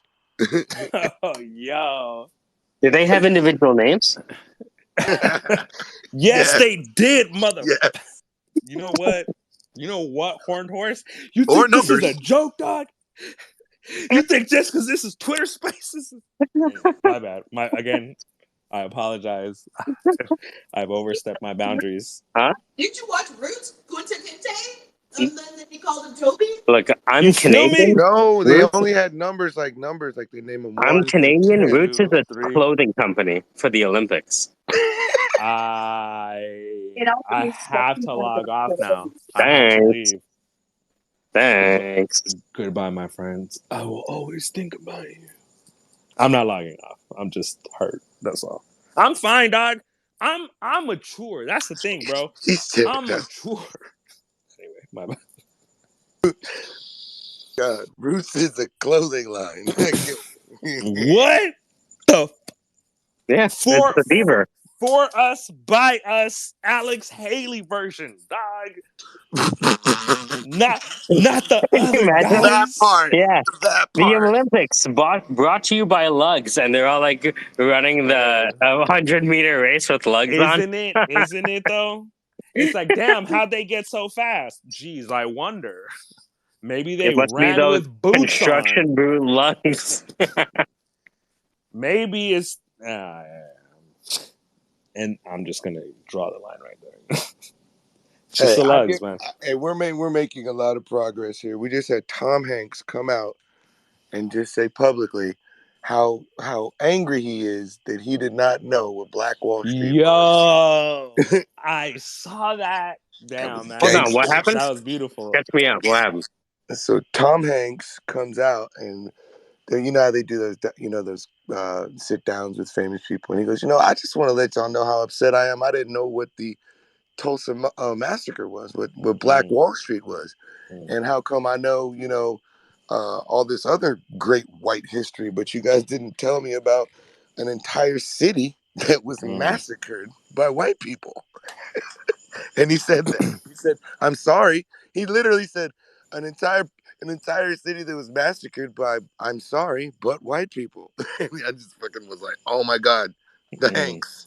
I love the Hanks. Yo, one of the craziest things my mom told me was that the Tulsa riots that was Tulsa, right? Was that? Yes, that was Black the Wall Tulsa. Yeah, Black Wall Street, Tulsa, Oklahoma. The entire city massacred. That was like one of I don't know, like 30 or 40 in that time frame. Yep. It And I happened in was, several cities. yeah, I was just like, hold on, what do you mean, like? Because I'd heard of Black Wall Street, and Black Wall Street was on the forums with the Hoteps way back in the day, you know. So like when Game dropped at that shit, like there were a lot of people who already fucked with that. Right. We Like, thought it was a culture thing. Like yeah, not culture appropriation. It was real. yeah, exactly. And you know, like anybody who was with the mathematics and listened to Wu-Tang, like there was like a 44% chance that they also heard about Tulsa. And I'd heard about it when I was younger, so I love that Game came through with that. Like, damn, that's hard. And then I'm pretty sure in interviews, like they mentioned that. But yeah, man, that shout out to Tomas, as I call him. Yep. Yo, Matheus, where are your kids now? What metaverse are they building now? Bruv, me and my youngest son having trying to figure out reality without these liberals. Anyway, but now we've been trying to figure out. He plays this game called Beeman G Drive. It's a mod, or what would you call that? It's not a game. What do they call those with the airplanes when it's like real-ish? What is it called? It's a simulator. My bad. So two things. My dad was super into flight simulators, and like when I was a kid, every time we leveled up a computer, my dad leveled up with flight simulators. So it was just fucking fire because he was a pilot, and he was like, "Hey, bro, look, I'm not saying this could teach you how to fly, but if you know how to fly, like this shit could keep you sharp. Like that shit is real enough that a motherfucker ain't gonna kill a bunch of people when he's like, I could do it. You know, pull that poor guy with the heart attack out the seat. Let me sit down real quick." But my youngest son is into this car simulator shit, and we've been trying to figure out, we got to download these mods to put trains in the game. And the only way you could like put your own train in the game, you got to go into the creative mode or whatever the fuck, where you could like enter assets into the environment. I don't know what they call this stuff. And you gotta download the mod and put it in whatever folder, but you can't unzip it. And if you open it before, it's a whole ass thing, man. So poor kid, like I could only figure out like one train at a time. And I'm just trying to tell him, yo, they got this like search mod thing. Just get a new thing. He's like, but they don't got trains on it. And I'm like, I understand that, but they got other things on it. So why don't you just get those? And he's like, because I want the trains. And I'm just like, bro, like you're 7.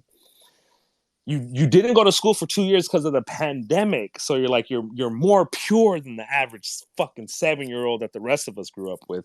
Just download the car. Stop asking me for the fucking train. Because I got to watch YouTube video after YouTube video and then fail you every time. Because these stupid motherfuckers don't got Windows 11. So that's the metaverse they're in, Horned Horse. That's where the fuck they're at. So thank you. Did you call him Porn Horse? Horned Horse. He's Horned a horse. unicorn. He's a horse with a horn, dog.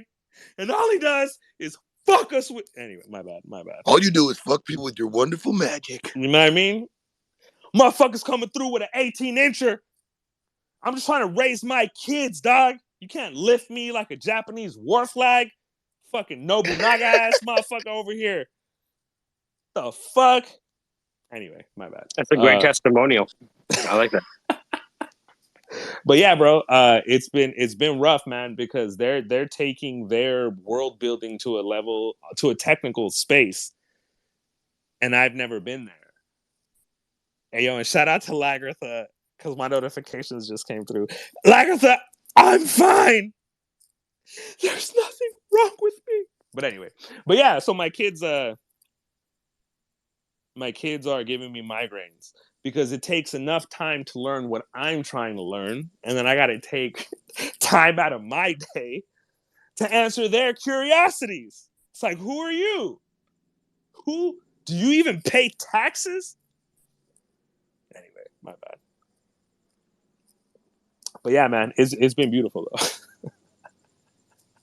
Yeah, having to explain the Lego patterns. Whew.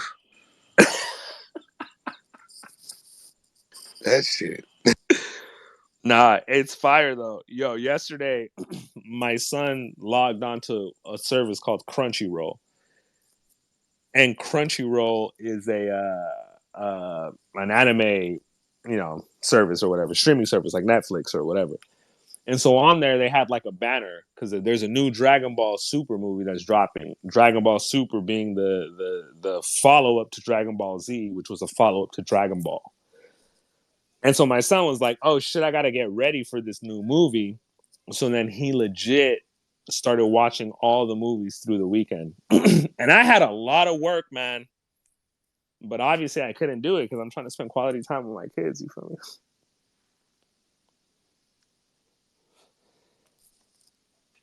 So after this, they download this Dragon Ball Xenoverse or some shit like that, which is a Dragon Ball universe. I guess it's a Dragon Ball multi MMORPGs,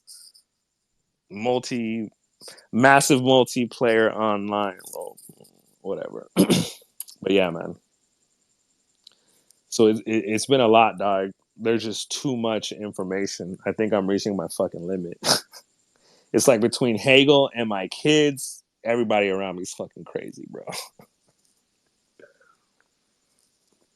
I'm just a Catholic trying to live day to day, earn my daily bread.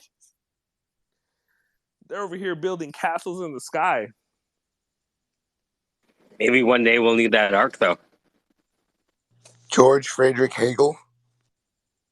Oh my gosh, dude. Yes. And the audiobook that I'm listening to called him G.F. Hegel. And I never understood, like I didn't look it up. I was like, fuck this. I'm looking it up. I just Hegel. That shit y'all talk about, and sometimes man. Hey, to me, it's all comic. To me, I was talking about this shit with KC. They're all comic book characters to me. Like I was reading comics, and then each comic book character represents this theme that gets articulated, and then a new artist comes in, like, oh, what if we fucking make Batman an alcoholic, and then he kills Robin, and then you get a new Robin. And it's not Dick, it's a different kid. And then he's trying to fucking fix, all that kind of shit. So then I start reading philosophy. I was like, hey, this is the same shit. Fuck this. He's just a character. This ain't real. But like, damn, if these pictures aren't fucking perfect for me to try to figure out my day-to-day. Ish. You can't turn to them. But yeah, man. So yeah, I argue those Germans between 1400 and 1800, they had it figured out. And then they lost it. It's like, yeah. Who knows what that was about?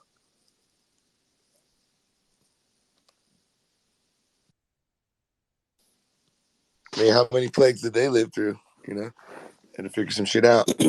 Bruv. Plumbing. Bruv, exactly. That, yeah. Damn it.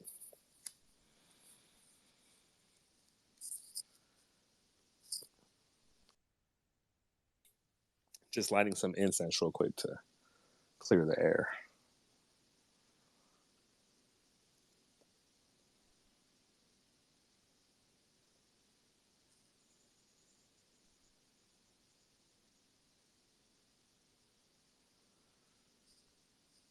I hope the crickets in the corner are coming through. Am I saying this right? The phenomenology of spirit?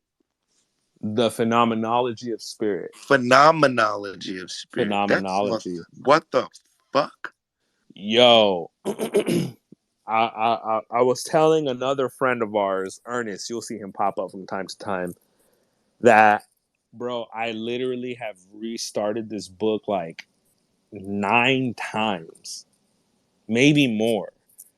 I don't even know how far I get, but there's just some point where I'm like, I'm not even following anything that's going on, so I just got to restart that shit. And I couldn't even start taking notes until like recently. And he's just describing, fuck, man. It says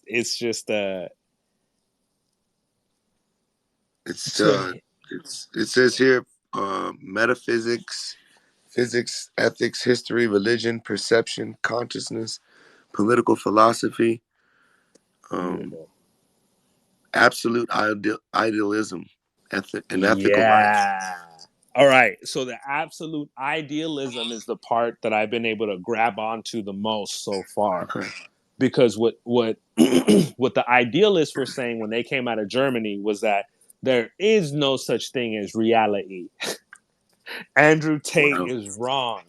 They were like, what's happening is there's a bunch of shit that's out there, and then you have senses, and these senses can only capture a small part of what is actually out there. So what you see is not real. What you see is just What we can interpret. damn, thank you. Fuck, bro. I've literally spent years. Thank you. You just exactly. It's not what's there, it's what you can interpret. And then what Hegel was saying was like it has nothing to do with the interpretation, and it has nothing to do with the expansion of the interpretation. He was like the truth has nothing to do with the senses. Reality is out there. It is a thing. It is real. And when your senses wrap around it, you start to interpret what you can off of it. But he was like, whatever it is you're grasping, that is real. And that's why he becomes like an absolute idealist. And then he just starts talking about how like you can't talk about history of philosophy. Is that kind of? I don't mean to cut you off, but No, please do. kind of feels like it gets to the point of be it, do it. Like That's exactly where he goes. fucking, Now, if you're now going to put the diamond watch on and spray the cologne on and fucking go with it. that's exactly what he's saying, man. And he's like one of the things that he points out is that there are different philosophies that people have for whatever reason. And he's like, it's not that one idea is wrong and that one idea is right. It's that what you had at first was an acorn. And then later you had a sprout. And after that, you had a sapling. And after that, you had a small tree. And after that, you had a bigger one. And he was like, it makes no sense to try to understand the tree in terms of the seed and vice versa. You cannot understand the seed in terms of the tree. Where he goes crazy with it is where the Nazis kind of took that argument and other people too. Like it wasn't just them, but it was sort of like whatever he turned that argument into whatever any government decides that's true, that's real. Like power is what's real. Ooh. And like that's where I'll like separate. I'll be like, yes, power is obviously something that people use, but I think we could be a little bit more sophisticated. But guys like him and people who buy into that kind of shit, they're kind of like, well, it all goes to shit when there's war. And I'm like, yeah, because the war is the absence of all the other shit. Like that structure is real. There are things that we can do when we do that. And there are things that we can't do when we do that, which is what other philosophers were talking about. Like, hey, you give up freedom when you ask for government.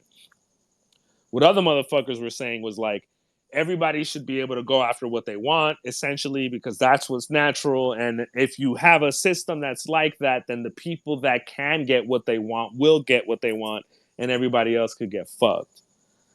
And it's not quite that, because at the end of the day, humans were not rocks rolling down a hill, which is like a type of determinism. You fucking tip it, it's gonna roll and shit. We're not that. We do something else. Because a rock will hit a fence and it'll stop, but we will figure out how to get over it or walk around it. But we're not an ape. We're not just a chimpanzee, because a chimpanzee can't figure out how to do the shit that we do. And we can try to teach it and it can't learn it. But my babies and your babies, as you've seen, they can just watch you be. And this is why as fathers we got to check ourselves, because it's like, fuck, it doesn't matter what I tell you. Like I just got to act right, because that's what you see at the end of the day. I can't tell you something and then fucking spank you when you act like how I act. Well, fuck, I got to give you the model first. That way you can see there's a deviation in the first place. I'm not just fucking spanking you for being like me. I'm spanking you for running into the street when cars are driving by, motherfucker. Are you kidding me? That's dangerous. You're lucky I spanked you, little badass. That motherfucker would have hit you. But anyway, for the record, in California, you can't spank your kids. You just can't bruise them and shit like that. And I fucks with that. Just saying. But yeah. So that's always been my trip with all these philosophers and shit like that. Like, you know, when me and the Horned Horse be talking shit on here sometimes, people think we're. But here's the thing. This fucked me up yesterday. It was a guy that said the Syrian war was caused by water shortage. Whoa. Wow. He told me the Syrian war was caused by a water shortage. Whoa. And if you understood the story of the water, you would understand the story of the thing. So it's like, how much of these human things do we interpret as this was bad and this was good? Yet inexorably, the entire region was geographically invisible, handed into conflict. Oh shit. They're just picking reasons. See, man, and look, it to me, it's like whenever we see conflict like that, it is much easier to just understand the reality of the situation, which is what all of us understand with poverty, inner cities, and crime. It's like motherfuckers have no other option. Like, there's no reasoning through this. There's no fucking there's none of that shit. Like, these hungry children take action. That's just reality. Why? Because children are impulsive. And if there are people who can direct that childish energy, oh, fuck, do we have a problem. And it's no secret why murder rates amongst middle school age children. Anyway. You think he'll ever go full determinist? Listen, bro. Listen. I feel it, huh? Fate is predetermined. When I come here and pour my heart, out to you, So, Ali, what do you? This guy said that the Syrian war was caused not by humans, but by a water shortage. My thing is, what happens when it's not a water shortage, but there is a symbol of shortage, and then our response is to that stimuli as if it were water, and it's not. Are you saying that men get in arguments because of shortage?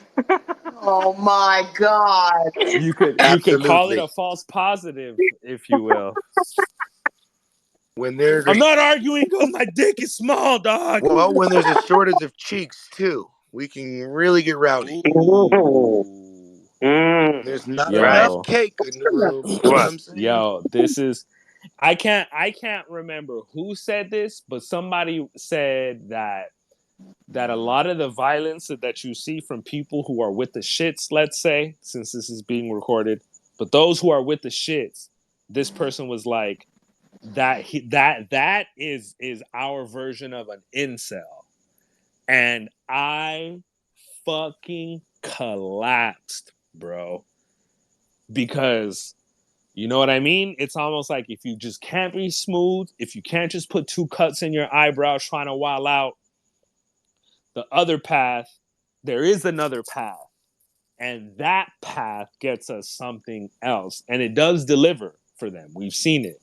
It does. But it ends in the same kinds of ways.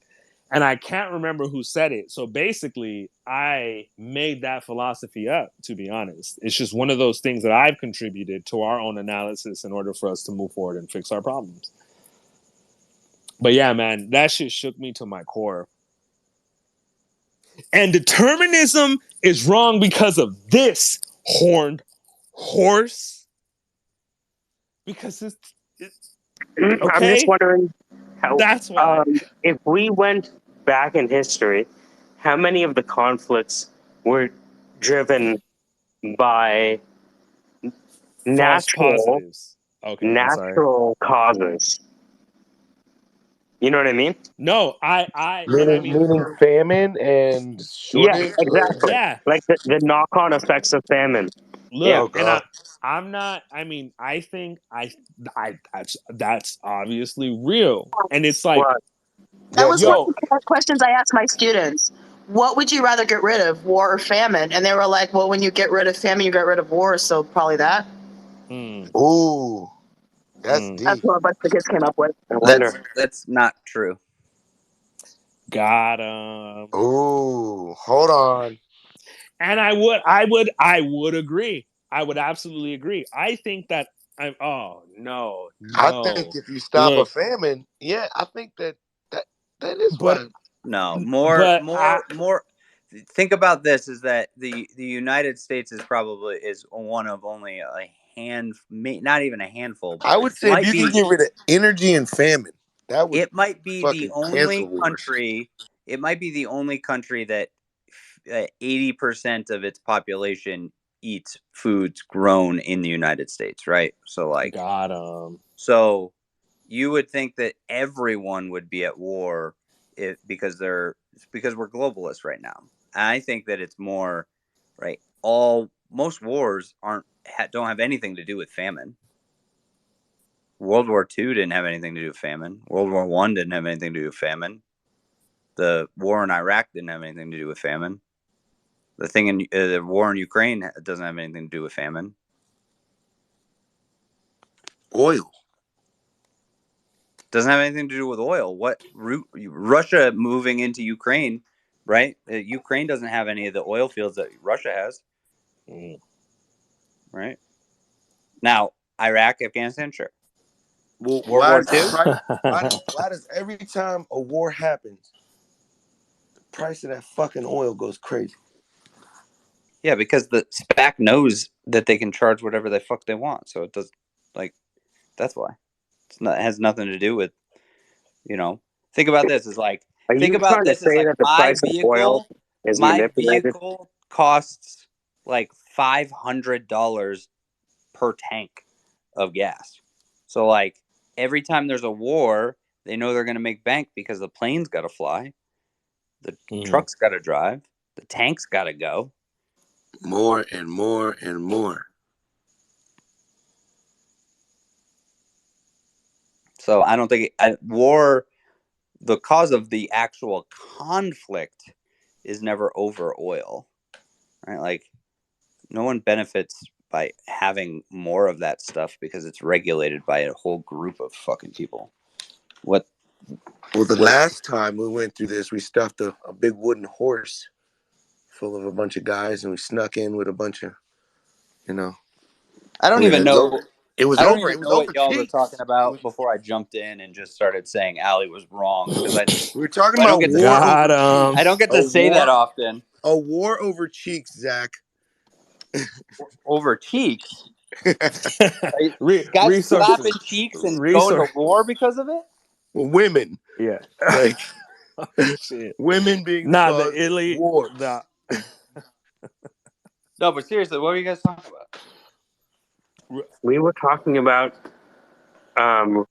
random rap songs. What were we? Oh, and the phenomenology of spirit or mind by G.F. Hegel.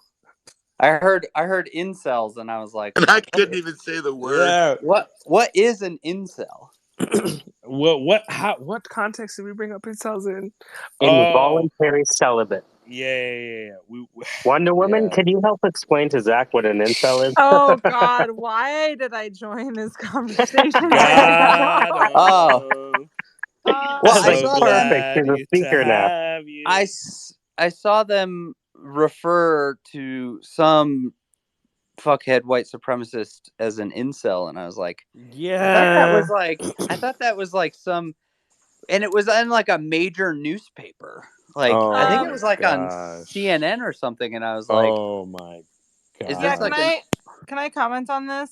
So yes, the term, it's seemed to take it on a really broad context. But it's gosh, I even okay, you'll hear me say this over and over. It's I heard about this on a podcast because I did hear kind of the whole like etymology of incel on a podcast like a while ago, but it started it does have some roots within like the like white supremacist corners of the internet, but also like, I mean, someone else might know this better, kind of like the like how it came about, because I'm forgetting now, but it does, whether it started there or is currently there, it does have some like white supremacist overlappings, but kind of overarching the whole involuntary celibate thing is like pretty much like a woman hating kind of a movement, I would categorize it as, because it puts like a lot of the onus of the blame of like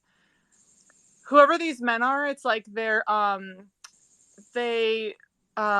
life situation. It seems like they externalize their life situation and put the onus of the blame of things on other people, so then they're somewhat like a victim. And I don't want to also like I don't want to diminish like the overarching the whole issue is like there's a lot of isolation in our current culture and a lot of people who feel like really shitty in different ways, and I think this is one of those like manifestations of that, where it comes out in these really toxic and like also violent ways, and so this whole subset of generally men are able to like target women as the ones who are like the it's where their venom goes, and then like they're able to have this external force that's creating their own life situation, and it's much more complex than that, but that's how much I can detail it right now. First, I always like to say thank you. Second, Mike, can you please not tag me in some video about a white supremacist? I shaved my head. I have tattoos. I'm in the army. Please don't tag me in that bullshit. Oh fuck! I gotta go, you guys. Oh, shut up, I don't Matthews. know. I hate don't know. I'm black, so all right. No, I hate it, but like, people tag me in it, and then other people take it out of context, and it pisses me off. Like, Can I read the definition of incel, the Urban Dictionary? What is that? Matthews actually did leave? What the fuck? This is hilarious. It says, often built like a Discord mod, probably uses Reddit and gets no bitches, and it uses the hard R while being whiter than Wonder Bread and smells like Axe body spray. My bad. Hey, my bad, Zach. I had to commit to the bit. It's just for Twitter. I'm so sorry. I'm triggered by the Axe body spray. That's good stuff. I just messaged you, Matthews. So I was like, you actually left, you motherfucker. Look, that's what I'm saying. Everybody wants to be a troll. They all want to talk shit, but they don't want to be about it, man. And I am. Bro. So the first soldier that I ever had when I became a leader in the army, shit himself. Right?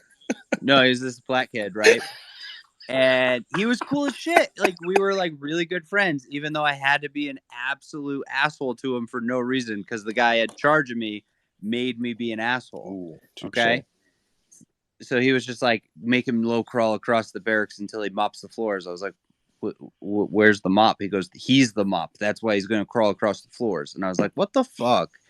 Anyway, so I always thought I would like be like, hey man, do you want my like food from my MRE when we were out like doing all these like missions and shit? And so one day he goes, are you racist? I go, what are you talking about? He goes, you always offer me your food. And I was like, yeah. And he goes, yeah, but you always offer me the cornbread or the great drinks or like. And I was like, I didn't. I like never put it together. I was like, Anyway, sorry. Well, all I would do is I would just hand him my MRE, and I just never like opened it to like look what was in there. I just like, hey, take whatever you want, and it would be like the like Southern style barbecue. You make sure you give him mayonnaise next time. I felt awful when he said that. He was just like, he's like, I just thought I'd ask straight up. Like, he's like, it just seems always. I was like, no, bro, nice. like, This is a complete Yeah. coincidence. Hey, shout out to him for not going to HR first. Yeah. You think Just there's an HR in the army that would have cared? No, but you know, it's just just it was a little a wrap up. joke, Doc. Fuck. Yeah. Let me kid. No, Matthias, it's too late. Yeah. Also, hi, Lagatha, plus the two other people within her PFP. Oh, nice. Yo, prosecutors say that Fetty Wap took part in an operation that shipped over 100 kilos of heroin, fentanyl, and cocaine from California and distributed them in New York. I'm like, hey, what's up? Hello. Holy. Zoo 5 Wop, years. baby. Yo, how is that guy? No, Brick City, baby. He's from Jersey, bro.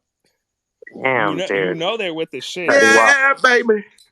Yo, that's the guy. Trap Queen was Trap Queen and still. Hey, I'm saying he meant it. Yeah, he was about that life. Trap and You chill. guys, if any, just to bring it back to incel, really light topic. Oh yeah. If any of you were actually First things first. No, Zach. Sorry, Zach has to leave now. First things Zach. Yeah, sorry, Zach. You have to close up your ears. It's like, hey, fools, back to reality. No, if reality. If any of you for real, okay, I know you guys are cool, but like, if anyone is actually a closet incel, or if you know any, then I think it's actually really important to have open conversations with them, because that's the only way to break whatever kind of fucked up, toxic like web is built in their brain. And Yes, I you know should they're take them all to the over the strip freaking club internet. immediately. I bet you. I'm gonna just say this. It's a recorded space. Shit, but I bet there are a lot of them in the barracks of the U.S. military bases. Just my opinion, because a lot of those motherfuckers are on playing World of Warcraft and other video games all day and all night when they're not doing army I stuff. recommend I said, every hey, what's army up? base Hello. 2 strip clubs. I think what we need is incel Tinder. Oh my god. Who would go there? Who the heck would go there? Like, do they women with OnlyFans account. Right? Oh, If we could They just got that. it's a two-sided marketplace. You have the people who can't get dates and the people who have feet pictures. It's perfect. I don't know. If I had an OnlyFans account, I would never go there. Yeah. You know, the kind of like crazy ass bullshit that would come back to me? They're not all crazy. They're just backed up. They're just backed up. The thing is, I think it's not built just around not getting any.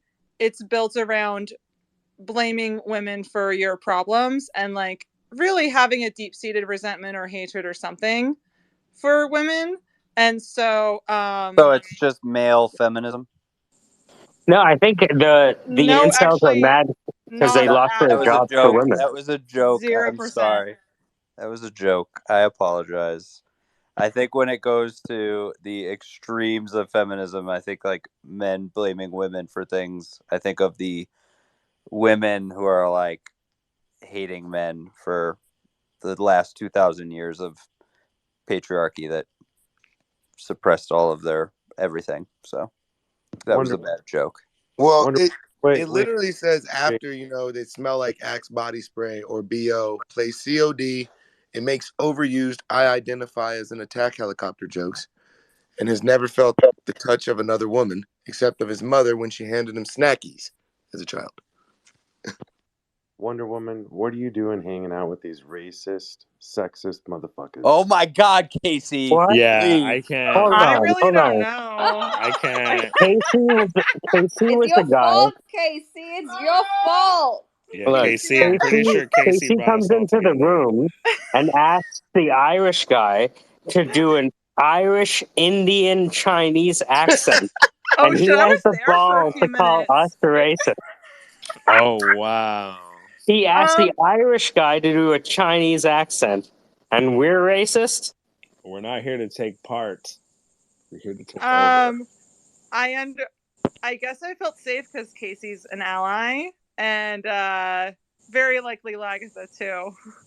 And the rest of you, you know, I have your pros and cons list sitting in front of me. The rest Shit. of them just need to be educated. She knows where I live, dog. Fuck.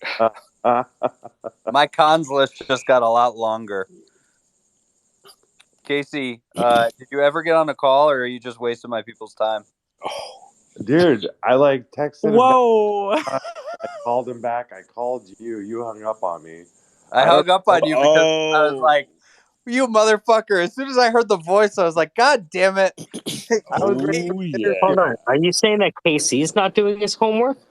Oh, I should give Casey Doing homework. his homework. I was there, but then Matthias called while we had freaking lunch. Got him. You know No. what? Because I'm not just out here enjoying my weekend, Lagertha. Well, sorry. Unlike KC and these other world travelers, I was completing something I was asked to do 3 months ago and delivering it that same day. 3 months late? You're delivering it 3 months late? Well, I Look, had once in a That life. same day, though. You didn't hear that same day part.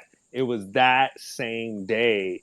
Okay, 3 months late, sure, but it was That the day that you came You to could have America. not So picked any other day. Did Casey call you when we were hanging out? Huh? About your homework? No, he didn't, but I called him. So here's the thing, Lagertha. I'm usually just like super mature, but I am wildly jealous.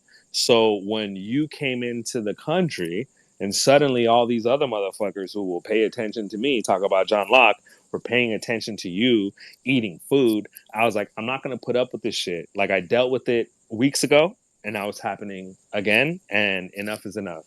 So You know, I I'm called back. KC. Hey, You're here? I'm here. All right, look, I just want to apologize for my tone.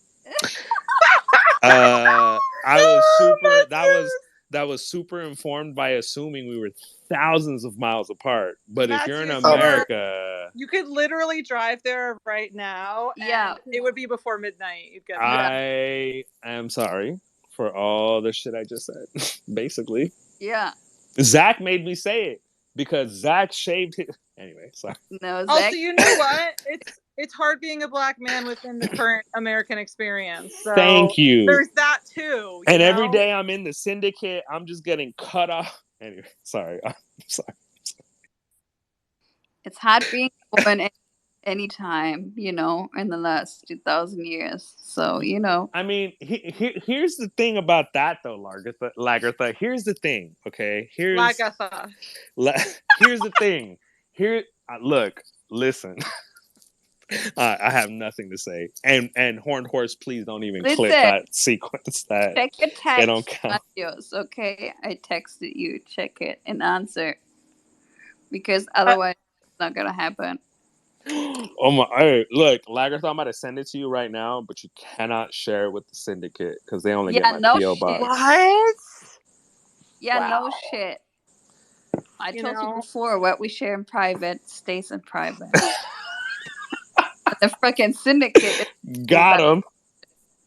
You know, I really do enjoy picking and choosing when I am an ally for my own benefit.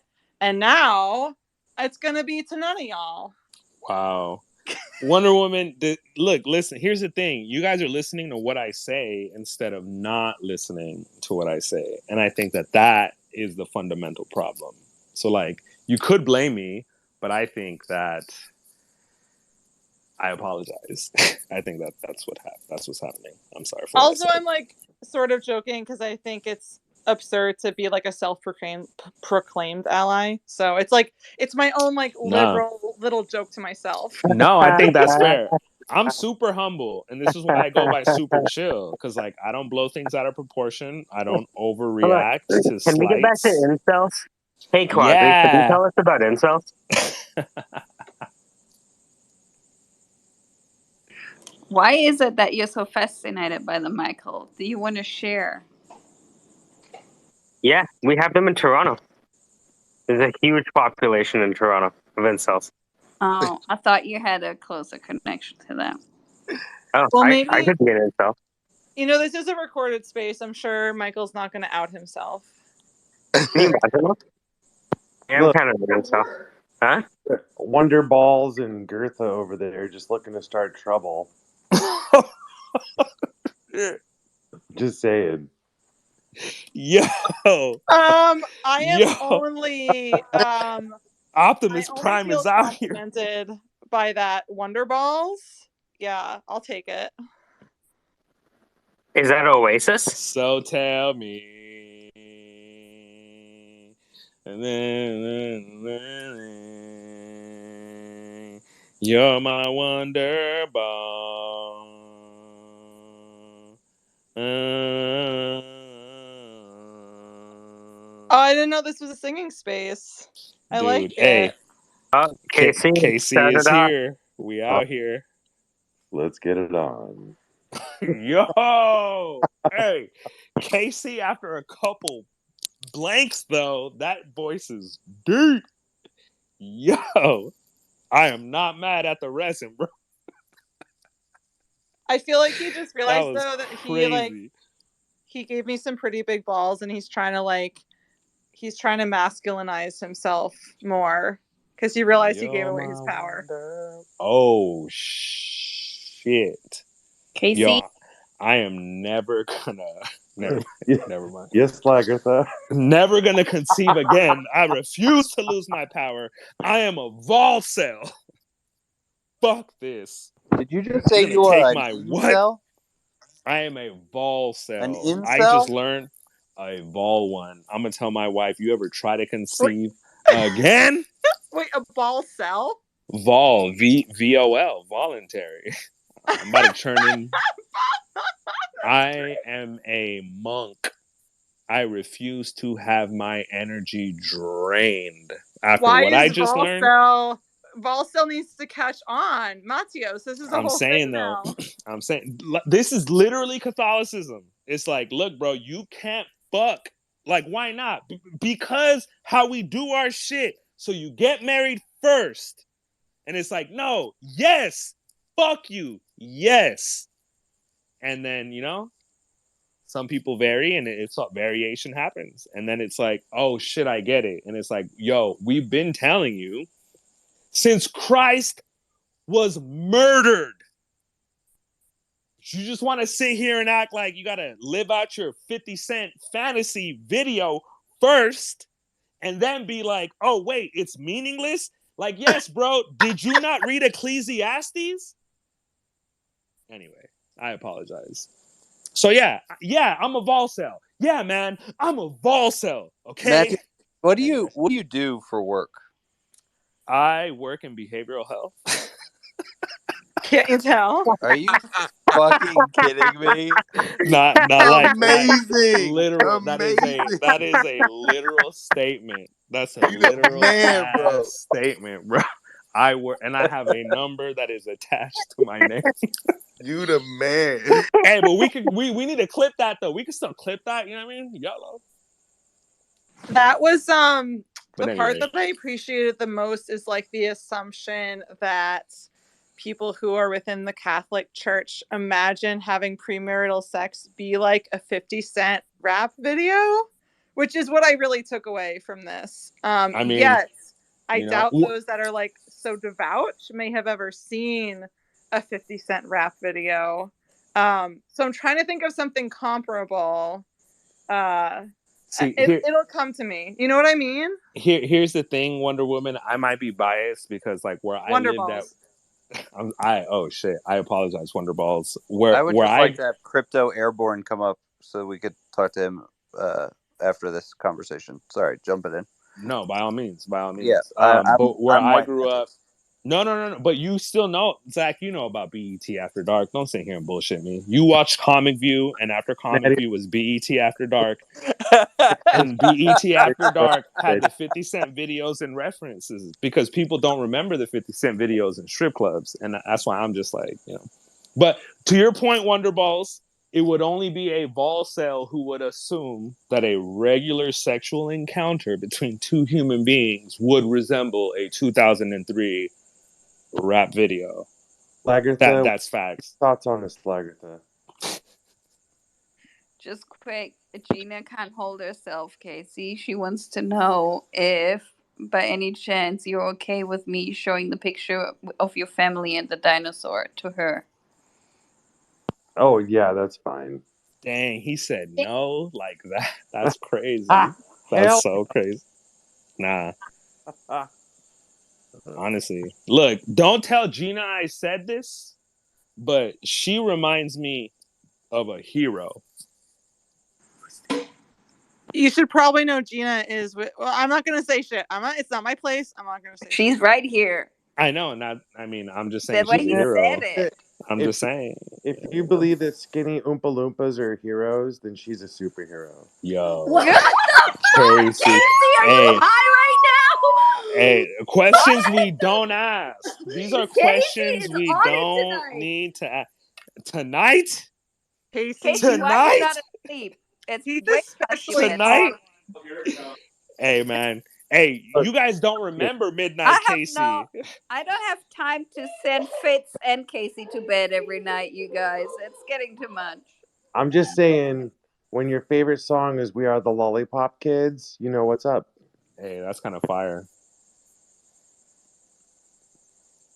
Why did Airborne leave? I feel like he's scared away. Oh, he's Actually, he like could have answered our military incel question. Damn it. I'm telling you, Oh, man. Airborne has his 5 minutes and he gets together with these people. It's over. He's the podcast guy, right? Who needs to get a read of the room before talking. Yep. You know what I mean? All I'm saying is that I love aromatic herbs. I love tea. I just think that they need to be a little less soft in order for them to express their essence. That's all I'm saying about the herbs and about aromatics or whatever they're have called. any wild theories out there, you can always share them with Crypto Airborne. He loves to go on and on and on about I wish I could, but any conspiracy. sometimes You're good with him. Look, I could give him all my conspiracy theories, but if he's just gonna sit here and leave, like how am I supposed to trust? You know, like he's one of these players. Like I've heard about them. I've listened to a 50 Cent song. He's over here like a PIMP with a steel drum in a circle. I get it, horned horse. You know what I mean? All these players stick together. I do it. not know what you mean. The fuck are you talking about? Man, okay. So I feel like you're beyond my level of comprehension right now. But anyway, no. I want you to keep going. The diarrhea in my head just came out instantly. No, so I think okay, so all I meant the 18 different things I referenced in those 3 seconds, like all I meant by that was the way the horned horse plays steel drum is the same way that in the song PIMP by 50 Cent, they used the steel drum. It was the sound that was like anyway, so they had the steel drum in the song, and I was calling that other guy, I can't even remember what his name was, but I was calling him a player, and I was like, I get it, he's a player, he's a pimp, and then I was just like referencing, you know, and then I was just talking about the shape of it, and that's it. But you know, you racist motherfucker. That's what I'm saying, man. To me, look, I'm gonna keep it 100. The Caribbean accent, it's all the same shit to me. It's just pigeon Nigerian English, all right? And they want to sit here and talk shit to us. They want to sit here and act like, but all that shit, because Nigerians already speak English, bro. So as soon as we made it to the island, we want to sit here and act brand new and nah, fuck that, man. So anyway, my bad. Please don't clip that, horn horse. Per favore. Io non parlo inglese. Yeah, right.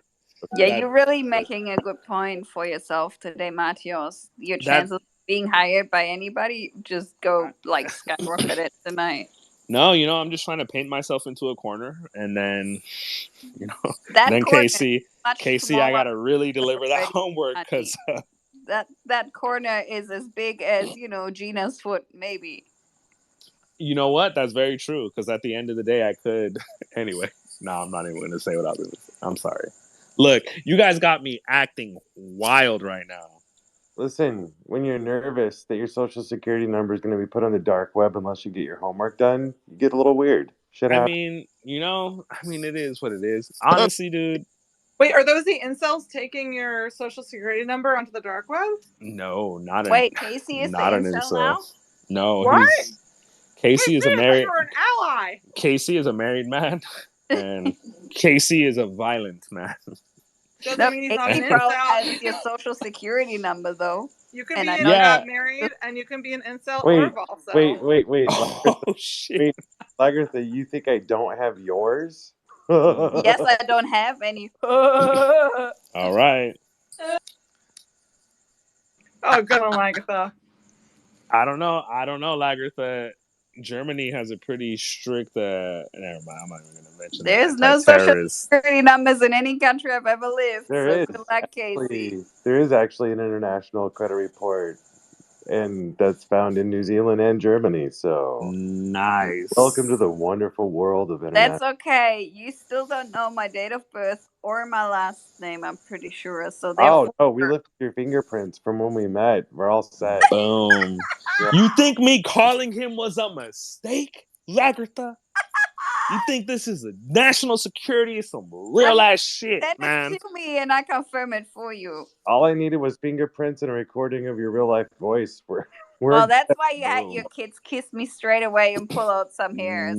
Nice. Think you Got threw away him. that cup you were drinking out of? No. Hell no. Hey, I can't lie. It was super fire sitting across from Wonder Balls and Lagertha and like hearing these voices. And I told this to them. I was like, yo, usually like at night when I'm like reading theology, I'll hop on the spaces with my friends and just start talking and I hear your voices. And now I'm in a room with these people. And I was like, yo, great. You still hear the voices, eh? I mean, it was just one of those things. I was like, all right, so now I hear 6 voices, but there's 4 of us. But it is what it is, man. You do what you can with what you have. My thing as a robot when I was built was that we don't harm humans, so it's just like we just move forward. We just take every day as another set of digits to just compute through. I mean, what can I say? I'm a developer now. It was a weird fucking feeling though, hearing Lagertha in person versus, over a phone. Yo. It was Casey said, it's like, it's so weird. I hear your voice. I don't even have an earbud in my ear. Exactly. I think when I first hear Casey laugh, I'm just gonna be like mesmerized. It's gonna take a while. I might stare. I might stare. He's there. Yo. Good times, Wonder Balls. Good times. Oh my gosh, you guys are monsters. Why? Shut up, Fatios. Hey, my dad used to call me that. That's amazing. Casey the bully. Wow. Get some. Look. I met Casey at midnight. That's why when I heard this motherfucker being all nice to these strangers, I was like, bro, I'm a compatriot. You know what I mean? I might not pay that many taxes, but I pay some when I purchase shit, which I do. You've seen most of my budget. And it's like, you're just going to let these... Nah, anyway. And that's where I stop. But yeah, I love you, Casey. You're fucking... Midnight Casey is the shit, man. No morals, no ethics, just fucking shit up. Motherfuckers don't even know. I was like, you're from Redacted? They talk like that over there? I fucks with Redacted, honestly. Where's Redacted on the map? Where can I find Redacted on the map? It's north of Redacted. Oh, that place? Yeah. Exactly. I'll just ask Duke next time I want to go to Casey's place because Duke's been there. Where the New Dutch go, Casey is above the New Dutch, let's say. I leave it at that. Where the old Dutch are where they are, failing as usual. The new Dutch are leading the world as they should be, and Casey is north of them. As So is the horned horse, honestly. Matthias, before I send over what I promised you to send, are you gonna come up the next 2 days? To north of the new Dutch? Of your redacted?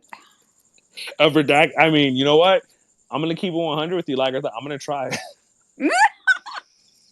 Depends how much money you got in your budget for gas. You know what, Lagertha? I'm gonna have to take a rain check on this one. I have specific instructions on what I should do you have emergency with extra money. gas money. Marios, it's for emergency money. It's like a, No, I think twice you're right. in a lifetime emergency kind of thing. Wait, is this it's something excellent. that carries over from the dictatorship or nah? No. No, that's just wishful thinking on your part. Wait, the dictatorship, like the Spaces names from 2 or 3 weeks ago? Yep. That is just Dan making up wild stories about what happened between Matthias and I while all you were around. Oh, that's right. That is just Dan being Dan, I guess. But Dan looked up from the typewriter. He wasn't used to hearing Lagertha's voice in North American air. This is different. Swunk! The window screams open. Anyway, sorry. I love. You're an asshole. Hey, I'm a fan. You know what I mean? Why did you have to do that? Swunk! They closing up the door. Casey also, appeared. have you finished your homework? If you haven't yeah. entire of your You budget, ain't done for shit with your homework. Don't say yeah. I'm not. Okay, so here was the thing. If you haven't done your budget, you can put extra for it's true. emergency trips to LA. Listen, Casey. Oh wait, you're gonna be in LA. That's different, Lagertha. I thought you were talking about new Dutchland. Is that not or better north of there? Boston? Oh yeah, no, 100. Like I can't even tell you how much better it is for the future of our country, for the union. Like, but anyway.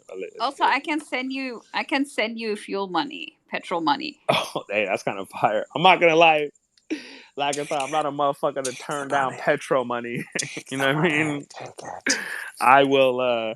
Wait. So, how long are you going to be in the city of Angels? No, I'm literally leaving Wednesday night at 11 goes my flight. So 11 post meridian. Yep. Pacific Standard. Wait a minute. Do you think angels are the angels of geometry? Okay, I'm glad that you mentioned this because we were driving in San Diego for Theo Spacer's wedding, and then my son, as we're going on to the 5 South, was like, "Oh, look, Los Angeles." And then he said, "Oh, wait, a circle can't exist in Los Angeles because a circle doesn't have any angles." And I was like, "Actually, you're wrong, you stupid motherfucker." But I appreciated the attempt. You know what I mean? So anyway, to your point, horned horse, and I didn't say that to him, by the way. Yeah. Yes. So, but is he right though? Most likely, yeah. I think they see the world much clearer. Does a circle have angles?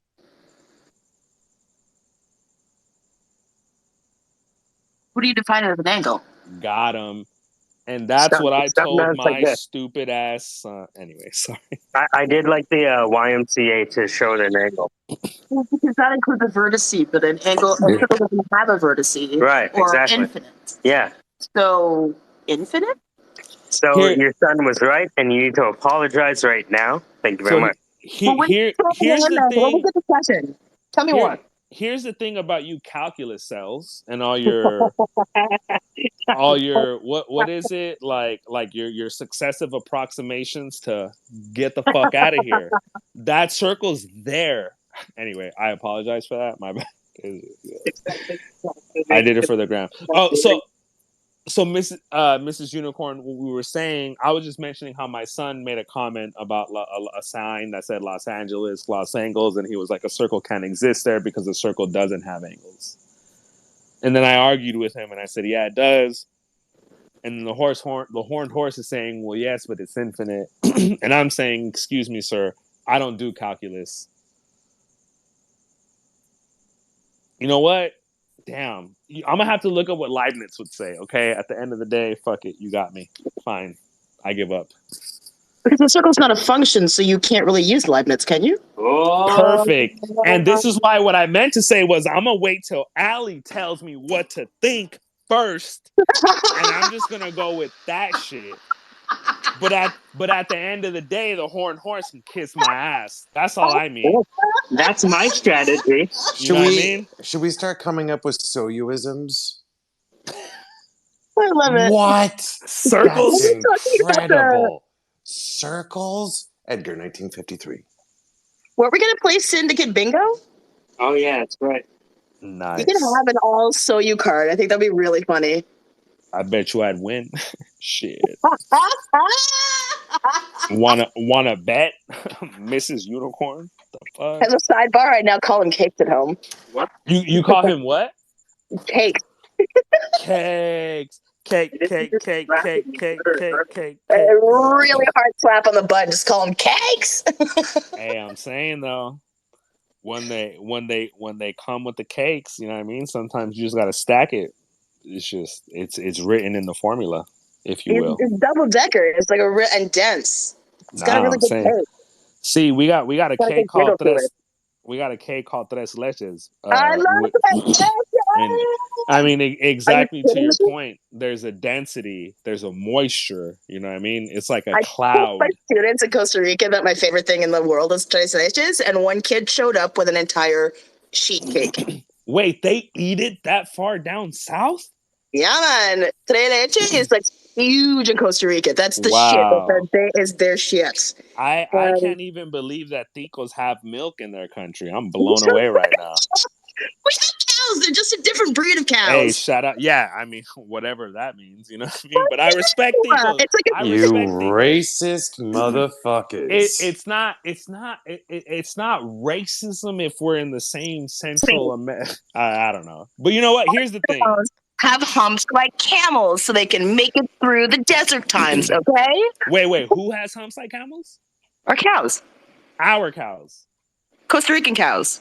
Oh, sorry. Wow. Remember, soy una tica mi corazón. Remember? Yeah, no. And that's what I'm saying. I respect it, and that's what I'm saying. What's so it going to be next? Of the day, those people have cows. Nah. what we should say is that those that are Lebanese friends in true Mediterranean fashion, they have humped cows in Costa Rica.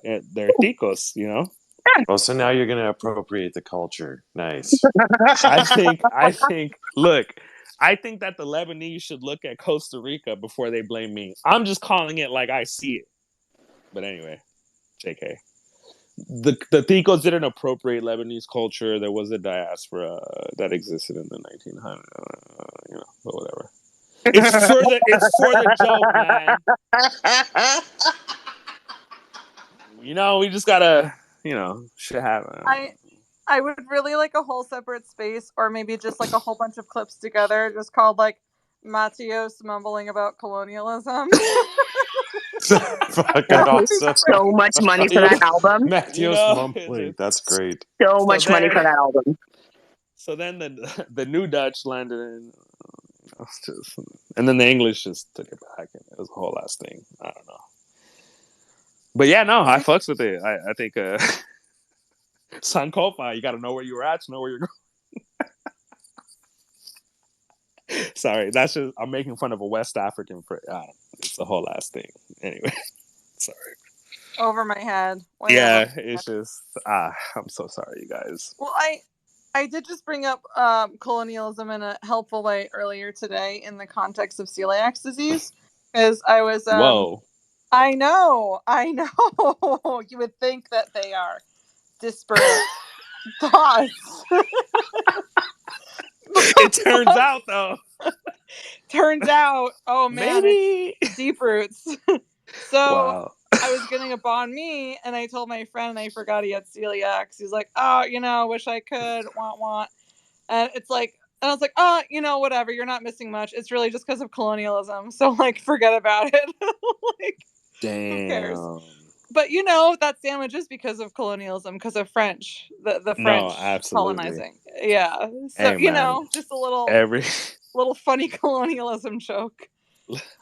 it's like it's hard.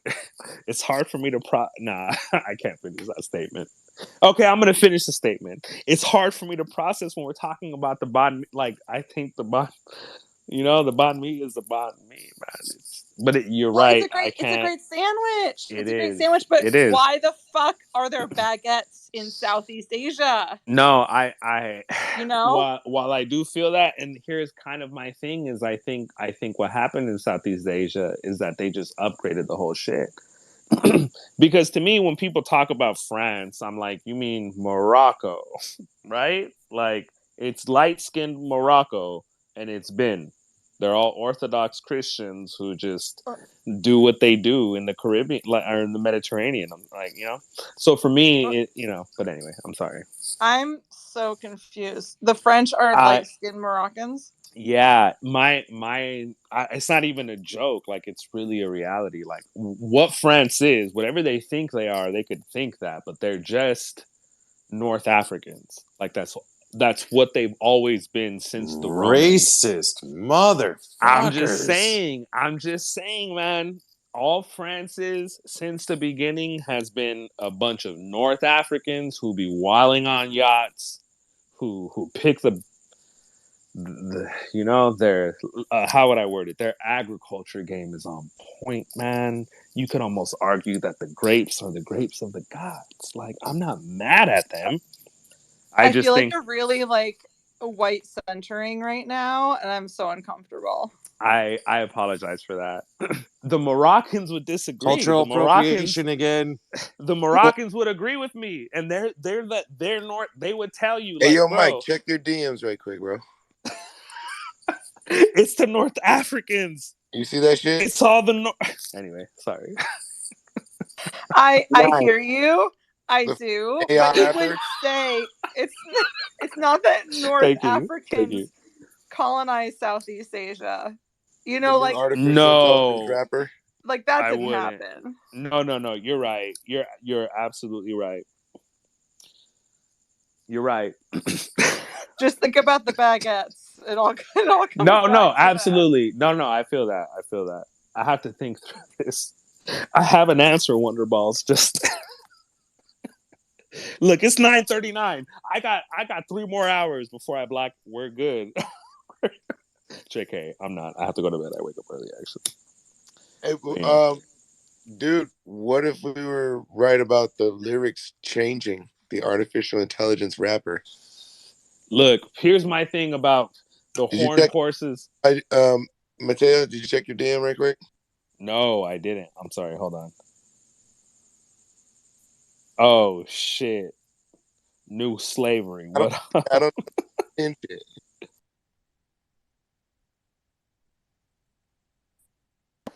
Kanye West. That was a great song. That was the best song on that album.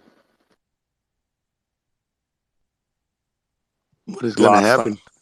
I was going to ask, do we disagree with this, or do we not disagree with this? It's natural.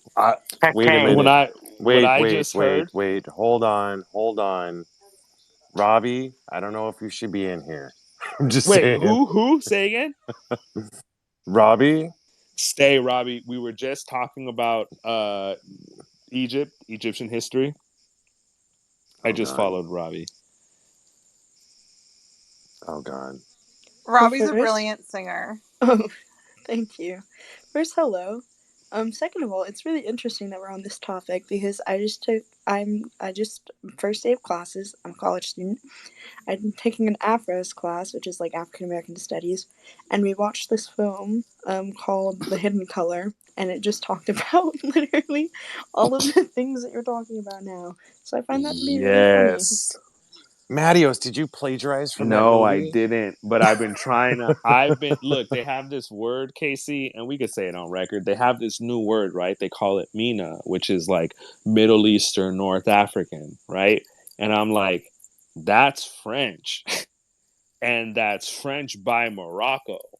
And the reason why the French could interface with Morocco is because Morocco first interfaced with France. That's the thesis. But look, we don't, I'm not trying to go all black nationalist on everybody because it's not coming from that place. I swear. Like, you don't really have to try. No. You know? Here's what I think. Nah, I'm sorry. But yeah, You racist motherfucker. bro. So when I just heard that AI put that song together, what did the AI understand? The AI understand how to reflect in a way that spoke to my soul.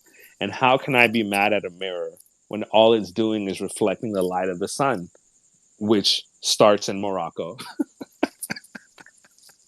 sorry. I didn't. I'm sorry.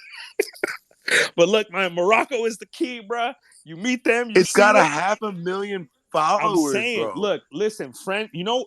AI fucking rapper. Look, all right. Here's why it ties together beautifully, right? Because our friend Robbie was just talking about how this tied into that other class. Do you know where French Montana is from? Do you know what country he comes from? Yeah.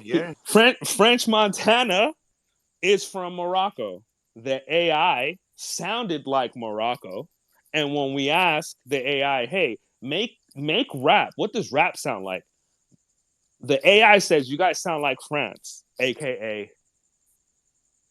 Morocco."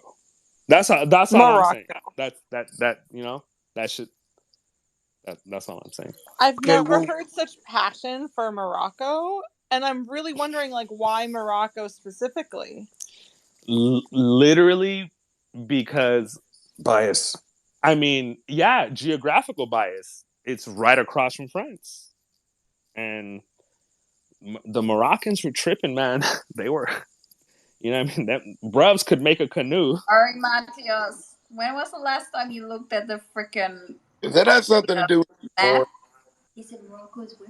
Morocco is not Yeah, right because across Morocco's from. by Spain. It's by Spain. It's not by France. Sure. Like there's nothing right across from I'm France. sorry. Okay, so the Moroccans that ended up in Spain, they have a name, and what they are is something completely different than Is what. that the You mean more? Portuguese? Yeah, no, the Portuguese. You know what? I would argue that it all makes sense now. It's like, why would the Portuguese even know about West Africa to go there and start the Golden Triangle? It's like, oh, y'all motherfuckers were from Morocco, weren't you? I should have fucking. Anyway, sorry. I thought they might have been from Tunisia and not Morocco. I mean, damn, that was actually kind of fire.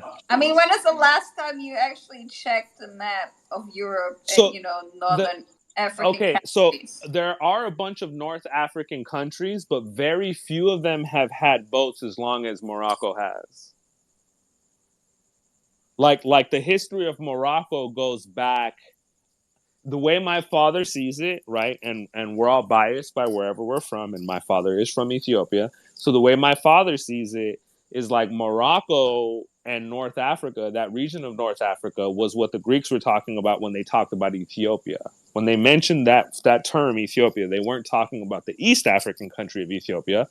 They were talking about like the North Africa. They were talking about North Africa, Libya, Morocco, and I don't know who else is there. So, like, as far as my conceptions go, whatever North Africa was, shout out to Carthage, wherever they were, that, like, over time, let's say within that medieval time, there was definitely Moroccan influence, obviously in Spain, because it was one empire. But the way I see it is that them Moroccans landed, they landed in France, man, and you could hear it, you could hear it in their drums. I'm sorry. Who gives a? You know what? I'm just talking out my ass. I'm just trying to be an asshole. And all my French friends, they hear this shit and they're like, "How the fuck could you say this?" And I'm just like, "Cause Algeria, motherfucker. That's why." But that's a whole other. That's a whole other space. We could just. We can move on. I'm sorry. Robbie, are you ready to save us yet?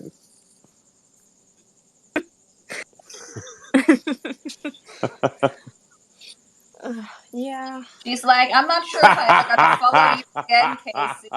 It's getting wilder every time I follow you around. I don't know what you mean. I don't know what Hey, you're man, talking Casey about. is Moroccan. That's the You never know. Oh, that's where Maggie got the brown eyes from your Moroccan side. I got it. Boom. My grandpa was a Rolling Stone.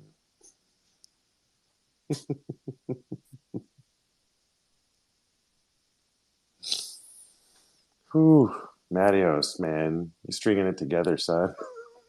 Yeah, Here's there's the nothing to thing, say man. after that. Yeah, no, and it's just one of those things. I'm sorry, you guys. It's just Don't apologize. sorry. Yeah, don't nah. apologize. This I is Do fun. not. I am sorry. I just feel. Do you think if I'm tired of it, do you think I would not interrupt you? Feel confident that I would interrupt you if I was bored of what you were saying. Be confident in that one. Hey, for sure. Casey, wait a minute. How the fuck am I supposed to take that, bro? Anyway, thank you. No. I'm not sensitive, you guys. Dude, You how can it come fucking... up here and get a hug, Matios. Honestly, I'm gonna drive to LA right now. Fuck it. It's 9:47. I'll be there at 10:50. Anyway, I can't. I could not possibly drive right now. That'd be insanity.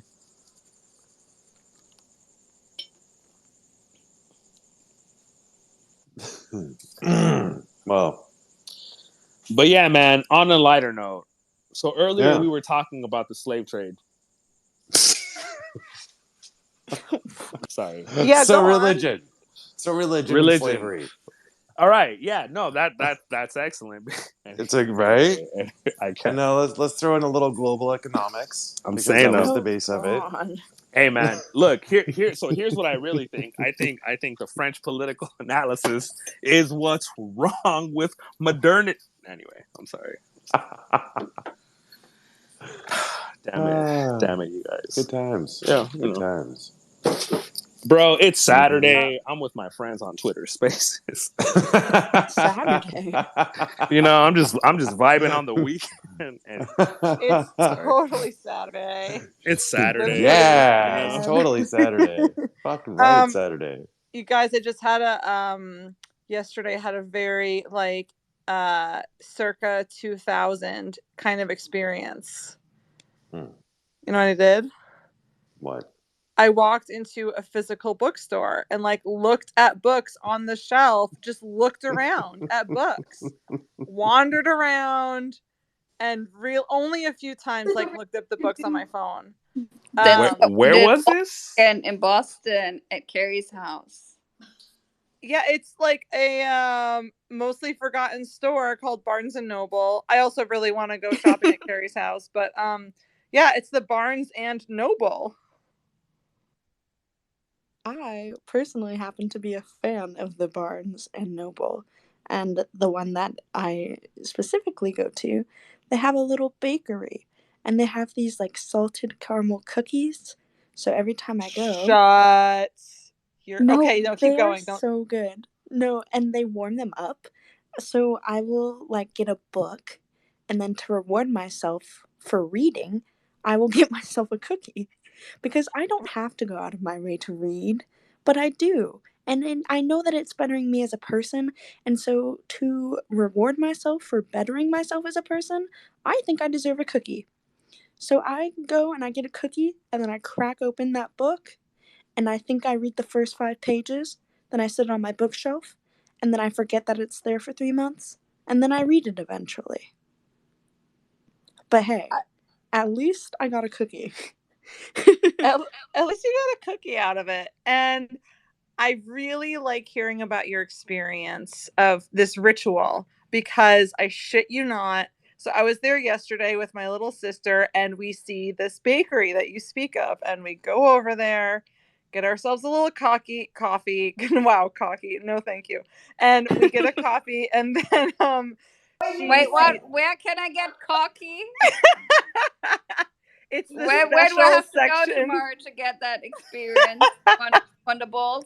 Yeah, let's get it tomorrow, Agatha. It's the special section of the bookstore. You and I are getting out. You and I are going out, get some coffee. Yeah, it's a special. Are we taking Matios with us or not? Taking who? Matios? Yeah.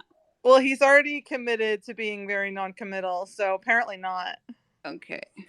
But so we go to this Hold bakery. on. If we got cocky on the table, I'm just saying. I mean, he's like, already you got can't, like the membership, right? You can't just like be like, you know what I mean? I mean, I didn't bring it up before because, of course, that it's like, obviously that's the big seller, but I want you to come just because you want to see us. Us meaning, yes, I'm going to be there tomorrow also. Wonder Balls in the flesh. And so I didn't want to just like put all my cards out on the table.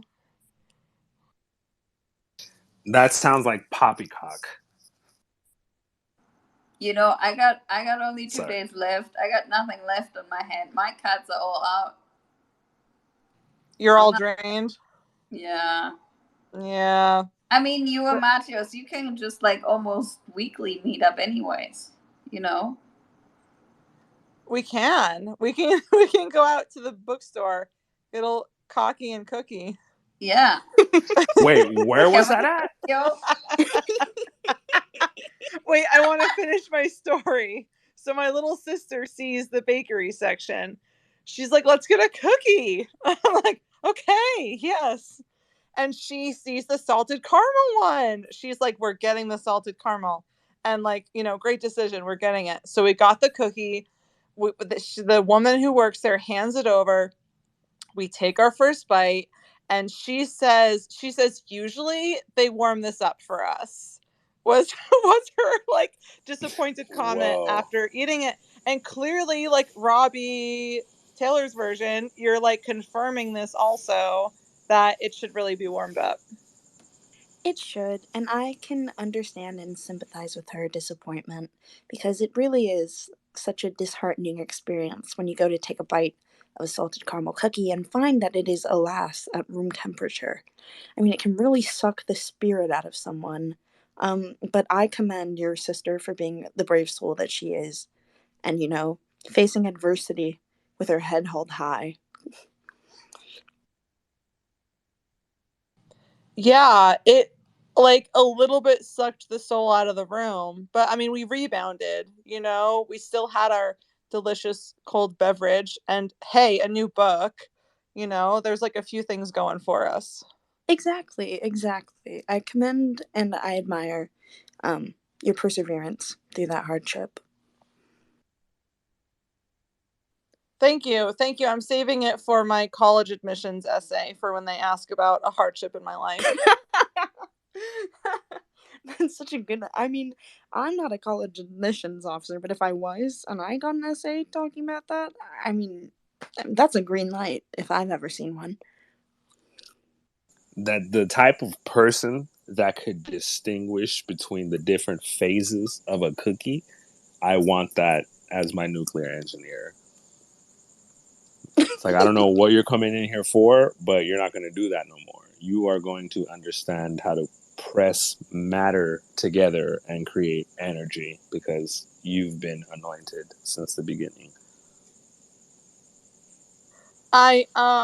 That was really waxing poetic, and like, you know, another direction it could go in is like once you toast the cookie or really toast anything, there's no going back from it. Like you have altered its chemical state and like just changed it on a very intrinsic level.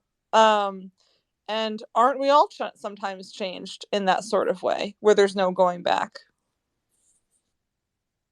Is this your like racist pitch for gentrification or something? Or look, man, I don't usually agree with eugenics on a personal side, but I do feel that I'm sold. I know. I'm just Wonder applying Balls. to whatever college I'm currently applying to that you all are judging me for. As the Yes. white privileged woman you are. Oh Wonderful. shit! Remember, Casey brought all this up.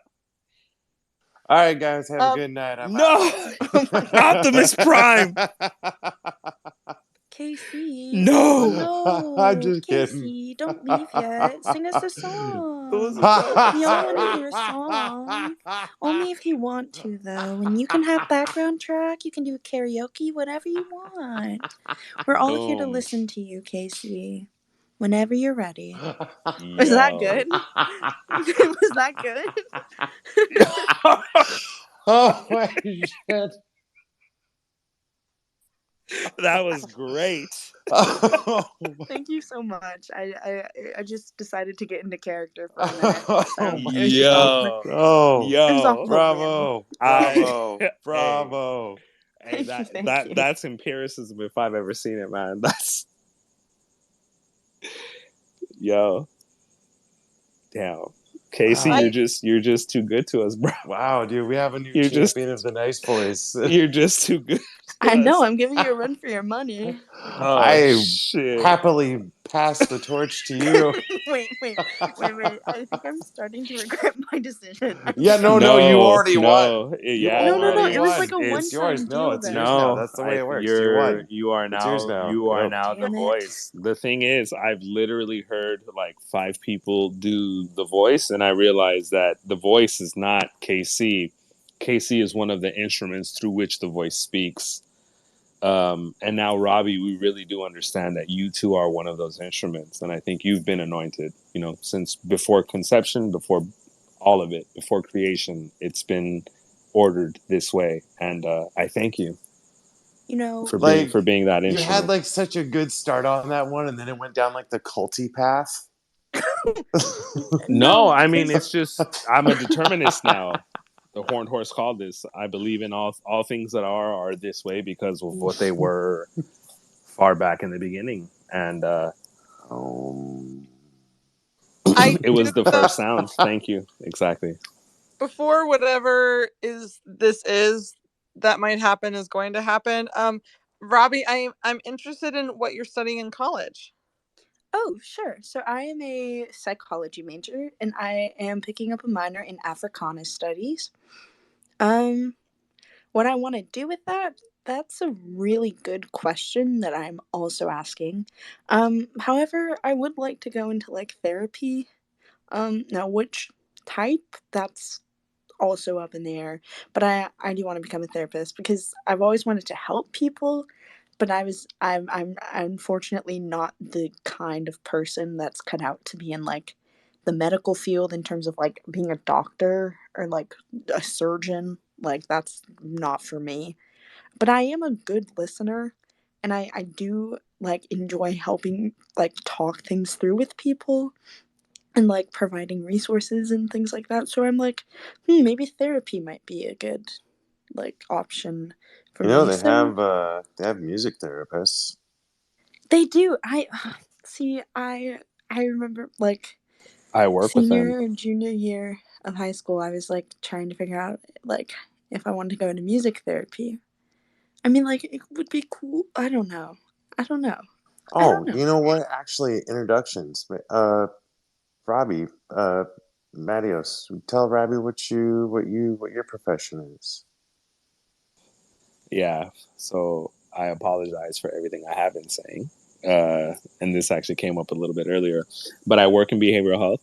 So I work with music therapists who use music therapy to teach children with a variety of diagnoses, mostly learning disabilities. And through music, they are able to teach them like everything, literally everything, all the way down to just coping, to communication, to what do you do when you see a stop sign. And it was crazy, right? Because everyone I work with is talking shit about this, and clearly I hear about this and I'm like, bro, get the fuck out of here. Insurances pay you? Are you out your damn mind? And then you look at the outcomes and it's like, wow, in 1 week you accomplished what people attempt in 3 years, and it was music. And you use music to bind other things, and it's magical. I mean, it's holy, like what these people are doing. But yeah, but I'm just a dumbass. I mean, you've heard No, me. that's really awesome. Music Oh is my real, god. very real. Power of music is real. What's up? It's Floki.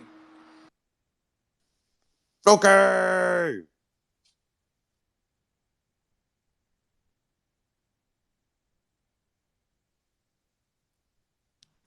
Well, I think that's a really cool path, Robbie, and I'm sure it'll be ever evolving.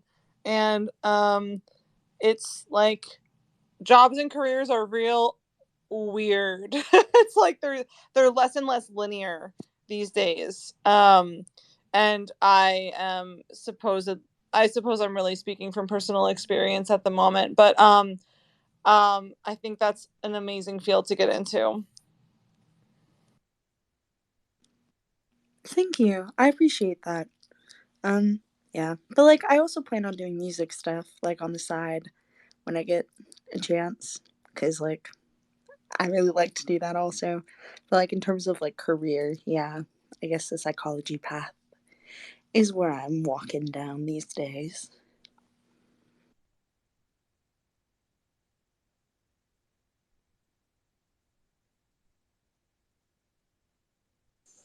For the record, when my phone dies in a minute, I'm gonna reconnect in 3 minutes. So You could also just charge it, Matthias. That's an option. if only it were so simple, Lagertha. I swear to you I would, but the thing is, Lagatha. I'm an idiot.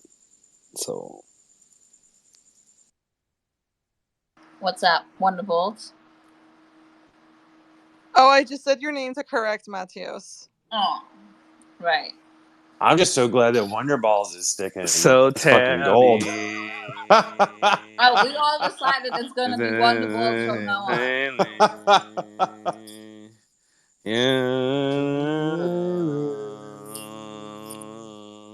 You're my wonder ball. So you're telling me that you went through like the entire like 3 verses beforehand not knowing any of the words just Right now. Yes. Yes. I feel like you could have just said you're my wonder balls and the reference would have still stuck, you know? I don't That's believe just that me. anybody You know, the I thing is do about you I don't mind now. I don't mind the Wonder Balls thing, but I do mind Wonderwall. But So I'm tell really me. conflicted right now. And the dual Listen, combo I mean, 616 to bed. me, Oasis is one of my favorite African American bands ever, personally. And maybe I'm just an idiot, but as far as I can tell, Are I'm they gonna go from with that. Morocco? This is what I've been trying to tell everybody since the Yeah, probably beginning. You know, Morocco, feel just me? across freaking Hey, what was it, France? It's right across from France. who else had boats, Lagertha? Who else? Okay. Lagatha. Yeah, I'm like, when is the last time you looked at a map? It's wild. There's nothing across from France. You know what is across from France? Morocco. Technically speaking. Because of the No, like boats. not at all technically speaking. No, absolutely. Okay, my bad. All right. Look, you guys are empiricists, and I get it. But like at the end of the day, the boats, like the boats are how Spain did what they did. The boats are how Greece did what they did. The boats are how England did what they did, and the boats are how Moroccans became the French Montana of Paris.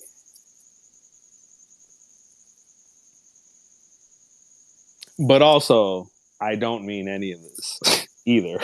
So like that's the key. But basically, I mean it that Moroccans are French. I suppose I don't know enough about it to continue refuting your argument. I just don't think it's totally accurate. Just something's telling me. No, I think But I'm gonna look no. it You guys up. are right. You guys are right. You guys are right. No, but I want to Morocco is know. not the Moroccans. And by my estimation, the Moroccans had boats for like 4,000 years. But I mean, I might just be. You know, it's not Matthew's fault that he grew up where he grew up with a really poor education system. I mean, I would argue that we're the only country with a real education system. Honestly, not to go all nationalist on everybody, but Oh wow, that's quite a statement. I mean, a lot of people like to bring up other countries, and I mean this whole heart. I mean, yeah, I'm gonna say it. It's like if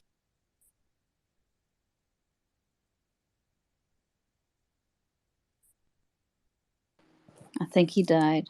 Can't hear you. Dun dun dun. I think he Battery died. He must have test. died. Yep.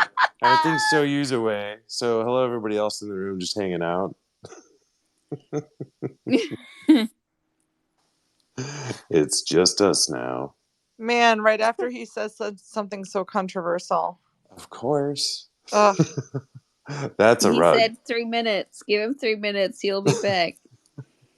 Somehow magically he can find a plug now to charge his phone. He couldn't do that, before it turns off. But Oh, yeah. hey, Wonder Woman. Do Yeah. you have your ukulele? I do. Ha! Wow. Yeah. Yeah, and what of it? Yeah. Take your time. Let us know Yeah. when you're ready. I haven't played in a few weeks. I feel a little rusty. Yeah. But I also just Yeah. had a little tequila. Perfect. You're already loosened up. That helps. It helps. Wonderwalls, that helps. If you want, you can play Wonderwall if you want. Totally. That's rather easy. Over my dead body. I'm not playing it. But I'll play something else. I'm just like being really stupid, and at 10 p.m. I'm sending out like meeting invites to my students for meetings I have with them tomorrow because I procrastinate and I send things out at 10 p.m. Perfect. Yeah, so hold on just a quick sec. I would love to play something in a few minutes. Okay. All right. Fine. Then I'm gonna sing in the meantime. What do you think about that? Yeah. Oh, Casey, you're gonna sing us a song? Yeah, That's so I was just gonna do a little broken. Just do this simple.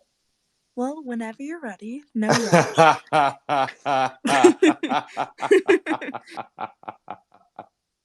Shit, that's gonna be a tough one to live down. Oh, that's awesome. Yeah, I'm broken. Head down to my toes. Yeah, I'm broken. Wallet to my soul. Yeah, I'm broken. Bitcoin's in control. Yeah, I've spoken. Bears are on a roll. And I'm gray now.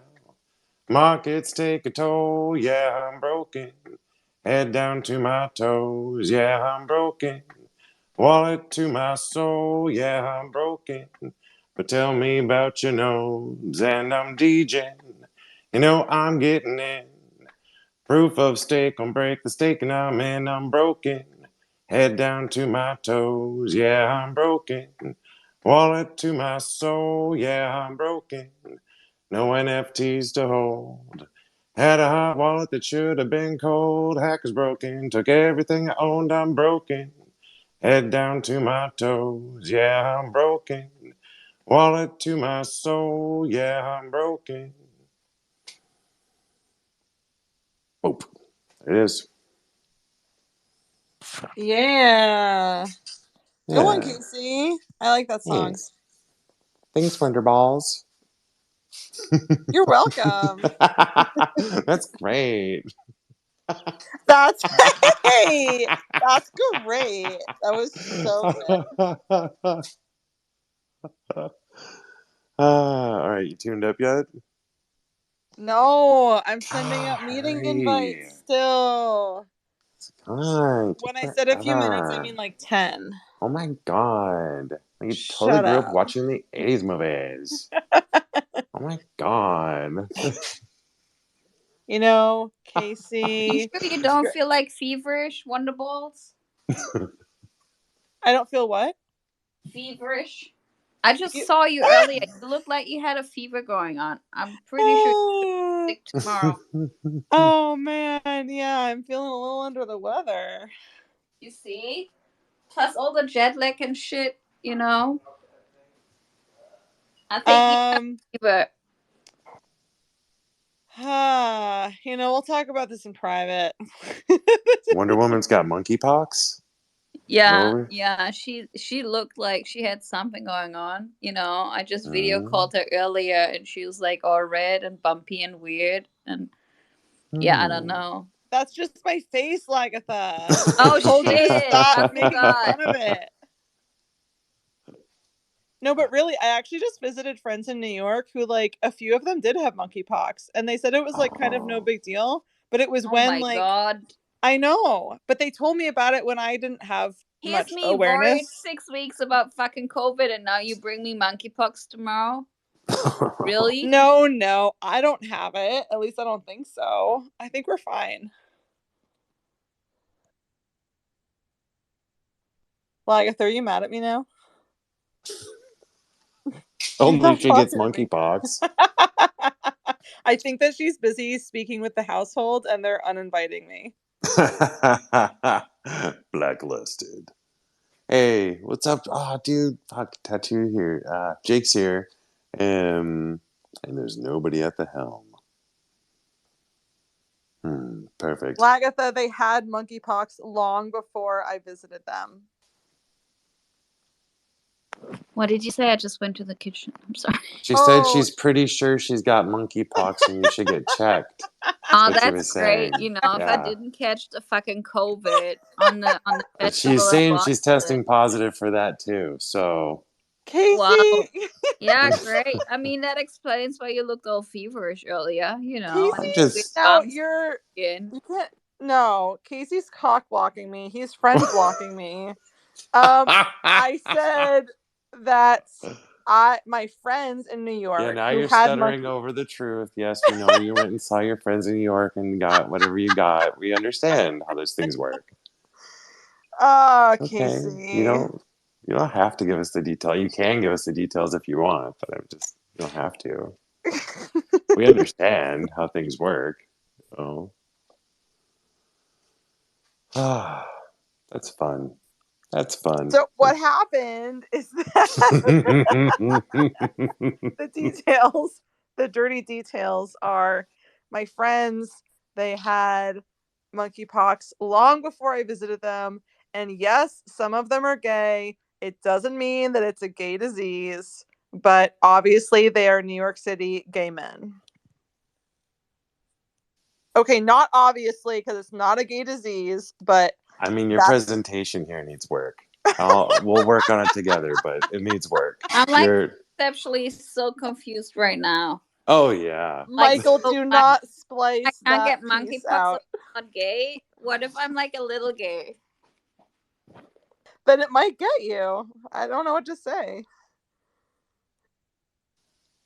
So you go down to New York and are interacting with some friends, and they happen to have said monkeypox. They did previous to my visit, correct? Right. Okay. Did they still have them when you were there? Casey, I thought I cleared this up. They did not have it when I was Did there. they still have any bumps or lumps or anything that would have any secret that, like, any liquid that could get out onto you? No, I did not experience any pus dripping on me from friends. No. And also, you really do have to like be sharing spit to share it around. Oh my god, I'm fucking dying over here. I thought you were gonna massage my ass tomorrow. Yeah, so what? Are you Like, reconsidering? if you got the monkeypox from the gay people, Is she giving then you the Naru massage? Is that what you're if you then doing? massage my ass tomorrow, am I gonna be gay and with monkeypox? Yeah, you're probably gonna catch both of them. I mean, She's gonna catch gay? I only said that she's gonna catch monkeypox. She's the one who's assuming that she's gonna also catch gay. And how does COVID fit in here? Is that just assumed, or is it just like part of the package, or like does not count as a third? Like, It's like the third wheel in this whole The package. COVID, we took oh, a test today. There was no COVID detected in me yet. yet. Correct. Hmm. I'll do another test tomorrow, just to be sure. Not sure how I do with all the gay and the monkeypox thing now, but I'll Google it. I'll Google it overnight and I'll find out. I have to say there was no yeah, no, I don't have monkeypox. I know I did look a little flush and you did mention that, but I was in the sun. I don't even have to justify this. It's fucking summer. You're just saying You that can you did just not tell us catch. that you had You, wild sex just before I called you. That's okay. Or you went I to a mean, but sauna or something. yeah, but you also called me all bumpy and weird, and I'm not bumpy and weird. I don't have lumps and bumps. Just for the record, everyone. so For you the record, didn't. everyone, she does. She just, we still love her with lumps and bumps, but it's okay. She's a Oh bit my self-conscious god. about it. So what you just snuck in there in the sentence, I'm going to revisit in a second. So you didn't catch the COVID monkey gaze. You didn't catch that from your trip to New York. You're feeling pretty clean. Okay, okay. We'll Correct, let that yeah. one. We'll let that one just go. Um, Okay. Lagertha, you said something in that description about the lumps and bumps, and it was beautiful how you were saying like, yeah, we love her even if she got lumps and bumps. That's beautiful. But right before that, you said two words, yeah, two words that you just really kind of like ran over, like you dropped them out there and then just kept going. What were those words again? I can't remember. Oh, you can't I remember. seriously can't Yeah. remember. If you But gave those me two a million words would bucks to probably remember, those I two wouldn't. words might explain why someone's face would be really red, right? Oh, wild sex or sauna. I Why are said you what? suddenly quiet, Casey? Well, I said wild sex or sauna. Maybe she had wild sex or went to a sauna. That's what I said. It was one or the other. It can be safely presumed. Yeah, What's and we'll leave funny? both on the table. We'll leave both on the table. No, What I is feel like you left me on the table and I don't get the joke.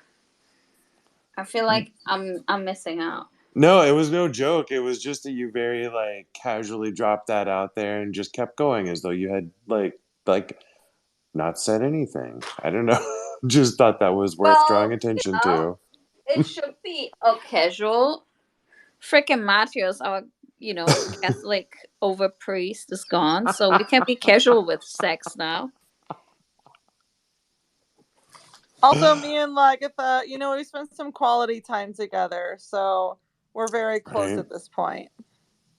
So wait, so do you have monkeypox?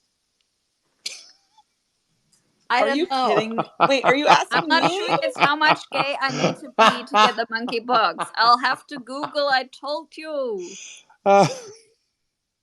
Yeah, you have to I know Like that what this is a lot. percentage? What's the threshold? What's the percentage required? Yeah, I mean, you do need a certain percentage. I mean, the issue is, so what happened is that my one of my closest friends who is um straight, so she says, she caught monkeypox from either one or two of these gay friends that we have. And so she caught it. So the threshold, I think, for the transference is like a pretty low percentage of gay. Because she says she's straight. Okay, she's so married. I'm definitely gonna get it from you then. I don't have it. I was either having wild sex But or you I can was in a transfer sauna. it. You just explained it perfectly. You will transfer it to me. It's clear now. No, it's not, because I did not. I wasn't Wow. even with them when they had monkeypox, and they all shared a joint together. And I don't smoke. I didn't share joints with anyone. Is that what we're calling it these days? Is sharing a joint? That's gonna fuck Sharing me a up. joint is the new word for That's like gonna really fuck me up bad. having wild sex and, you know, sharing bodily fluids. I mean, like, sure, whatever you want to call it. But okay, I'm just saying. You know, We I just live need to keep up with the youth slang. You know, I have my Wonder Balls lingo, so you just got to keep up.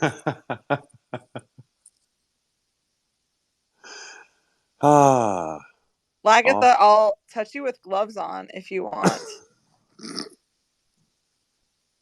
No, I do not want your gloves near my ass. Thank you. I'm not going in your ass.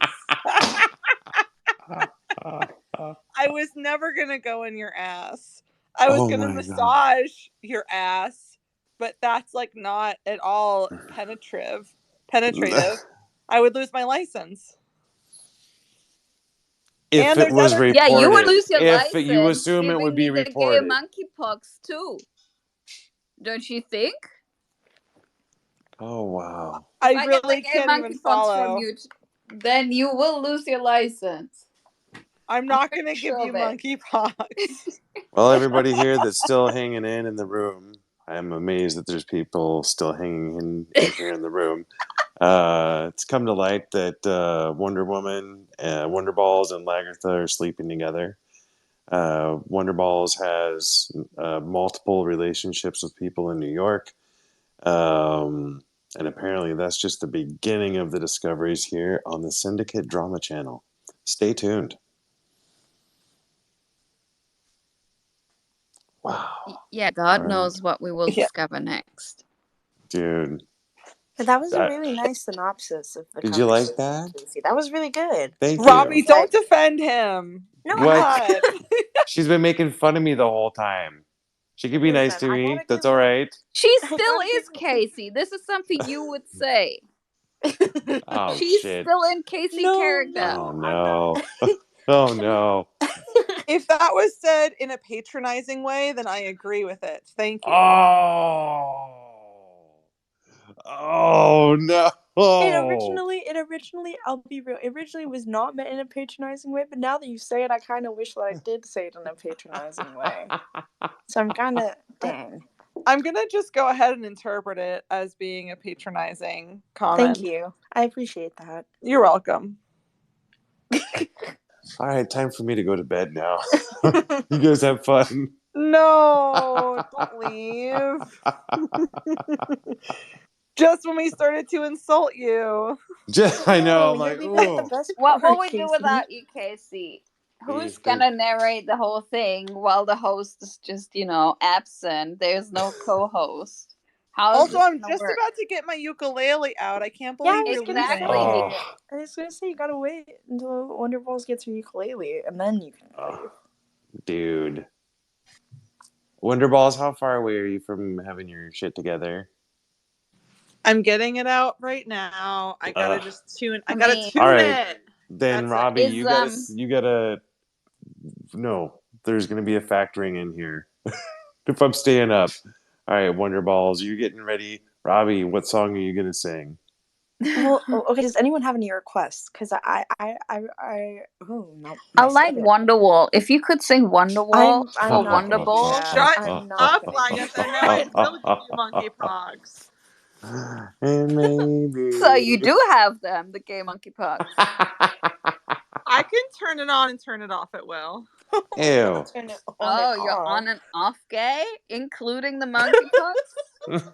We should send you into some studies of sorts at some university. Well, It's it's the all a COVID choice monkey that you gaze. make. You can turn it on and off at will. As the situation demands, so to speak. I suppose so. I don't know how to continue this entendre. No, it's been way gone on way longer than it ever should have. That's for sure. Whew. Okay, I'm warming up. Robbie, I think you have the stage. Okay. Does anyone have a song that they want to hear that is not No. Wonderwall? Nobody say anything. Make her pick her own song. No, don't. Yes. Because I pick my own songs all the time and I just play the same ones. No, don't make me do it. No, I pick my songs all the time and I just feel like I play the same ones. But I was in a space with this other dude and he was requesting songs and I was just guessing the chords and playing them.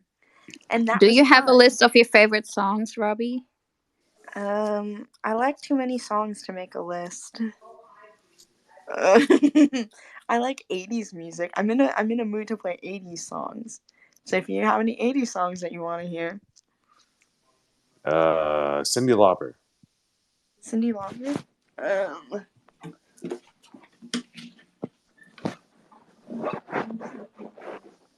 The only song I know from the 80s is like Don't Worry, Be Happy, I think. That's a good song.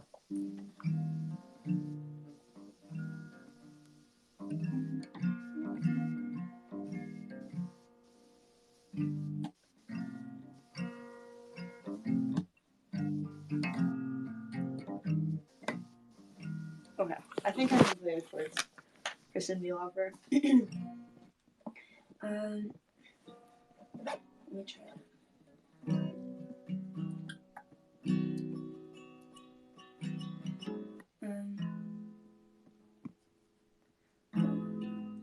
I am in my bed, hear the clock tick and think of you. Caught up in circles, confusion is nothing new. Flashback, warm nights, almost left behind. Suitcases of memories, time after sometimes you picture me. I'm walking too far ahead.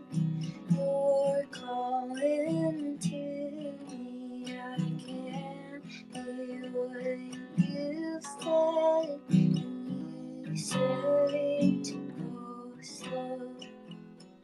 I fall behind. The second hand unwinds. If you're lost, you can look and you will find me. Time after time. If you fall, I will catch you. I'll be waiting. Time after time.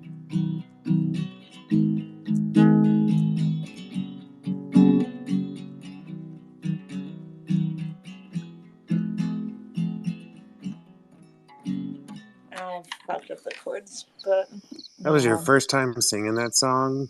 Mm-hmm. The fuck out of here.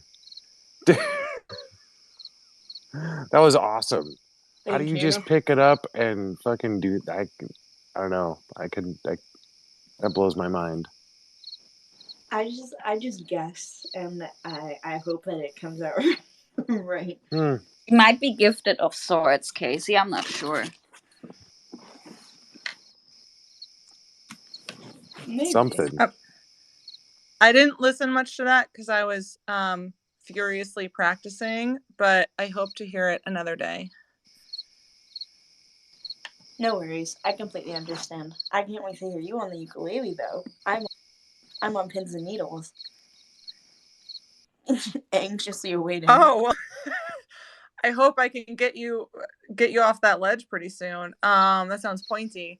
But yeah, this is a song from my favorite folk artist, and he has a gorgeous strum pattern, but I'm just not there yet. But this is Mixtape Cellmate by Rocky Votolato. Oh, okay. Figuring out where to put the phone. Okay.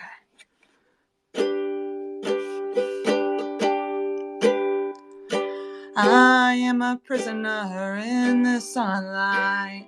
You are my cellmate in the darkness. There's a box full of mixtapes with titles we came up with. They can show us where we came from, but not how to get back there. Listening to the songs can't heal my broken fingers. It's just wait for the anchor to keep your ship here. Goldfish crackers in a Ziploc bag, in a gas station garbage can. I'm filling up this evening so I won't have to at 6 a.m. On my way into work, bad day, that could have been me. Working behind that counter on the curb, they're smoking. We're really not that different, just a few steps from exploding. Now I'm serving time till I've earned the right to go back to the place where we started from. Now I'm serving time till I've earned the right. Baby, I swear one day we'll get the money straight.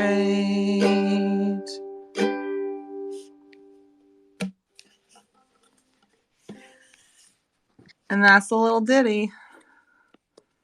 I fucked it up a little bit. You know, there's good ways and bad ways to end a day.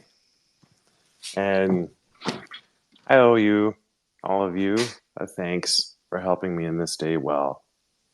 This day sucked. This was a son of a bitchin' day. Fuck this day. Thanks for helping me end it on a good note. I appreciate that. Oh, shit day, but a great night. Yeah. Right. Kinda, yeah. Yeah. Ending on a good note. I appreciate it. All right. I Appreciate am you, off. Casey. Dude, back at you. You know this. It is 1:30 in the a.m. my time, and my ass was getting up at 5:30, so I'm out. Ooh. Yeah.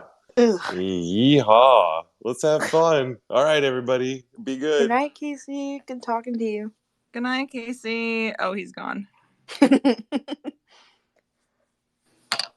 That was awesome, though, Wonderballs. That was really good. I enjoyed that. Well sung, Wonderballs. Thanks. I haven't. I'm only just learning that one, but you should listen to the original because he does a great plucking sequence, which I would like to learn. What's the song called again? It's called Mixtapes and then / Cellmates.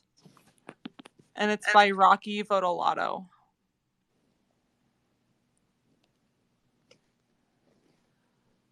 I think he's my favorite folk artist because it's more so based on nostalgia at this point, because I've seen him play countless times, but starting actually when I went to college in Boston at first, and he played really tiny venues, and then he did this and I think he still does a living room tour where he finds people's living rooms to play in, and it's these intimate little shows. That's awesome. That's really, really cool. Just a living room tour. That's so cool. As an audience member, but also just that must be so fun as an artist to just play in random people's living rooms.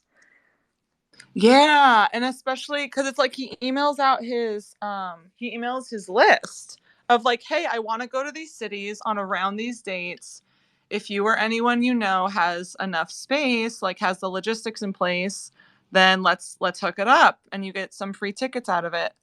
And I think it'd be I think it's great for everyone. It's a big win-win-win. Exactly. Truly. That's really fun though. Wow. I definitely have to check it out because I'm a big like folk music fan. So any new artists that I can get my hands on, absolutely. Yeah, listen to this guy. I would actually love to hear like your rendition of this song too. Um, because I'm sure, I'm still getting my footing as far as like how to even use my voice with this song because I feel like I dig kind of deep with how low my voice can even go. Um, so I'm still playing around with it, but I'd love to like hear your version. Yeah, I definitely should. I definitely am gonna listen to the song. I'm probably gonna listen to it like 20 times in a row, and I'll definitely like try and come up with like a version of it for sure. Cause it's a really like I love the lyrics in it. Like that. Like I don't, what was it? It was like a lyric about like looking at somebody working a job and being like that could have been me or something. Like was that one of the lyrics or like the gist of one of the lyrics? I can't remember. Oh yeah, it's like he's filling up in the evening on his way to work, but that could have been me working behind the counter on the curb there smoking. Yeah, that the line after that, we're really not that different, just a few steps from exploding. Yeah, that's so good. Like I love reflective lyrics like that are also like relatable, but you don't really realize that yet until they say it and you're like, "Oh shit, wait." Yeah. Yeah, I agree. Even like the the one that starts that I don't know, that section. It starts with goldfish crackers in a Ziploc bag, and then in a gas station garbage can. Like just I love his imagery. It's great. And just like how mundane it is also. It's just like goldfish crackers.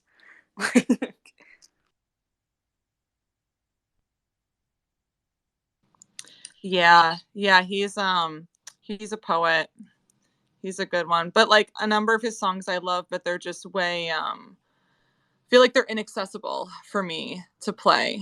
Um but this is a really like sweet, simple one.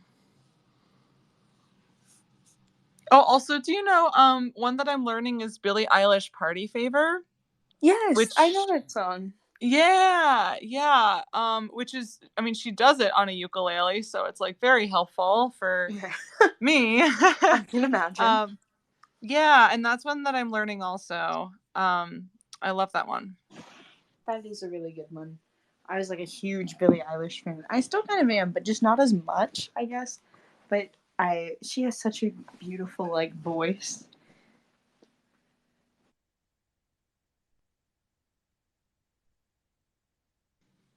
Yeah, I've at first like her singles seemed a little, I don't know, they seemed a little like repetitive or not super distinct from each other. It took me like fully listening to her albums to really get it and to really love her style. Um, and it's one of those things like when I listen to, oh gosh, My Strange Addiction with like the lines that are quoting The Office, like she's just so weird.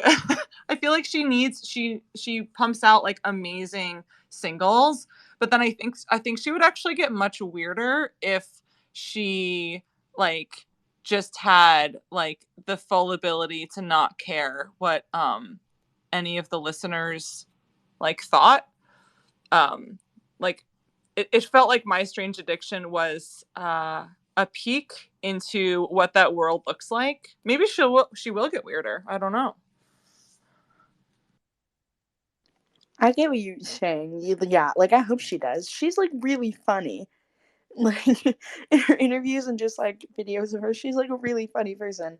And like that did kind of like come like peek through in My Strange Addiction. But that like entire album has such a like special place in my heart, especially like the non-single songs.